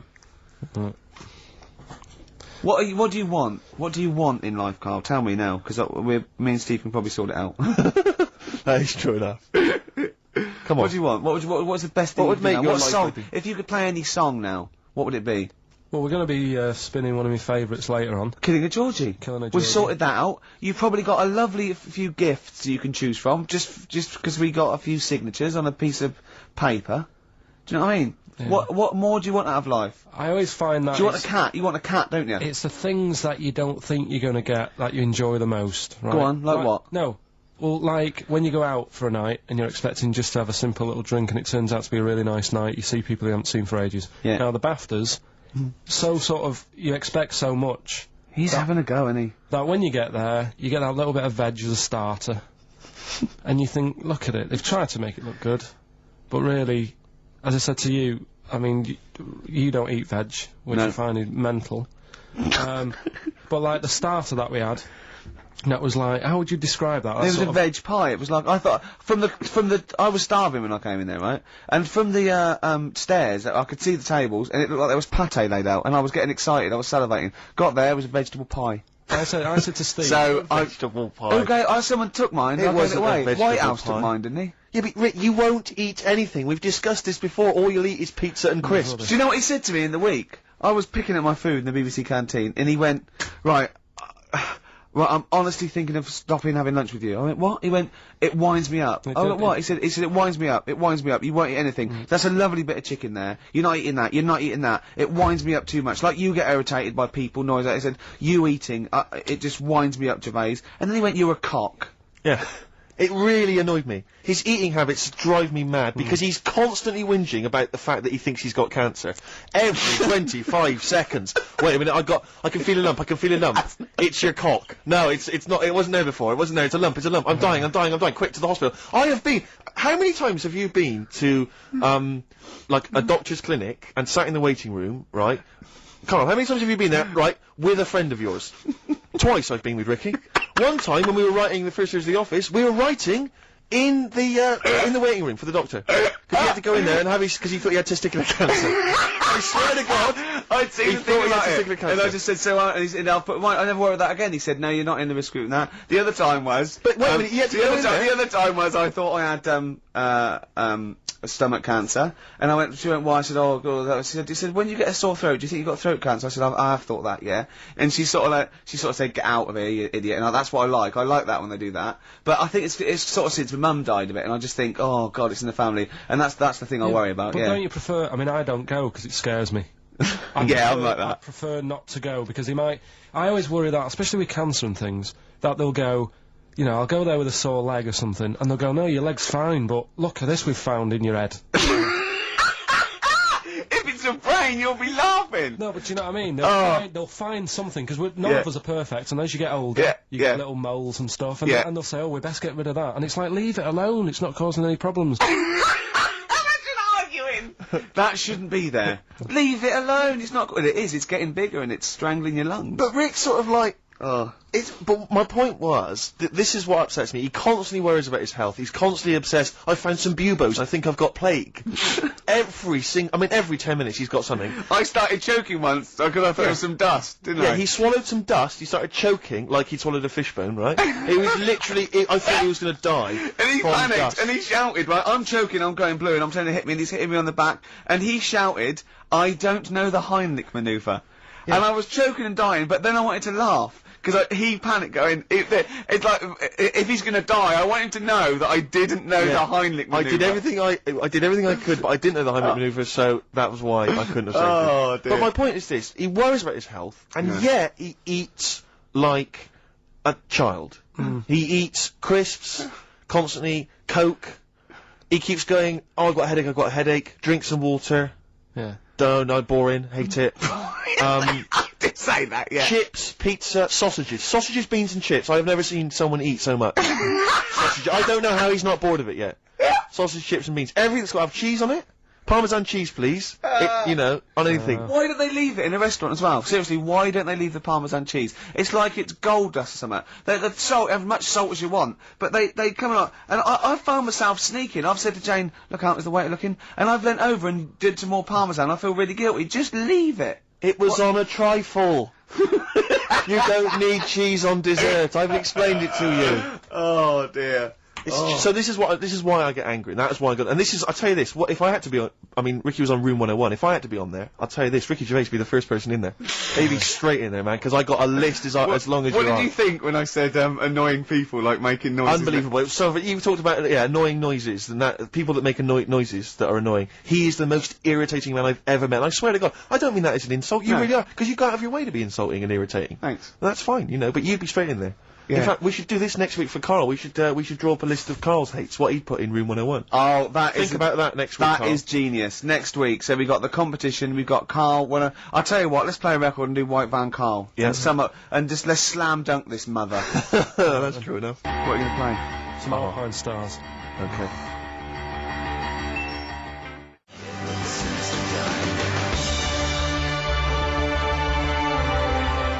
Alpine Stars, Carbon Kid, featuring little Brian from Placebo. Oh yeah. Thought I recognised him. Yeah. Do you like that? Right. White Van Carl. Carl. It's real. White Van Carl. Yeah, this is where we steal the White Van Man column from The Sun and basically fire those questions at Karl, getting his opinions on the week's news. Okay, Karl. Let me see. Okay, what do you make of this? The average woman, apparently, takes 27 minutes to get ready to go out. Did you know that? Is it... Are they saying that's a good thing, or...? No, they're saying that the bare minimum... Average, this is what they surely. said. No. But I remember reading, I'm sure they said that, it takes them 27 minutes to get ready to go out, at the very least, I think. It's not that bad if it's for a night out. I mean, 30 minutes is alright. If it's going to get to 20 Woodbines. But, yeah, or, you know, if the house is on fire, and it's like, quick, yeah, get ready and get out. I don't think it's in a fire, no. I think, yeah, go on. I think that's 27 minutes, right? I'd take about 27 minutes. I can take up to that. But do they include the getting up, having a bath? Doesn't give me any more details. No? 27 Well, minutes. that's difficult to go by. Difficult to go on that one, isn't it? How long does Suzanne take to go out of the house? Depends, like I say, if we're just nipping out shopping, the old flip-flops and trackies on? Yeah. But if you're going out for the night, it takes a bit longer, doesn't it? Yeah. Yeah, you've got wire in the trackies. yeah. Come on. Okay, no, really don't know what the ins and outs of this story are. Is Sven-Goran Eriksson sticking with Nancy rather than Ulrika? Well, it's his wife, and it, or his girlfriend. Yeah, I don't know if the story's true. No one seems to have offered any evidence for it. Anyway, everyone remained silent. It's rubbish. And, okay, what do you make of this? David Beckham apparently was driving despite having an injured foot, and just further threatening his World Cup chances. Now, obviously, you're a big football fan. Well, I'm not that big. I like the odd game. Sure. Would that hurt him? Would that hurt his foot? It can't be good. Is it in a plaster? It's not in a big cast, Sure, is it's it? better to drive than it is to walk on it. Good point. Fair enough, yeah. Go on. Can't argue with that. Can't get the bus, can he? Okay, and what do you make of this fascist leader who's having a lot of success in the French presidential elections? What's he doing? Have you not come across this story? No. Right, this is one of the big political stories. It's got a far right that got nearly 20%. He's a far-right fascist leader, and he's having considerable success in the French elections. I don't think we should be asking Karl questions like this. Not something you've got an opinion on? I'm getting scared. There's all sorts of bad stuff going on in the world that we don't know about. Yeah. But we know about this. Yeah, but you're better off not knowing, because there's nothing I can do about it. You're absolutely right, Karl. Fair enough. I can't argue with that. Oh, God, man alive. Fantastic. That is brilliant. Have we got it lined up? Bit of Rolling It's the one song I've been wanting to play since we've been on XFM, really. And, it took me a while to track it down, obviously, in the XFM library. But here it is, Give Me Shelter from the Rolling Stones. It's an amazing track.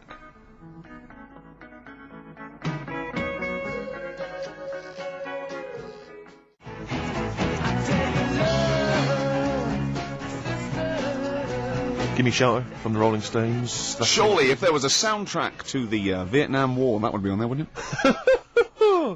Can I just reiterate this this giveaway then? We got this bag signed by a number of celebrities, Graham Norton, Angus Tate, and different people on there. Yeah. And if you want to win that, then you have to email or write in with what you are willing to swap. Okay, so you need to swap something, and something which will enhance Karl's life. It can be anything. You could have made it, you could have bought it, anything. But you have to have it. You can send it to us in exchange for this this signed bag, and you can email Karl, Karl.Pilkington, Karl with a K, Karl.Pilkington@xfm.co.uk, or you can write to the bag or Ricky Gervais's big. I just realised why I've been saying Karl with a K, because you can have Karl with a C, can't you? Yes, you can. As in Cox. Absolutely. You can write to XFM PO Box 104.9, London WC2 H7XX. All right. Okay. Right. Well, there's going to be a bit of a change, isn't there? Yes, that's absolutely right, Rick. Normally we would end the show, obviously, with a song for the ladies. But because it's sort of Karl's penultimate show, and we're going to play one of his favourite tracks, what are you going to... Yeah, I just thought we could play this. It is obviously the Killing of Georgie. By Rod Stewart. And this is a song for the gays.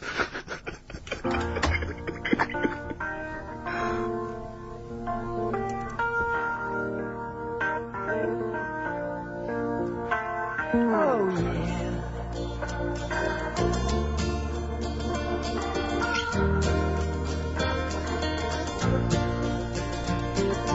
In these days of changing ways, so-called liberated days, a story comes to mind of a friend of mine. Georgie boy was gay, I guess. Nothing more or nothing less. The kindest guy I ever knew. His mother's tears fell in vain. The afternoon George tried to explain that he needed love like all the rest. Pa said there must be a mistake. How can my son not be straight after all I've said and done for him? See, his father took it as a sort of personal slight, but you can't help it, you know. And as he said, you know, he's just gay. It doesn't make him a nasty person. Not at all. Leaving home on a Greyhound bus, cast out by the ones he loves, a victim of these gay days, it seems. Are you enjoying this, Carl? Yeah, but I'm not gay. No evidence of him being Scottish? No, but... Georgie went to New York town, where he quickly settled down, and soon became the toast of the Great White Way. Accepted by Manhattan's elite, and all the places that were chic, no party was complete without George. Along the boulevards he'd cruise, and all the old queens blew a fuse. Everybody loved Georgie boy. When he says they blew a fuse, if they're not electricians, they mean it's sort of, And it's not a euphemism either. The last time I saw George alive was in the summer of '75. He said he was in love. I said, I'm pleased. George attended the opening night of another Broadway hype that split before the final curtain fell. Deciding to take a shortcut home, arm in arm, they meant no wrong. A gentle breeze blew down Fifth Avenue. Oh, I'm worried. I'm a bit edgy. He's out late. I know. And he's taken a shortcut, which is mental. Oof, not in New York City. Yeah. He doesn't know the area. He's from Scotland. Out of a dark inside street came a New Jersey gang with just one aim, to roll some innocent passerby. There ensued a fearful fight. Screams rung out in the night. George's head hit a sidewalk cornerstone. I bet it was them that were screaming. Yeah. A leather kid, a switchblade knife, who did not intend to take his life. He just pushed his luck a little too far that night. The sight of blood dispersed the gang. A crowd gathered, the police came. An ambulance screamed to a halt on 53rd and 3rd. I'm suddenly worried. This isn't a true story, is it? Who knows? If it is, we don't know that. Just what let's say that we're not. Oh, well, that would be terrible. Yeah. George's life ended then, but I ask who really cares. George once said to me, and I quote, he said, never wait or hesitate. Get in, kid, before it's too late. You may never get another chance. 'Cause youth's a mask, but it don't last. Live it long and live it fast. Georgie was a friend of mine.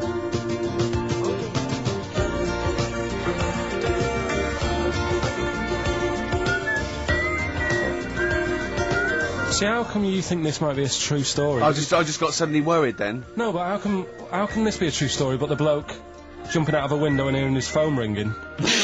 No, because Rod Stewart, I just suddenly thought, what if he's written a song about this and this bloke did actually exist and was killed? Then I started panicking. Yeah. But I don't think it is it? I'm almost certain it's not. Okay. Is that it then? Is that it? Then we got to pack up and go home. Yeah? Well, I think we've enjoyed ourselves. Oh, I've loved it. I've loved every minute of it. KARL.PILKINGTON@xfm.co.uk for your suggestions as to what you're willing to swap for the signed bag. See you next week. Bye.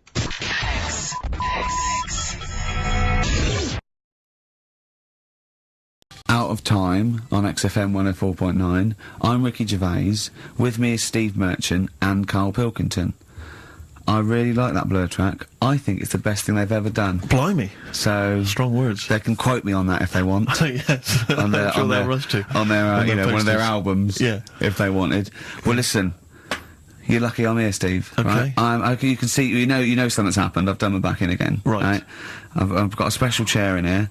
I mean, agony, and I'm on the strongest painkillers I can get. Right? Okay. I feel a bit. Right. Carl, I had to call Carl up today and say, look, I don't know if I can make it in, can you come and get me? He came over to my house, we got in a cab and he got me here, right? While he was round my house, Jane showed him, sort of, camcorder footage of how I actually did it. Of how you hurt your back? And, I wanted Carl to tell you, because I was actually worried that if I didn't turn up, what you'd say to me. Yes. What was I doing, Carl? Right, so, I get round to his place, right? Says, right, hit play on the video, right? Have you ever seen a gorilla having a fight? I think I have, yeah. It was like that. Him and his mate round at his place last night decided to sort of have a bit of a wrestle. Yes. It went on. I mean, how much footage? Honestly, it was like a scene from Women in Love. Yeah. We'd had about 5 fights. We had to stop at one point because his arm was bleeding. You'd had about 5 fights? Yeah, well, we were wrestling. We were doing wrestling, right, in the... just behind in the lounge? Yeah. Well, we were on our knees and then sort of like doing, you know, and I kept winning with an arm lock. Right? Yeah. And then the last time he sort of threw me and I went on my back and my back was done. And I was, you know, it was Ian Morris. Yes. It was, you know... Yeah, isn't he the commissioning editor of comedy at Channel 4? Yeah, and the funny thing was that we'd had lots and lots of wine, and we went. You surprised me. Yeah, right. And we went, come on, I can film this. The time we filmed, I said, film this, and Jeremy went, oh, right. And I took my shirt off. It's right there, and you can just hear slapping. Oh, why? Can I just ask though? I mean, it's a Friday night. You know, you have a couple of drinks, you know, some intellectual conversation. Yeah. How does it get round to? Do you fancy wrestling me? Well, and having it filmed. Well, it was on the couch, but I kept sticking my socks in his face to annoy him. Right. Yeah. And then he hit me on the shin, and I got sharp shins, and it hurt. And I was going, I'm going to smack your face, and he's done kickboxing, and it's that thing like you sort of joke, and they go, come on then. Yeah. And you start, have you ever seen the thing when Jack Osborne fights that skater dude? No. On the Osborne? I was very much the Jack Osborne figure. Right, yeah, the fat bloated guy just come out of rehab. I'll tell you what it was like, Steve. Have you ever seen, like, the David Attenborough stuff? Where, like, a tiger will be ripping a deer's head off, and you think, why doesn't the camera crew stop it? Yeah, You sort of watch, you're thinking, why was Jane Why just is she letting not this happen? stepping in and intervening? Yeah. And the thing is, she said, right, you've seen enough, haven't you, and stopped it, so I don't know how much footage you've got. It wasn't much. It wasn't much. But because your lounge is not huge, and there's not much space between the back of the sofa and the table. It doesn't need enough. It was just a pin or a submission, so it was all over with like one of us throwing the other one on the back. And locked. how does it? I mean, how do you start with a wrestling match? Are you both stood up, or you all on your knees, and you sort of like go together like ratting seals? Yeah. Oh dear. Like a giant walrus. It's not gay. Play a record. Could we put that online? Could we get that on the web? That I would love to see. Better Rod Stewart? Yeah. Stewart May. Indeed. You need to say no more. If people don't know what it is from that information, forget them. Gervais Merchant Pilk. Exactly. Alright? Exactly. Rick, I was out last night, I was in the Crouch End area, and I passed things upset me like this. It was a restaurant, it was a little French restaurant, but you barely noticed it. You walk past, it was like a row of houses, and a little French restaurant there, open, it was kind of summery. Bistro. No one in there, Rick. It was about 10 to 10. I'm thinking if no one's in there at 10 to 10 on a Friday evening, it's doomed. And it really upset me. It genuinely upset me, because I always think about the little French guy in there. He's put all his money into that. He's convinced his wife to do it. Yeah. You know, she's not convinced, but she's a great cook. Eve. Exactly. And it's already going down the pan. Do you know why? You don't want French food on a hot summer's night, you want Mexican food. Well, indeed, some kind of tapas. But, exactly. But then because we were just discussing other things that upset us, and I glimpsed... War. Well, true, obviously war. I mean, obviously I started with war, famine, disease, SARS, that sort of thing. And then it came down the list to, worried about people who manufacture fax machines. Why? Because of technology. Well, moving on. I mean, if you run say you're making fax machines, you're a little company, you make fax machines. A little what? A little company. Oh, right. You're making fax machines. Are you allowed to use email? What, like, if you work for Coke, you're not allowed to drink Pepsi publicly? It just seems like I'm assuming the fax machine sales are plummeting. Now, the thing is, right, now I haven't got a fax machine, you're right, I've got email, but I much prefer a fax. Well, yeah, because you get it, it comes out the other side.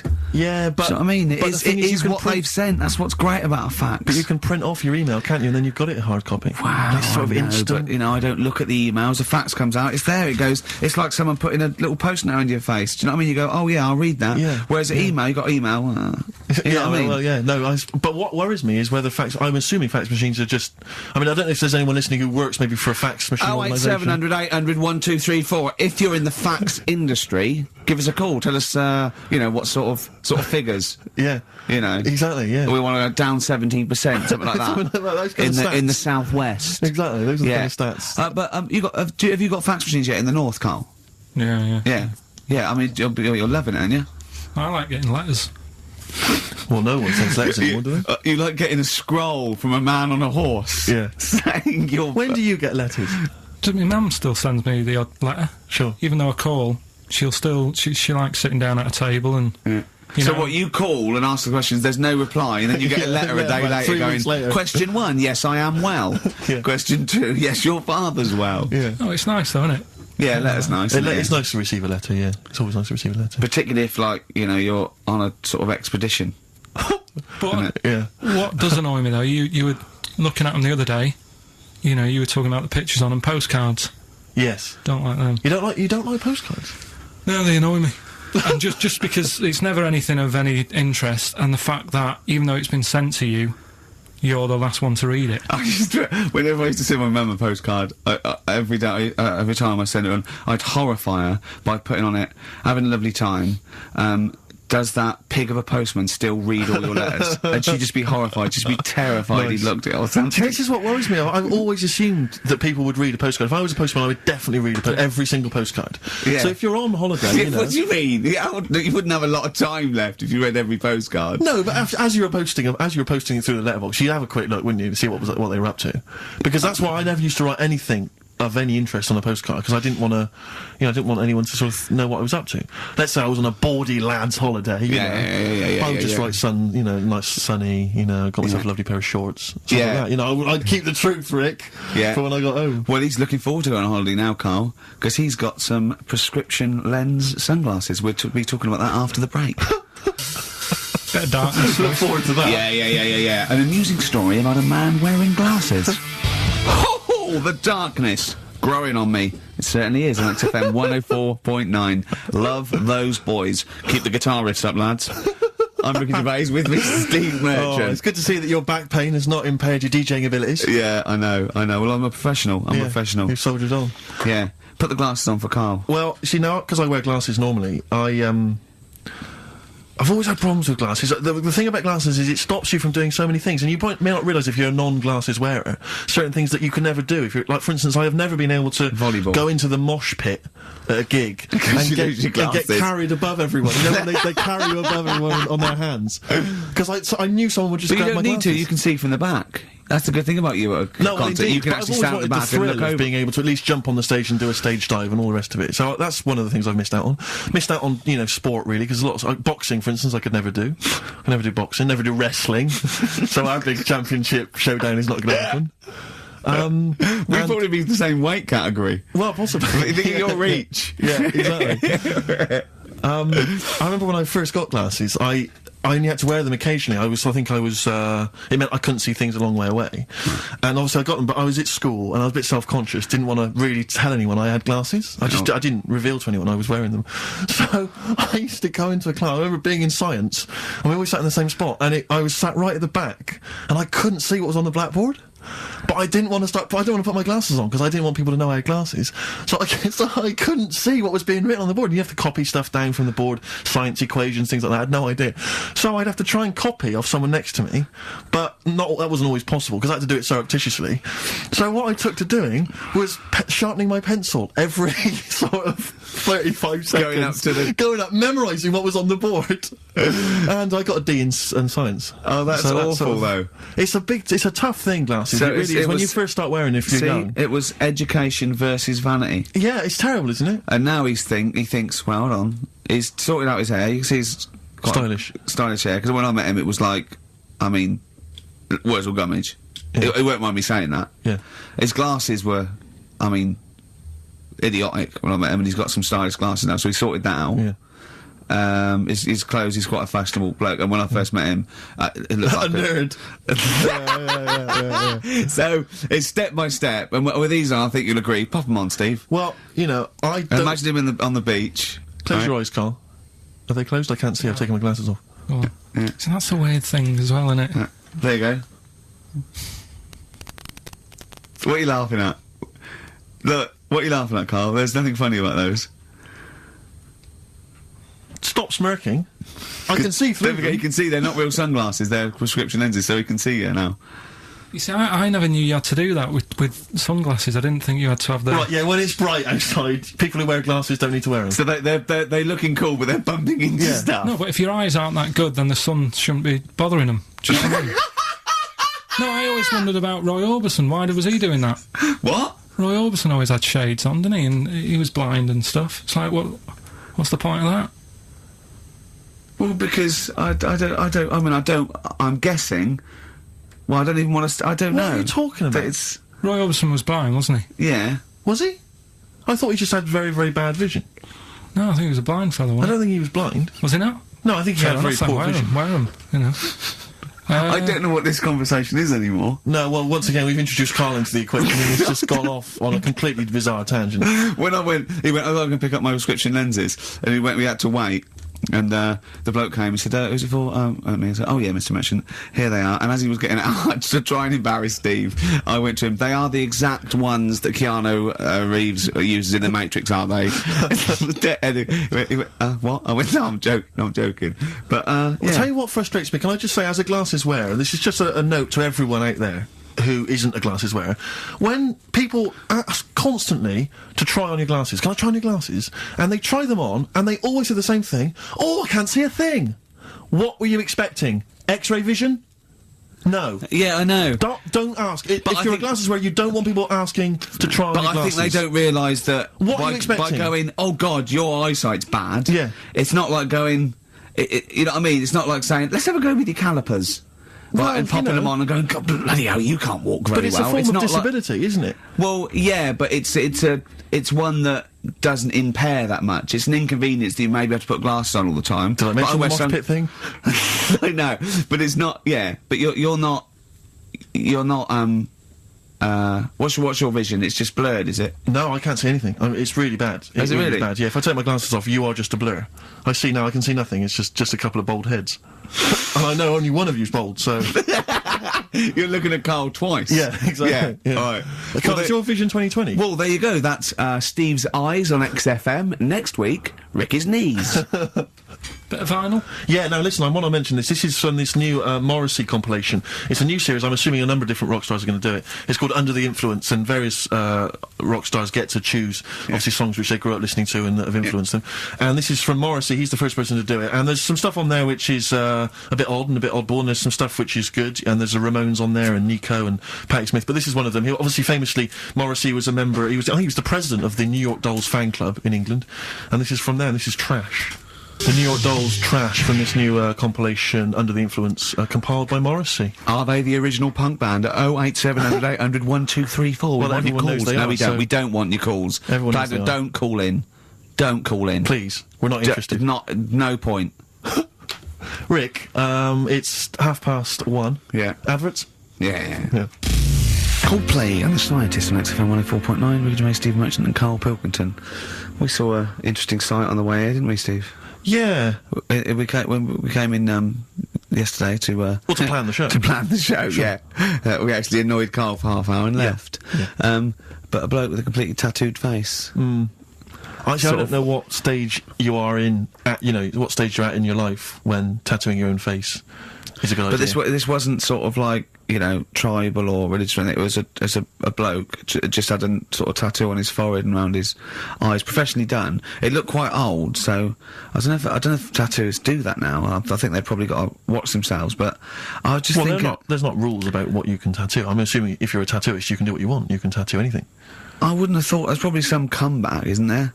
I mean, I certainly, I think they've got to be sober. I think you've got to be over 20, I don't know, right. Over something, and I wouldn't have thought many tattooists would tattoo someone's face. Would they? Well, I don't know. Have you met tattooists? I mean, I don't want to slag them off, but they are like, you know. I know why they're big. Well, exactly, and they've got needles. A lot of them are big. But they do seem like they live in the periphery of society, a lot of these people. I just wouldn't tattoo someone's face. Do you know what I mean? No. I've been worried you'd wrestle a man to the ground and then hurt your back. But no, you wouldn't tattoo someone. No, I know. Does everyone ever regret it? I mean, I'm sure some people regret a tattoo. Whenever someone shows me a tattoo, I go, that's brilliant. Because I can't bear to go, that's rubbish. Yeah. I just think that because they can't change it. There's no point. Yeah. I mean, what do you think? I go, it's brilliant. Well, I read in the paper, was it a man or a woman who had they just had Beckham on their arm, just not a picture of him, but the word Beckham tattooed on their arm, spelt wrong. Oh, they'd missed out the K, or maybe they missed out the C, so it was B-E-K-A-M. Oh no. Anyway, it was just spelt wrong. I mean, firstly, why do you just have the name of David Beckham on your arm? Home tattoos are the best, though. What's doing it yourself? That's done with a pin and a sort of some ink in prison, you know, like with skins. Yeah. And it's sort of wonky because they've done it in a mirror. Yeah. What does that say? Well, read it. Tanuck. Yeah, I did it in a mirror. Profanity. Yeah. Have you? Would you ever toy with a tattoo, Carl? No, I mean, I've told you about me Uncle Stan before, haven't I? Tattoo Stan. No. He's just covered in them. It just looks a mess. Do you know what I mean? You can be wearing the best suit in the world, but you still look a scruff. Sure, yeah. Do you know what I mean? Yeah. Once you have it done, well, no, some tattoos, can be quite tasteful. No, but he was covered. It was all like, you know, cut here on his neck and spider's web. It's just, a mess. And he did a lot of his own. I've told you about him before. Have you? I don't remember it. Yeah, because I was saying, if you're going to do your own, at least make sure you're a good drawer. Yeah. It was just a mess. It was just sort of what he thought had he done? He sort of doodled snakes around. Yeah, and all his kids' names on his arms, and it's like, can't you remember them? Yeah. He might have had a lot. No, he did. Yeah.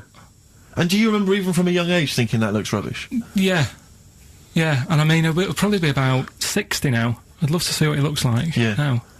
Well, just look at this. There was a story the other day in one of the magazines that I read about this fella who had a. Well, this should be Bizarre or 14 Times then. Yeah. One of the magazines you read. Yeah. So it's going to be. It's not The Spectator. No. But this fella had a big eagle put on his back. Yeah. With a snake sort of covering it.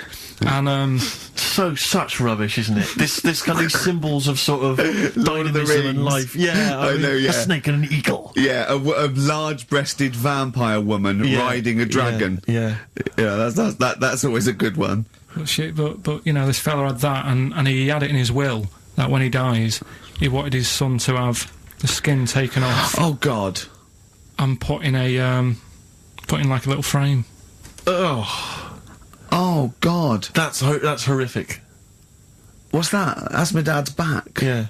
Oh, are you sure? God. Yeah, no. Because I read it and kind of started having sort of memories of Auntie Nora again. Yeah. Because she used to always like. Now Auntie Nora is the woman who farted for 5 minutes. She had wind for 5 minutes. Sure. Yeah. But she also she used to say, "Oh, Carl, rub me back." Right. And with her being quite old, it was all sort of mouldy and warty. It was mouldy? No, mouldy. Mouldy, right. And what did you do? I didn't like it. I hated it, in fact. It was like reading a Braille book. Yeah. It was like putting your hand in a load of Cocoa Pops. Oh, dear. All really big brown things. And I just thought framing hers would be sort of 3D-ish. Oh, right. Yeah. What's that, a chunk of the moon? No. Yeah. Did you R-text that wall? Yeah. That's Auntie Nora. That's Auntie Nora's back. Oh, God. Any piece of your body, Carl, you don't leave behind? That's disgusting. Putting your hand in some... Is she the one with the split tennis ball when she wasn't wearing knickers? Shut up. What? No, let's not discuss the tennis ball. Okay. So she used to get you to sort of knead her dough on her back. God, this is really bad. But like, what would she with her dress or whatever? Or she wore those sort of squid-looking things. Like sorry, what? What? Those squid-looking? It's Auntie Nora covered in octopuses. What are you talking about? What do you mean? It's like a nightgown type thing. But what's squid got to do with it? Because they sort of look like a squid around the edge. Oh, I know, frilly things. Yeah. And she just say, I'm aching there. Oh.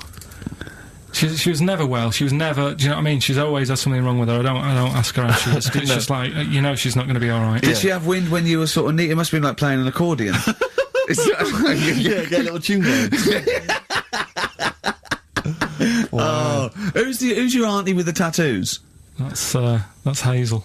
Oh, right, yeah. Let's leave that. Why?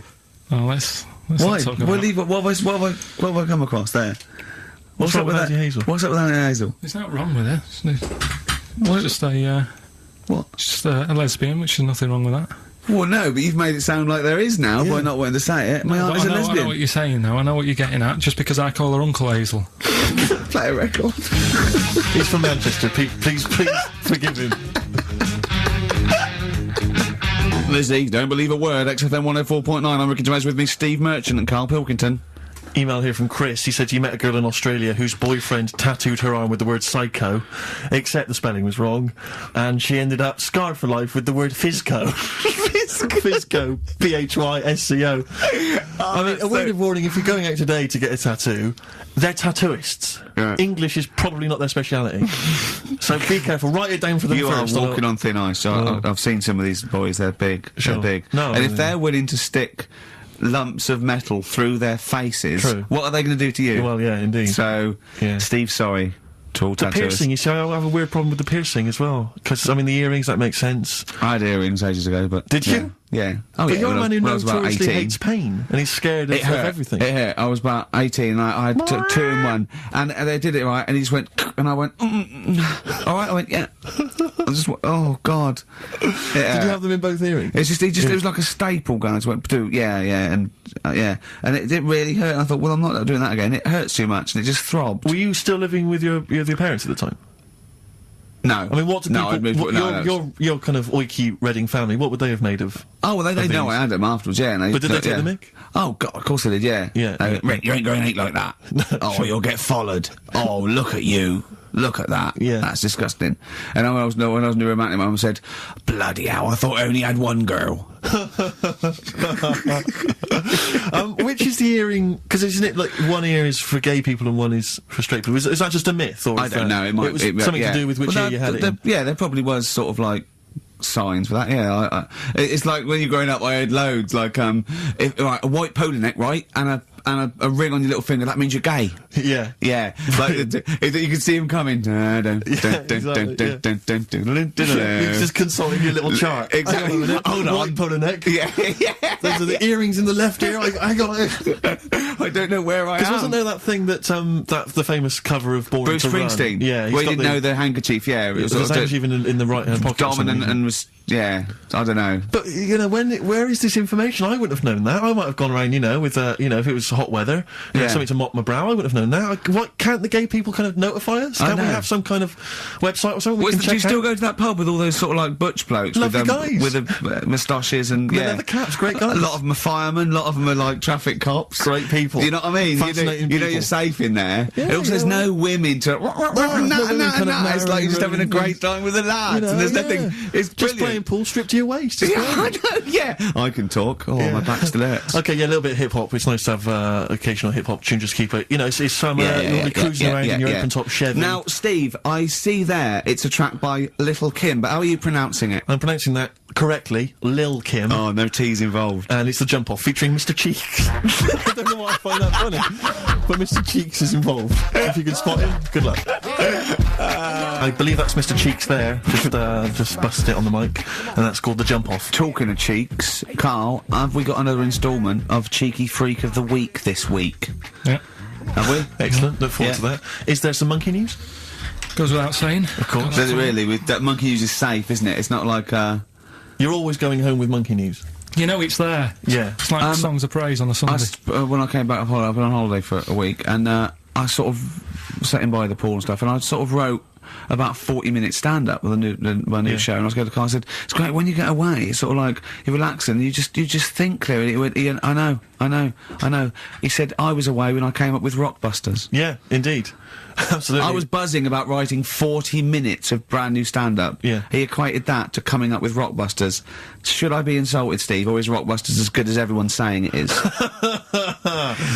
Is it the one good idea? Is it like E equals MC squared? Was to Einstein is to, Rockbusters is to Karl. What if I do this, Rick? What if I played you some adverts right now? Yeah, and then we came back with some Rockbusters? Yeah. You could make the judgment yourself. Maybe I'll do Rockbusters and show people how easy it is to do it wrong. Adverts, then Rockbusters. And a cup of lovely coffee. Cup of coffee in the coffee cup. I want a cup of coffee. Placebo, this picture, XFM. What's Carl doing? What's he rooting I around don't know, at? but listen, while he's doing that, can I just say happy birthday from all of us to Shan. Her friend Terry said play some Placebo for Shan, so happy birthday to her. That's There done. it is. That's done. Cross that off the list. Yeah, that's another thing we've got through Dean, today. Rockbusters, please. Do you want to look at the prizes? I'll have a look at the prizes, see what people can win. It's an email-only competition, please remember that. All right, we've got the Later with Jules Holland Louder DVD. There's stuff on there from the Cardigans, Rollins is on there, Mercury Rev, Sonic Youth, the Datsuns, Queens of the Stone Age. No, wait a minute, they're all great bands, but I think they need a boogie-woogie piano at the top of everything they do. Well, hopefully Jules Holland would have okay, helped. good, because there was something missing there on most of those tunes. Yeah, current album from Goldfrapp, that's there as well. What have we got this on DVD? The Life of Mammals, the complete series of that. A couple of we've got the Inspiral Carpets, again a 3 CD set of the best of the Inspiral Carpets. I don't know how they strung it over 3 CDs. And the best one-hit wonders in the world ever. And let me see. Oh dear, a 3 CD set. A 3 CD the set. best of Inspiral. I'm struggling. I'm assuming CD3 is just the Corals album. Anyway, there's some good treats there. You've sourced some good stuff this week.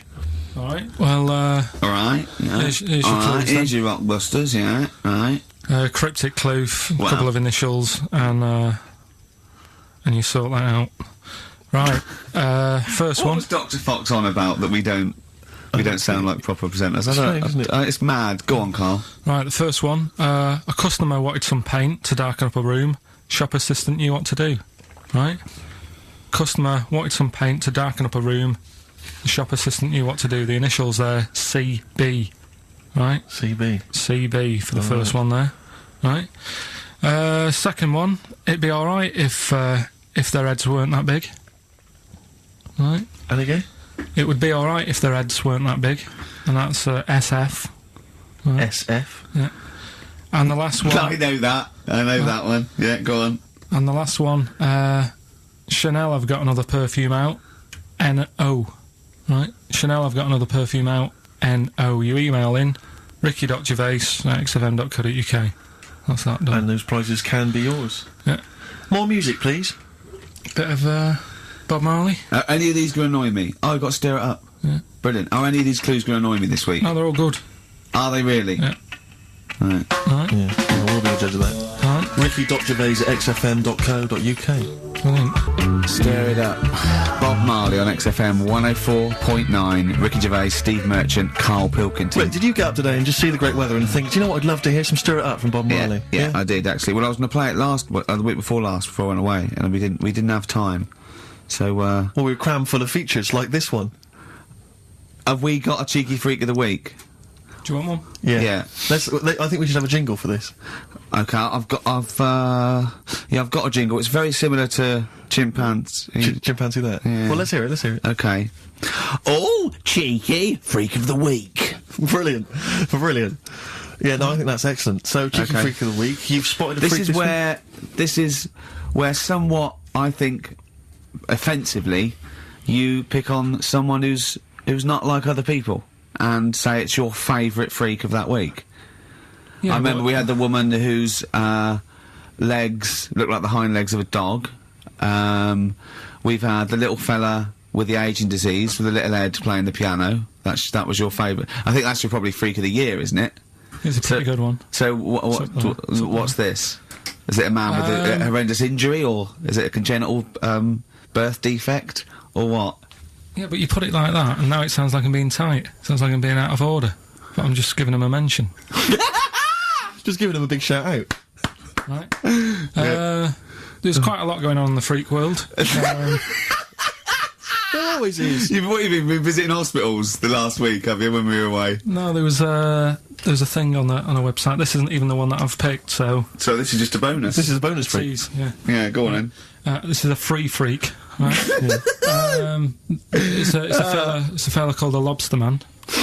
The Lobster Man, of course. Again, good name, you know what you're gonna get. Yeah. Right? What are you gonna get? Some succulent meat. I like the idea that the vicar on the christening suggested that. I know you want to call him Mark. Can I make a suggestion? Look at his hands. What's his name? Mark Michael Webster. Right. Right. Yeah. Have you thought about a nickname? Not really. No. Have you looked at his hands? Yeah. We don't want to talk about that because Do you know they look a little bit like lobsters? Well, yeah, but it's quite deformed. It's like, you know, we Can I can't. suggest Lobster Man? That's terrible, Vicar. That is terrible, Vicar. Pinchy. Go on then. We're gonna see. This is what the sort of feature you come up with, Carl. So Lobster Man. There's probably people listening now with, you know, lobster feet. Right. Lobster hands. So, Squid Boy. So Lobster Man, what does Lobster Man do? Does he fight crime? Not that much. Okay. Apparently he got into a bit of trouble. He was in a restaurant, and this was years ago, by the way. And someone picked him to eat him. No, so apparently the waiter said, "Oh, you shouldn't be sat here. You should be in my pan," or something. Oh dear. And they had a fight, got out of hand. Yeah. Got out of claw. And yeah. So that was. What do you mean they had a fight? What did he do? A waiter took the mickey out of someone with. No. Now, can I just make clear? I'm assuming his hands look a bit like those of a lobster. Yeah. Yeah, well, it's fused, so it's just like two big fingers. They're fused, I assume, probably in the womb, and they're just like, instead of like having 5 digits, they're fused, and But he can pick stuff up, can't he? Yeah. What does he pick up? He mainly eats crabs and jellyfish, doesn't he? Yeah. Yeah. So he was having a fight with the waiter, he snipped off his nose. Right, so anyway, he just held on to the waiter's bib. Yeah, and the waiter was screaming, "Go and get him off me!" Yeah. So anyway, does he eat other lobsters? Does he think he would eat lobster, or is it kind of? Would he feel bad about eating lobster? Right. The little cheek of the freak that we've gone for anyway. The what? The little freak of the week. Yeah. Cheeky freak of the week. We've gone for this Siamese lad. Okay. Right. Happened back in. You can't have a Siamese lad, can you? All right. Yeah. This Siamese twins. Happened back in 1693. Oh, he's got a date. Blimey, that's the first time ever. Yeah. And all it was, he was doing all right for himself. He used to go on those circus things he used to do. They're two people you're talking about, Carl. So we're going to him. All right then. All right. They did this circus show, right? Yeah. And everything's going well. They're selling out the tents and stuff. People coming to see them. Yeah. He was doing all right for himself. Yeah. Right. Sorry, before I said that, did you think a Siamese twin was a man with 2 heads? Well, it can be, can't it? It depends. There's a two man. people. They're conjoined. No. But it depends, doesn't it? The one that I shown you in that book that time was a fellow with 2 heads. No, it wasn't. That was a stupid picture in one of your stupid books that he had a growth that looked a little bit like it had a face on it. It wasn't a man with 2 heads. You're the same sort of people who send potato chips to restaurants and say, "Doesn't it look like Norman Cook?" Yeah. It's not 2 heads. We'll bin this feature. No. No, they're 2 people. They're 2 people. Conjoined twins. Yeah. Right, so these... they just happen to have a similar taste in clothes. Okay. Anyway, so they were doing all right, and it all went wrong when he crossed the road, got run over. The lad with 2 heads got run over. That's it. What? How is that cheeky freak of the week? Just because it got my interest, and I kind of thought, why didn't he just look both ways?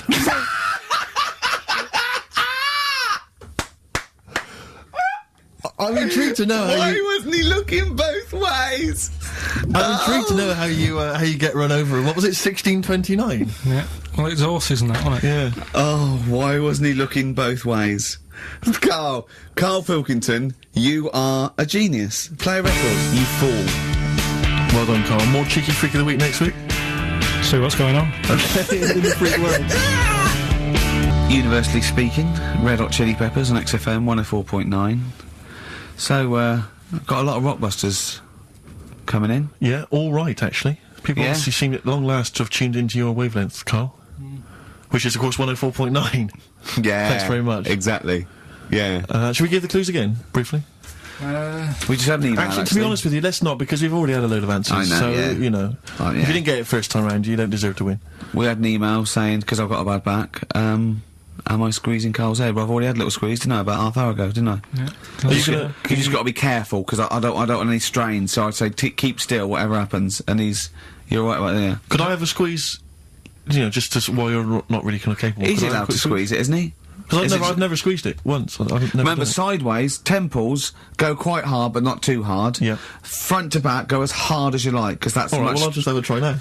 No, you've got a bucket. He's sorted it out. He says every Saturday between Yeah, but I'm taking over from him because let him have one squeeze. Let him have one squeeze. Have a go then. So, at the front and the back... Get round, so you got... That's it, right, now, use the thing like that. Not too hard at the front? No, really hard at the front and back. There you go, yeah. You got the hang of it. Oh, right. God, it's good fun. I see know. why you like it. No, we're just going to do a side. It's great fun. Yeah. It's great, and you know, there's a little bit of, you know, grip there with the short hair, but obviously not too much, because there's not much up there up top. Good, isn't it? Yeah, I'll be doing that again next week. Do you know, I got a form, right? Do you know I'm staff here, right? I'm like on the staff, I'm one of the staff. Got some internal mail the other day that you have to fill out about if you die at work, who gets your money. He said, do you put yourself at any danger through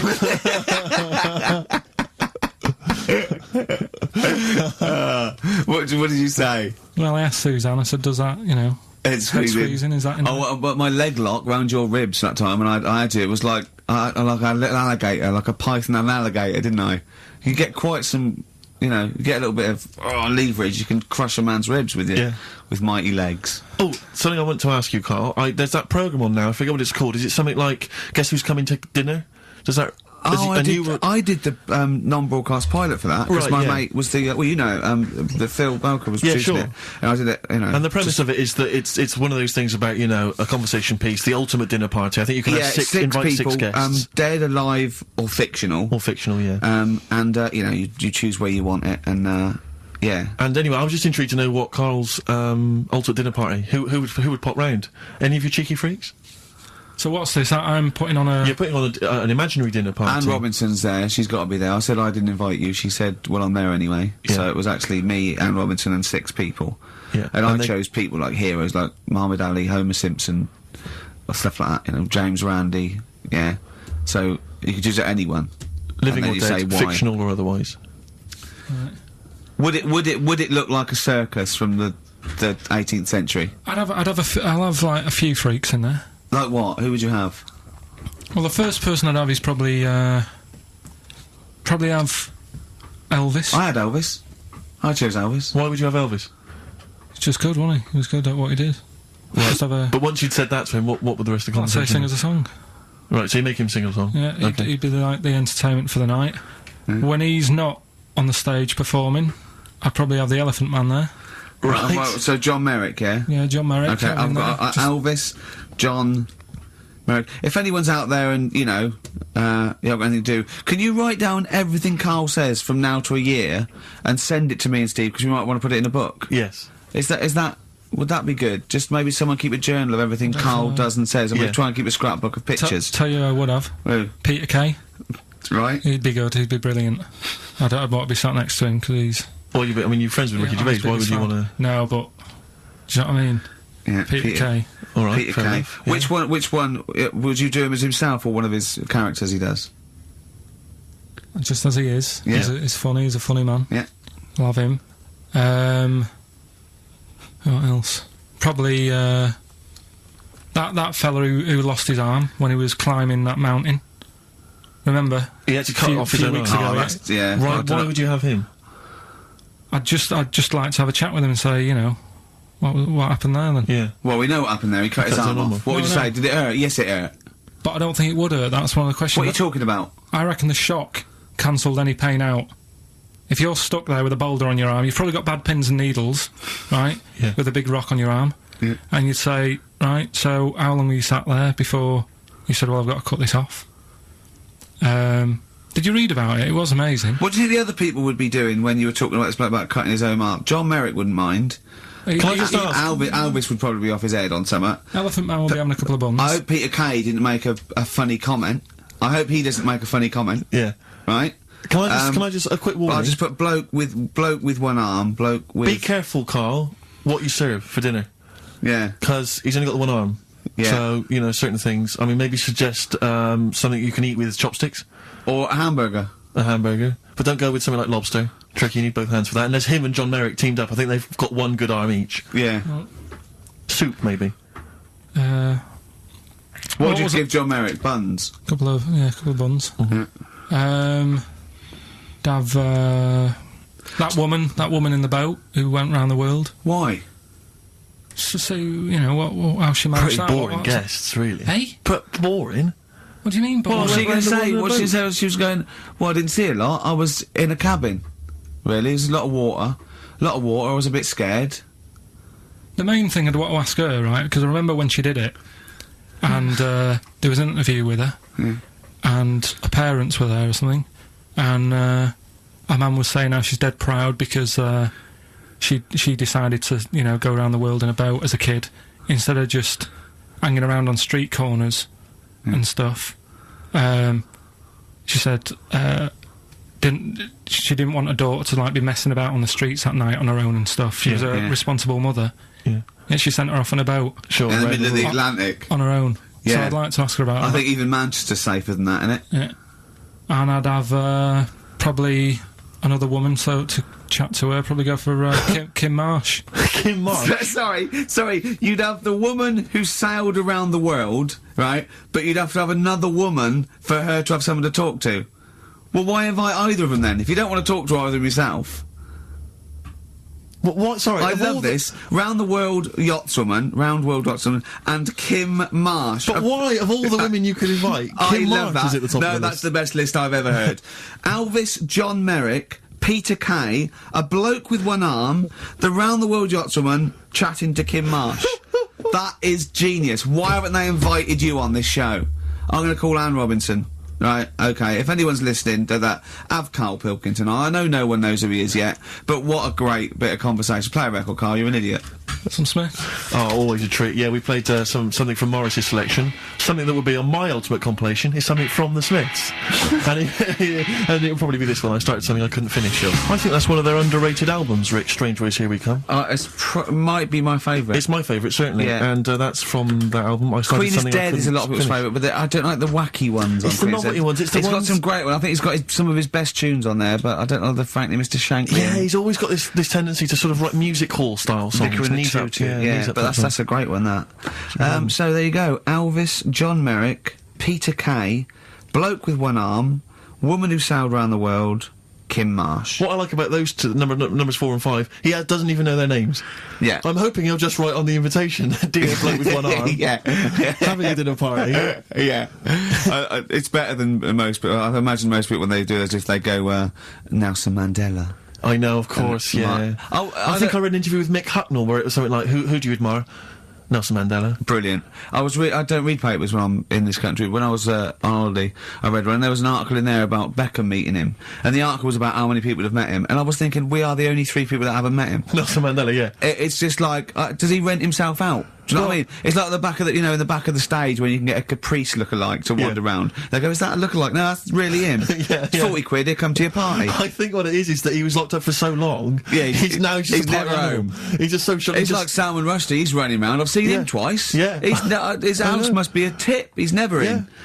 God. Well, I think it is. If you stay indoors for a long time, you've got to get out there. You've got to get out a bit stir crazy, I suppose. But he's met some of the great names in world events. Obviously, he's met the Spice Girls, Alan Titchmarsh. He's met him. Yeah, they did his garden, didn't they? Yeah, David Beckham. Yeah. Oh, that must have been great. But I mean, maybe we could hold out and never meet him. Yeah, this is like even if we get invited to one of them, I'll go, no. Yeah, not really. We're the only 3 people who've never met Nelson Mandela. I'm not meeting him till I make sure he's definitely going straight. Exactly. You know what I mean? I don't really. Be careful, I don't like to hang out with people who don't. No, well, I wouldn't invite him to my ultimate dinner party in case the silverware went missing. Oh! Well, you don't know. He was inside for a long time. They pick up things in these places. You can pick stuff up. It's usually KARL that comes out with those sort of things. KARL, what do you think of that? What, Nelson not having him around because he's nicking? Well, let's back out now. Let's back out now while we're ahead. Be good in Celebrity Big Brother. Yeah. Being used to being locked up and that. We could, wouldn't he? Yeah. I started something. I couldn't finish. Yeah. Should we play another record, or should we talk about some, on a lighter note, Muffy the hamster had a narrow escape with a... Play a song. Let's have the Rochester answer. Oh, God. Martina Topley Bird. Need One. Alright? XFM 104.9. Well, it's that time. It's getting exciting. We've got Rockbusters results, but before that, a little bit of monkey news with... Oh! Chimpanzee that! Monkey news!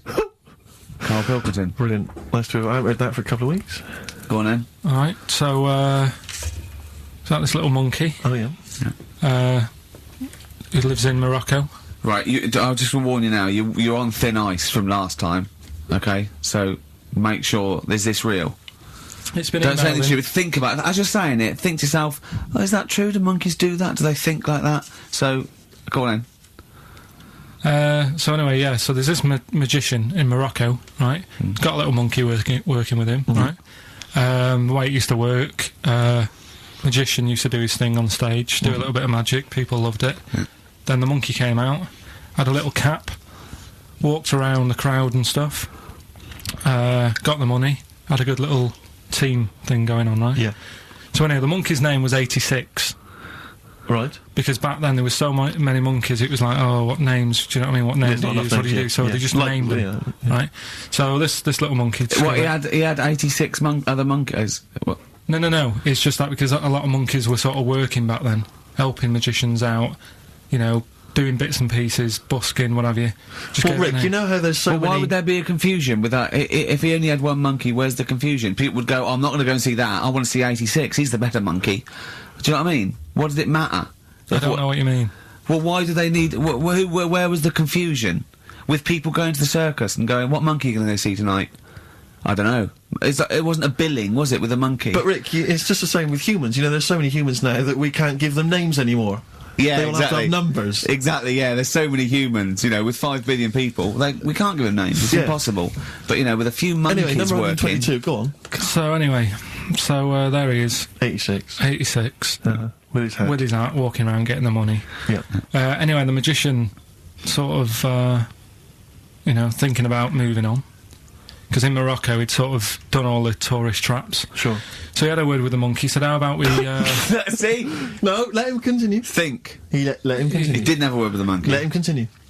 So what do you think about going over to Spain? Yes. Sure. So, the monkey was in agreement? So he said, alright, go on then. Right, so they get in the car, and, like, the magician knew he'd have a bit of a problem on his hands, because you're not meant to take monkeys out of the country. Yeah. Right? So he thought, right, what I'll do, I'll get a car, right? Right. Stick the monkey in a boot, right? Get on the boat, and hopefully sort of, you know, stick it in some luggage and what have you. Yeah. We'll be over there, we'll be earning big money, everything's gonna be great. So the monkey was like, brilliant. So they get in the car, they're on the way to the boat, and pull over at a petrol station.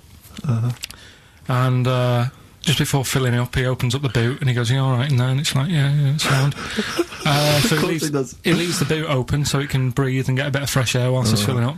Goes in to pay the money. Yep. Pays the money. Goes, "I'm just paying for the." Right, this monkey is not going to drive away in that car, or we're never doing this feature again. KARL, what happens? What's number 86 up to? So 86. So that's the ending, isn't it? That's the story. Come on, let KARL finish the story. It better not be. Brilliant. You're gonna love it. Right, so he's in the petrol station, and he's going, right, I'll pay for pump 4. And the fella says, what are you talking about? Pump 4, isn't that a monkey? No. Sometimes I use numbers for monkeys, sometimes I use... No, I mean pump 4. Sure. So he says, what are you talking about? There's no car at pump 4. Right. Keep going. Sticks his head out of the door. Yeah. The monkey's giving it some. Went over to Spain on its own. I don't know what to do. Hang on, let's just get a couple of the facts right here. What do you mean, couple of the facts? Right, there are no facts. So number 86. Number 86 he drove to Spain. You are honestly, KARL. You must know. It was an automatic. Right. KARL, you must know that is shit. There is no way a monkey. That's the thing with this feature. He gets stopped at customs. It's mental.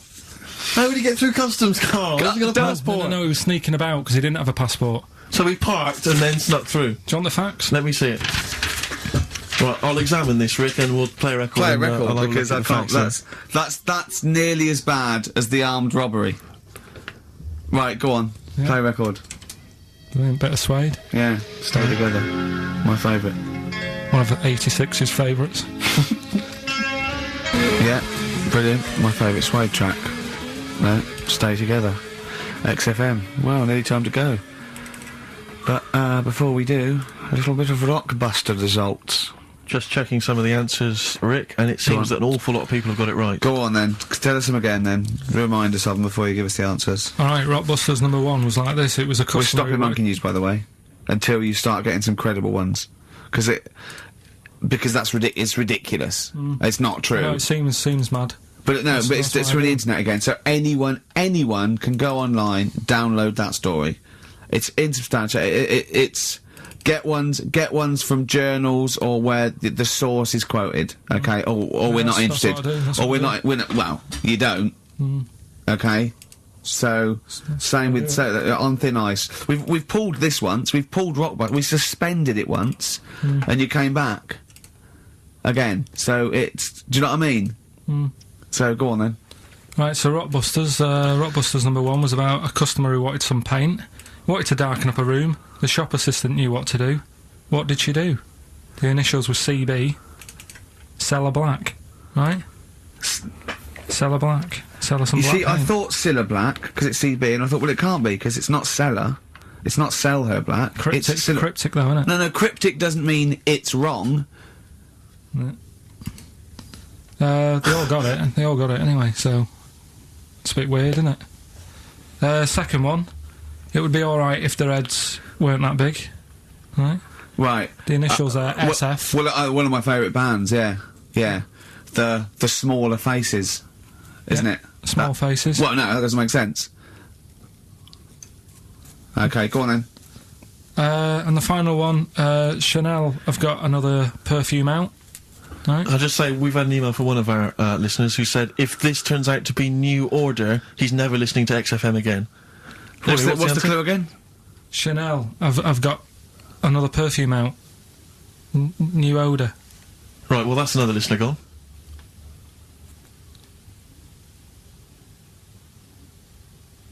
What do you mean? There's not a group called New Odour. No, it's cryptic. It's not. That doesn't mean cryptic. Wrong doesn't mean cryptic. It's like saying what animal I'm thinking of. Frog. That doesn't mean cryptic. Sell Her Black. What artist is that? Small Faces works. Just about. If I say what animal I'm thinking of, what am I Monkey. thinking? Well, there you go then. So it does work. Play a record. Right. Play a record. So who's a winner? Ah, yes. Now I'm going to give it to someone who emailed in with the correct answer, and his name is Steve Martin. Really? And I'm giving I don't know if you've noticed over the last few weeks, I've been giving the prize to people with just a kooky element to them, you know, if they've got people to start sending their name in, like, Barry Bumpfroyd. Well, don't worry, because I can spot if it's a fake comedy name. What was that last one we laughed at? I can't remember what it was. I think it was Gerald something. Yeah, it was. It was just like Gerald Smethurst or something. What's it? Preston? Gerald Preston. Why is that a funny name? Jerry Preston, a great guy, but for Gerald some reason, Preston, we laughed at that. He caught my attention. So this week, Steve Martin's caught my attention. Right. Yeah. When was the last time Steve Martin made you laugh? This Steve Martin, or...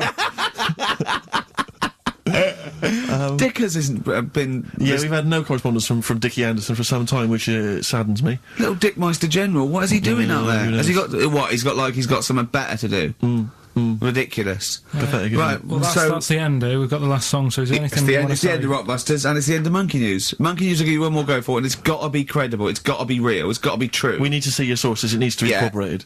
Okay. Rockbusters, they've got to be real band names. New Odour.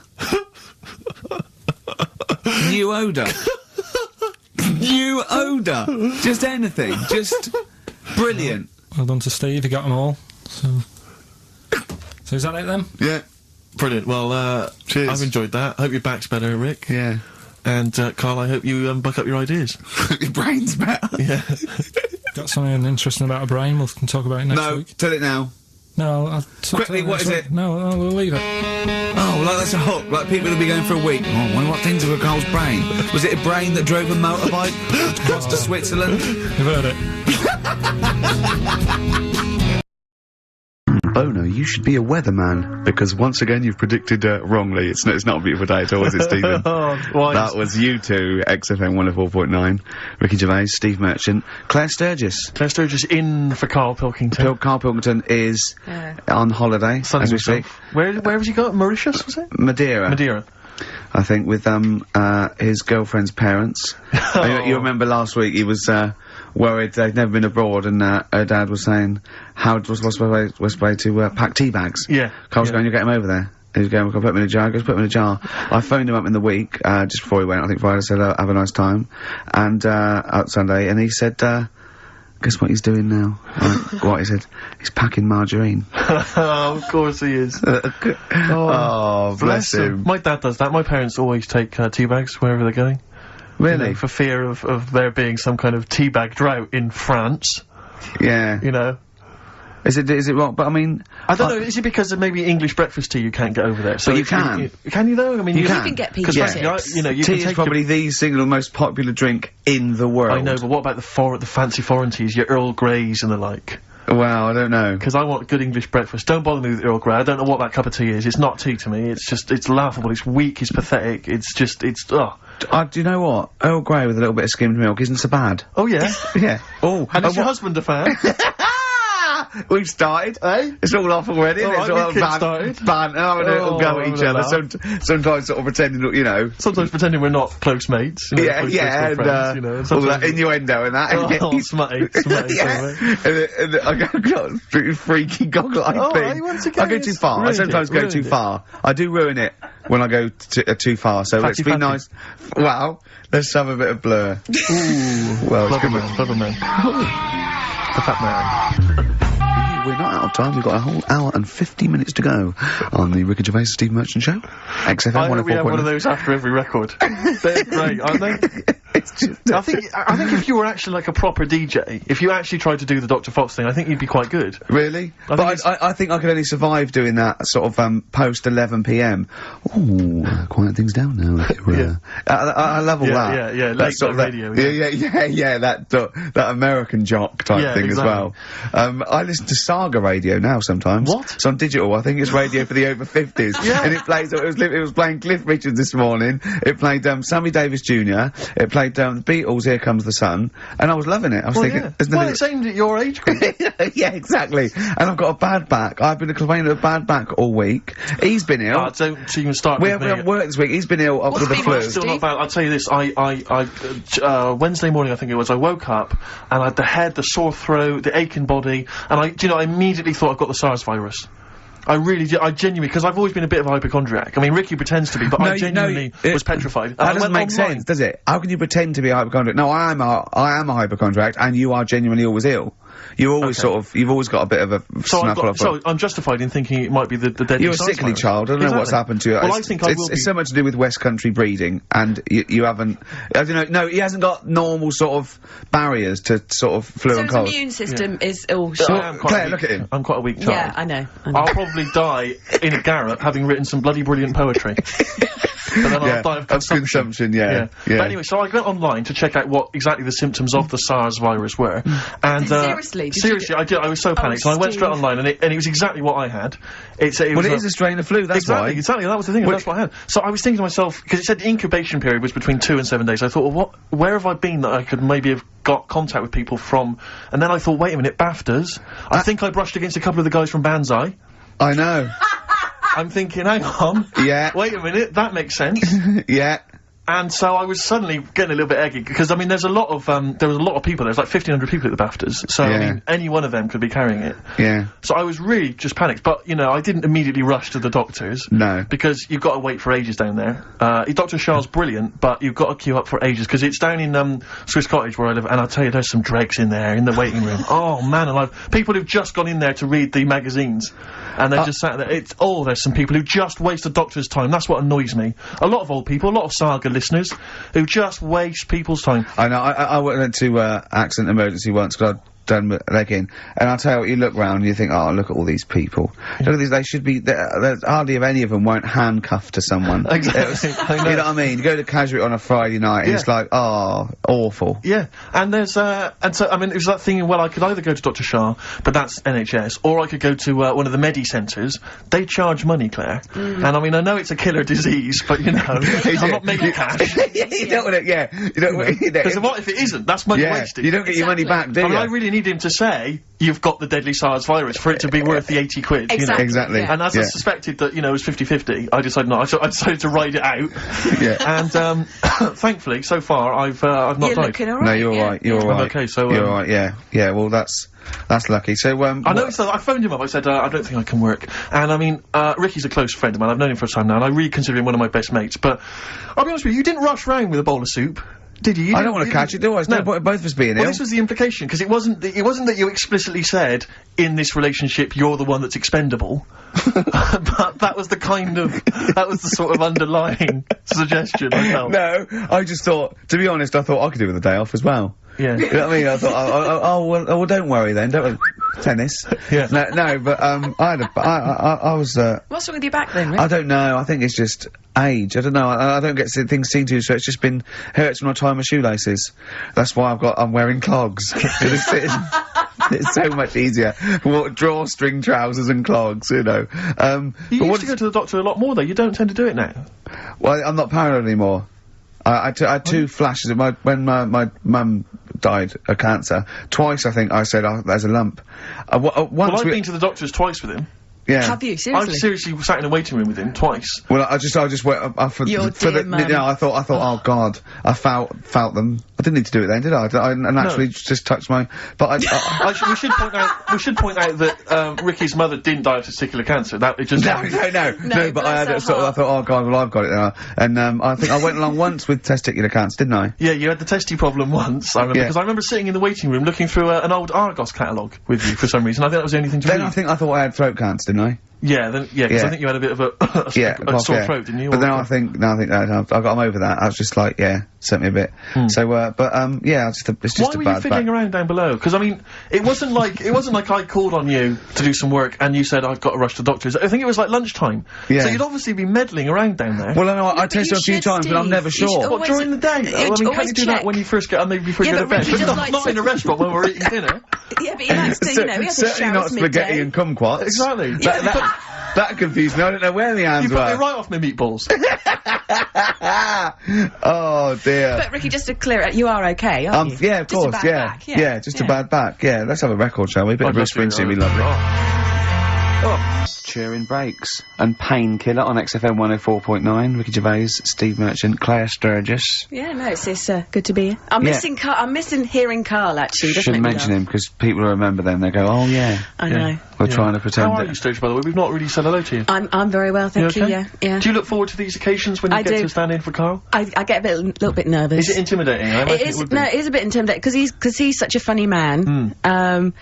But you know, once I'm here, I'm okay. No, he is. It's not like he's doing it on purpose. It's you know what I mean? So he's a natural. At least you know what you're saying.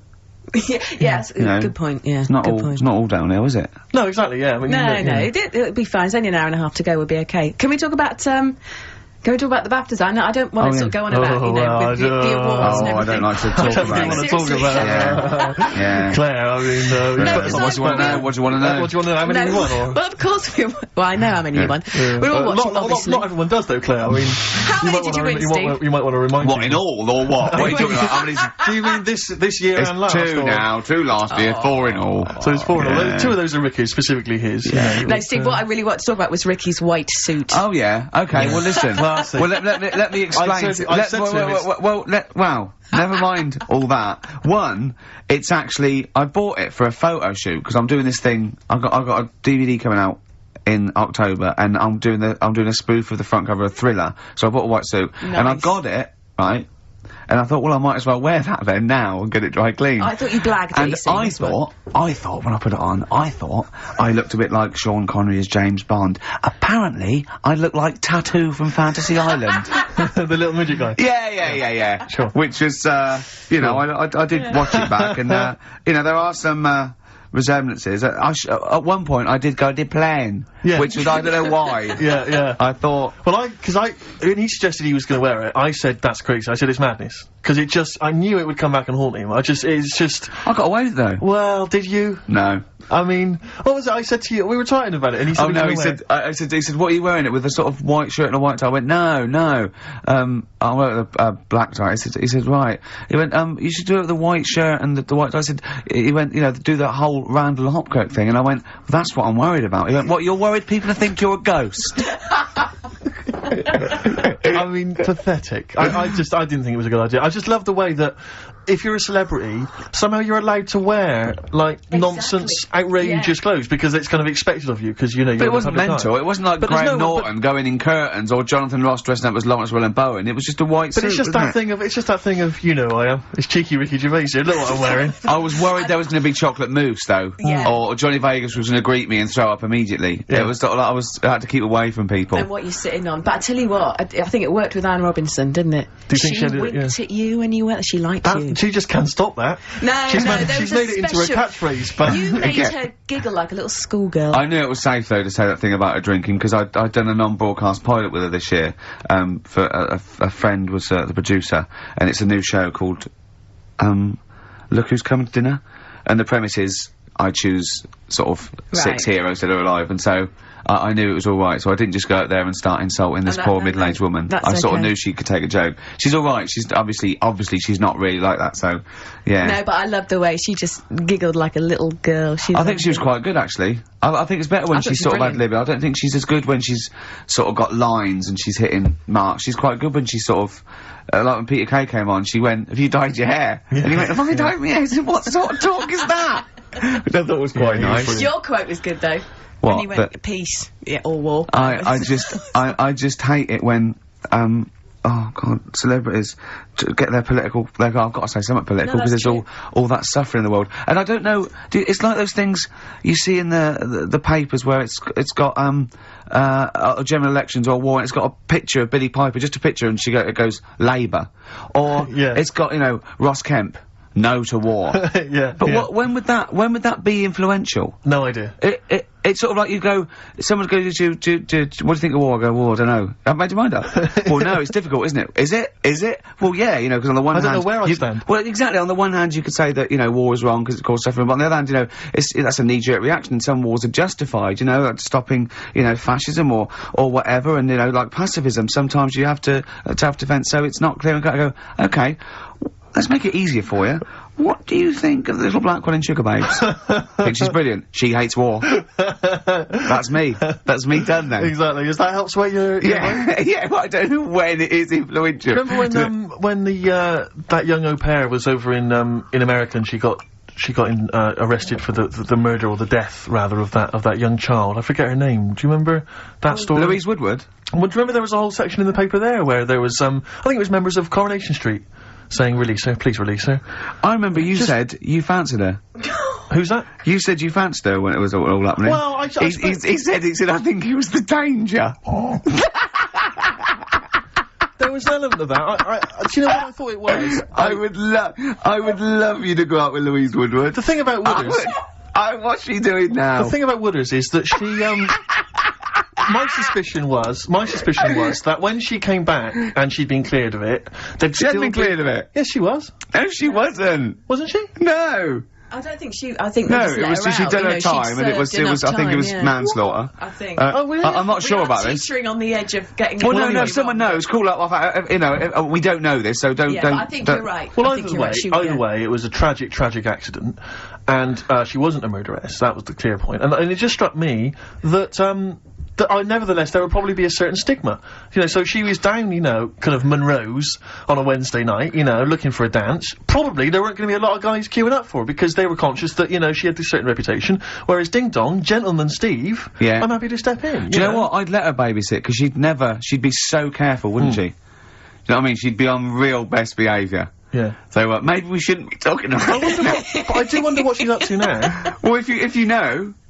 08700 800 1234. If you're a lawyer and we've said something wrong, let us know now. We'll apologise quickly. Yeah. But no, anyway, good luck to you, Louise. If you're out there listening, good luck. And you know, ricky.gervais@xfm.co.uk. That's the I don't want email my address. name. I don't want my name attached in case. Get in touch. Yeah. You You're know, free tonight, aren't you? Yeah, I'm free. I'm free. For the next 8 years, I think. Play a record. Sure. Yeah. Sweet. 10-story love song. Love song? Yeah, 10-story love song from the Stone Dozes. Yeah. See, it's not as easy as it looks, is it? It's not. And I'll tell you, it also because I'm a little under the weather still. Yeah. So that's my excuse. You've had a week off. I'll tell Concentrate. I mean, I've got cable TV, but there is nothing on, is there, in the daytime? It is just. I mean, I loved Today with Des and Mel. That's good. Brilliant. That's all right. That was Joe Pasquale on again. He always pops up. I love it when he pops Joe up. Pasquale is an absolute joy. I love genuinely, without irony, I really like Joe Pasquale. Do you know him? Have you met him? No, I haven't, no, but I really, really like him. I think he's really funny. He's really good. Yeah. One of his jokes that I've always enjoyed is, why is there a lock on the door of the 24/7 shop? It's good. He's a thoughtful man. It's good. You know, it's open all the time, Claire. No, I just like his squeaky voice. Yeah, oh, that's fine. Don't like jokes. But, no, I only caught the end, the other day, but, it was brilliant. Des was singing a medley of Buddy Holly songs. He doesn't quite sing, does he? He's sort of talking, it's like pulling your punch.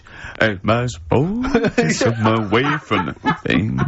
Yeah. Do you know what I mean? He can't actually... He's not actually singing, it's talking. It's kind of talking the words. Yeah. But he knew Buddy, apparently, and he toured with him, so... I am an antichrist. I'm an antichrist. He never quite finished. It's lovely. No, he's great. He's got no breath. But, but it's the adverts in between. He is 73 though. He's amazing for it. Doing well, isn't he? Yeah. No, Yeah. I mean, he's a good looking Sorry, who's 73? Des O'Connor.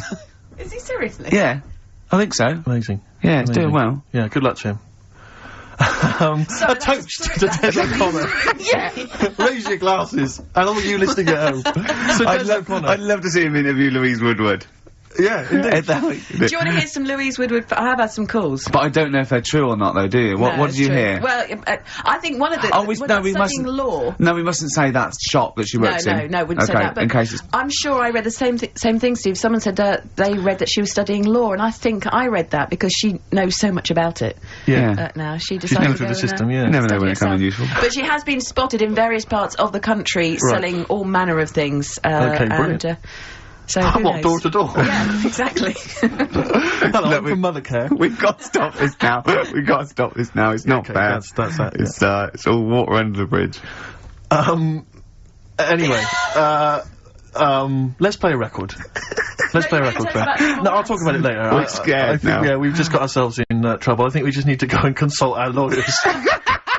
Would you like some Peter Gabriel? Oh, this is a beautiful track, and it was actually in Vanilla Sky, so a bit of resurgence. This is Salisbury Hill. Peter Gabriel, what a lovely track that is. Salisbury Hill on XFM 104.9. Ricky Gervais, Steve Merchant, Claire Sturgis. You know, if KARL was here, do you know what he'd want now? Probably ads, no. Some adverts. Yeah. Do you want some now? Well, it's what KARL would have wanted. Okay. For KARL, then some ads. Excellent. Placebo and Bitter End. XFM 104.9, Ricky Gervais, Steve Merchant, Claire Sturgis in for KARL Pilkington, who's in Madeira. Indeed. Is that where the cake's from? Yep. It's named after, I think, yeah. Excellent, yeah. Excellent. It's nice, lovely. It's sort of, I don't know where Madeira is. It's sort of off Africa. Okay. But it's, I think, there are a lot of Portuguese. Old people go there. There are a lot of old people there. There are a lot of old people KARL there. is essentially a 50-year-old man in the body of a 30-year-old. Yeah. I know, yeah. I think Whereas Ricky Gervais... Whoa! Party by the pool, it was. It was actually really good. I'd much prefer that than, we went to, Greece once, and we wandered in this place by mistake, going through this, and it was just full of people in Everton shirts and Liverpool shirts and just drinking lager. Like, oh, where's the fun in that? And just, I can't, the idea of Butlins, millions of families screaming around would drive me mental. Butlins is the most extraordinary place I've ever been to. I went there with a bunch of friends. We can't slag it off, but, I mean, not Butlins specifically, just anything. No, I'm not slagging Butlins off. No. It's just, but it was just I've never been to an Butlins. extraordinary place. The bars themed. One bar themed in the Wild West style. Brilliant. But about a tribute band to Status Quo playing. Really? It was extraordinary. So you walk in the swing doors, and there's Status Quo playing, and everyone else all the staff dressed in cowboy outfits. and cowgirl outfits, serving drinks.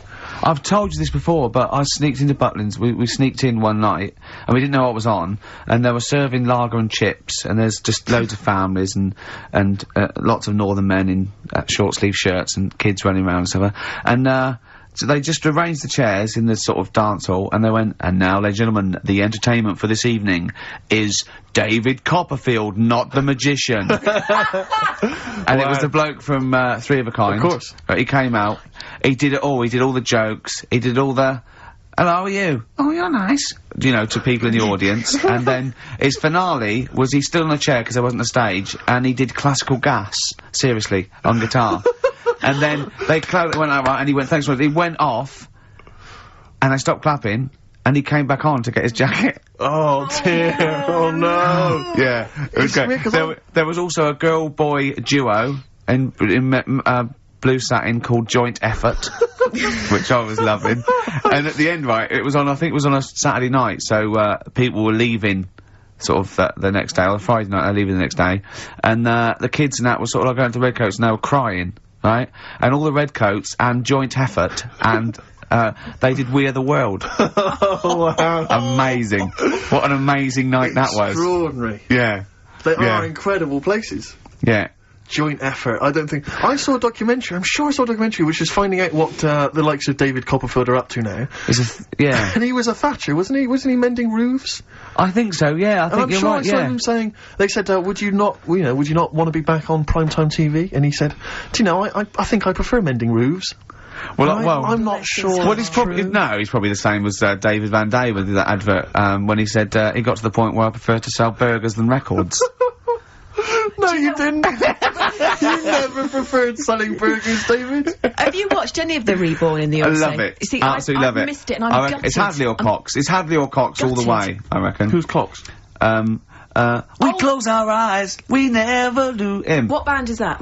Go West. Go West. Oh, right. Yeah, he's probably the best singer in a sort of stand-up cabaret and how does it work? Do they get voted out as they go around? Yeah, So it's Sonia's gone, isn't No, there's two, from, the studio audience, two are nominated, the lowest, I think the lowest people, and then, Britain, people in Britin vote one, back on the bus. Can I just ask why they're doing it in the States? Why didn't they just do it in this country? Well, because it was meant to be relaunch their career without prejudice, I assume. Okay. And also as an excuse to go to America, I suppose, and people not know him. Although, fame is creeping in. I think a lot of people recognise Tony Hadley. Yeah. Particularly when he sang True at karaoke. Yes.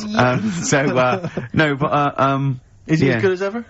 He's fine. He's a bit dramatic, but it's alright. Now, from your sort of, your brief pop phase, are any of these faces familiar to you? Did you ever bump into them? Oh, no, but no, you know, no. You never hung out with Hadley, or? No, we all lived in the same house. Yeah, you did that, didn't you have a run-in with Bucks Fizz? Oh, yeah. Once, once when we were going up to do, a TV show, and, A&R man had just forgotten about us, and we were there, we were at the airport, we didn't have the tickets, and so Bucks Fizz, who were doing the same show, and I remember they tried to smuggle us through.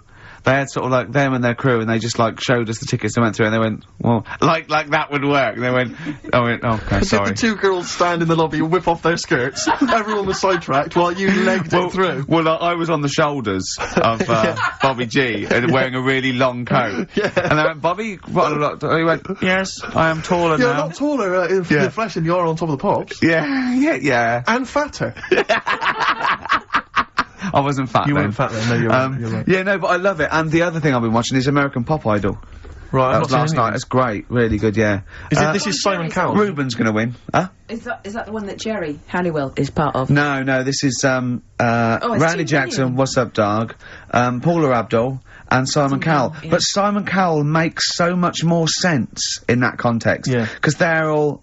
You know, you're great, and they stand up and they clap, and he goes, "Oh, sit down, it was all right," and it makes so much more sense, you know what I mean? Over here, it's a bit of a pantomime sort of drama queen, but over there, he's the sort of voice of sanity, exactly, yeah. But, that's the trash TV that, I watch. That you've watched. Yeah. But no, Reborn's funny. But again, once again, public are stupid. They voted out, Dollar. that was driving everyone mad, and there was fights. Why did really? Because they really were Well, nasty yeah, to because, Sonia. you know, they really went for it. They voted out Chris Eubank. Yeah, in Celebrity Big Brother. It's keep him in. I don't think the public should be allowed to vote on TV shows. I don't think they know what's best for them. It does strike me that, like, in the golden age of EastEnders, if people had said, do you want to vote out, Dirty Den, they'd have gone, yeah, he's nasty. I know, yeah, it's that do you know what I mean? confusion, either with entertainment and punishing people, yeah. They should keep them in and then make them lose. Yeah. Yeah, so you've had all the best of both worlds. What about the new celebrity, I'm a Celebrity, Get Me Out? Now, who's in that? The one? Daniela Westbrook. Yeah. Catalina, that model. Yeah. Don't know her. Yeah, exactly. The one Anthony Worrell Thompson, why? Why does he want You've got someone to cook, ain't you? Well, that one from Changing... Yeah, no, girl from Changing Rooms. Yeah, Linda Barker. Yeah. Oh, Phil Tufnell. Who? Phil Tufnell, cricketer. I'm gonna put some money on him to win. I reckon he's gonna win. Because apparently he's sort of funny and nice and everything. And, yeah. Would you ever do any of those? Absolutely not. No. I genuinely think if you were in the Celebrity Big Brother house, immediately you would be voted out. It would be before the public get a chance to vote. Yeah. The housemates would have got you out somehow. Yeah. They'd have Or they'd have left. Or they'd have left. Yeah, I might win. I might win by default. They'd have all climbed over the roof like that guy Sandy. Yeah. They'd have all climbed out, like, within the first 10 minutes. I saw Sandy the other day, actually. Still on the run, is he? Just climbing over. It's over, Sandy! Get off my roof! I got really excited in Selfridges. Does he look like a wombat up close? No, he's really good looking. Shut up. No, seriously. I saw him in the hat section at Selfridges because he's a personal shopper telling them they look gorgeous. Jane went there specifically to meet Sandy. No, just for like, yeah. I got really excited. Is he working there? Yeah, he's a personal shopper. Yeah. Really? Yeah. Does he sign autographs and stuff? I'm sure No, he calls himself Alex now. What? Eh? Yeah, he's not allowed to call him Sandy at Selfridges, wouldn't... What should we say and get him sacked? Get him voted out of the Selfridges household. Oh, what, is he a personal shopper? Yeah. That's just to me the epitome of indulgence. If you've got money to spend on a personal shopper. That. Oh, I'd love to do that. Man alive. No, is that someone who pushes your trolley? No, is that how it works? you just say... Can I get one of those in Waitrose? No, it's like asking an assistant. You go, I need, some black trousers and some brown shoes and this range, and they go, okay, and they go and get you a range, so you don't have to go. It's not like. Yeah, but I still love it. Yeah, but you have to pay for it. It's not. No, you don't pay for the service. You pay for the clothes if you buy them. It's really? not. Yeah, it's not like Lady Di having Harrods opened for her. So I could walk in there and get Sandy. Of course you Big could. Brother to just do some shopping. In fact, I'd love you to. But could I get him, like, once he's finished in Selfridges, could he pop to the Co-op for me? No, like he can't do that. No, he can't do that. What? No. Seriously? So there'd be people queuing up, wouldn't there? Well, why? Selfridges, you can't, people don't go and shop in Selfridges for the sake of it, to meet Sandy, do they? No, but to get a personal shopper, why wouldn't everyone have one? I don't understand why everyone wouldn't do it if they're not charging you for it. Oh, Steve, you and me later on. I'll tell you this, I don't think people realise that, Rick. He's going to be inundated now. You know when you go to Selfridges, you will not be able to buy that suit you got for £97. It's a lot more expensive than that. What? You can't you can't get shoes for £29 in there. I'm not bothering. No, exactly. You see, that's where you're going to come unstuck. It's not worth I'd love a great record now, Claire. Okay. I'm going back to Bristol this weekend. Oh, yeah? I am going to be, I've got £100 to spend, so I'm looking to get a 3-piece suite. Yeah. Dinner suit. Yeah. Who knows? A wife. Well. Possibly. I think my sister's back. The new single from Radiohead. What do you make of it? I love Radiohead, so I'm prejudiced, and I like just about everything they do. I still play the Bends regularly. I had to replace it on CD, because I wore it out. Really? I just think it's amazing. I think they're great. They're coming in, aren't they?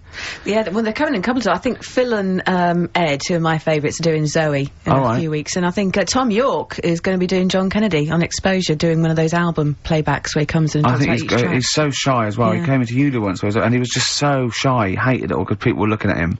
And, he's great. He's brilliant. A toast! Funny little fella. Radiohead. Happy Easter, Tom, and all the lads. Don't eat too many eggs, boys. Oh, calm down, you crazy guys. No, we were talking earlier about the fact, because I've been ill this week, and so, I've just been lying on the sofa, dosed up.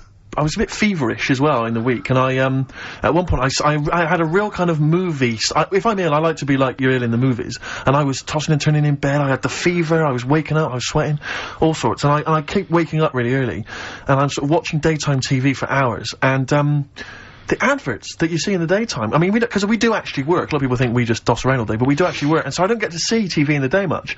And the adverts, it's not adverts you see at night, I know. They're incredible, and it's like... Was it for surgical stockings? Well, a lot of them are either aimed at people who basically are waiting to die. Right. It would seem. Or... I love that advert. Waiting to die. Well, they are a bit like that. I mean, there's a couple. There's one with Christopher Timothy. He sat in a pub on his own, just having a pint in the afternoon. I think this was before he. Became a doctor. He's having a pint on his own, looking through the job ads. He's a career vet, doctor. I think he's always wanted to play a lawyer. Yeah. And he basically says in so many words, I can't remember it verbatim, but he basically says, you're probably getting on a bit. You're not going to be around forever. You could drop dead tomorrow. Have you made provisions for your children and your family and your wife? And I think you at home were supposed to go, oh Christ, I haven't. Oh. And I was feeling my testicles earlier. They are a bit lumpy. Yeah. Oh no. I had to bend down quite low to feel them. Exactly. So, I am getting on a bit. Exactly. In fact, what I do now is pull them towards me and kick them up like Beckham with the ball. Yeah. And on the way back down, I have a quick feel. Yeah. And then, or when the kids come to visit. Yeah. And, stop playing with Grandad's testicles. Where have you put them? Where have you put them? We've put them on the mantel. Oh, you little devils, go on with you. Do you want a Werther's original? And, that's another advert you see constantly, Werther's Originals. So they've got those, and then they've got the adverts which I always love, which are adverts for, any kind of, Claims Direct, or any of those things. It's just, invariably there's a reconstruction of an accident that might have happened, someone tripping over a paving slab. There's one which is particularly chilling, of a guy who, I think he's with his kid watching football, and he's thinking to himself, I bet he's thinking, I wish I could join in. And it flashes back, and there he is up a ladder, on a very shiny surface, with no one supporting it, frankly. Which is asking for trouble. Frankly, I blame him. Yeah. And then it topples for no reason. I don't know why it topples. Right. Wind, let's say. Yeah. Whenever I see it, I always think... he never walks again. Well, he falls off it. Did he smash his face in? Did he fall on a spike? Because if he's gonna go up that ladder on a shiny surface, with no one holding it, right, did he fall backwards on his head, the little... Worse still, Right, did he do the splits and crush his nuts? Worse than that. One. He made a considerable lump sum of cash, thanks to the efforts of one of those claims companies. Oh, no. Alright? His negligence has seen him £3 richer. Steve, was there a yokel with a pitchfork looking up as he fell on it? Nothing. Oh, he fell off. I think he must have bruised his ankle or strained a ligament. That's not enough. That hasn't taught him anything. Well, it's not taught him a lesson. In fact, if anything, it is encouraging him to be more foolhardy in the future. Because if you're going to dish out $5 grand willy-nilly to these people, these lunatics, these oafs, these simpletons. Do you know one of my favourite adverts was the one in sort of the back of those glossy magazines you get given away, and there was always an old woman, and she'd fallen right in her front porch or whatever, and she was just reaching out, but she was too weak to reach the phone. So it was sort of like you carry a little button around with you that you press. Yeah. I love the idea of that. She looked so vulnerable. That was my. But I always feel with those kind of those claims adverts that it's almost like saying, I'm not going to say it explicitly. Here are some ideas for you. Paving slabs. Is there one near you? Could you have a little trip? Exactly. If you've got a stepladder. I'm not saying anything, but maybe read between the lines. The shiny floor. There is money to be made. There's adverts in the back of those. Do you remember Innovations catalogue? Well, I just read this week. Innovations catalogue is being closed down. Gutted. Yeah. The Is it really? catalogue, which is, it used to go to something like 50 million homes or something. I love the Innovations catalogue. You do think, well, I could do with that. Because I want... I've never thought that. No, I do. I want to spend money on an advantage in life. Like, I want the power packs and hoverboards and things that like to see through walls. Just for 1990. They don't work, do they? I bought oxygen. Did you really? I bought oxygen. What do you mean you bought oxygen? Well, me and my mate was sort of like, running, it was about like, I don't know, 1987, and me and my mate, Wally, we were doing long distance running together, we were trying to get good, and I thought, I'll just have some oxygen before the race. What do you mean some oxygen? It's there, free in the air, big canisters. A canister of oxygen? It didn't work. It just smelled like you were sniffing mints. I couldn't get any in. But what was it supposed to do? Well, you know, oxygenate the blood so you can... Right. But, yeah, I don't know why. How much was it? I don't know, I can't remember. But Mine was $19.99. It was a big canister. It was rubbish. Why did you buy it for? I mean, he was at least doing a job. For much the same Doing the reason. job. I was But it does seem to me that, because the problem with the innovations catalogue is that for the few idiots that buy stuff like you, there are hundreds, thousands who just looked through it and laughed at the absurdity of, you know, a motorised tie rack. I bought the Abs Master. Who is so lazy that they need that? Yeah, I bought that. The Abs Master. I worked for a while answering the mail, and opening the mail for a returns. It wasn't the innovations people, but it was if that's the kind of middle class version, this was a very much more working class thing. It was, you know, how to get hot dogs out of a tin and all the rest of it. And there was stuff in there was incredible. There was one item that was in the catalogue, and it was yeah, I know, like me, you've probably thought to yourself, I just haven't got time to boil the kettle and fill up my hot water bottle. Oh, I know. You thought that takes upwards of a minute and a half to do. What I need is some kind of state-of-the-art kind of plastic container with some kind of blue gel inside, which I put in the microwave, and that heats up, right? So that was what this device was. You put it in the microwave, you buzz it in there for like 30 seconds, saving yourself, you know, a minute of preparation time. And we used to get them sent back. I swear to God, they would send that. They'd be split. Yeah, they Old exploded, women saying, I'd heated something in the microwave, I went to sleep, it split asunder, and the blue gel scorched my legs. I've got 3rd-degree burns. And do you know Old woman with a scolding? Call claims direct. But do you know what we used to do? I used to say, do they not sue over this stuff? And they told me, they said, they never sue, they're not, you know, they're old ladies, they don't realise they can sue. What we normally do is send them a replacement. So I'd have to send replacements back to these old women who had scalded their legs. We didn't even send them the money back, we just sent them a replacement. I mean, unbelievable. Unbelievable. Sometimes I always felt and a new pair of tights, at least. At least. And sheets, bed sheets, yeah. Oh, dear. Imagine that, though. I did have an Abs Master, one of those things that, you know, you try it on. Jane bought it for me for a birthday once. And, the electronic thing, you put it on, right? Hurts, doesn't it? Yeah, well, I turned it full up, right? And at one point... Now, what's this? Sorry, I don't understand what this is. You try it... Put it round you, it sticks to your body, and it's an electrical charge, and it's like doing sit-ups. Every time it does it, it's like you're doing a sit-up, but without you sitting up, right? And at one point, I had it on, I'd done it for a few weeks, and at one point, I was laying on the couch in my pants with this on, watching telly, drinking a bottle of wine and eating cheese. She said, I don't think it works like that. I thought, if this works, it's the greatest invention of all time. It's like you can eat, and it's wearing it, it's kind of working it off for you as you're eating. I know, yeah. Oh, dear. Oh, if only. That'd be great. I did see one thing in one of those little magazines once, and this is hilarious, right? What it was, it's a bloke in a wheelchair, right? And then there's another one of him, and it's raining, so he's got a cagoule on that covers him and his wheelchair. Oh, no. And just his little face. So it looks like somebody's covered a motorbike in, and it's just his little face. I thought that was great. Oh, dear. Oh. The innovations, it's finished. It's great. It's all over. Should we have a record? It'd be lovely, wouldn't it? A toast to the innovations. A toast to innovations. You have provided nothing of much use for 15 years. Happy Easter. Happy egg. Well, I mean... Are you sure that's not part of the song? Because, you know, Pink Floyd, you know what they're like? These they're newfangled tricks. All the, newfangled sort of trickery and that weirdness. I mean, like... Well, it's a shame. It is a shame. It is a great song. Yeah, but it's too annoying. We've got to stop it. Yeah. Are we putting a pay to it? Oh. It's gone. Yeah. Oh, switch it off, Claire. Yeah. I don't know, because that always plays fine on my home system, so I don't know if it's something that Sturgis has done. You haven't got your big greasy thumbprints over it, have you? What were you eating earlier? Because I saw you eating a huge hog roast as I came in. And throwing the bones behind her. Exactly, like Henry VIII. Okay. Nothing changes, Ricky. Oh dear, never mind. Well, see, the problem that's ruined the whole show for me. It was going so well. What worries me, Rick, is because this show is so carefully planned, that's left a minute and a half gap. That can throw us all out. Timings. Adverts. Do you think that's yes. People love them. Great. We go back tomorrow. Wise words unless you're talking about pension plans. That's Feeder on XFM 104.9. Ricky Gervais, Steve Merchant, Claire Sturgis. Competition time. I haven't got the usual competitions of songs of phrase and monkey news and the other Carl nonsense. You know, I'm not. There's no cheapest chimps. There's no cheapest chimps this week. I'm It's back devastated. next week. It's back next I week. don't know. Although, let's just do a quick cheapest chimps. Okay. So, chimpanzee that. Cheapest chimps. Do you know how much a chimp is, Steve, to Not buy? really, no. 55 grand. Okay, the competition is this.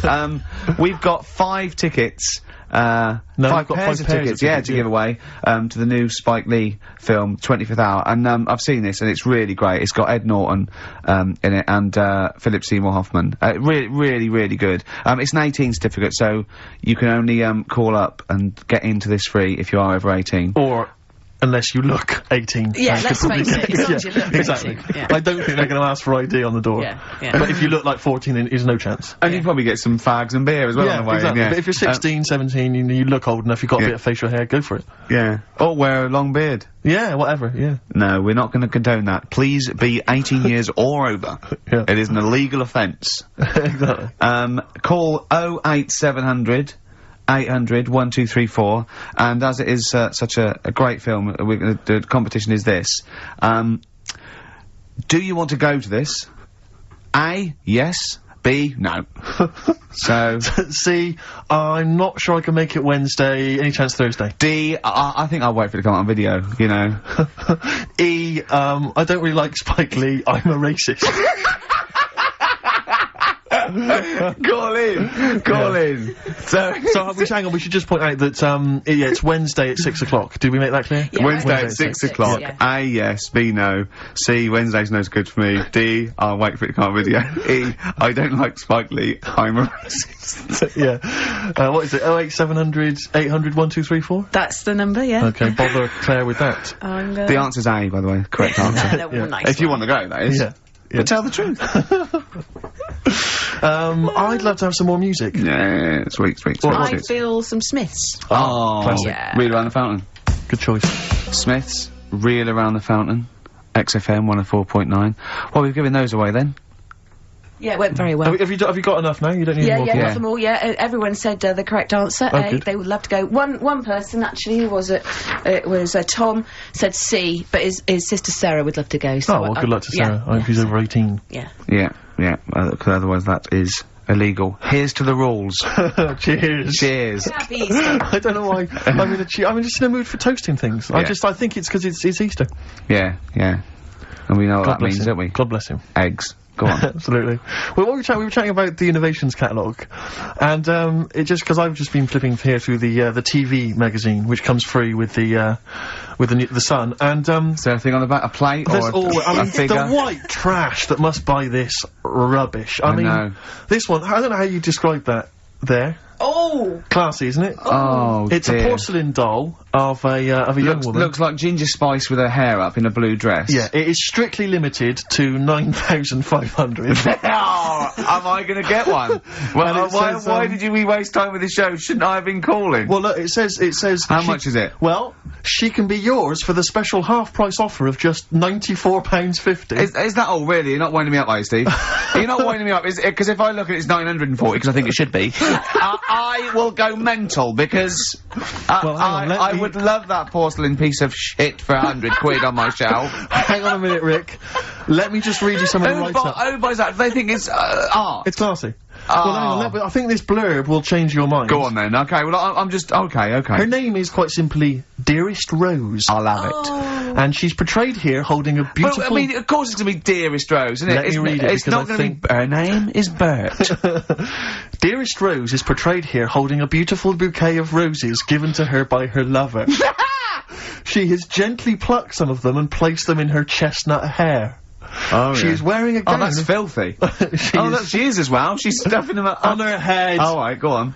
She is wearing a gown of beautiful turquoise silk. Her skirt flows to the floor, and from beneath it, you can see her dainty shoe just peeping out, decorated with a tiny handmade rose. That is brilliant. And it is beautiful, and it's and you can pay £9.45 a month for 10 months. Yeah. And that can be yours. And I think you'll agree, it is just beautiful. I mean, the best one I've ever seen. There was one that there was a doll.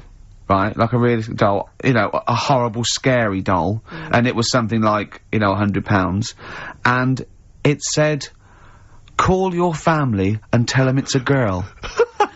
And I just imagined this 45-year-old woman with bunches and rouge on her hair, still dressed in her ballerina outfit, going, I've had a baby, mother. You haven't? I have, it's a bloody baby! Why do you hate me? It's a doll! Why do you hate me? I mean, I know. What sort of people are they preying on? Well, there was one. Just had a baby. Sorry? Call the doctor. Call the doctor. Don't call the doctor. I've had a bloody baby. Well, I remember seeing one which just was extraordinary. I mean, again, I'm thinking specifically of the people that buy it. It was about 3 foot tall. Yeah. It was, I think, again, made of porcelain or possibly plastic. It was a baby. It was like a sort of, it was like a kind of 1-year-old baby. Like, that was the design. Wearing a Harley Davidson biker outfit. The leather cap, the jacket, the nappy. Rather like Marlon Brando did in The Wild Bunch. Unbelievable. Oh, dear. I mean, the scum. I saw recently, I was flipping through one, it was wedding rings. It was a selection of exclusive wedding rings. Imagine imagine getting down on one knee and giving your beloved a themed Lord of the Ring wedding ring. Oh, that is brilliant. Will you be my wife? Better still, my troll. Oh, dear. I mean, the scum that must be, that they're preying on, like you say. I mean, unbelievable. It's those sort of houses that I remember, going into as a child sometimes, when you met a friend from school, and, you'd go into their house, and it was like a shrine. I remember some people kept the polythene on their 3-piece suite. Yeah. There was some when you weren't allowed in the front room. Like, couldn't go in the front room. And it's sort of, you look around and there's all these dolls and that, and it's just like, oh God, scary, what in God's name happens in this house after dark? You know what I mean? But the people who keep the polythene on their sofas, it's like, who are you waiting for? What day are you going to use this? Because I'll tell you this, the Queen's never coming to tea. Tony Blair's not going to pop in and out covered in grease. No, exactly. In dungarees. Exactly. I won't sit down. You can sit down. You can sit down, Tony. I've been waiting for 40 years. Look, I've had a baby. It's not a real baby. It is a baby! Is this door locked? Why do you hate me? Oh, God. Call your friends and tell them it's a girl. So if you're one of the scum that have ever bought anything from, one Trash. of those, normally you'll get, maybe commemorative plates. I know. I'll tell you what, if I ever win the lottery, I'm gonna buy all them up. Yeah. I'm gonna buy all them up in one foul swoop. Well, That'll be amazing. I think it was Cliff Richard. It was a commemorative plate of Cliff Richard. That'd be great. It said, Cliff never ages. Cliff never ages, and neither will this. Really? Did it say that? Yeah. Tell your friends and tell you've married Cliff Richard. Yeah. Look, I've married. It's a plate. It's not a plate. I sleep with it. I've married Cliff Richard. Remember that mental case that was thought she was married to Mike Reed?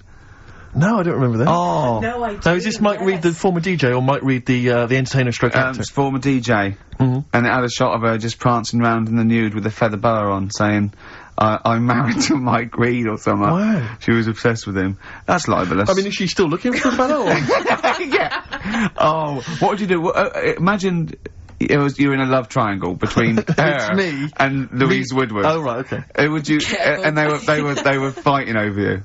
And I think they can both get pretty violent. Yeah. I mean, if you know, fight. I mean, no, but I mean, I'm not. I don't know I'll tell you what I do. I do what any gentleman would do in that situation, and I'd let them wrestle it out, nude, in a hotel room. Just, you know, just see how they go. Let's have a record. Sorry to call your lawyers and tell them it's a girl. Coldplay, XFM 104.9. In fact, can I just plug something? Go on. Because you can hear Coldplay live tonight from 7 o'clock, the whole Earl's Court gig on XFM from 7. Blimey. Yeah. It's not bad. Yeah. To Coldplay. To Coldplay! Happy Easter! Happy egg.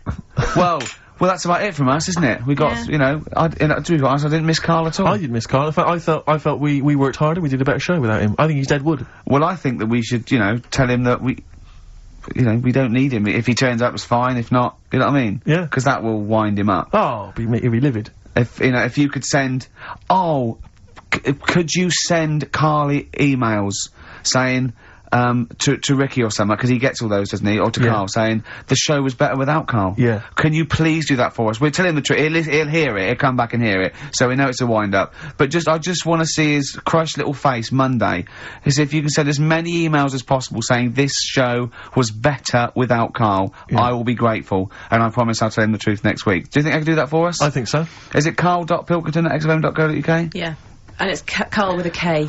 Yeah, Karl with a K. and send some to me, because he'll read those next week as well. Yeah, Ricky.Gervais@xfm.co.uk. Yeah, just say it was... send some to me as well, and pass them and on, just pass them on, And to the head of XFM. Oh, what's his one? Yeah. Because he won't get in trouble, because obviously Andrew's listening, so he'll know it's a joke. But Andrew.phillips@xfm.co.uk. in fact, could you send a load... Marketing manager, Charlotte Susan at XFM. Yeah, Andrew.phillips@xfm.co.uk. Just saying, it's so much better without Karl, because it's got a bit self-indulgent, he just does his same old stuff about Auntie Nora farting, and it's not big and it's not clever, and the man's a fool. Yeah, so if you do something like that, you know, make stuff up as well. Thanks very much. Happy egg. Happy egg indeed. Can I just end with a tune? Yeah, absolutely. Ed Harcourt. I don't know if you've listened to his current album. Yeah, but new there's album, good. some nice treats on there. And this is one called The Birds Will Sing For Us. A nice way to end. See you later, cheers. Happy Easter. Do the email thing. Egg.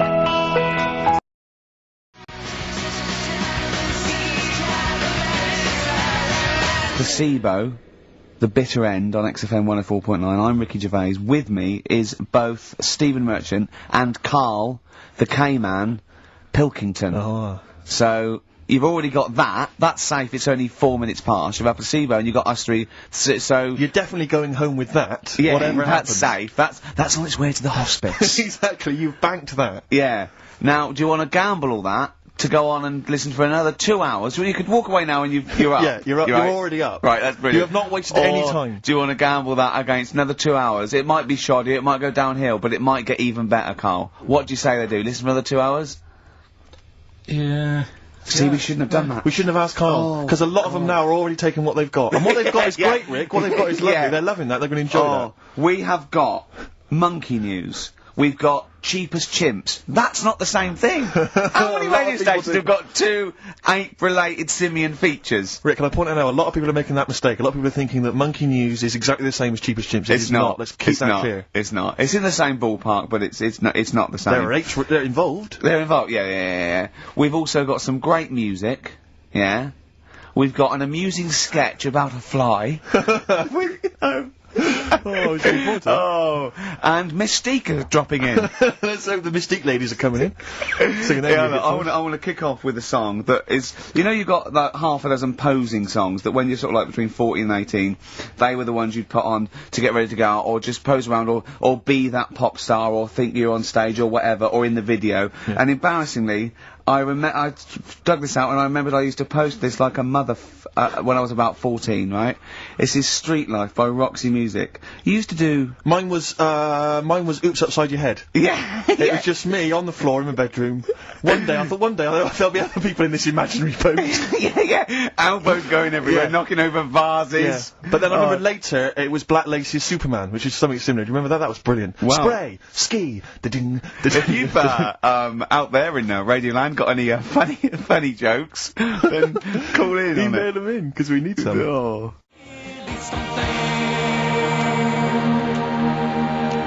Street Life, Roxy Music off the Stranded album. That's what I used to jump around to. What would you have been wearing while you were listening to that? Well, probably Brutus Gold jeans. Classy.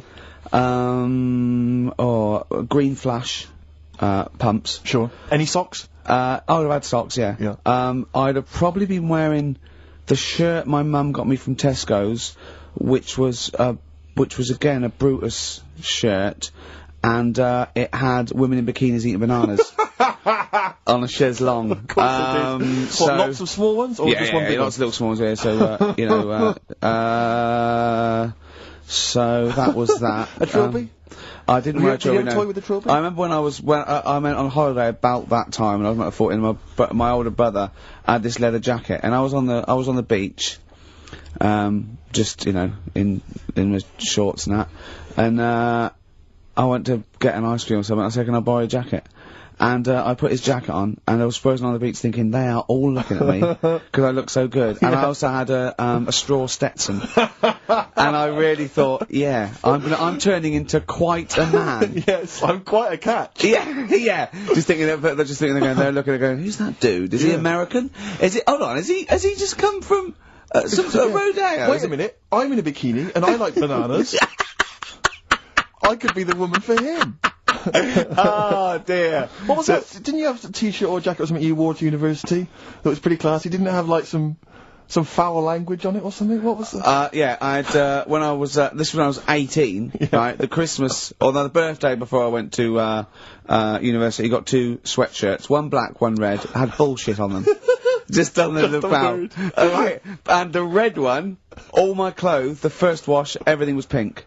All my white shirts, all my white socks, of course, because I just put it in, I didn't know. Yeah. So I was a man at university with all pink clothes except for a rather nice red, sweatshirt with bullshit on it. Again, turning into quite a man. Quite the man. Was that pre or post the time you washed your clothes by getting in the bath? And that was that was the second year when I was had to go and digs at our Halls residence, so I had a bath, and you had to sort of like pay for a bath, you know, so I thought 2 birds with 1 stone. I got in the bath with all my white shirts, so I was going through sort of, you know, wearing a white shirt and tie, that sort of, you know, David Sylvian sort of fine everything, and Daz. And I just wriggled around in it, washed myself. It's quite a good exfoliant. Yeah, I didn't do it again because it was sort of not good for the skin, Dan. Quite sore, is it, around the sort of more intimate regions? Yeah. So there you go. Roxy music and street life. Carl, thoughts? I just was working out time, really. We've got last week we had a lot of stuff that we didn't manage to cram in. Which was good. So I'm just looking at, we have got Cheap as Chimps coming. Songs of Phrase. Oh, we forgot about some stuff. Why don't we kick off with that so we don't forget it? What? Cheap as Chimps or Songs of Phrase, or the film thing. We didn't get the film done yesterday. We've also got a new feature, Cheeky Freak of the Week. Incidentally, I should just point out now that someone has, Ashley Phillips has emailed in, because obviously with Songs of Phrase, what Carl does, for those that have not heard it, he takes a phrase that you might hear commonly on the show, and then he uses various songs. There's this hairy Chinese kid. Was the one you never see an old bloke eating a Mars bar. And, as I say, he uses different chunks of songs, and he makes up that phrase. And, so he has made some suggestions here, Carl, because he thinks that the more common Carl, you're an idiot, fool, etc., perhaps a little overheard, he'd like to, maybe hear Carl, pause, I don't know where to start, which is a common one from Ricky. Carl, which bit of that do you actually think is true? And then there's the regular dialogue between the 3 of us. Carl, well, you know, it could happen. Me, sure. Ricky, no, Carl, it could never happen. Not now, not ever. You're an idiot, play a record. So maybe some of those you could use next time. Well, will we get it going then for today? Yeah. This week we're, do you remember the story about my auntie having wind for 5 minutes? Yeah? Your auntie, was it your Auntie Nora? Auntie Nora, she was on a lot of medication and stuff, and I think that's a side effect that comes with it. So, she had wind for 5 minutes, so I thought we'd dig that one out. A classic line. Me auntie had wind for 5 minutes. Okay. So I've got loads of songs here. How many is that? Me auntie had wind for 5 minutes. 7 tracks. Oh, that's tricky. Why do you learn? Okay, so you need to identify, if you can be bothered, the artists. Yeah, that's what we're after, isn't it? Alright. Okay. Let's go. Wind.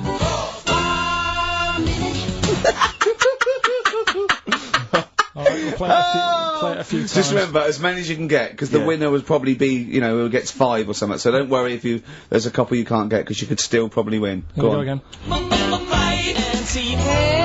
Wind. It is good. Can I just, what's the email address? Well, if they go to xfm.co.uk/Ricky, they can just send them through there and They can send them through that way. Which of these is the prize bag? Yeah, don't be getting them mixed up.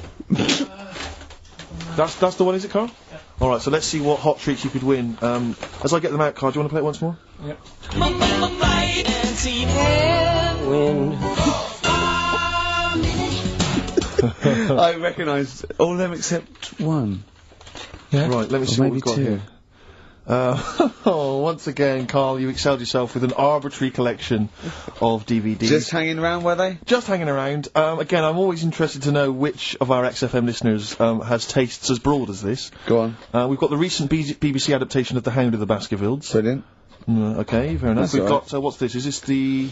This is, something involving Air, the band Air. I think it's a single at best. Yeah. This is probably worth having. This is the current Flaming Lips album, so you've excelled yourself there, actually, Carl. That's not bad. An XFM mouse mat. They're as common as muck. Oh, hold on. You can't give away that mouse mat. It's a piece of foam. Now, I was going to dismiss the oddball sci-fi movie K-Pax, featuring Kevin Spacey and Jeff Bridges, but Carl, is it signed by Kevin Spacey? It's signed, yeah. It's an actual... So win that and put it on eBay for £4.50. And, man alive. What is that? Just look at their faces. No! Carl! Don't give that. No one wants that unless it's ironic. Series 1 and 2 on DVD of popular northern-based sitcom Bread. Buy it, sell it, the game's getting hard, because someone's dealing you a losing card. They all had a go, all the actors had a line on that song. Oh. Play the clips again. Play the clips again, they really want to win it now. Here we go.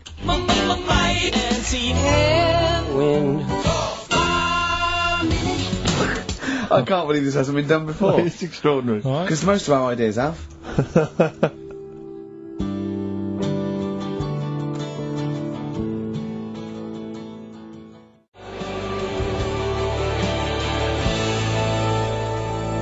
Verve, Lucky Man on XFM 104.9, Ricky Gervais, Steve Merchant and KARL Pilkington. The emails, I should point out, aren't flooding in on the No, but it competition. always takes time when they go through the website. Does it? Yeah. Okay. So they'll be arriving in a bit. Do you want to play it once more for those that have just joined us? Alright then.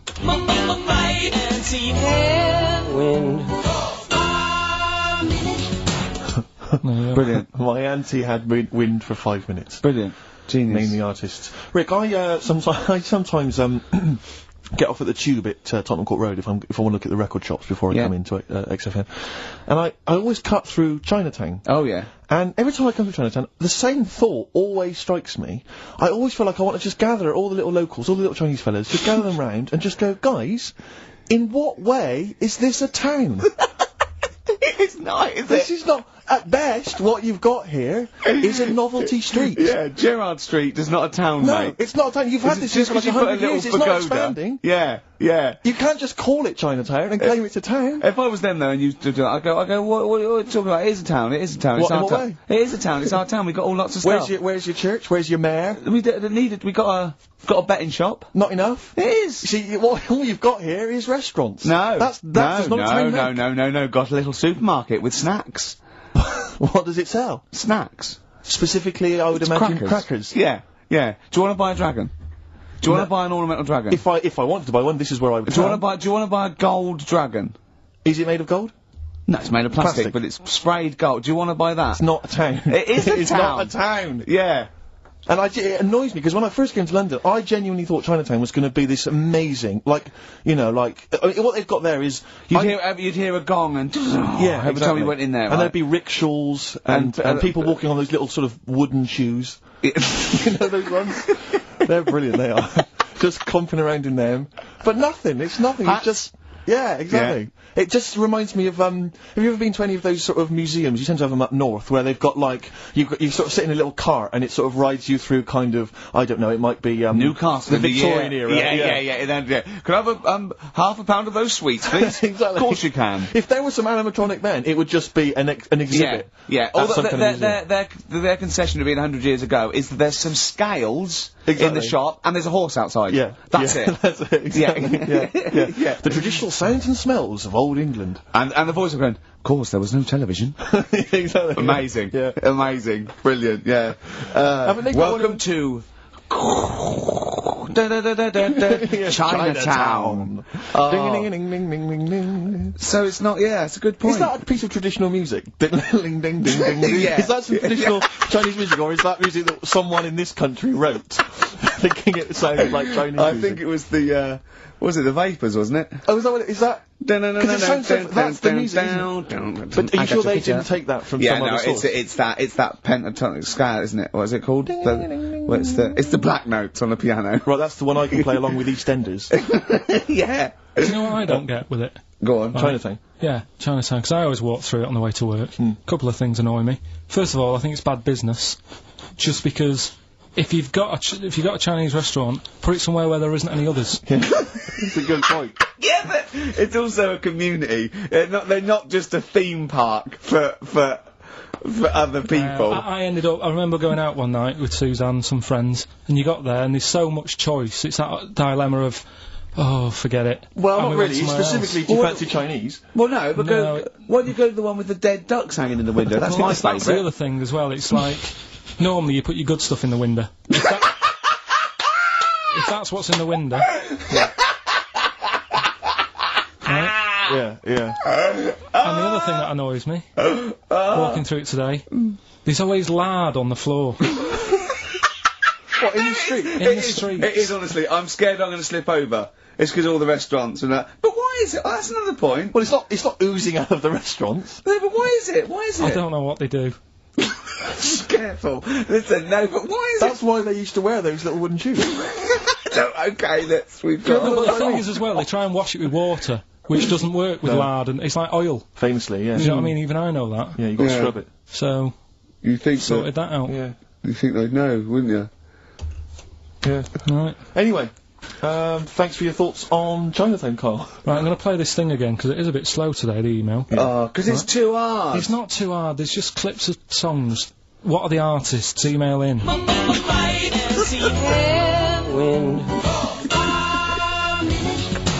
XFM.co.uk. He's getting annoyed because he put the work in and no one's he's getting annoyed! Oh! Remember, I think Kevin Spacey and the signed K-Pax DVD is probably the only incentive to try and have a go at that one. Do you just think you could win by getting one of them? Exactly. They're coming in now, okay. This is electronic.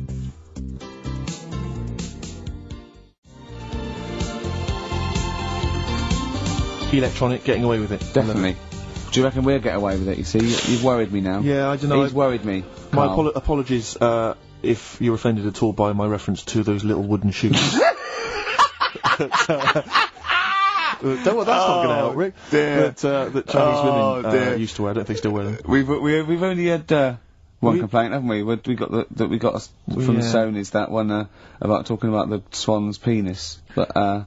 Yeah. You know. Things about complaints is, people complain all the time, it's whether it's upheld, because it goes from authority, and then they have to go, oh yeah, look, that was in poor taste, or pre-watershed, or some of the things you said on TV, though, you must have been stung.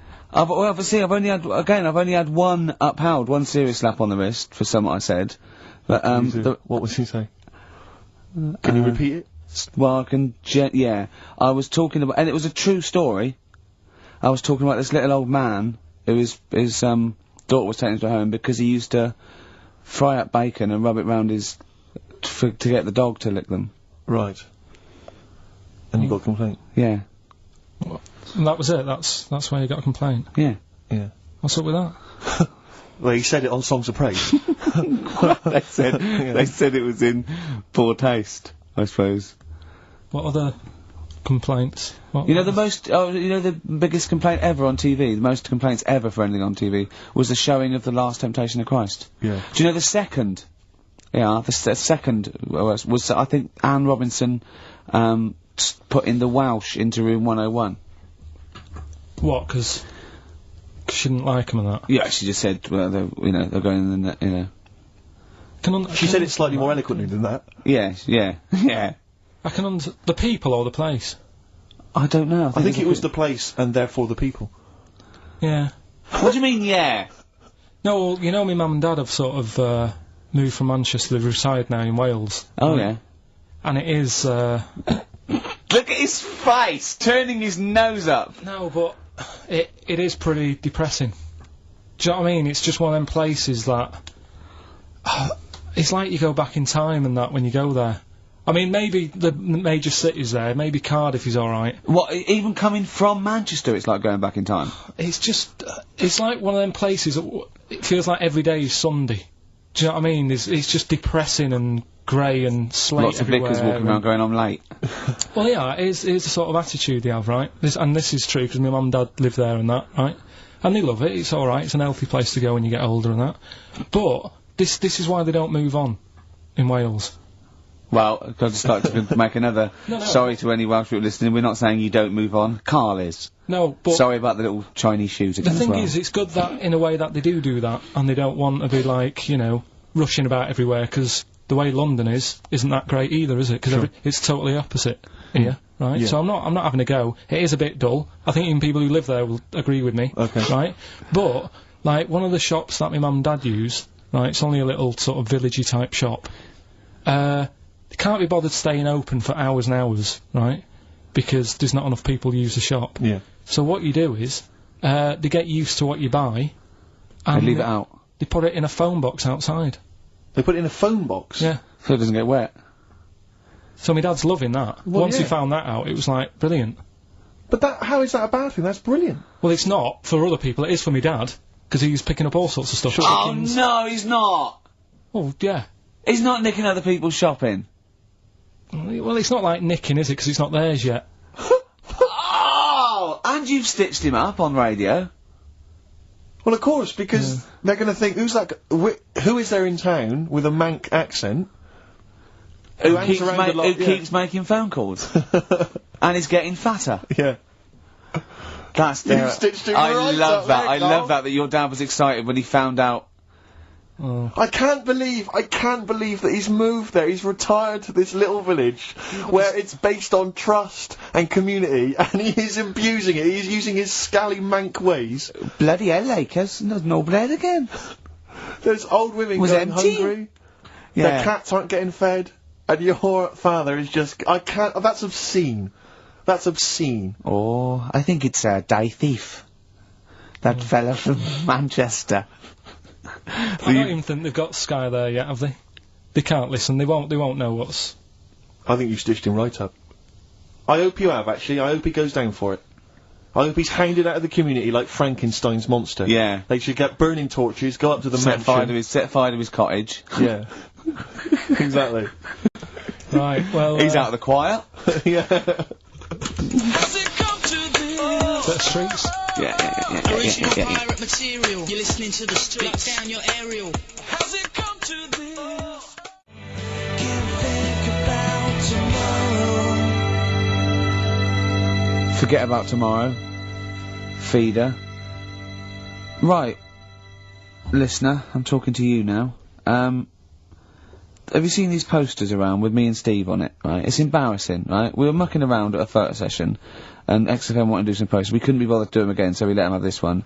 Irony comes back to haunt you, and it looks like I think I'm Simon Temper or something, and Steve's alright. But we think that KARL should be in it. Definitely. KARL doesn't want to be in it, but it looks like everyone listens to this show for KARL's, basically, you know, innocent stupidity.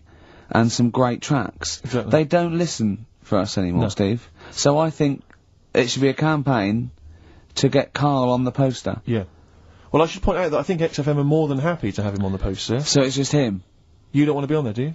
There's no need for me to be on it. Of course there is. Why not? I get so many emails here as I'm sat during the show reading them. So many emails saying, what does KARL look like? I want pictures of KARL. If you go to xfm.co.uk/Ricky, we've got those film bits on there. Those video mock-ups where I'm part of it, you can sort of... That's not enough, KARL. People want to see your face. You're part of the show. You're an intrinsic part of the show. Yeah, we'll get you on the poster. Why?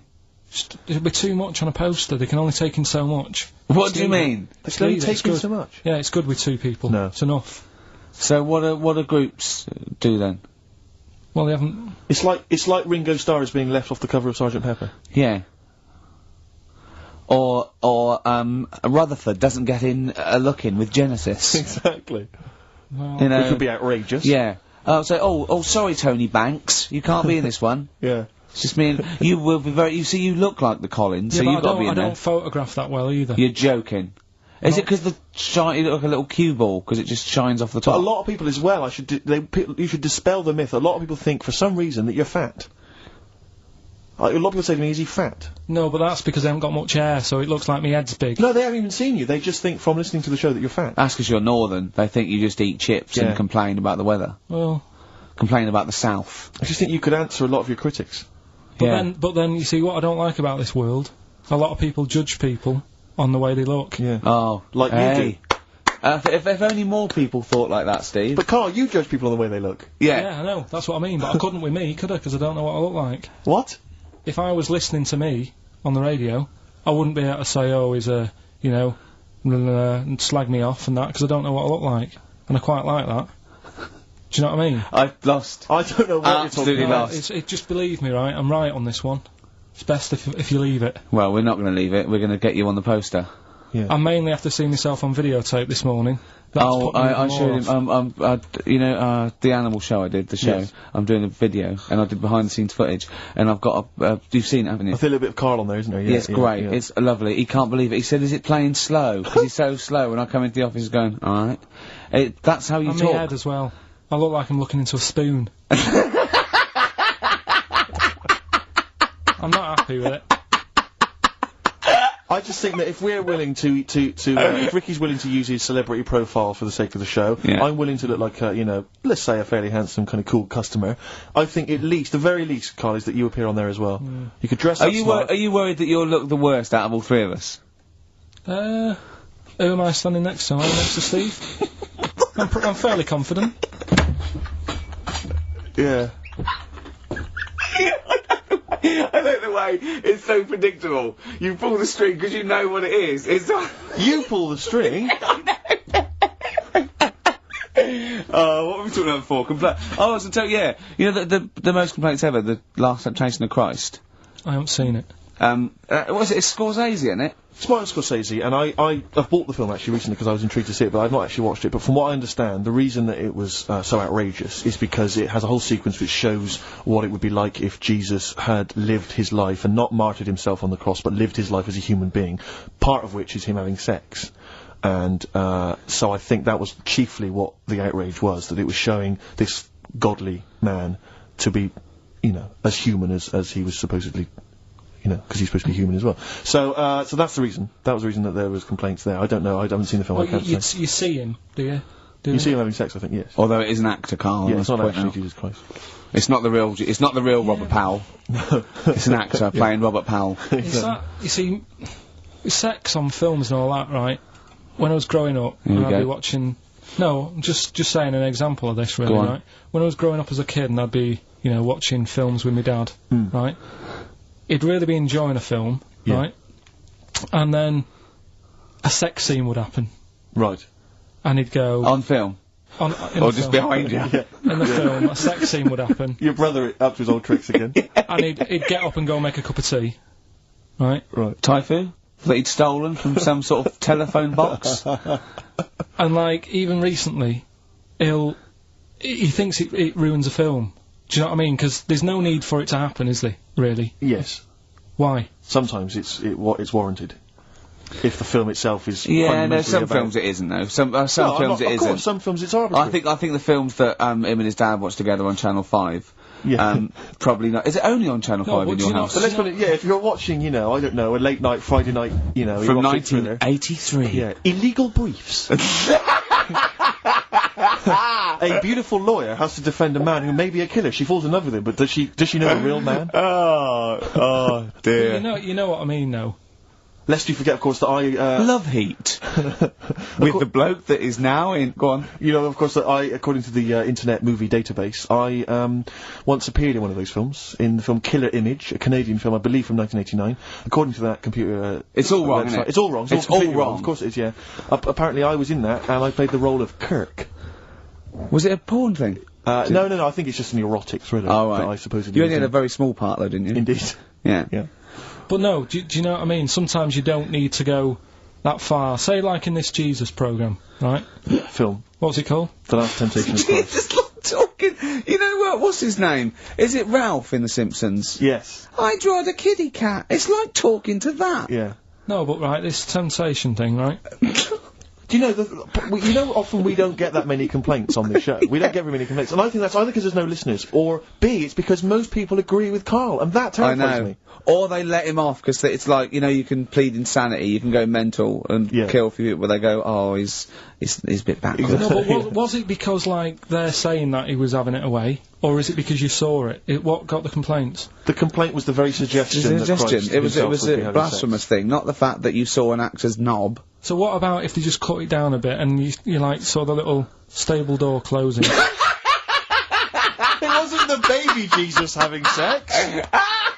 It was the grown man. The stable door shutting. No, but you know what the nativity scene? That is brilliant. The wise men saying, I can't believe we brought myrrh, we should have brought condoms. No, yeah. There's 2 for 1 offering, Boots. Yeah, I don't know what we were thinking. With frankincense. It's just that it's always awful. Should we apologise now to the Christian church as well? So with the little Chinese fellas, little Welsh fellas, and the little Christian fellas. We haven't said anything wrong. No. It's like, you see, when I was growing up... Stable door. I love the idea that in Carl's world, he was born in a stable, just thought, well, I love this place. Yeah. I'm just going to stay here the rest of my days. This is good here. Oh, brilliant. But when I was watching telly with my mum and dad, I mean, it still happens now, right? My dad will sort of go, oh, ruined. Good film ruined. Right, if some sex scene happens. But what are we talking about sex scene? Are we talking about a kissing, or are we talking about penetration and looking at the camera? Going, are you enjoying this, Pilkingtons? What are we talking about? What is sort of extreme levels are we talking about? Right, last time I was down there, right? Yeah. What was it? Meet Joe Black. Meet Joe Black. Meet Joe Black is a terrible film. Yeah. Right. There was it's a good film, and then you know it's going to happen because like the music comes in. Brad Pitt's keeping quiet. A woman's eyeing him up. Sure. So my mum. My mum's worked it out already, and she's going, anything on the other side, love? She knows. She knows it's, you know, something's, and so you can be enjoying a film, and you can be an hour and 10 in, and then some spidey senses of one of them can go, should we turn it over? And the other one goes, yeah, all right. Are you sure it's not them protecting you from scenes of sex? So that what they're thinking is, what if Carl gets the idea to have sex? Yeah. That could lead to procreation. We don't want any more like him. We've got to end the line here. You sure it's not the doctor? Keep calling out going, you are keeping away from women, aren't you? He must never find out. Are you sure they're not embarrassed because they're watching a sex scene with their son? It happens every time, right? There's 2 things that my mum does, right? It's that, if there's sex scene on the telly, she'll go, you know, anything on the other side, love? And the other thing she always says, if ever there's anything on the telly with Elvis in it, she goes, oh, I like him, right? And we all know, we sat there, we know what she's going to say next. Yeah. So you don't even bother saying why, right? And she goes, he liked fat, ugly people. He what? He liked fat, ugly people. He didn't always go for, like, the good-looking fans in the crowd. What Elvis did? Yeah. Right. That was always the thing, and I'm sorry, no, hold on. I don't know what we're doing now with our lives, Steve. Right, wait a minute, right. So, your mum says 2 things, right? She either says... is there anything else on the other side? Or, I like Elvis. There's a pause, because you know what she's going to say next. She says, he liked fat, ugly people. How often does this occur? Well, because they've got, like, you know, Sky, there's a lot of those channels on. They're like the music channels. So Elvis always comes on. There's either an Elvis film, there's, like, you know, a classic hit by him on... And she'll go, I like Elvis, he likes fat, ugly people. And what do you mean he liked fat, ugly people? Is she a fat, ugly person? Because there's that special Vegas show, isn't he, where he's dancing about, right? And he's got loads of scarves around his neck. Towels. Yeah. And, like, he always hands them down to the fat, ugly ones. Right. And I always say it's because they're the fat, you know, they've got a sweaty face because they can't, you know what I mean? I don't know what world they live in. I don't know how we've gone to this subject. What sort of world are you got when you're watching this state?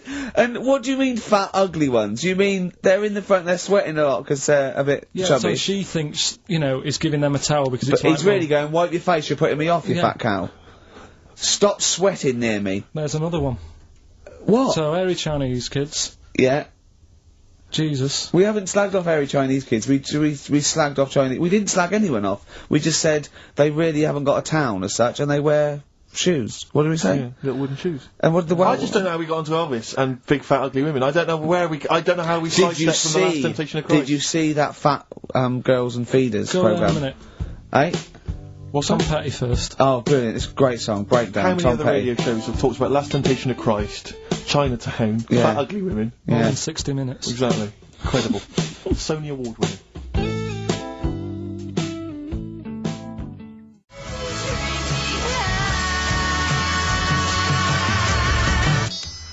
Turing Breaks, Painkiller on XFM 104.9. Ricky Gervais, with me, Steve Merchant and KARL Pilkington. I should point out now, Rick, that the general consensus from the listeners is that KARL should definitely be on the poster. But I know obviously. that. I know. There's an interesting email Of course here. they should. It They're just right. says, I'd love to see KARL on the poster, especially as I'm watching him on the webcam today, and wearing that shirt, doesn't he look like Charlie Brown?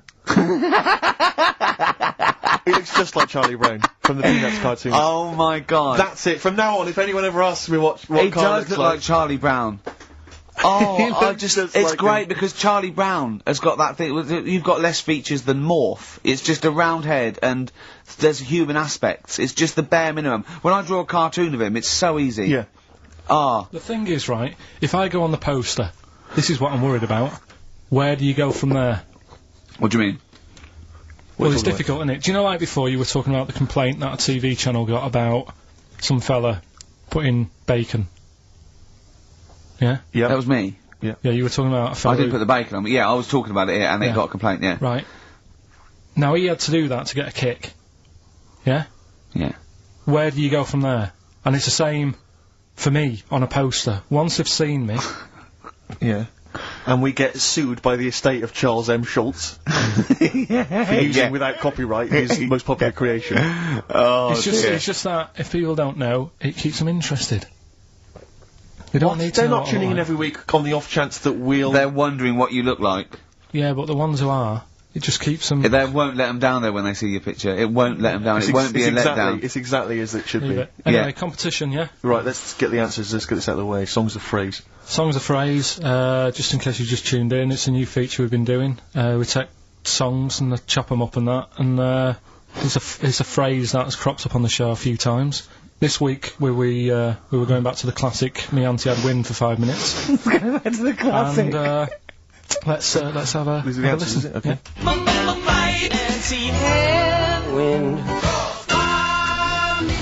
Right. So what you had there is you had the Knack Yeah. with my Sharona. Uh-huh. Auntie was some Manson track.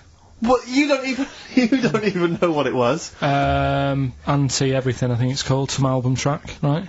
Then you had Bill Medley, Jennifer Warnes, I've Had the Time of My Yeah. Life. You had Bob Dylan, Wind. Wind. Idiot wind. Blowing in the Wind. Oh, Blowing in the Wind, was it? What was after that? Four was 2468 Bob Dylan. Motorway. 2468 Motorway. Yeah. Tom Robinson. Tom Yeah. Robinson, yeah. That was the 4. Then you had the 5 from Manfred Mann, 5, 4, 3, 2, 1. We wrapped it up with a bit of 5-star from Minute, something about, Can't wait. yeah, can't wait another Can't minute. wait another minute. So, they're the answers. Yeah, We're well, looking for someone who, I don't think we got anyone who had them all right, but... Nobody got all 7, although in your little answer list then you only listed 6, because Yeah. you got your numbers went out of sync in your own brain. Well done, once again. Smooth. I tell you what, Carl, why don't you next week at least write down the answers for yourself? Don't need to. Well, you clearly do, because you just embarrass yourself. Don't need to. You've proved that you do. Right, okay. anyway. Well done, I'm going to give it to Paul Tier. PJ Tier, because he got 5 of the 7. Well correct. done. So he gets. And he's getting that signed Kevin Spacey Yeah, DVD. if you can just email us your address as well and get them off to you today. All right. Brilliant. That's what you're dealing with. So you've done that competition, that's been put to bed. It's, Let's have a we've done- great tune, Rick, and then what else we got? We got some monkey news? We've got some we've got monkey monkey news. We've got Cheap as Chimps. We're doing the film thing. Right. Got the film thing. What you can film is it this week? Silence of the Lambs. You can be owning that by 3 o'clock on VHS. Is it about $4.99? Is it? Thereabouts.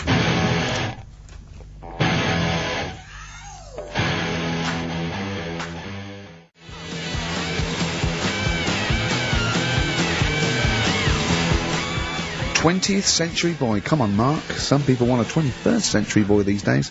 Mark Bolan there. A little bit out of date on XFM 104.9. Ricky Gervais, Steve Merchant, KARL Pilkington. Right, it's that time again, isn't it? Monkey news. Yeah, monkey news. Oh, monkey news. Right, if you're a new listener, this is where we do a bit of monkey news.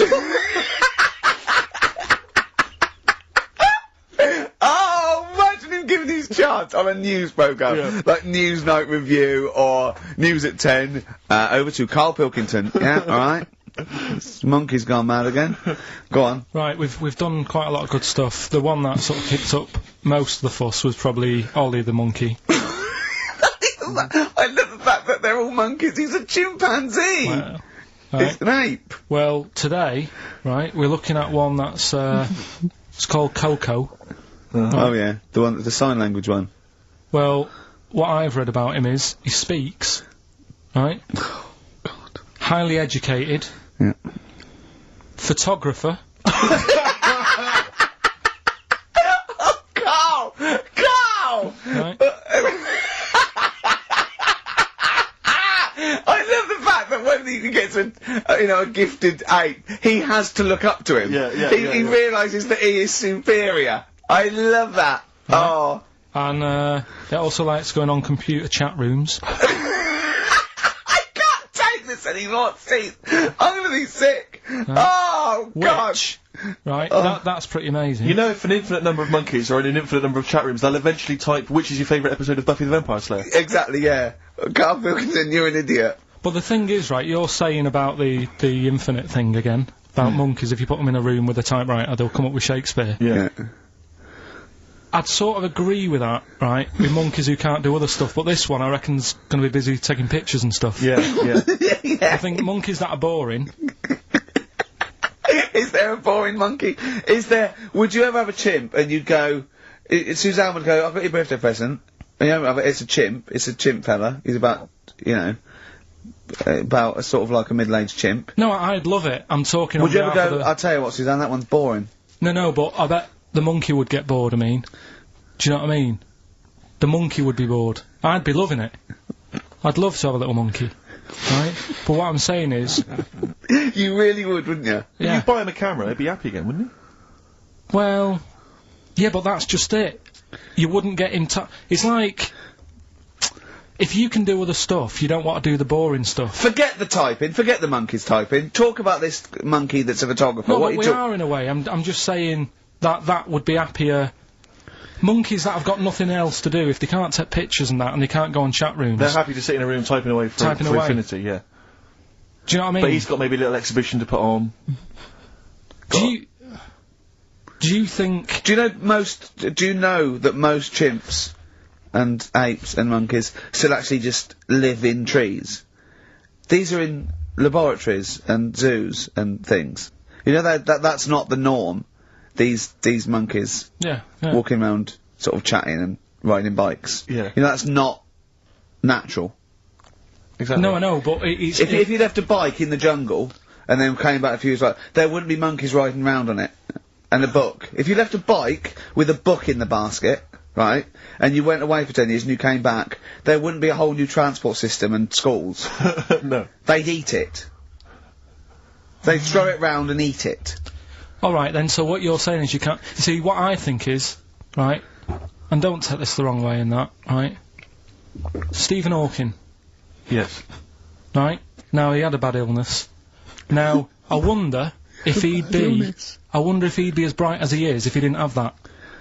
Right. Because he's had time to sit down, he's like, well, what can I do? Yeah. They've gone give him a book. And he read it. I like that. Give us another one. Yes. He's got a lot of time on his hands. Yes. Now, what I'm saying is, monkeys... Yeah, right. This one here, Coco, which I think was a gorilla... Right. Right? That wouldn't have been happy on a little keyboard, just doing that all day, because it'd be going, well, I could be out taking pictures. Sure. Play a record! Yeah. Do you know what I mean? Play a record! Yeah. Done. You're an idiot! There it was. There's the catchphrase. Once more. He is! He's an idiot! Sure.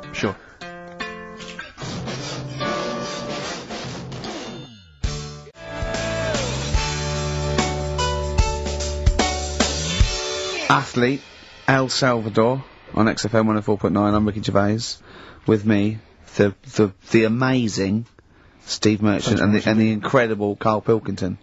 Alright? Right, we've done that, monkey news, right, straight, let's hit 'em dead, let's go straight with cheap as chimps, Karl. Right, well, this will probably finish today, to be honest. Oh, right? Because what if we looked at Cheapest Chimps, we found out that... They eat one banana. Next, go on, do this one. One banana a day and that. Yeah, that's it, brilliant. So what... It was a long-running feature, go on. What, sorry, can I just ask again, what are the rules with Cheapest Chimps? It's just, you know, if you wanted a chimp, how much would it sort of cost you? Brilliant. Title come first? So, yeah. Yeah. As always, that's the way they do it. Right? Cheapest Chimps. I thought I'll go online and see, you know, if I could buy one. How much do you reckon?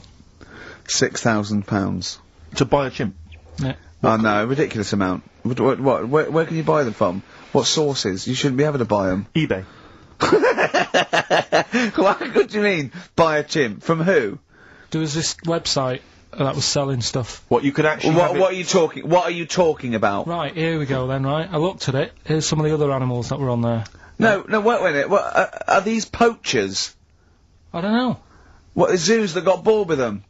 Where can you buy a chimp? I don't want to give it a plug. Right, some go website, on then. Right? So what are the other animals available? Right, well, I'll give you some prices with the other animals, then you can try and work out if it's cheap as chimps, right? So, right, a camel. What do you reckon? £25,000. Right, $8,000 for a camel, right? Sloth? 40 quid. $3,000. Right. Last one. Bengal tiger. Oh, that's got to be pricey. $12,000. $1,800. What? Yeah. Carl, this is an awful website. That can't be true, mate. Right, That's so, awful. a chimp. Well, $5,000. I'm going to go with, $1,000. $55,000. What? Yeah. That doesn't make sense. It's mad, isn't it? Yeah. So. But I don't know what to say, because this is rubbish anyway. What website can you buy? Okay, get me a tiger. Here's £1,000. Get me a tiger. Well, I don't know. You're an idiot. Postage and packages and... Sorry, so where does the cheapest chimps element come in? Well, that's sort Aren't you supposed to shout, it's cheapest chimps at the end? Well, it isn't. That's why I want to finish the feature. I don't know what is the cheapest chimps? Oh, this is amazing. This is amazing broadcasting. So... We're up for a Sony Award, aren't we? I hope they're listening, because it's ours. Yeah. With features like Cheapest Chimps, it's ending because they're not. It's in the bag. And do you remember, here's Athlete. Can't stop the spirits when they need you. This life is more than just a read-through. Can't stop the Red Hot Chili Peppers. Well, I've got news for you boys, I don't want to stop you. I love your funk rock fusion. Word of warning, no nudity. Repeat, no nudity at this gig. I do it like you. I think you should host a whole show like that. It's lovely that. So, have you ever done any, like DJing, like proper DJing, like in a pub or a club? Because I know Carl had his own. I had my own disco when I was a kid.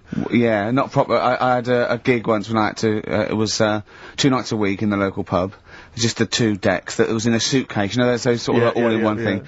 And they just wanted the same records. They wanted, Rod Stewart, Baby Jane. They wanted, about 11:15 when they were all drunk, they wanted, Don McLean's American Pie, which they all sang along to. Yeah. Uptown Girl they liked. Right. But yeah, I didn't used to do the talking Did you at do the patter? No, I couldn't. I just don't understand it. I just love those wedding sort of DJs that they have to give you extra information. They can't just play a song. They have to say things like, "Ooh, all the way back there in the Commodore's easy." It's sort of like they have to tell you something. Who's listening? They're just going to play the next record. It's a wedding, yeah. It's like there's like the controller of a local radio station listening. It just happens to be at the wedding, thinking, "Hang on, hold on, he's played a record, but it's got extra information." Well, they should do useful things at a wedding, like will the overweight aunt in the purple dress please now take the floor with little unfortunate kid and let him hop around.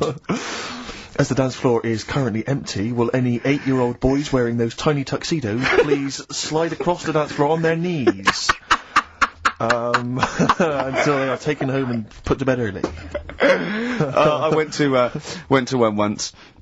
And, the bloke who'd hired it went to the DJ, and this DJ that had come with this sort of party wanted a 70s disco, and he looked like Woody Allen, right? And I was sure he used to be a gentleman's outfitters, yes.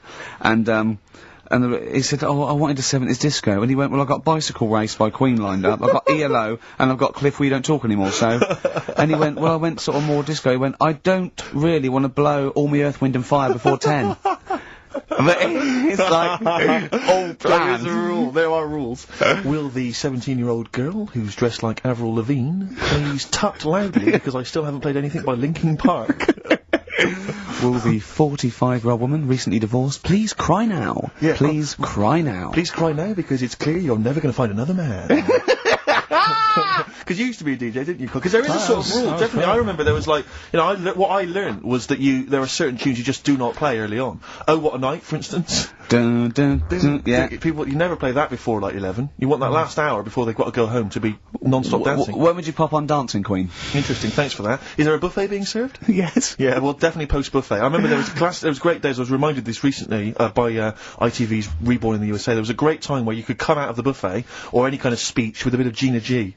Who, I remember there was a great period for a couple of years where that was always a barnstormer. Sure. Sadly, no longer the case. What about, because the danger is, of course, you go back to the 70s, maybe you got Dancing Queen, but how many do you play before you come into the 80s with perhaps Billie Jean? Or Soft Cell. Soft Cell's always a classic, yeah. I'd love to hear that. And, because there's always controversy now, as to whether Love Shack is overplayed. I know that's a big discussion now. I've never liked it. I just like, will any 35-year-old men please now dance ironically to Bombastic, in the vain hope that someone would actually find them attractive. Love Shack, oh no, never liked Common it. Eileen? I never, yeah, alright, I just never liked any records that with a hint of novelty about them. They are popular, they're floor fillers. I hate them. You haven't done DJing, have you? Exactly. What do you mean? Singing on the other side of your face. Have you? Yeah. Have you? Yeah. And you didn't play Dexter's Midnight Runners? Probably. Yeah. Yeah, I mean, I didn't plan it out that much when I did it. It was like, I knew I had the tights and cigars to give away.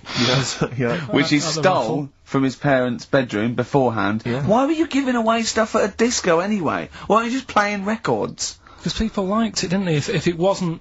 It hasn't changed, we're doing this. We talk rubbish, we play records, and we give away crap that we found. Yeah. It hasn't changed, has it? And, so I had some good times. I mean, for people who haven't been listening all the time, it was called Pilky's Making Music. Yeah, Colin Making. It was like Pilkington, and my mate was called something Making, and the music was what we played. Yeah. Right? And I had some cards made. Had some nice blue glossy cards made, but they were quite expensive. Yeah.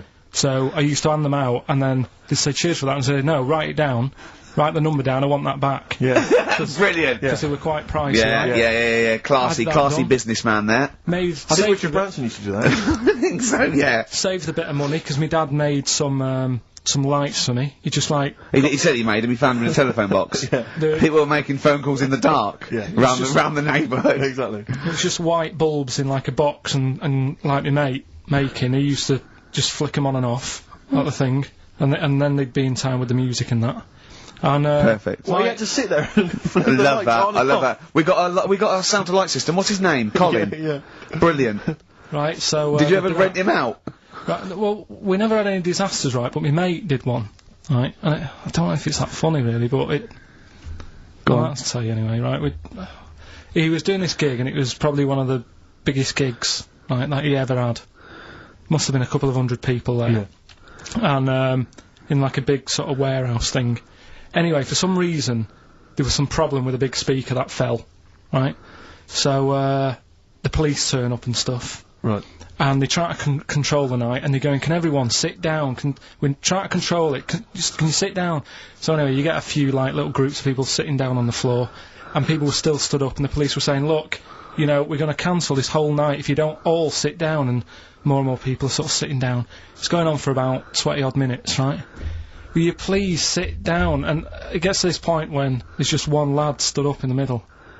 And he's going, look, you're ruining it for everyone. Will you sit down? And it goes quiet for a bit, and someone's muttering something. And he goes, the lad standing up has got calipers on his legs. Can we have a round of applause for the kid? Who said that? It was this lad who was doing the DJ. He was the DJ. So, like, the police and everything were saying, well, you sit down, you're ruining it for everyone else. Dear. You know, the quick way to sort that out would have been to play play this upside your James. head. Yeah, Or sit down. But most of mine were, I had good nights. Yeah. Always got rebooked and stuff, and... I had a bunch of Venture Scouts went mental once, had a food fight. What They just went were you crazy. playing to Venture Scouts for? Well, we got booked by everyone, Rick. I mean, we started with weddings and local, you know, things, but we soon went up. I mean, at one point we played a massive gig in a big tent in the middle of nowhere for some scouts, and they absolutely loved us. Rage Against the Machine. Oh, they couldn't believe their luck. Do you know when they say, weddings and bar mitzvahs, do they get a lot of discos playing bar mitzvahs? Is that a big... I don't know. So. What happens at a bar mitzvah? Well, I've not, never been to a bar mitzvah. Could someone phone in if you've had a little bar mitzvah? Tell me what it was like. What did you play at a bar mitzvah? I don't know what the occasion is really. It's becoming a man, isn't it? Yeah. Right. We learned something, won't we, Carl? Yeah, alright. Do you want them to phone in? Yeah. Do we? Well, I want to know if they really do have DJs at bar mitzvahs. Alright. Oh, 8, How interested are you in that? Well, you know, I don't want to embarrass myself one day. Sure. That's Carl, you've got to learn, haven't you? I'll tell you what, have we got time for the film thing as well? Yeah, play the film thing now. No, let's play a tune, let's play a great tune. Oh, I can't believe my luck. Better Cure? Yeah.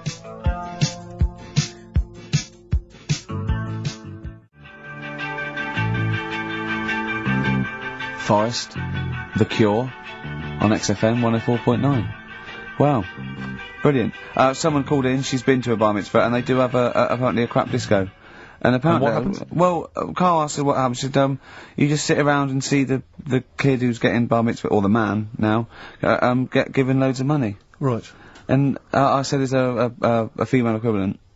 And apparently there is a female equivalent of a bar mitzvah, but she didn't know what it was called. What's that? A bar titzvah. Right, I'm just going to add to the list of people we've offended. Sorry to Jewish people as well. Yeah, we've got to So sorry to Jewish people, sorry to Chinese people, to Welsh people. Ugly fat women.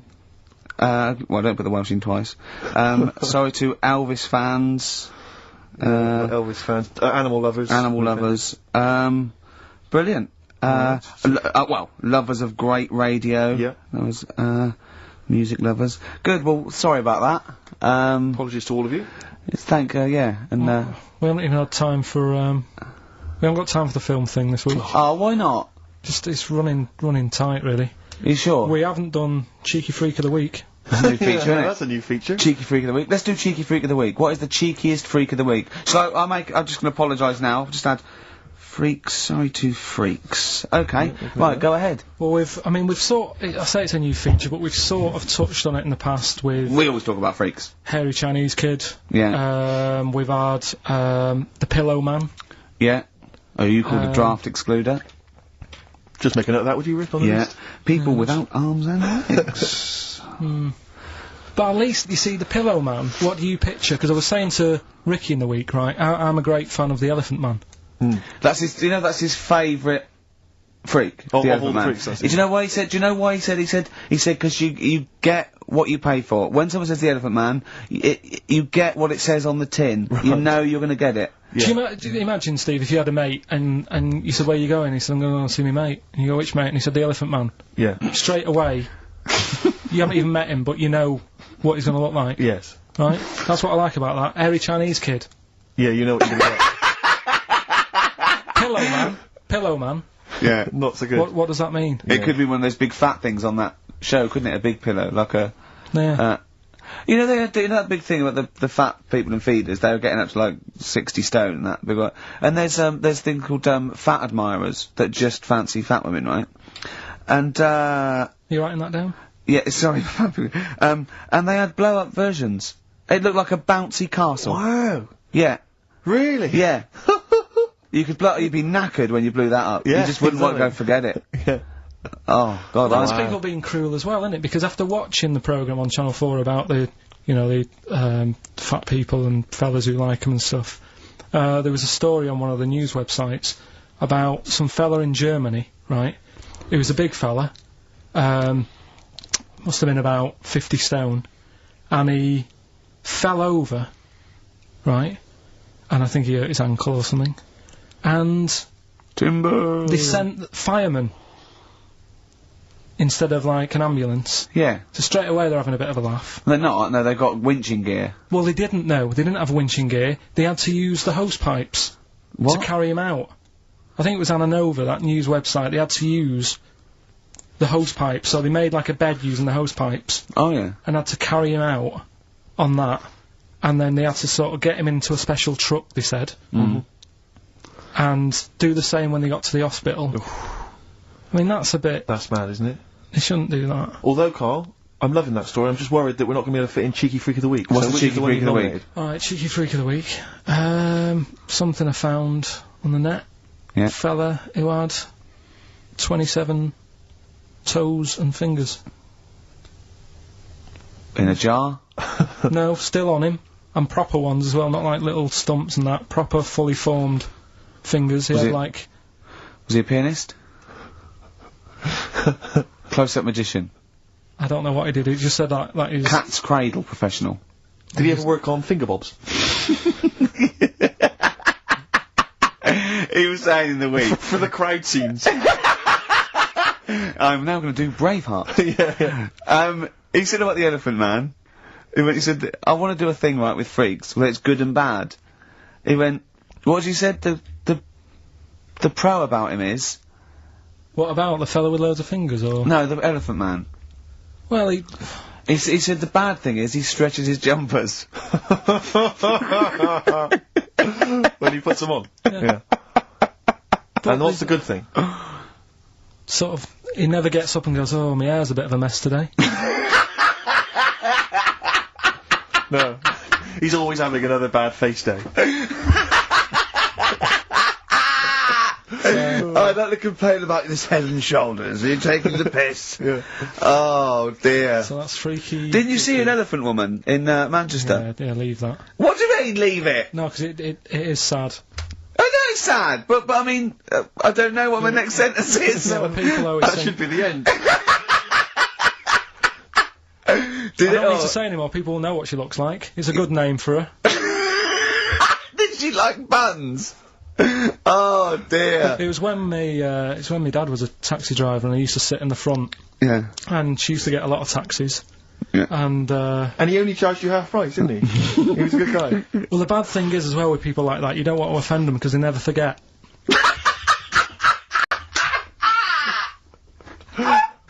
Oh, go! But, go, Pilkington! I was sat in the front of the cab and my dad goes, right, we're gonna go and pick the, I can't even tell you the name of these guys, it's just evil. Right? What do you mean? No, leave it, so she's got...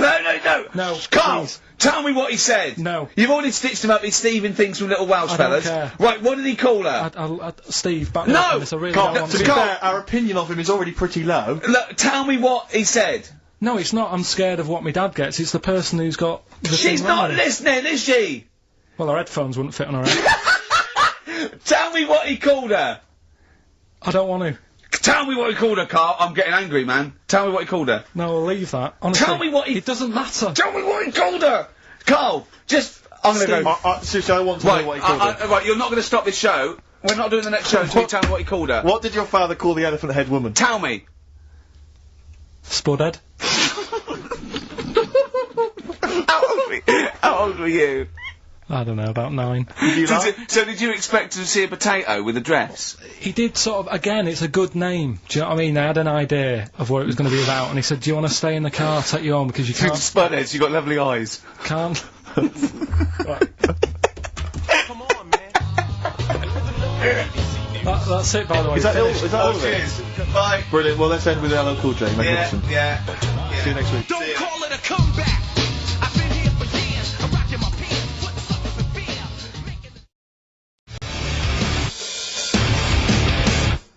fear. POD, or POD, as I call them. I don't. No. XFM 104.9. It's the Ricky Gervais Show. With Steve Merchant. Yeah. So Dermot O'Diddley. Yes. 3 weeks and weeks in a row, he doesn't even turn up, and now suddenly he's all over breakfast. I noticed, yeah, he's standing in for the breakfast show. Why weren't we asked to do that? Well, we Quite were. upsetting. Were we? Yeah. I didn't know about this. Yeah, but I don't want to get up that early, do I? Sure. I feel a bit hungover today, actually. Do you? Yeah. What's happening? What were you partying last night, were you? Well, not partying, we just went out for a couple of drinks, then had a meal, and then went to the Borderline and saw I'll tell you about that, it's good. You saw a band? That's the first time in years, isn't it? It is, yeah. Yeah, because you know John Sim, the actor? Not really. He's in this band, right, called Magic Alex. And it was really good. They're sort of like a friendly Oasis. They got, you know, sort of you know, it's quite mank sort of feel, but it's really good. Good songs and everything. Is he the singer? Yeah, no, he's the guitarist. Nice, cool. But it was full of actors, because of that. And I felt quite tall. That's ludicrous, because you're a very short man. Well, I am. I'm sort of, I was average, but now I'm not, I don't think. 5'8", that's what. But there, I was like it was like Lilliput. So I just got to hang out at actors do. I'm like, yeah. This is the reason, because actors are often quite handsome people, but yet they're always quite obnoxious. We are. No, I mean, they're normally quite obnoxious, Rick. Again, you know, you're a good example of that. And yet, I think it must be the small man complex. That's what makes them so obnoxious and so kind of desperate for attention. Didn't realise it before. Steady on. Because, of course, I tower above everyone. You do, don't you? I'm, for people who don't know, who are listening, I'm 6'7" tall. That's high. Yeah. That's and for people who've never seen him, he doesn't hold it well. It's not like he's a sort of handsome athlete, is it, Carl? He's a bit of a, what would you call him? Carl, don't answer. No. Don't get drawn into that. You know the game he's playing. No. Do you know yesterday when you were in the office? Yeah. You did a little move, and it reminded me of Blakey. Oh, I hate you, Gervais. Oh, I hate you, Pilkington. That's his stance. Yeah, but even he held it a little bit better, didn't he? Because he was a man, you know, he had a big coat and everything, and a peak cap. But, yeah. I can't believe, like, I've not suffered enough from being freakishly tall. Now, two of my best buddies, live on radio, are just... It's not just the height, though, is it? It's the posture and the face and everything. But it's got you places, hasn't it? No? What do you mean it's got me places? I think people give you a bit more of a chance in your career and stuff, 'cause it's like... What, yeah, stacking shelves? Because I can reach to a high level.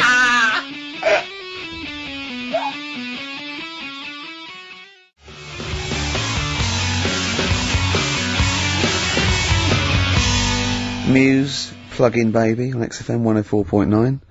Ricky Gervais, go on. Well, yeah, but I know you guys are laughing about the height thing, and for those that have only just tuned in, I am 6'7" tall, which is tall, and that's big, and I pride myself on it in a way. You know, I've worked hard, I've not smoked, I ate well, you know. Yeah. It's an accomplishment, but obviously I didn't have much involvement in it. I just am, and it's a curse because mainly the problem is that you can't get stuff, you can't get clothes, you can't get shoes. You know? Yeah. He's size 14 feet. Yeah, but it is genuine, and I don't know. I mean, it costs a lot to buy a pair of size 14 shoes, and I mean, if you were genuinely poor, I don't know how you'd afford to be tall, because the clothing costs more, everything costs more. I've seen this in comics, that you'd actually go to school in a barrel. Wearing a barrel. With just braces, it'd just be a barrel, and you'd have sort of flip-flops. And you'd take a mule with you. They all had a mule, didn't they? The poor people always think like you'll be in a pub or something, and people just think they can talk to you about it. They just think, hey, oh, you lanky, it's just like, because it's like they But that really annoys you, doesn't it? Well, it annoys me because it's like they think I should be proud of it. Like, well, exactly, but they don't think that this is not a disadvantage, this is not a disability, is it? You're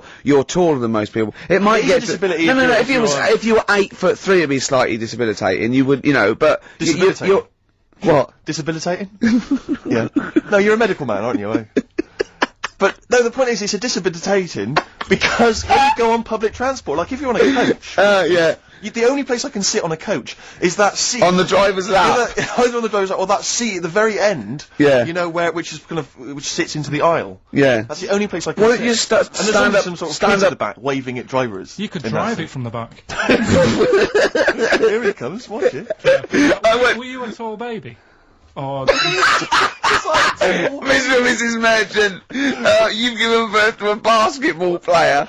Look at his dribble already. Were you a tall baby? Babies aren't tall. Oh, at what point did you suddenly, like, Jesus, nothing fits me? Well, it didn't happen overnight, Carl. Let's do a little graph. How tall were you at 5? Oh, I don't know. 3 foot? 3 foot. How tall were you at 12? 6 foot.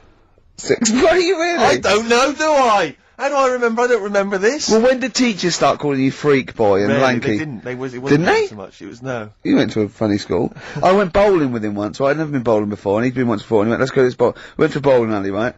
And, you have to wear these special shoes. Now, they're sort of like pointed things anyway, and they're, multicoloured, sort of red and green. They look pretty weird. And the woman said to me, "Oh, what size?" I said, "Oh, 8." She went, "Yeah." "What size are you?" He went, 14. She went, 14? He went, "You probably haven't got them." She goes, "Yeah, I think we have got one pair." And she put them on the table, and it was like Krusty the Clown. And I just started laughing. They looked so long, and he had to run round this bowling alley in these freaky clown But shoes. they don't look freaky clown like when I'm wearing them, because the rest of me's in proportion to it. It looks like a little wall bracket. One of the worst things that happened to me was when I was like, I don't know, when I was about 16 or something, we went to, it's a fire There's a alarm fire alarm going off. There's a fire alarm going off. And the fire light's going off. Yeah. Should we not just maybe play a record and go and check that out? Wrap it up if you want. Oh, no, not wrap it up. Play a record, I'm gonna go. No, the See you fire, later. it's gone off, Rick, it's gone off. Oh! What, we might have burnt down! Yeah, I think we'd know about it. The flames licking around our ankles would be a clue. God. I'm gonna go and investigate. You shouldn't ignore a fire alarm, should you? Blimey! We're entertaining the nation. Oh, look at him, he's scared of fire! What do you mean?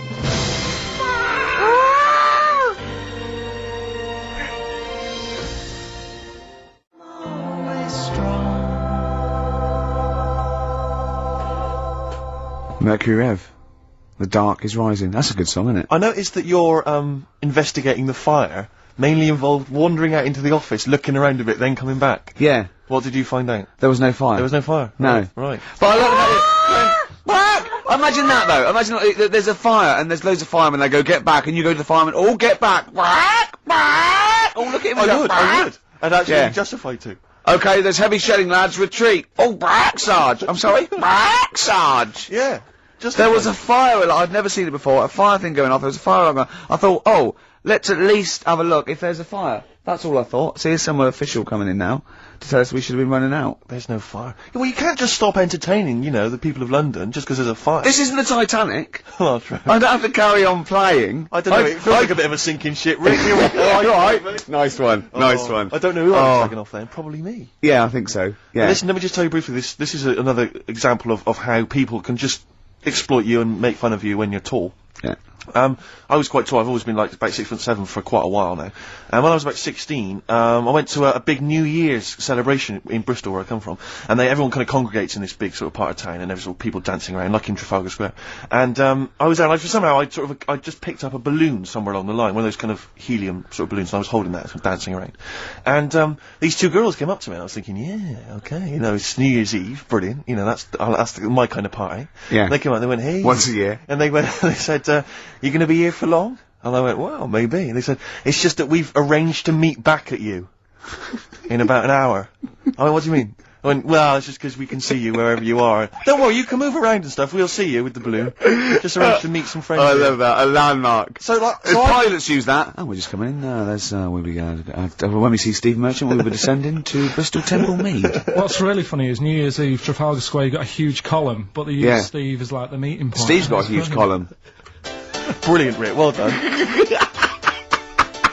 Award-winning comedy from Ricky Gervais.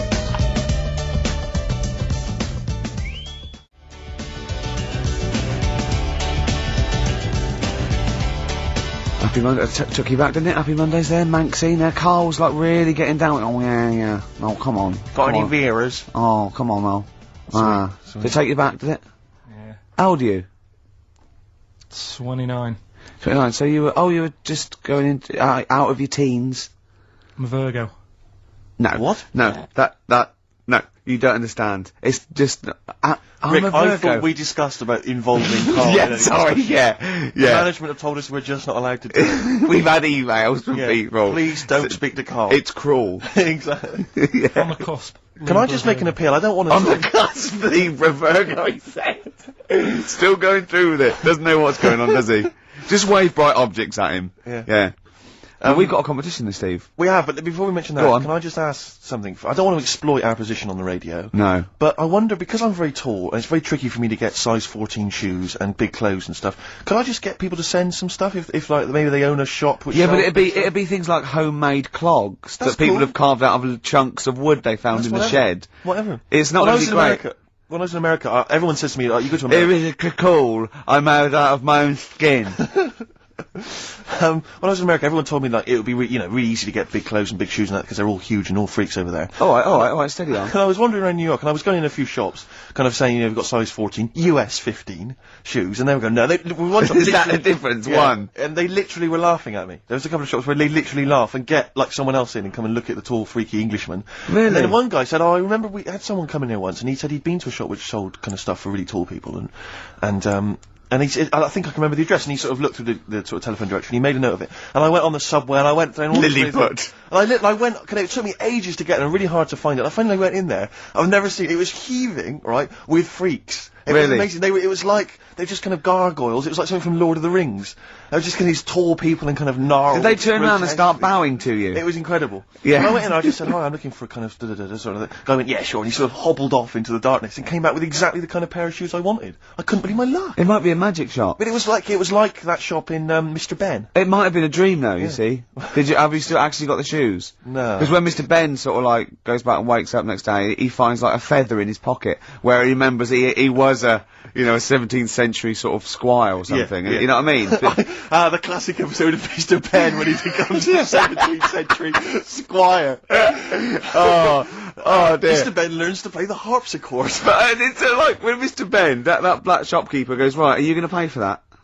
You're not just going to go through that door and then have an adventure and come back. Oh, yeah, I am. No, you're not. You're barred. Yeah. You just make me sick. We wait nothing from you.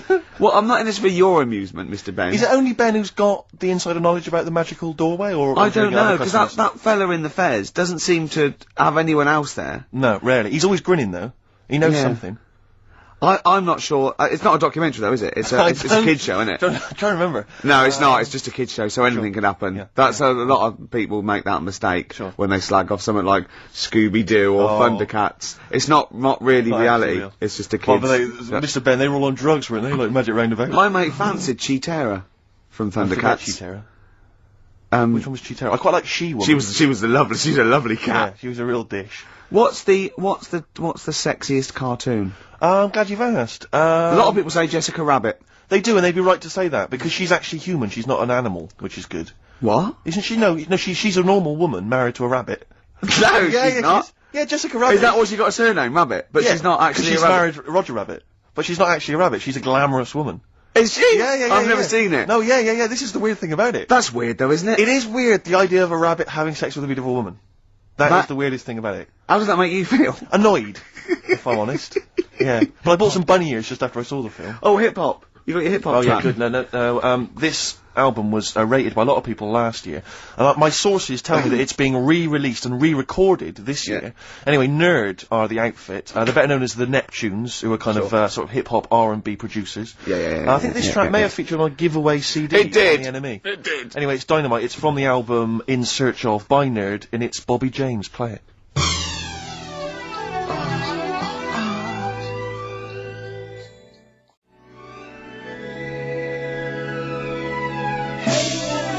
Nerd from the album In Search Of, and that's Bobby James. Brilliant. It's great. It's really bit. It reminds me a little bit of Warren G.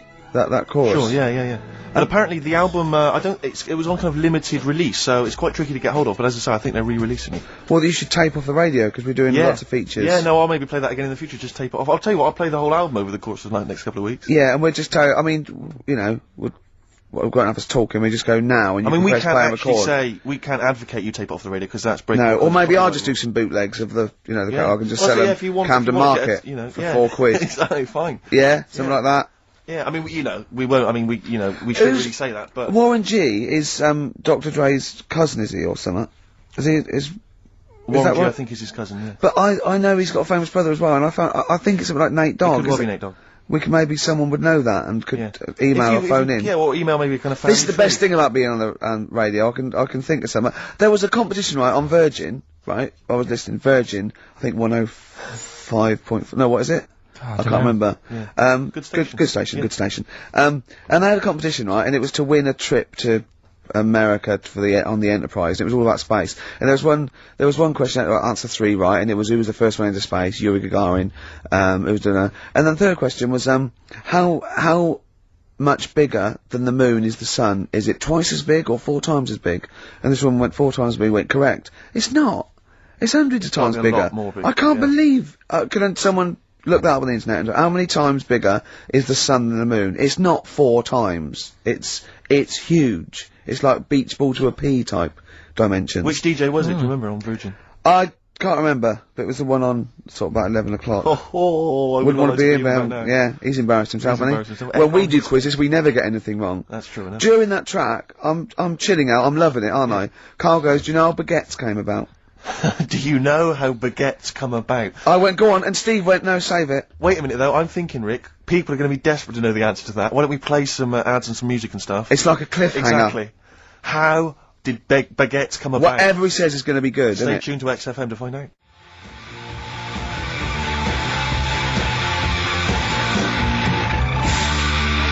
Hives. Hate to say I told you so. So I love that sort of stuff. That and the Strokes. Well, it's so much better than all this new metal rubbish, isn't it? Definitely. Now, most people think we talk rubbish on air. Yep. If they could hear the conversations Off that air. go on, I know. But, someone just emailed in saying the sun is indeed about 400 times bigger than the moon. Thanks for that.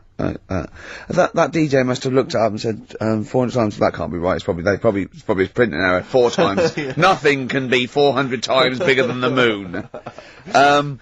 Carl went, yeah, but the sun's only got 1 million years, isn't it? I went, what? He went, on that space program, it said that in 1 million years, the sun will be destroyed. And he said, and then we're all shafted. Right? I went, I laughed. Steve went, no, it's okay. By then, we'll be on another planet. No, I think that's true. We'll have colonised other Right. planets. Carl went, yeah, but there'll be no sun. Steve went, well, there's other suns, which is true. Carl went, well, I went, well, yeah, every star is a sun. Carl went, well, not really. Not really. Don't believe that, do you? And I went, no, it is. The sun is just a star. It's not even a particularly big star. Carl went, well, why didn't they say that instead of worrying me? Instead of worrying me. In 1 million years' time. Yeah. I love the idea of Carl. He's been preserved, brought back to life, and is now the ruler of the world. Just a head in a fish tank. And he speaks like this. I am Pilkington. The reason you became king of the universe, of course, is because of your fascinating French bread anecdote. Oh, yeah! Yeah, What come was on the then. How did baguettes come about? If this is going to be someone cooked a loaf a bit wrong and said, I can still make a sandwich out of it, I'm going to hit you. No. Go on then. Right. Napoleon, when he was at war and that with, Russia. 1812, yeah. Yeah, all his soldiers were like, you know, not used to the cold weather and that. So they said, take some clothes in your bag with you, because it's gonna be Chilly. nippy out there. So, they put all the clothes in the bag. Sure. Do what they were told. Thought, It's Napoleon, for Christ's sake. No room for any food. No room for You're joking. So, Couldn't they make some sort of, like, sandwich? No, it wouldn't fit because of all the clothes. You had to take extra gear. Sure. for them. So, anyway, he said, I can see where know. this is going. I'll be honest. Is there a baguette-shaped gap left in their holdall? They thought, let's make some bread that you can fit down your trouser leg. What? That's not true! No, it's not, I Carl! read it in Euston train station. I was waiting to go back to Manchester. Where did you read What, these? scrawled on the wall in graffiti? Yeah. Do you know the Was it also meet me here for cock fun at 12 o'clock? The upper crust sandwich shop, Euston station. It's on the wall. What do you mean it's on the wall? Do you know how it says, like, sail on at Dixon's, whatever? Yeah. Next to that, there was, like, a bit of information. Once you've read the stuff on Dixon's... Baguette information. There was a big thing about history of the baguette. I read it and I thought, No, we gotta make a sandwich we can spit down our trouser leg. But how can you march and fight with a huge piece of bread down your train? Although it would be intimidating. You see them coming, you go, sacre bleu, look at the size of them. They're big fellas. Well, Blimey. I can't help but feel that could be a practical joke at your expense. yeah. do that. Well, the Earl of Do you ever Sandwich... question anything you read? If it's printed up, is that, like, fact for you then? Well, it's not funny. I mean, if they were trying to be funny, it's like... it's not, is it? So it's information. Have you heard us? Things sometimes want to be funny when they're not. That's exactly what happened with the sandwich. The Earl of Sandwich wanted something he could fit down his pants. And, it was those triangle cut sandwiches wrapped in cling film were perfect. You might be right. You might be right. I am. Because the Cornish pasty, so they could drop it down the mines, isn't it? Is it? They wrapped it up they wrapped up, like, meat and vegetables in pastry, and they sort of crimped it, and it was like a little, and they dropped it down the mine, so...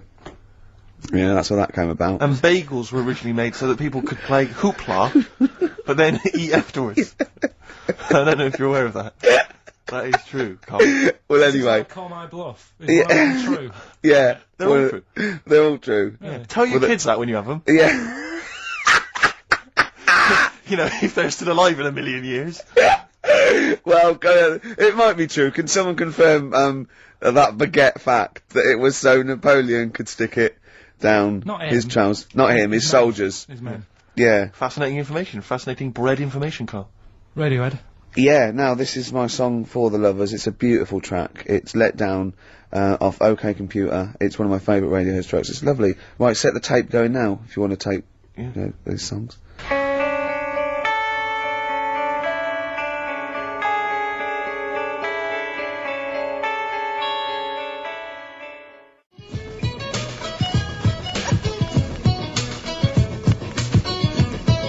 Avalanches, Frontier Psychiatrist. Absolutely. Well, we've had lots of emails. People, obviously, we inflamed and provoked about the Cornish pasty.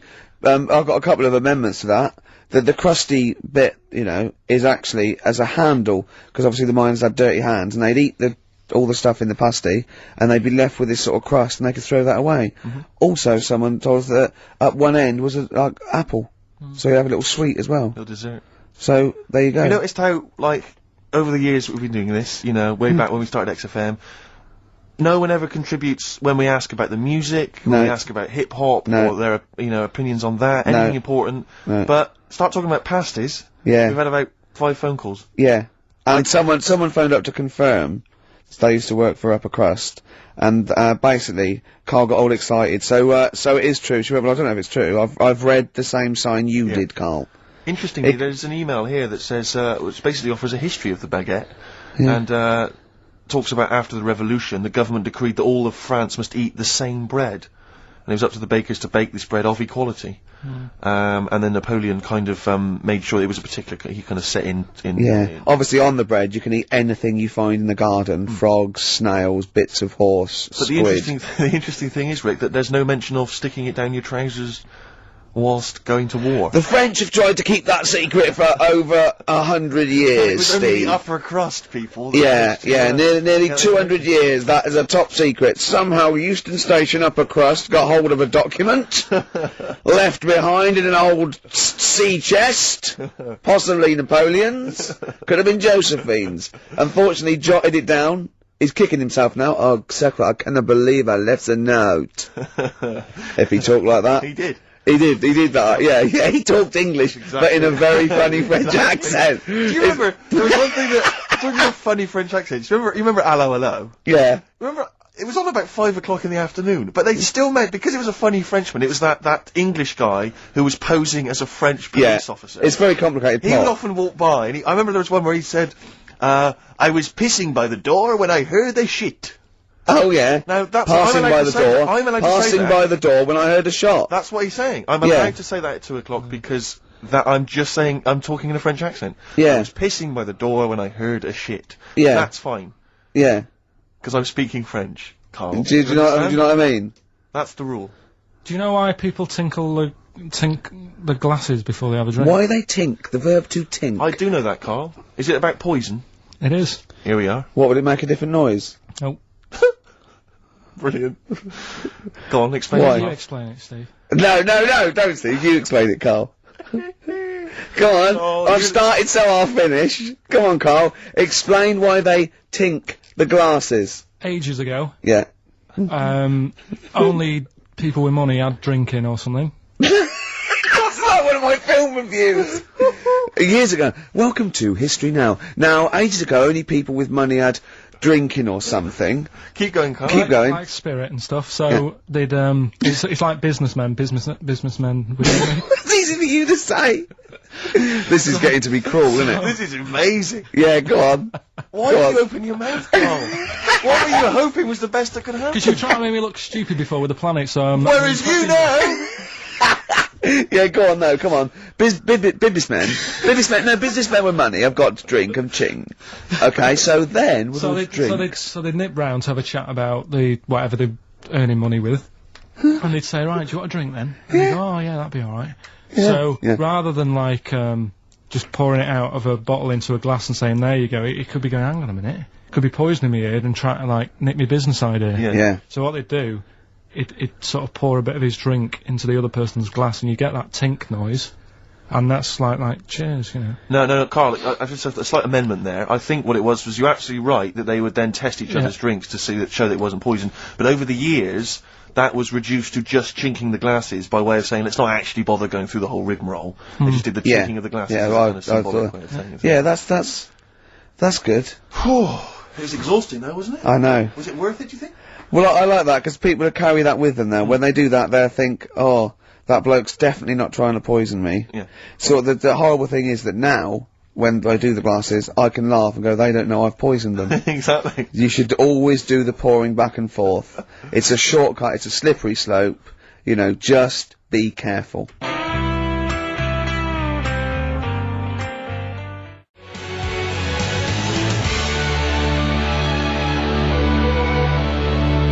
Ash, there's a star. One of my bands of 2001, Ash. Was it? Yeah, they've come through. I didn't like them at first. Thought, you know, a bit too lo-fi, but I think they've worked at it. They do good songs. They're good performers, and I think they're probably thoroughly nice chaps. Sure. All right. We didn't say hello because we were away for a couple of weeks. We didn't come back and go, oh, we're back, did we? It's like nothing ever happened. Exactly. Do you know what I mean? Did you have a good Christmas? Yeah, you? Yeah. Carl? Yeah, it's alright. Lovely. Okay, let's crack on. Good.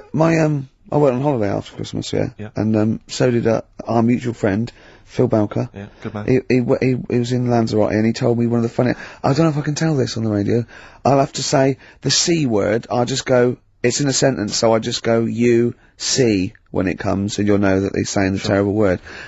Just, you know, didn't want to ruin the anecdote. Anyway, they're walking along one evening in Lanzarote, and there's lots of Brits there, apparently, and Phil overhears, a sort of a married couple arguing. They're having to go home a bit early. And she's saying to him, she went, for Christ's sake, every time we come out drinking, you always shit yourself. Right? Wow. Always, not once. So he's going, oh, I've told you, he said, it's not the drink, it's the weather. She went, the weather. You'll be blaming the food next, you see. I don't think they should have got married. Wow. Or when did you think the shitting themselves started? Must have been after the marriage, because if they, you know, you're courting, and they go, went out with, Derek again, did you last night? Yeah, how was it? The evening was lovely, the meal was nice, but he shut himself. Again. That's 5 dates, 5 different heaps of shit. But I think I can change him. I think I can change him, yeah. It must have happened after the marrying. Or he just might have think, oh god, or he's got to that age where I think, look, I'll just empty it when I get home. Yeah. I'm not gonna keep going up and going to the toilet, you know. It's the ice that does it. Yeah, Carl is right, I think. It is the ice. What do you mean? People forget, you know, they say, oh, don't drink the water when you're on holiday, and they don't, they drink, you know, they buy Evian and stuff. Oh, I see. They forget about the ice. The ice cubes, you're right, in a bar. Made from tap water. And that can do it, can it? Yeah. But she said every time you're drinking, didn't she? I assume that she wasn't drinking ice then. Yeah. What, I mean, why is it just happened to him? Let's be honest, everyone that goes on holiday doesn't end up crapping themselves. Yeah, they usually make it to a toilet. He does it every time he drinks, doesn't he? Yeah, well, apparently. Just don't let him carry the baguettes. Ah, he's good, isn't he? Oh, Carl comes out with something. He does now and again, High doesn't five, he? Carl, that was sweet, man. Yeah, nice one. Yeah, respect you. Right, we've got another feature now. Yes, this is a feature which we introduced before Christmas, and it was so popular, we've brought it into 2002 as well. Yeah, we've carried it over with us. It's an interesting thing, and I don't think we'll ever run out of features for it. I don't think so. Go on, then what's the feature called, Steve? It's rather brilliantly called A Song That I Like. Yeah. And in it, let me explain. Go on. What I do is, in it, I play a song. What, that you like, or? That I like. Oh, right, Yeah. so you just pick a few, let me go, I'm going to explain this. All the songs, right, there are, Carl, Steve likes some of them, he doesn't like others. Exactly. But, for this particular feature, the only songs that'll be in this section will be the ones that he likes. If you think you're going to hear songs that I don't like, you're wrong. Let me clear that up straight away. Yeah. Songs that I like. What song have you chosen to play? Thank you very much for asking. I have chosen, and it's something I've only been introduced to recently, but I did enjoy it, and it seemed, you know, just felt contemporary. It's, Patti Smith and the classic Blue Oh, Ribbon. fantastic. Play it, Carl.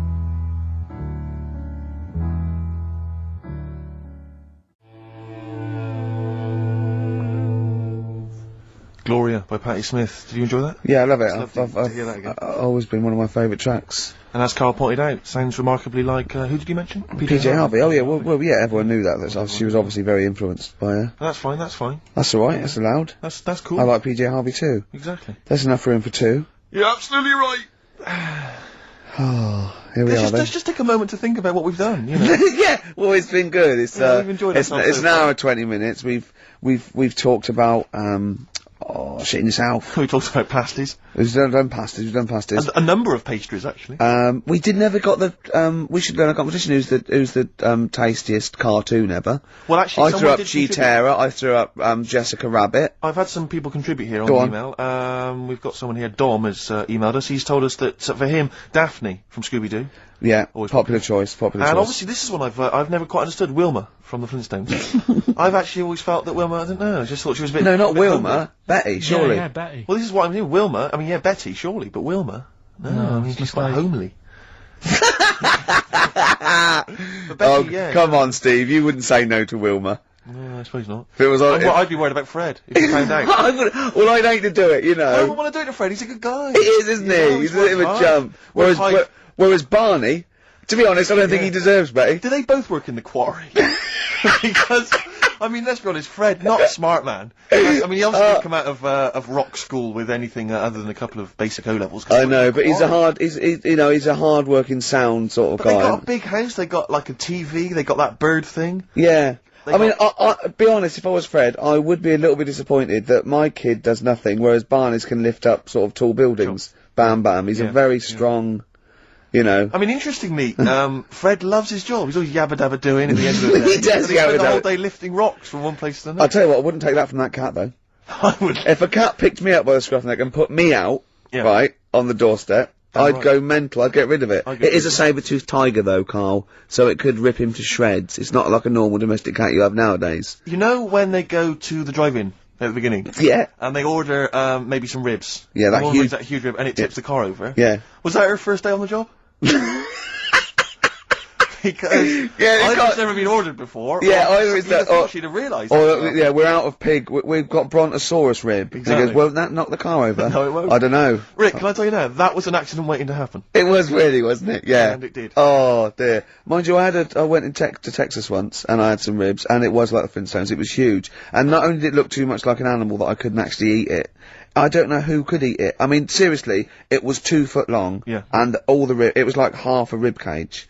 And it is incredible. My friends lived in Texas for a while, and they once were in a kind of diner, and there was, you know those kind of benches that are attached to the table itself, like a kind of picnic bench? Yeah. And, this huge fat guy came in, he came wobbling, he ordered like this kind of everything you can eat meal, and his fat kind of sort of, you know, kind of, his big fatty fatness fatted on the fat table, It wrapped itself round the table and everything. He was chowing down, and when he tried to leave, the table came up with him. Oh no! Imagine that! I mean, they are fat, aren't they? They're big people. They're huge people. But it was that thing we were talking about before, that bloke on Jerry Springer Show who was like 80 stone, right? Now, I felt quite sorry for him, he was really sad and he was crying. It is rad, but my point is this, right? When he got to say 50 stones, didn't he go, that's too much, that's enough. For a land animal. Exactly. Do you know what I mean? Yeah. That's big, isn't it? I mean, I'm getting worried. I'm 13 stone, and I am genuinely getting worried. I'm thinking, oh, yeah, God. When you've got that big, when you've actually got your own mare. yeah. When you have to get in helpers to look what the scale says. Yeah. Like 4 or 5 people lift up your belly and go, it's 52 stone. You go, that's too much. Exactly.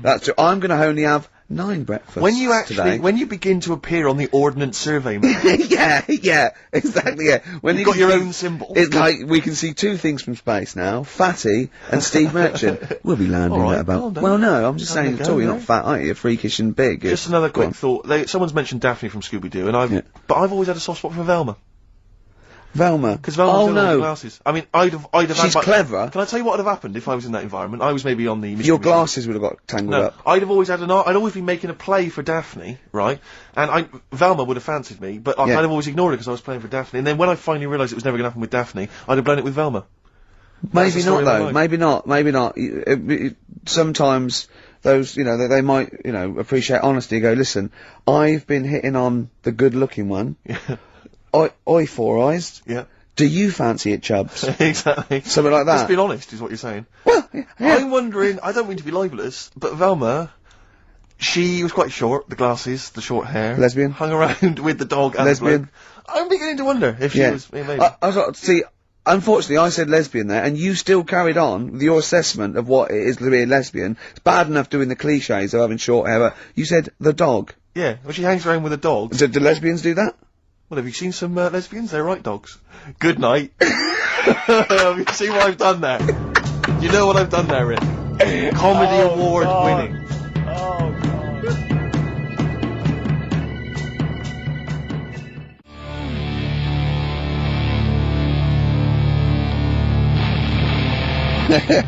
Professional. I was having a cup of tea. 100 Reasons there on XFM 104.9, just gone half 2. Ricky Gervais. Yeah, with Steve Merchant. Hi. Alright. Rick, we've got a couple of emails in here, and they're saying they enjoyed your performance over the Christmas period on a programme called 100 Greatest TV Moments. Yeah. Did you do an interview or something? What was the deal? I didn't see this. Yeah, the Office was in there, wasn't it? And I was interviewed for it. But what are they talking about with they enjoyed your performance? Come on, tell me You what know, do you? No, I don't. It's the thing that I did on Razzmatazz. Oh, is this where they found a clip or something? Yeah. No, alright, I was in a band, and we had one single out or something, and I did one TV appearance when I was about, oh god, and they showed a bit of it, about 7 seconds, me on Razzmatazz. Oh god. Razzmatazz, for those that don't remember, was like a kind of, I suppose, what was it, like a kind of CD UK of its time? Yeah, exactly, yeah. And, oh god. And it was of the time, sort of new romantic. And they showed a clip of this? I looked about 10 and about 5 stone with hair and makeup and girly clothes. My sister actually said I looked like Posh Spice. Brilliant. There's a funny story about that, right? Because we were rushed and we had to do this thing, and oh god, and we were meant to take a flight to Newcastle.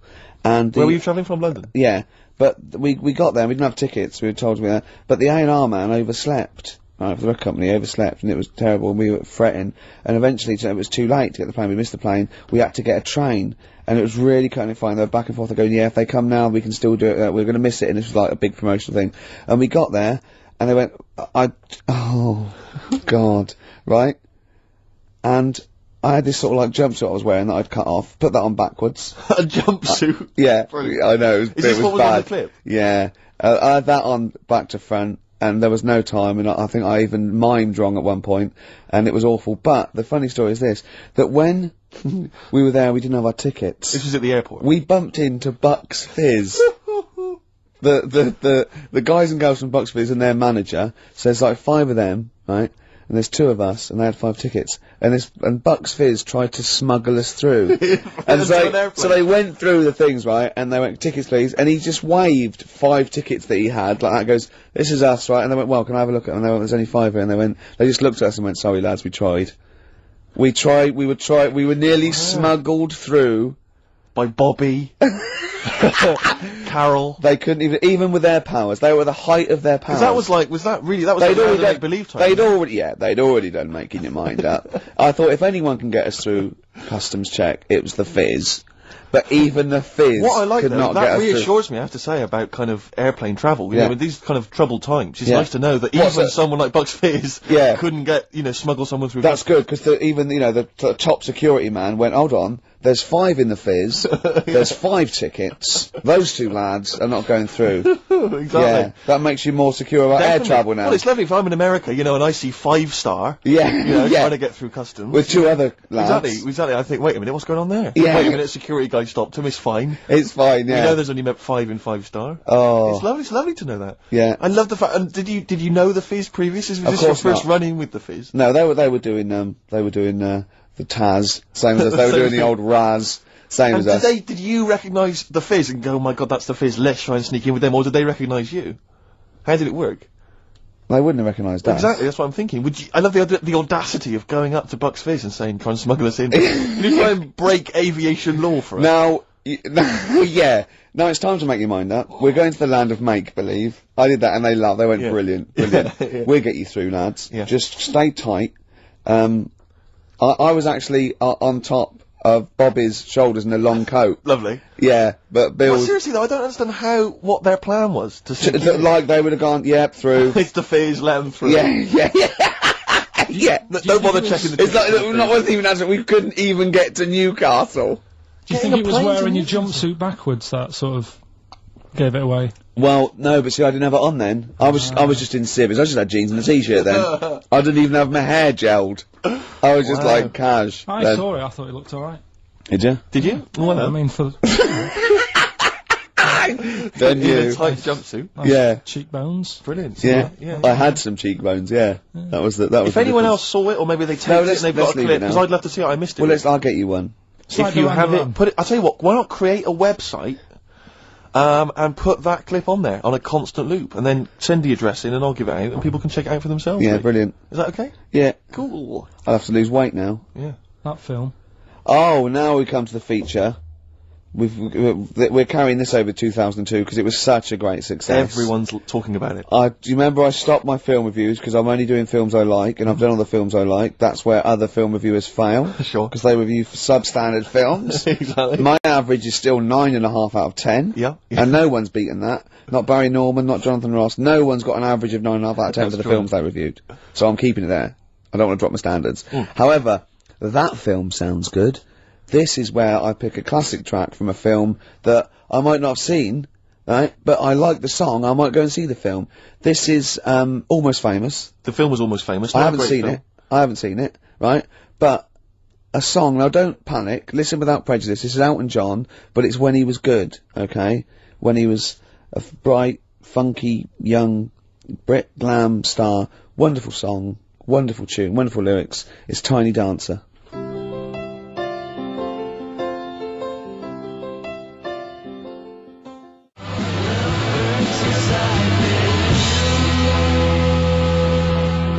Love Burns, Black Rebel Motorcycle Club there, Steve. What's about it? That's it, isn't it? We've had some laughs, haven't we? We've learned as well. We've been educated as ever. Yeah, past ears, all that. We've got baguette information. We've had features such as That Film Sounds Good. Exactly. Song that I like. Song for the Lovers. Song for the Ladies. Song for the Ladies coming up very shortly.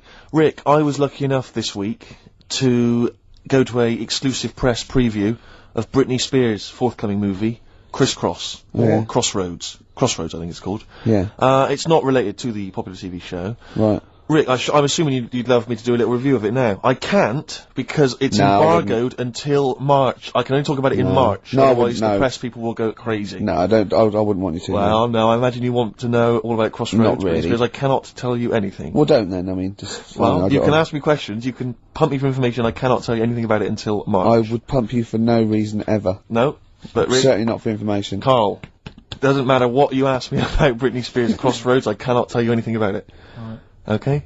Okay. But seriously, if you want to know the plot or what I think of it, I cannot discuss it. Okay? And if the listeners want to email in questions, they can. I cannot reply until March. So hang on for that. I've seen the film already. I've already seen the film myself in advance of everyone else. I can't tell anyone about it. Right. Until March. That's the kind of exclusive. I'll tell you what though, maybe I'll review it in March. No, you can't. Why? Because you haven't seen it and I have. Yeah. But if you want to ask me a question now about it. Well, that's you in March. Yeah, Not but if very you wanted bothered. to know now, you couldn't know. I wouldn't be able to tell you. Right. Song for the Lovers. Yeah. Ladies, Anyway, sorry. Song for the Ladies this week. I was lucky enough to get given as a Christmas gift the Rolling Stones complete singles collection. Good present. Good present. It's an absolute joy. And I'd forgotten how brilliant Wild Horses Oh, great is track. from the Stones. So I thought I'd play that this week for the ladies. Let's leave them with that. Jagger and Richards at their best. Beautiful. Watts is in on it. if I know Wattsy. I mean, Wyman was still there those days. See you next time. Bye.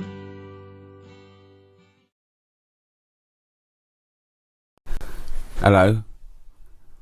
Testing. This is a special transmission. A special one-off show. With me, Ricky Gervais, Stephen Merchant. Hello there. And the little bald mank twat that is the shaven monkey known as KARL Pilkington. Alright.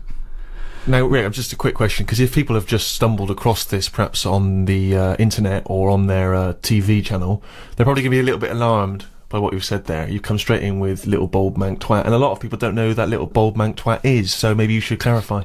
Well, I'm gonna say, I'm Ricky Gervais. You probably know me from such shows as The Office and Extras, cameos in the odd film. My long-term partner, not in that way, Stephen Merchant. Not in that way. Stephen Merchant, yes, I was involved with some of those projects, but I've not been in a film. And, we met KARL when we went back to XFM as Conquering Heroes. We were let go when, XFM changed hands. And then, we did The Office, and then we came back, and we were big shots. No longer did we need to run the desk or press any buttons. So we were assigned, how can I put this? Like a stupid lackey.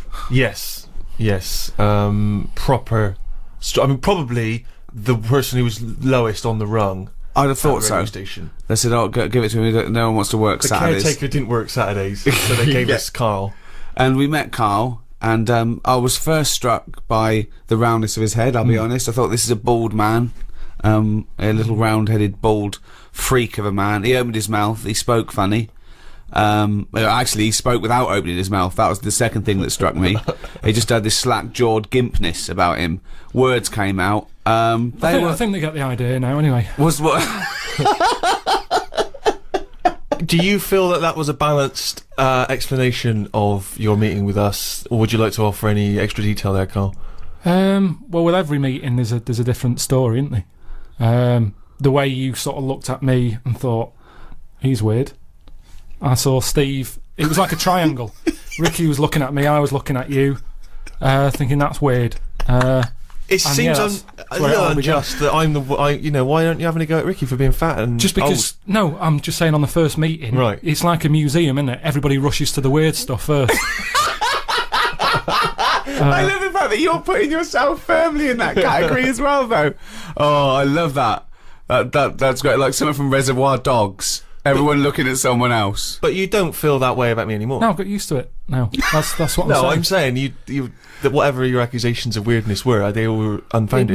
It moves on, doesn't it? It's like anything, you get used to a look, don't you? I watch a lot of programmes on stuff that people have up with them, and you only watch programmes about people that got something wrong with them. That is what you do. If ever you say, "Did you see that thing last night?" It's going to be something like the kid who was born with too many legs, or the baby with an arse for a head. It's always going to be stuff like that. It's like there was a programme on a bit back about a fella who had a funny head and what have you, and he lived in a small village, and nobody double taked anymore because you get used to it, don't you? What was up with his head? Just had like he was sort of like the new Elephant Man. He'd sort of gone for that look. He's gone for that look. And, what does he do in the morning? Just eat a bun, sort of shave? It's just that's all I'm saying is people in his village. You want a big village. People were used to it, and they no longer stared. And that's what I'm saying with you. But it's interesting that because you say you've acclimatised to my so-called weirdness. I don't know what weirdness that is. I've still not grasped that. But Ricky continues. To... What? Man, it's just the eyes.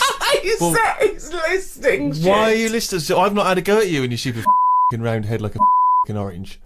Which is the thing which perpetually entertains Ricky. Ricky is never acclimatised to you. Is that fair, Rick? Yeah, I love it. I can't get enough of him. Because I see different things. Every time I look at KARL, sometimes I see like a completely sort of like spherical object. Right, like honestly, like some sort of pumpkin on Halloween. And then I see flat, straight with on. With a pumpkin, Rick, with a jack-o'-lantern outside someone's house, right? There is a certain light behind the eyes. Not with KARL. And then sometimes he looks like a plate. Do you know what I mean? Like, like a clay plate that a child has made. When they've made a face on the plate using their food. Or a biscuit. Like one of those biscuits, novelty biscuits you can buy at your you birthday. Can ice with a little smile into mine. Yeah. But that's not the, I think that's not the biggest thing. KARL, it isn't his physicality, it isn't it the roundness of his head, it isn't the gimpness of his slack-jawed face. It's not even his hairy body and sort of like chimp-like gait. It is.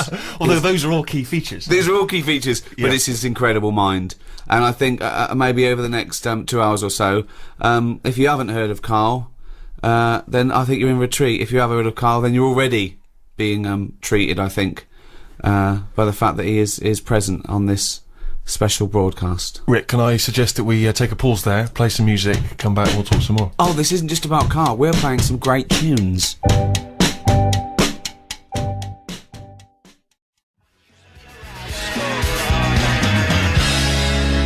Arctic Monkeys, fluorescent adolescent. Talking of monkeys, we're here with Karl Pilkington.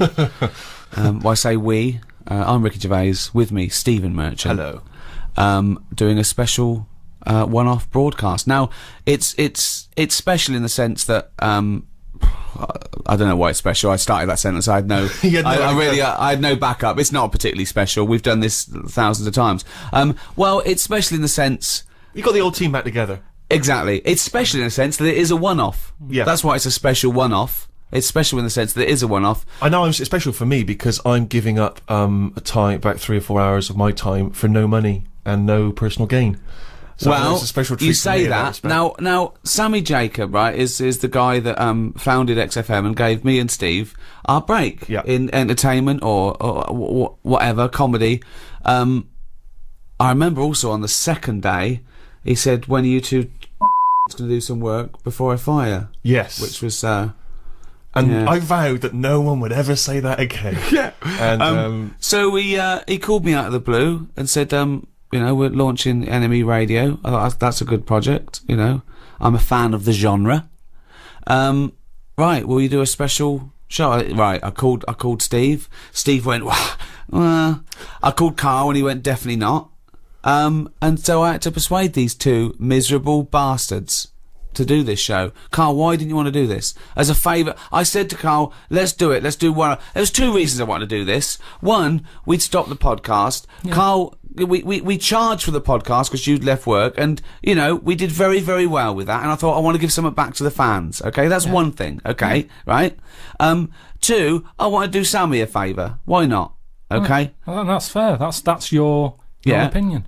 Yeah, but you, yes. But what you can't do, when you're doing someone a favour, you can't go, yeah, Steve and Karl will feel the same about it. Yeah, of course I'll do it, Sammy. Well, of course Karl will do you a favour, the man you've never met and you've never done a favour for yourself. Well, of course he'll do it. Well, hold on. Steve didn't want to do it either. He was busy. He works on 6 Music, so he was worried about that. He shouldn't really be doing it. I shouldn't really be doing this, and I'll tell you this, if you do love great new music and lively chat, then 6 Music Sunday afternoons is a great place to be with the Steve Merchant Show. I agree. There's enough for everyone to go round. Yeah. Enjoy that, enjoy this. Yeah. But Steve does it a favour to me. I said, Steve, well, do it. All right, mate. You've done me enough favours. Yeah. Yes, I will. Okay? You didn't fall for that. I said, as a favour to me. No, he didn't. I even started an internet campaign to put in the poster up saying, Karl, do some work, you little lazy bastard. After a month, he was begging me to stop it. I wasn't begging you. It was just a bit stupid. You were really annoyed. Yeah, what I like, though, it's interesting because you're a busy man, Rick, and I know you've been heavily involved with lots of projects.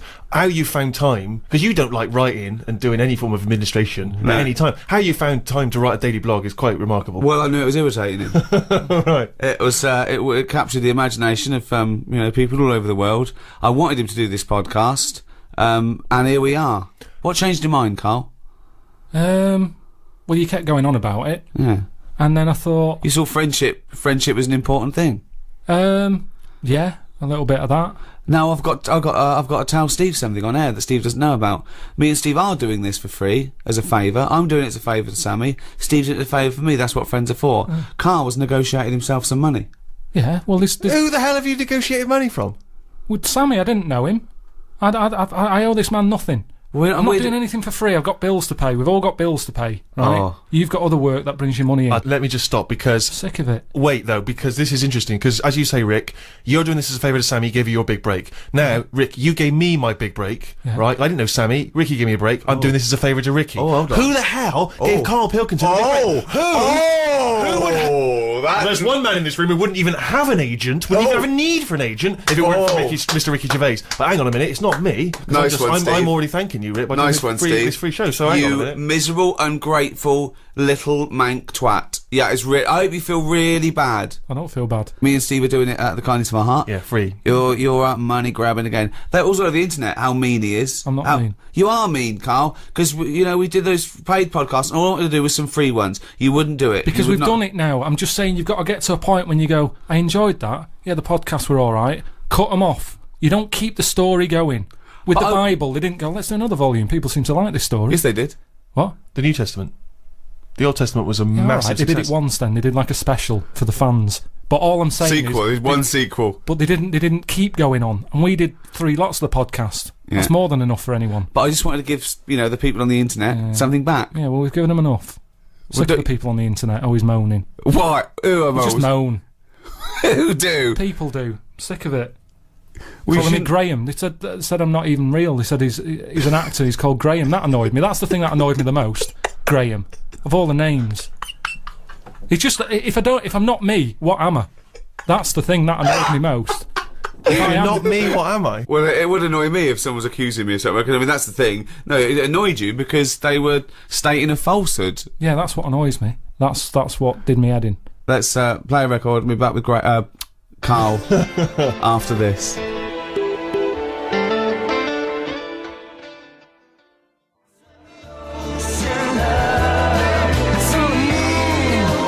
Richard Ashcroft, check the meaning. He's from your neck of the woods, isn't he?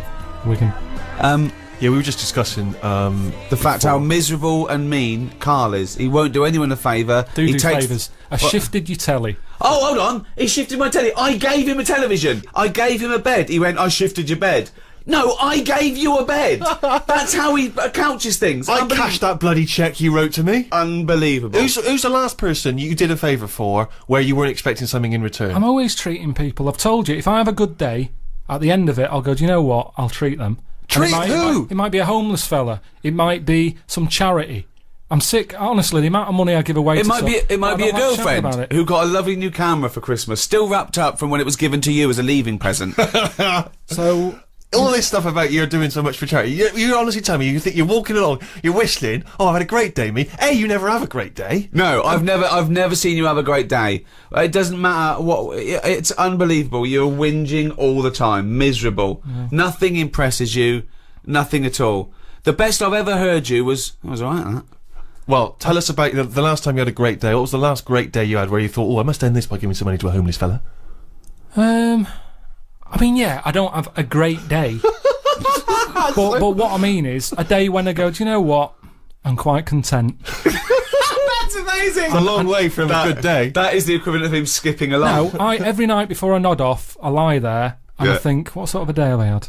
And I'll go through it, and I'll go, yeah, that was alright. How boring is that? No, it's good, you've got to do that, otherwise what was the point of the day? If you're never going to look back on it and go, what have I done? Yeah, that was alright. What's the point of it happening? But how often do you go, wow, I've really achieved a lot today? Because I remember one day at random you told us, you'd been to the Cobblers and back. I didn't even know Cobblers still existed. Yeah, that was a 24-hour period we were talking about there. You kept a diary. It mainly consisted of, had a chip butty in a cafe with Suzanne. And then you talk about an old woman you saw. No, that was your day. I've made it a thing that I do now, that I like to learn something every day, and then... Go on, what have you learnt today? Well, I haven't done anything yet. Brilliant. But what I'm saying what is... did you learn yesterday? I've learned you're not a generous man. You're a mean bastard, you don't repay... And that's coming from Steve Merchant. I'm just saying, as long as... I always think if you've learnt something, then the day's not been wasted. Well, what have you learnt yesterday? What have you learnt yesterday? It was something you told me about the monkey arm. Right, yeah. There's scientists have done the first brain robot interface. They've put like 100 electrodes on the part of the cortex that is for your motor system, and they put it on a monkey's brain, and through the power of thought he learned how to use a robot arm. Wow. So just by thought, just like you do your own arm, you know, and it took him a few days, not years. In a few days, this monkey was making this robot arm pick up grapes and put it in his own mouth through the power of thought. Right? KARL went, did he have his own arms? I went, yeah. He went, well, he's lazy then. Don't you think it's a bit wasted on a chimp? One, what's it doing? All they ever do is eat or chuck shit about. So why give them a decent new robotic arm? Well, who are you going to give it to? I just mean give it to something that is going to get more use out of it. What, a giraffe? No, something more... If they could link that up to a worm, I'd go, that's good. Well, how could a worm think to use a robot arm? Listen to me. They can't think. Oh, hang on, I'd like to know. I'd like to know how this tiny worm... How do you know? What I'm saying is, a worm's never had an arm. You're a maniac! Think what you're saying! You wish a worm had an arm for a day! No, all I'm saying is, if we're gonna faff about here and get animals giving them extra arms, They weren't giving a monkey an extra arm! They were testing this theory that they could make the first computer-brain interface. The thought went from the brain through a computer and made this arm work. That's incredible. The upshots are, you can really have bionic arms. You could have, amputees having perfectly working dexterous limbs. And your response to that is? Give it to a worm. I'd just say I'd be more. I'd sort of be fascinated about seeing it more. If they said, look at what the worms wants to do with an arm if it had one. I honestly don't know how your brain works. I think we should give it to you and see what you do with the arm. What? I tell you what. How could a worm have an arm, Carl? It wouldn't have an arm. The monkey didn't have an arm. It was a robot arm that they'd set up. Right. Let me explain it like this. I wish they'd have picked something else. Maybe not a worm, but they always seem to do the tests on the wrong animals. No, they do it on the closest thing to the human being they can. I'll tell you what I read. You know, I say I like to learn something every day and what have you. Yeah. A few weeks ago, it was about our worm. They've given it anti-aging cream. Right. When have you ever seen an old worm? How do we know if it's any good? I could not tell you the age of a worm. I've seen loads of them. Give it a tortoise. Play a record.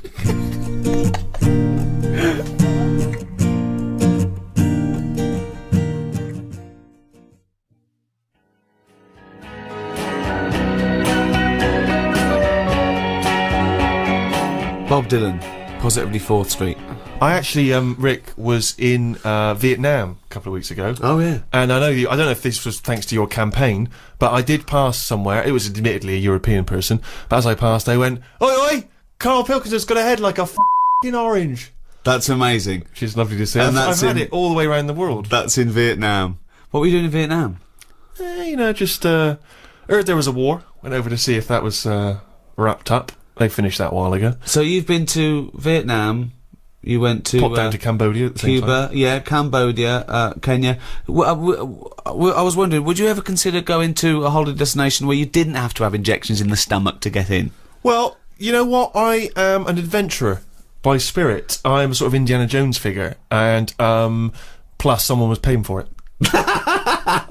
We did it, pardon me, we did it in, high-class luxury. Did you? There was no slum in it. I felt a bit bad because I was worried that I wouldn't see the real Vietnam. But I did see the real Vietnam from the air-conditioned 4x4 that I was being driven to my 5-star hotel. And what's it like? It's great, it's really good. I mean, obviously, you know, the war was a long time ago, so they've got back on the, you know, back on their uppers.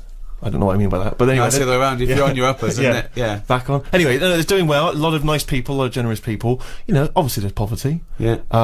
There's a couple of things over there I think which would really intrigue you, Karl, and I think it's a great shame that you're not more adventurous as a traveller, because I think it would really open your eyes. You're having a laugh? He has about 9 holidays a year. Yeah, but he goes to the same place, doesn't he? Some rock in the Mediterranean. Yeah, it's safe. I know Vietnam's There's nothing there. I know, but I don't sort of... What I've seen of Vietnam, I had a mate who went to somewhere like that.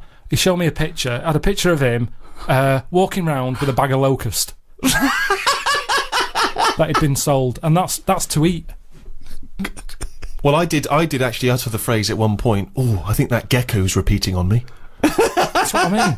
So, I mean, I am quite exotic. I don't mind. I tell you what I didn't do, though, and I think I would... fascinated to have seen you down there. There's a place in Vietnam, just outside of Hanoi, called Snake Village. Right, and it is a long, long tradition in Vietnamese culture of eating snakes. In fact, one of the tourists even said, one of the guides actually said, "We will eat anything."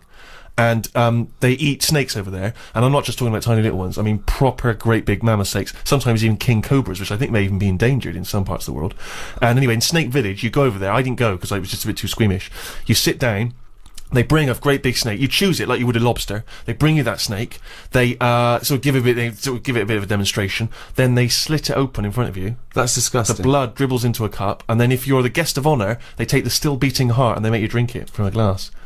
Yeah, you see, that's disgusting. I've never fancied that. No, I've never sort of thought. You know what? I just think it's not holiday. That it's like endurance. Well. I don't, I'm not suggesting that you would enjoy that. I'm saying that there are many of these interesting, you know, exotic worlds out there.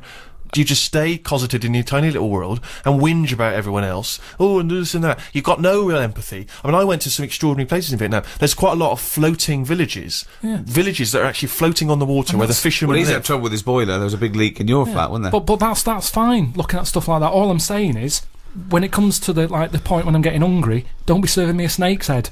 I'd love to see a little floating village, but why is it every restaurant you go in, they go, you know, do you want some crispy ant? Sea urchins? You know, some mate had one of them, and he said, it's sort of alive when you're eating it. You have to hit it on the head to knock it out a bit and eat it before it wakes up again. I don't want a meal where you're sort of having to do that to it. I'm not going to enjoy it thinking, is it waking up yet? I haven't finished my starter. Oh, it's rolling about a bit. Hit it on the head again. But this shows your ignorance, Carl, because Vietnamese food is not like that at all, is it? I'm just talking about one particular exotic restaurant. What was your last holiday? A couple of weeks ago, wasn't it? Yeah, it was a cheap one though. Go on, where'd you go? It was only 250 quid. Yeah, brilliant. Go on. Just a place in Menorca. You don't want to waste money, do you? Menorca. It's just, You've been there before, haven't you? No, I don't think I have. You've basically been to the same places over there. Yeah, there's not. I mean, yeah, you're right. I mean, there was nothing there to see. It was just. Even the weather wasn't that good. But so it was a waste of time. No wonder it was 250 quid. I don't know why I went. But it's an experience. So you and Suzanne went away for an idyllic holiday. It was £250 all in for a week, was it? Weather wasn't very good. There was nothing to see. It was a shithole. Right. What did you do? I just sat outside and I was watching. In the rain. But you didn't even need to hire a villa then. You could have just pitched up. And said, "Can I sit here?" We had our own space, and for the first day it was all right. And then a family moved in next door from Scotland, and they were loud. And I hate it when people are loud and you can't understand what they're saying because their accents was really strong. So it's like, no, I can't even sit here and listen to what's going on. It's like really strong accent. Brilliant. The kid was only young, but he sounded old. Do you know what I mean? I don't know what that means. No, I've no idea. Just the Scottish voice. It sounds old. Even though he was a baby, he had a voice of an old man.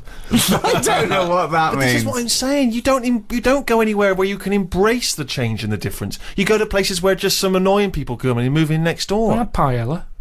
I mean, it depends how much you want out of life. How much, what. Yeah, like I've said to you, life's about learning. What do you want to learn? I'm just saying that's what life's about. If you don't learn anything, then what's the point? You might as well be a mayfly. Right. We've got all these years on the planet. Yeah. See something. Hold on. This is what Steve's saying. I know. But I'm saying, watch it on the telly. There we are. There's the rub.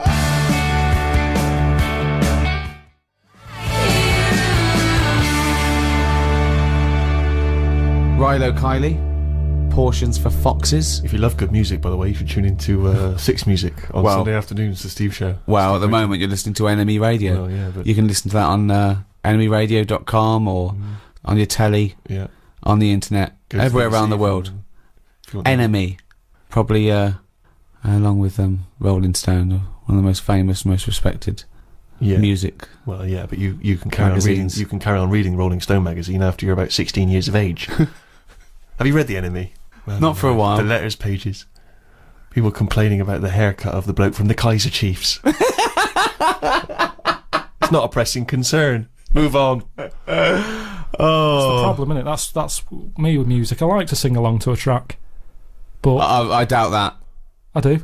Well, Go on. No, I sort of hum. Go on then. What's the last track you hummed along to? What's your shower song? People supposedly have a shower song they sing in the shower. What's yours? Oh, with my boiler being broke, it's got to be a short one. How's that going? People won't believe it. See, that's the other thing that people think, I've been moaning about the boiler since, about 2006? Yeah. I've had it fixed loads of times. Still the fault now. Every summer, it's come round again, the hot weather. It's not working. Get a new boiler. I can't get a new one. People keep saying get a new one. I can't get a new one because no one will fit one in the cupboard that it's in. What, you can't find a single boiler in the world? No. What they said was, British Gas said they can't touch it because it's dangerous. That's good. I got in a dodgy fella to try and sort it, and he said, I don't want to take that on, it seems too dangerous. He said, have you got an alarm in here? What do you mean? He said, it lets out gases, make sure you have a thing, because this is old boiler, I'm not messing with it. So immediately you went out and got that seen to? No, I've got an alarm now. Have you? Yeah, what, you're genuinely telling me there is no one anywhere who can take this boiler out? What they got to do, they just got to blow up the house, have they? What they said was, we can put one in your lounge for you. Because they said you've got to knock a wall down, all this, it's not worth it. It's not worth it. What do you got to knock a wall down? They said knock a wall down to put up a new boiler, and I don't want to start knocking walls down just for the sake of hot water. It's not worth it. Put the kettle on. I can't be bothered, so yeah, it is still ongoing. You ain't got to wash his hair, has he? No, that's true. So yeah, I don't really have a shower song.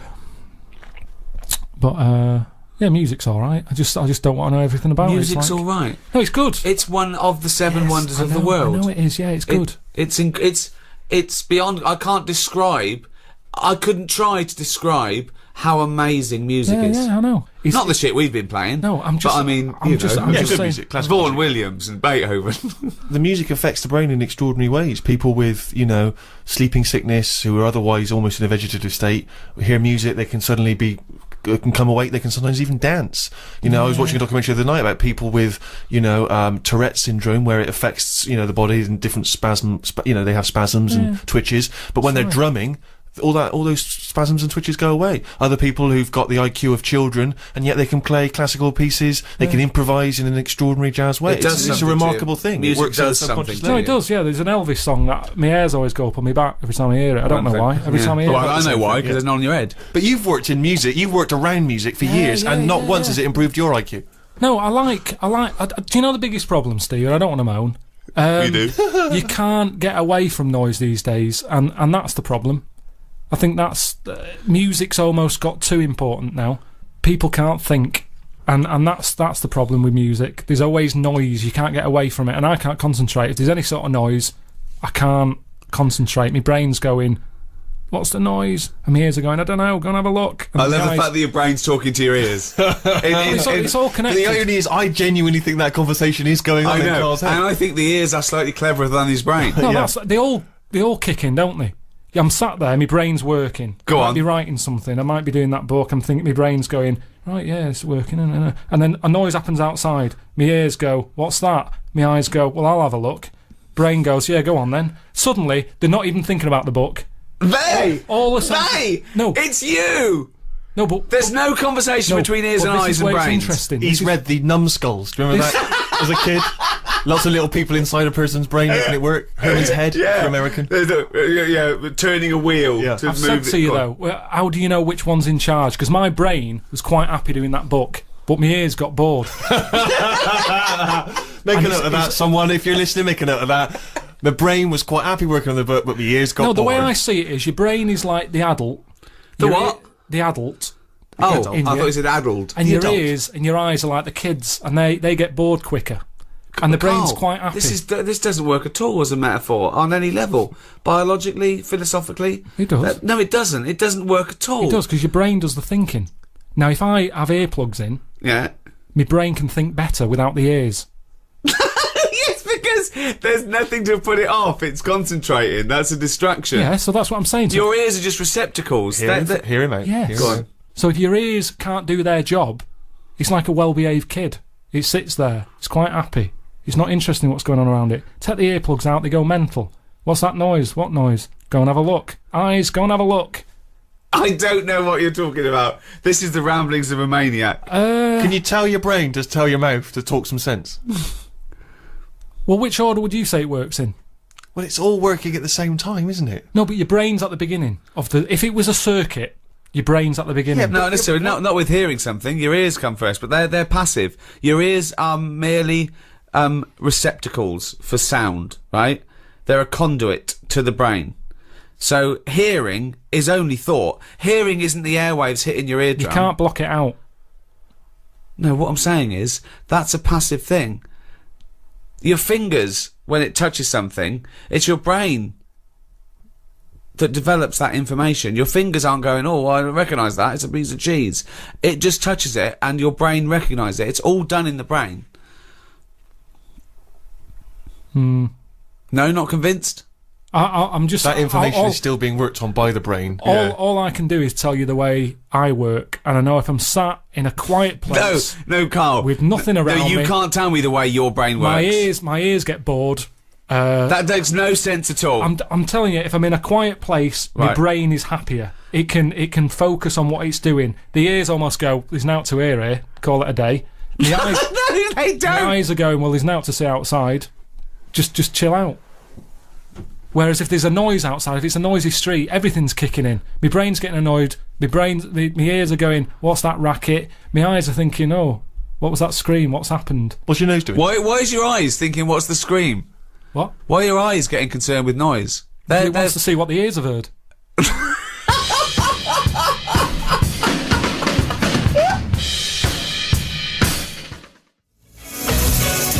Cure, Lullaby, on NME Radio, with me, Ricky Gervais, Stephen Merchant. Hello. And Karl Pilkington. Right. Now, straight after your holiday, you got home, and then came out to visit me in Boston on the set of my film I was doing. Mm.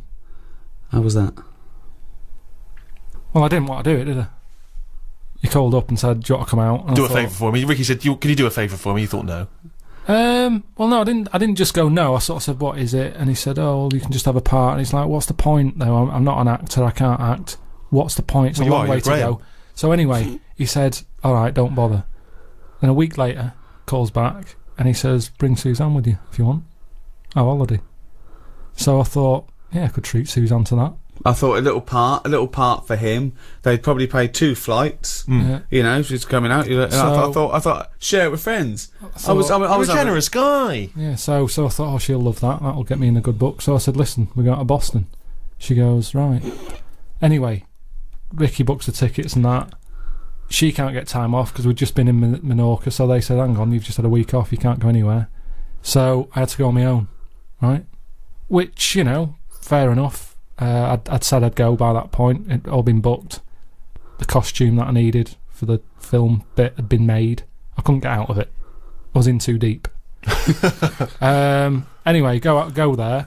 Boston isn't worth seeing. Oh. I mean, you're talking about travelling the world and, you know, opening your eyes and seeing new things. There's nothing to see in Boston. It's Dunkin' Donuts and Starbucks. There's nothing else, is there? I'm not being unfair there. I mean, it looks nice. There's nice buildings. You mean there's not a museum of the weird? There's, they had something to do with tea bags, didn't they? That I told No, it's the Boston hotel. Tea Party. It was nothing to do with tea bags. It was the Boston Tea Party. That one of the founding events of America. I know, It wasn't something to do with tea bags. So other than that, it wasn't chimps. There was no chimps involved in the Boston Tea Party. For me, I went out for a walk on 2 of the days when I wasn't having to work. And only worked for 1 day. Well, got 3 days free, 4 days in a hotel, all paid for. 1 day's work. I mean, it really is ungrateful. So anyway, Steve, I dressed up as a caveman in some old animal stuff, which you thought, well, this was for the film, was it? This wasn't just your natural. Yeah. So could I just say, it was not real fur. I insisted there was no real fur. Well, you say that. Yeah.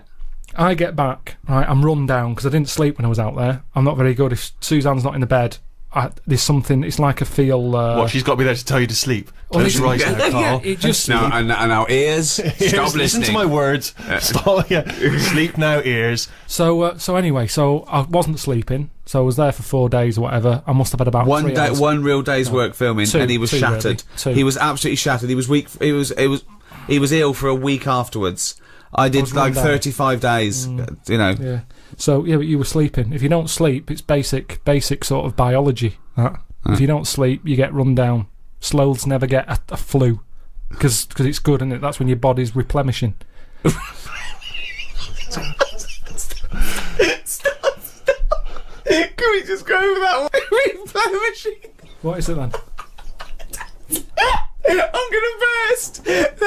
Sloths never get flu because that's when your body's replenishing. So the thing is, I'm bound to get ill. Steve, you know what it's like. You're always like got a cold and that. Oh, he's dissing you. Everything's what's it got to do with I'm just saying because you're a bit of a sickly child, so you don't Oh, jeez. I'm only going to go at the looks and then only because I'm trying to get him on my side. So anyway, so I'm shattered. I get back, so I think it's a bit weird that this isn't shaking off. And there was some news report about how there's some serious illnesses in planes because stuff goes out the engine and into the... Oh, yeah, it's people from all over the world with all different things. Yeah, so I'm thinking, oh, what have I got? You know, it's my luck, innit? So I go to the doctors. The doctor said, well, you've done a whole day's work and you're not used to that, your body's shut down. So he said, you better have a holiday. Yeah, you need, this is when your body needs replenishing. And I am a doctor, and I know replenishment is one of the best. Replenishization. Replenishization is one of the best things for sloths. So I said to him, I said, look, I'm not one to moan. I hardly go to see him. He went, oh, you. I hardly see him. I hardly see this fella. So I said, look, I can't shake this cold off. I woke up the other night shaking, and he said, oh, virus, right? So, which isn't scary at all, because you know. Well, there's some dodgy virus, isn't Well, there? yeah, but there's some. That's what I'm saying. So, of course, it's a virus. Yeah. What else would it? What else would it be? I don't know. Not a doctor. So I said, "Oh, when's it going to go?" And he said, "Oh, might be 2 weeks. This one seems like a bad one. Quite clammy," he said. So I said, "Yeah, I feel a bit clammy, yeah." And he said, "Yeah, you will do." So anyway, so I felt happy about that, and I'm more confident with the doctor because you know you've got your vest off and all that, so you think why not just let him do a bit of a body check. So I said, "Doctor, whilst I'm here, I think I've got some eczema on my leg." And he goes, "Let's have a look." And I said, "There it is there." And he said, "That's not eczema. So you've got a touch of ringworm." Blimey. Right? So straight away, anything with a worm in it, you're going, you know what? Yeah. It makes it sound worse, doesn't it? I was thinking like tapeworm and stuff. Yeah. So he's going, yeah, ringworm, and he saw me panic, and he went, "Don't worry." You pictured a worm with a giant mechanical arm crawling up your back. You could see by my face was a little bit like, "I've got a worm in my leg." He's going, "Don't worry, it's not a worm." And I said, "How have I got that then?" And I reckon it's from this bear suit that I had to wear. It's a little bit weird that I had bare boots on. I had bare boots on, and where the bare boot was, I ended up with ringworm on my leg. Do you know why it's where it was? Because the only bit of your leg showing, because you had bare boots on, fake fur, with a fake fur tunic, and the only bit showing was your shin. You were walking around in long grass. You got it from the grass. Well, no, because I said to him, because I wanted to wear the words bear suit from him. I said, what's the chances of that? Yeah. I said, where... Doctor, what might I got this from? And then you just shut up and waited for him to say bear suit. I said, it's a little bit weird, isn't it? I said, I thought that died out with rickets, right? Because I'd never heard of ringworm since I was a kid. I remember some dirty kid had it at school, and my mum sort of said, "Don't go near him." So I said, "Ringworm then, doctor. Where have I got that from?" Thinking he'd say... Have you been wearing a bear suit? Yeah. Anyway, he said, well, he says gay people get it. What? Yeah. No, he didn't. He did. Why did he say that to you? Well, this is what he said. He said gay people. I said, right, tick that off. He said wrestlers. Why do wrestlers get it? And I said, I don't understand the connection. I said, I don't know, any gays, I don't know any wrestlers. And he went, well, it's the body, skin rubbing. Well, why do only gay people get it then? Why don't heterosexual people get it? Don't know. Didn't quiz him. But then he said, what about... Did a doctor really say to you, gay people get it? He might have said, like, homosexuals.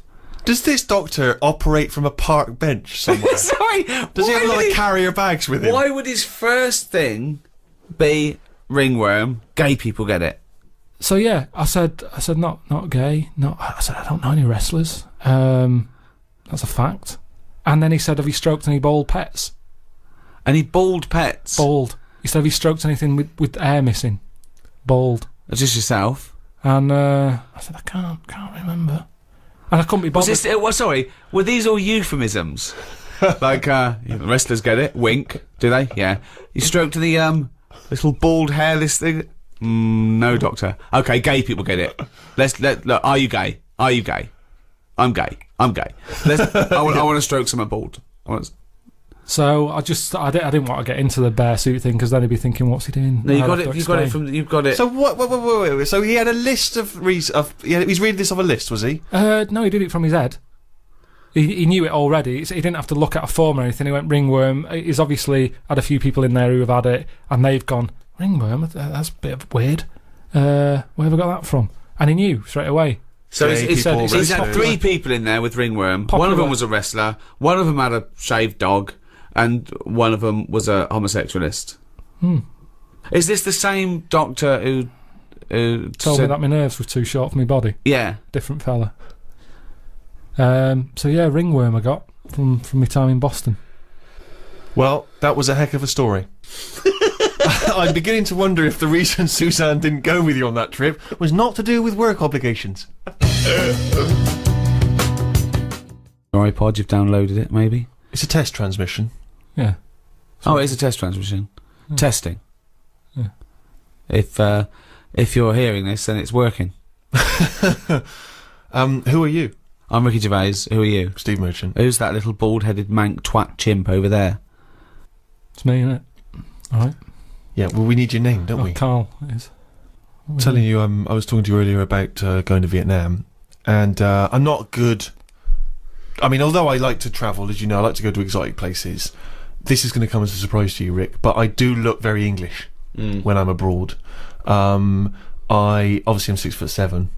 I'm quite pasty and white, and I find it very hard to blend in with, say, Vietnamese people. Sure. But this time I thought I'd embrace this, and I've brought you something as to show you. It's not really going to be very helpful on the NME radio, but I decided to wear a hat. I thought I'd buy a hat and wear a hat, and I thought that I bought this last minute as I was just before I got on the plane. I was doing some shopping. I thought I need to, because you can think it'd be something like from a Graham Greene novel, right? Exactly. They'd go, they call him the Englishman. Exactly. He's the wisest, and exactly. Yeah, exactly. So I thought, because you can kind of reinvent yourself when you're abroad in some way, can't you? You know. Yeah. And so this is the hat I got. Christ. Maybe you should look away for a second. I'll put it on, and then you can. Now, bear in mind, it is a bit battered because it's been in bags and stuff. Sure. Steve, what are you thinking?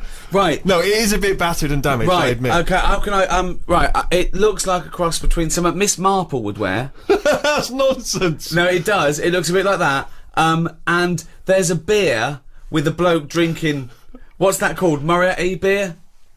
I think you're thinking of the Hofmeister bear. No, I'm not. It looks like Miss Marple's hat. It doesn't look like Miss Marple's hat. It's kind of moddy, isn't it? It's a bit not. It's a tweed thing that comes down that an old lady would wear. Not tweed. It was a librarian lady would wear in the 1930s. It's not tweed. I have never seen it. That you didn't really buy that, did you, to wear? I did. No, you didn't. Yes, I did. Right. Can I take a picture of this and I'll put it on my website? Right, I am now taping this on a camcorder. I will put this up on rickygervais.com. I disagree. I think this genuinely looks good. I think it makes me look a bit like, say, Tom Waits or Farmer Barlow. The point is this, right? I'm wearing the hat, I'm looking good, okay? But people, obviously, they can sense that I'm a moneyed tourist. They can see how good I look, and they know I got a little bit of money in my pocket, can afford to buy hats, and everything. So obviously I'm always a target for people trying to get money from me, stuff like that, which is always a hassle, isn't it? And I find it very difficult tipping when I'm abroad. I don't really understand what the rules are with tipping, and that's a big anxiety for me. And also I have problems with the conversion, because obviously when you go abroad. So the Vietnamese dong. Come on, there's nothing funny about that. That's just what it's called, right? For $63 US, you can get 1 million dong, right? That's a lot of dong. So, I'm packing, like... a huge dong. I got, 2 million dong, in me money belt under my shirt. Right? Yeah, so look at this image, right? You were wearing that hat and a bum bag. Yes, but no, I don't have a bum bag. I have a money belt that I wear underneath the t-shirt. Right. So as not to see, so people don't think I've got any money on me. And if I get mugged, I can just go, I haven't got any money on me. Because they would never think to look underneath the shirt and see the money belt, right? Well, that's still out of reach, innit? Over there. Yeah, and they are actually looking up your t-shirt. Well, it's funny you should say that, right? Because I went to a market at one point just to look at the things that were for sale there. There's lots of eels and lots of fish and lots of other interesting items, right? So I'm looking at the market, I'm taking some photos, and I noticed this, I hear this kind of murmur, right, that's going around the market, and then I start to see them, all the people in the market, sort of pointing, right, and staring and talking at something, right? So I'm looking around, trying to figure out what it is, right? And I realise they're looking and pointing at me. I genuinely swear to God, right? So they start, and then... Did they think one of the big eels had escaped? Well, they started laughing. Oh no. They started openly pointing and laughing. One of them, right, started, I think he was a postman. He looked like he might be a Vietnamese postman. I don't know why that should make any difference, but he started doing a sort of lumbering, sort of Frankenstein walk. And pointing at me, right? A whole section of them just started cackling with laughter.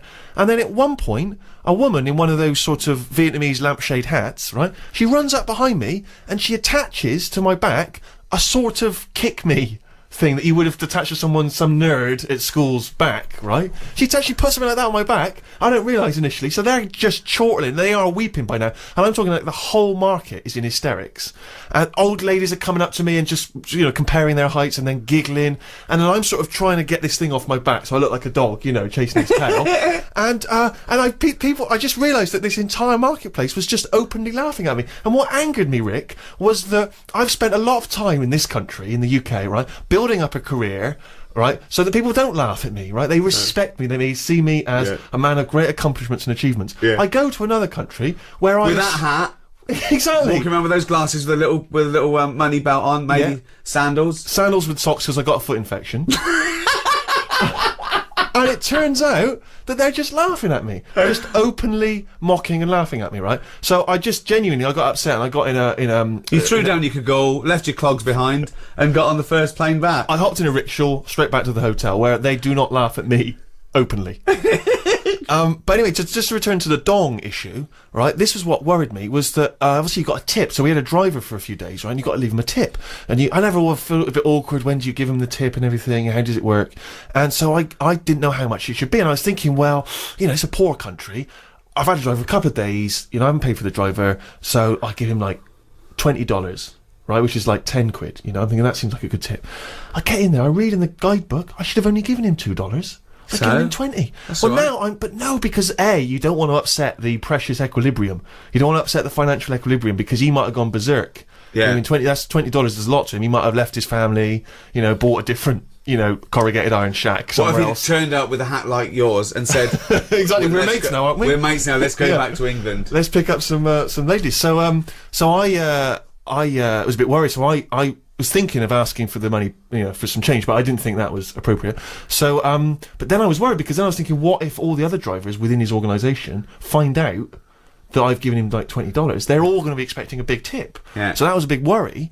But more than that, we'd also had a guide with us, so he was bound to find out how that things. Right, now I didn't have any dollars left, and I thought, well, I've given that guy 20, I got to give the guide who's been talking English to us, showing us around, helping us out, I got to give him 50. even more. Right, I ended up giving him $1 million dong. And how much is that? $63. I tipped someone $1 million. So he's a millionaire now? Yeah, I made someone a millionaire through my generosity. Well, so did I. He's sitting over there. That's absolutely right. But he doesn't want to give anything back. So I know how you feel, mate. Old man, look at my life. Neil Young, old man. KARL. Now, you know, traditionally at the zoo, they have to, dart a dangerous animal, a lion or a gorilla or whatever. What? They have to dart it. Oh yeah. Right? Yeah. To take blood samples and check its health and stuff. So it's very stressful for the animal and quite dangerous to give it an anaesthetic like that.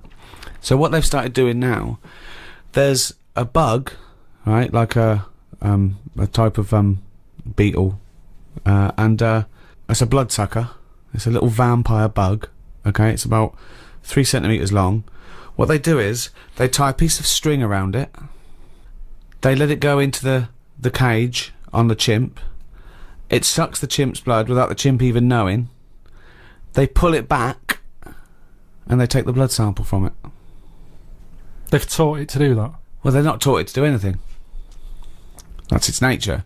You put it near a warm-blooded mammal, it will suck its blood. So they've just tied a string to it so they can get it back. And how often does it have to do that a day? Well, I don't know. Why are these the important questions? Just because... Isn't that incredible that they've got this amazing symbiotic relationship with a bug? Because that's Is it the same one? Say if there's 8 chimps... Oh, jeez. KARL! Listen to me! No, let him... I want to... I'm just saying, if there's 8 chimps in there... Yeah. 1 beetle... Yeah. By about number 5, that's going to be sick of eating. Well, then they probably have different beetles, and they let it. And KARL, I don't know why this is the. I'll tell you why it annoys me, because it annoys him. The other concern is that beetle. It might be enjoying, you know, getting the blood and what have you. What happens if one of them's got AIDS? What, one of the chimps? That's where it came from. So say if there's well, then they know, and they say, oh, this chimp's got AIDS. Let's. And what about the beetle? What, you're saying you're worried that the beetle will contract AIDS? Well, I don't know if that's how it works, but all I'm saying is, you get a dirty chimp in there, it's got a touch of that, and the beetle gets it, and all I'm saying is, it seems a bit unfair. What are you worried about the beetle? Working hard. It's eating what it likes. This is the same as getting in foreigners to make cheap trainers, to me. They, you know, let the beetle do what it wants. I mean, how long do they live? I read the other day about some elephant beetle. They get about 4 months. Right. What do you think of this, right? This elephant beetle in the paper the other day. Yeah. About the size of a gerbil. Right. Massive. Odd-looking thing. the bigger, the uglier it is. Why are you looking at me? No. In a way, that is the way it works, isn't it? I think size is a big deal, isn't it? In a way, because this is interesting. Well, we better being smaller, aren't we? Well, it depends. What do you mean? Well, no. If you're afloat in the Atlantic Ocean and it's 4 degrees centigrade, it'd be better to be fat. I didn't really mean like that. I just meant in terms of like Steve. I've mentioned he's taller than us. Yeah. He's always ill. Well, that's nothing to do with his height. I just think bigger people, it's like that Zhang Lung or whatever, the world's tallest man. He's always sneezing and that. He's always got something up with him because he's not meant to be that big. Small fellas, you never see a midget in a doctor's waiting room. they never get ill, do they? You never see one getting run over because they're too small, so you don't hit them. So it's. I think size. If you're too big, you never see a midget in a doctor's waiting room. So the well, maybe they're there. No, they're not. They're not. So what I'm saying to you is this beetle that's massive, size of a gerbil. Yeah, but it's still. But a gerbil's small. What do you mean? No, this is a big one. This beetle is massive. It lives 4 months. Lives 4 months. Been found in a banana crate. Right. Right. It's over here. They're upset for it because it's been in this banana crate for it could be like 3 months. And the whole purpose of the elephant beetle is to have it away. That's all it wants in its life. It's only got 4 months and it loves having it away with another beetle. And it hasn't had it. So they found it in this crate and it looked distraught. They said it was showing all signs of like desperately wanting to have it away. It was well, when you can wank yourself to death with 6 legs, you leave anything alone for 3 months in a dark crate. Just eating a load of bananas. Yeah, eating bananas and whacking away. Well, anyway, 6 times at exactly the same moment. Its feet go, apparently. I bet it does. What do you mean its feet go? That's a sign. When they got it out, they were they got the experts in. They said, "What is this? We've got a beetle here the size of a gerbil." They said, "We'll come round." They had a look. I'd say, well, how big's the gerbil? That's just scientists HQ. There's a hotline you can phone. Come round. Right, you'll need a gerbil-sized box to bring that round in. Come round. Ring. Operator. Can I have people in charge of giant gerbil beetles? I'll put you through. Hello, gerbil beetle people. I think I've got one. Come round. Anyway, its feet were going.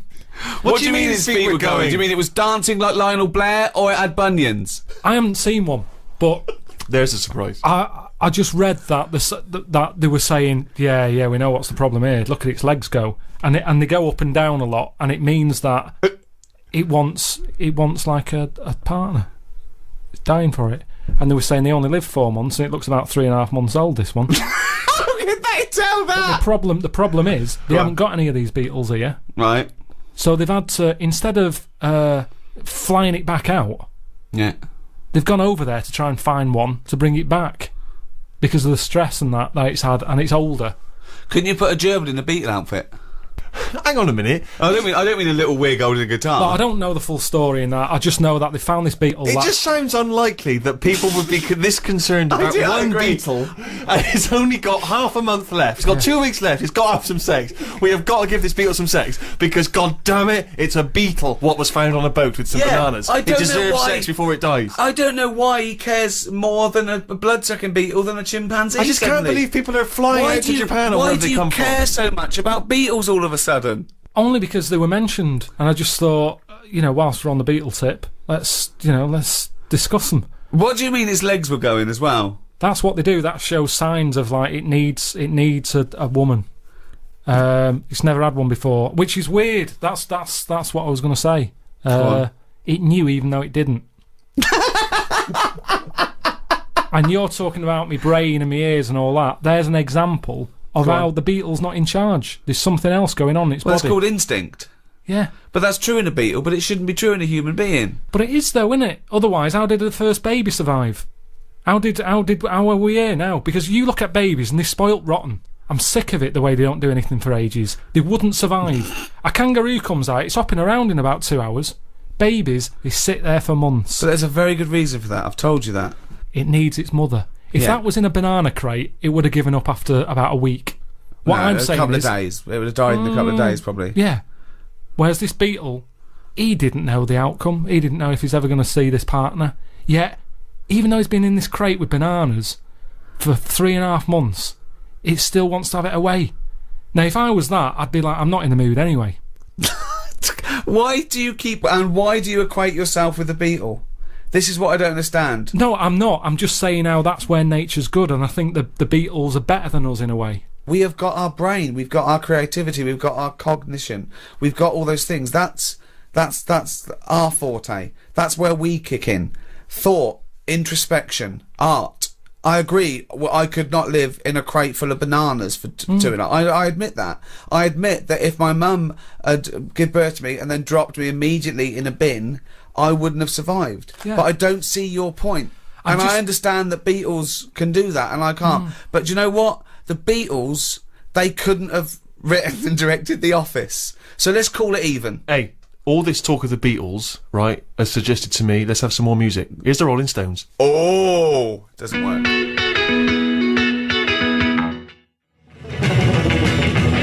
Well, that's about it. This is the test transmission for the Enemy Radio. I've enjoyed it. I think Steve's had a blast. He's got his hat on. Yeah, I'm as happy as Larry, mate. Just pleased that I've done it all for free.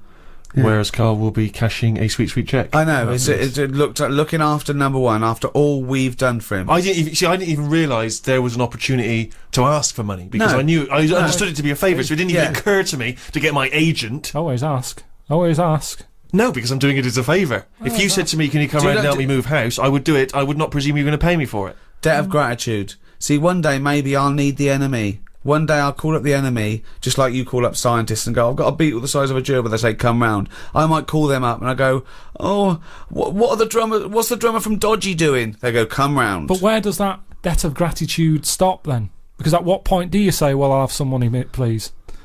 When I get a bill from British Gas, what will I do then? Will I just say redirect this to Enemy?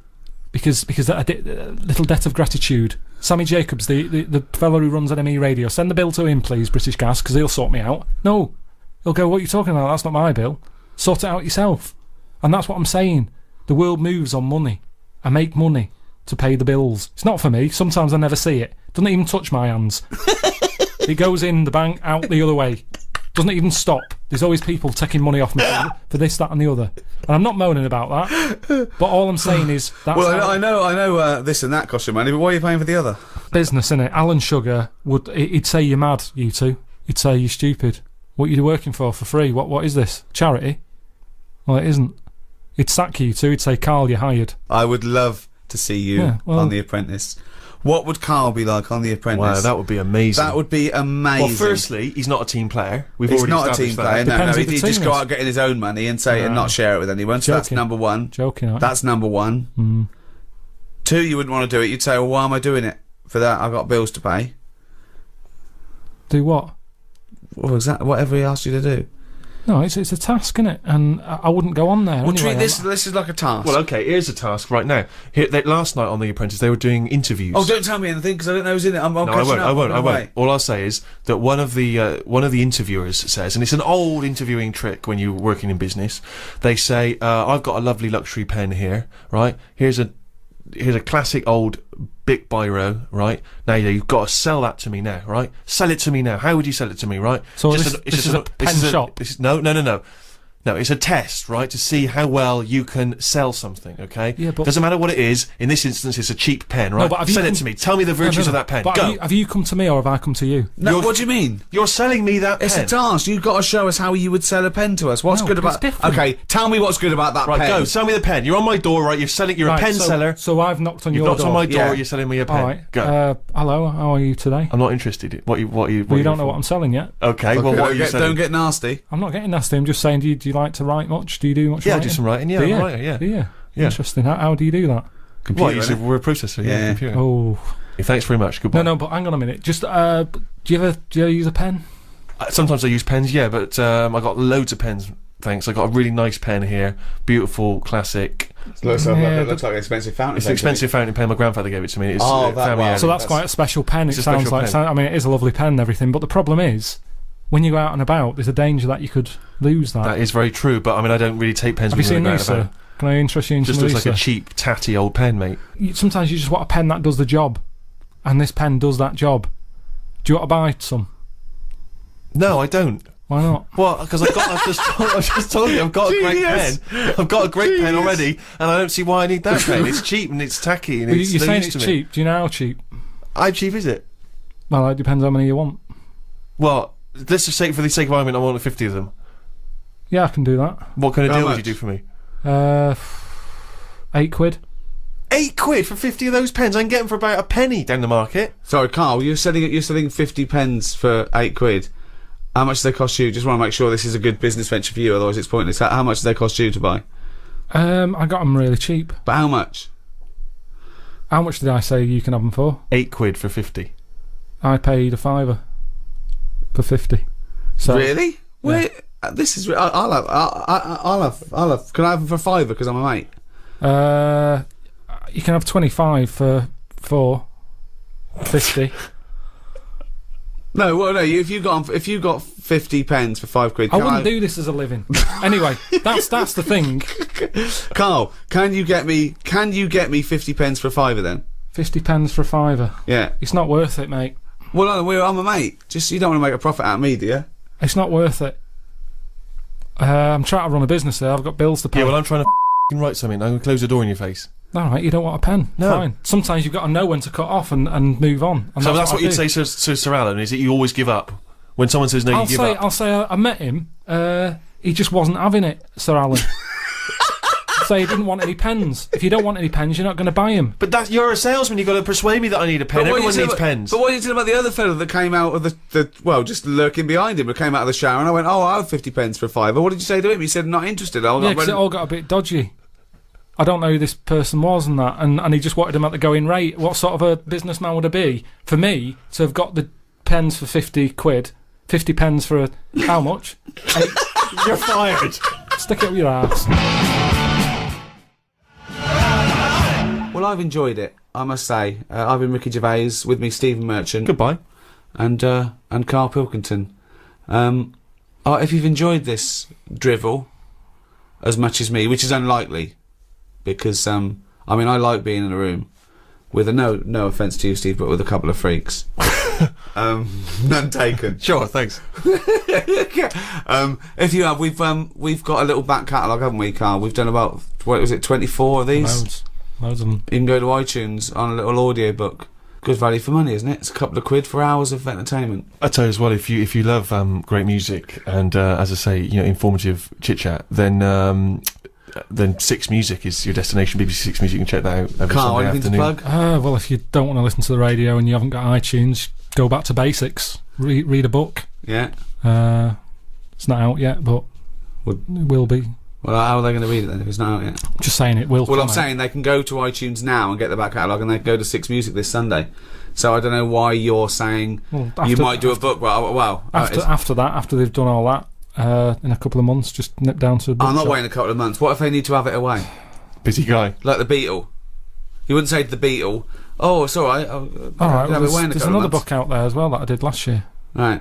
I presume as well, is the NME radio going to be on at some point? Just check the NME for details. Yeah, or maybe go on its website. NME.com? Probably.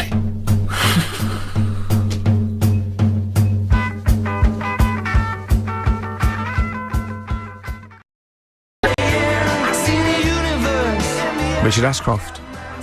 Check the meaning on XFM 104.9. We're back, Steve. It's Saturday. That's true enough. Steve Merchant, that is. Hello there. I'm Ricky Gervais, obviously. Hello there. Carl's still away. Claire Sturgis is back. That's Hello. absolutely true. Yeah. Hello there, Claire. Nice to see you. I think a lot of people were hoping that Carl will be back this week, but we're pleased to have you. No, they were actually. I did get some emails during the week. Really? Saying what? Just saying it's really nice to, hear you again on a Saturday afternoon. It's nice, and but you're not really very funny. And when's Carl coming back? You know? So it's sort of being Sure nice it wasn't to to me. us? No, it was definitely Because they think that as well. directed to me. But no one can compete with Carl. They can't. Well, we used to sort of like come in and when we discovered Carl early on, we just thought this is comedy gold. Just let him speak his mind. But then we started thinking, we can't follow him though. So I remember Steve going, look, we've got to come up with some stuff. We need to chat. If anything we've got to say to each other, we've got to say that in the first 20 minutes, and then you just unleash Carl. Yeah, And he's because it's just you can't follow him, and he's off on one. And they have stories of upbringings with bizarre creatures that lived in Manchester that were half human, half bat and frog and things. I'd love to take him back to Manchester in some kind of TV documentary. When Carl went home, And just wander back, maybe try and find the amphibian twins or whatever those people were. They with weren't. Yeah, so there was two boys, both had big heads and webbed feet. They weren't related. They didn't hang around with each other. That was all the information we had. I went, why not? He went, that would have been too obvious. Yeah. Like they look at each other across a room and go, yeah, you think I'm coming to see you just because we're a similar species? Yeah. You're mistaken, mate. You make your own friends. One starts to walk over, the other one shakes his head and just mouths too obvious. Yeah, Don't do it. Too obvious. Out of one of his mouths. Yeah, that's what they're expecting. Yeah, Don't do it. don't do it, Webby. Yeah, but anyway, he'll be back shortly, I'm sure. He phoned me. His dad's ill. His dad's in hospital, so Carl went back to sort of look after his mum. And he was so sweet. He said, "I'm back. I'll just drive my mum around." He said it so unbegrudgingly. He just went, "It's like old times." And I said, sorry to hear that." And he went, "That's all right, yeah." I think it's going to be fine. And I said, "How was your holiday?" He went, "Yeah, it was good. Except it were a nudist beach, so didn't tell me." I went, of course it was. I went, "What do you mean?" He went, "Well, sitting on the... I don't know why they have to do it. I don't know why they have to do it. Why do they have to do it?" He went, "Suzanne said they think there's nothing wrong with it, like being a transvestite." Right? I went, "I love the fact that your girlfriend has to tell you what's wrong and right in the world." And he went, "Well, we're walking along the beach, fella coming towards us, we didn't know about." I went, "Oh, what's going on here?" Right? And he said, and because it wasn't all nude, he's walking round, he's stark naked, and he wants the freedom of that, but he's got a big rucksack on his back with his clothes on, just to get changed. He went, "So what's the point in that?" Right? And I went, "He should just carry the book." He went, "What, and covered it up?" When he went, "Oh yeah, good idea." See? He went, "But I wasn't happy." He says, and that was the first day, so we didn't go there again. I just imagine his little face. Yeah, he's just going, "Oh, right, gobsmacked. That's out, that's out. What's that doing out? Why has he got his out?" I imagine Carl sort of dressed in a suit. In a sort of safari suit, done right up with a cravat. I'm not undressing. I don't want people seeing the flesh. That's for you, love, and no one else. But I love the fact that it's going, goes, "Carl, they don't think there's anything wrong with it. They're just happy that way." and he in his own mind just goes, "Like being a transvestite." He knows there's nothing wrong with that. I'm always a little bit suspect about people who like walking around nude. I think you meant transvestite. No, nudists. What? Hold on. Can you be a naked transvestite? What are you then? Yeah, I suppose you're a... Well, Eddie Izzard's naked. Is he a naked transvestite? That's an interesting metaphysical question. Yeah. Yeah. On XFM 104.9. If you know the answer to that metaphysical question, or indeed any of the famous ones, if a tree falls in a forest and no one hears it, has it fallen over? Any of those. Excellent. That's brilliant. Yeah, if you leave the room, Rick, does it get quieter? Yeah, what's the sound of one leg hopping? Exactly. What we got there, Claire? Do you want some music or yeah, I'd love to hear it. What you got? Chat? Yeah. I've got the Vines actually. Oh, play it.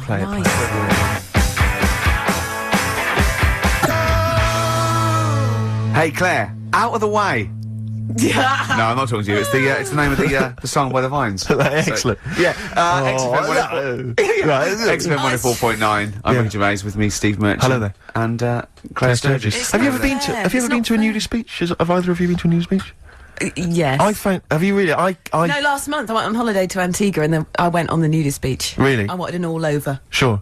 Because I was with my family once when we went on holiday, family holiday with. I just heard you going on and a inspector coming along going, "And the glasses." And the glasses, and you don't wear them there. No, I went there with it was some friends of my like family friends, you know, like kids. So it was kids my age and my sister's age who and parents were all friends, you know. Go on holiday to this, end up on this nudist beach, not a nudist beach, but where people sunbathe topless or whatever. Or maybe maybe it was just because it was France. Where I think a lot of that goes on, generally. All beaches in, semi-nude. No, but that's different. The nudist beaches are sort of, they're cordoned off. Sure, with the cocks and everything. We can't say that. You can't say cock. Or did you mean the chicken? You meant the chicken. chickens. A lot of them naked got people farms, a lot of French farms.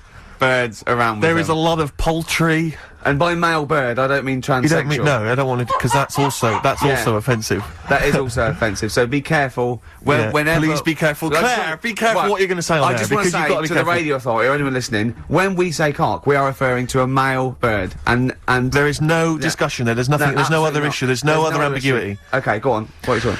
So, there's people walking around with their birds and often they got their knobs out as well. So it was just a topless beach. So we're all on holiday. So there were tits there as well? There were some tits. we've got a family of tits that come and eat the nuts. That chew on my nuts. Go on. We're confusing the No, we have.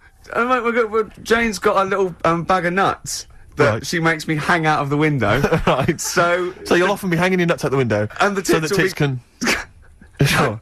God, I don't know what. Please. Go on with this story. Sorry. So what I'm saying is. God. What I'm saying is. Yeah. We went on as a family there. Yeah. There was some tits. There was some cocks. And I found it all a little bit, because I was about 14 or something, I found it all a little bit disturbing, because I hadn't been introduced to this sort of thing before. Yeah. And obviously my dad was having none of it, like, a bit like Carl, and obviously my mum wasn't up for that as well. But the person we went, the mother of the person we went with, she took her top off, and I was like, I didn't know where to look, because I didn't want to make an issue of it, I didn't want to make, I didn't want to, but it was like, because I was with my mate, I was going, well, I wanted to say, well,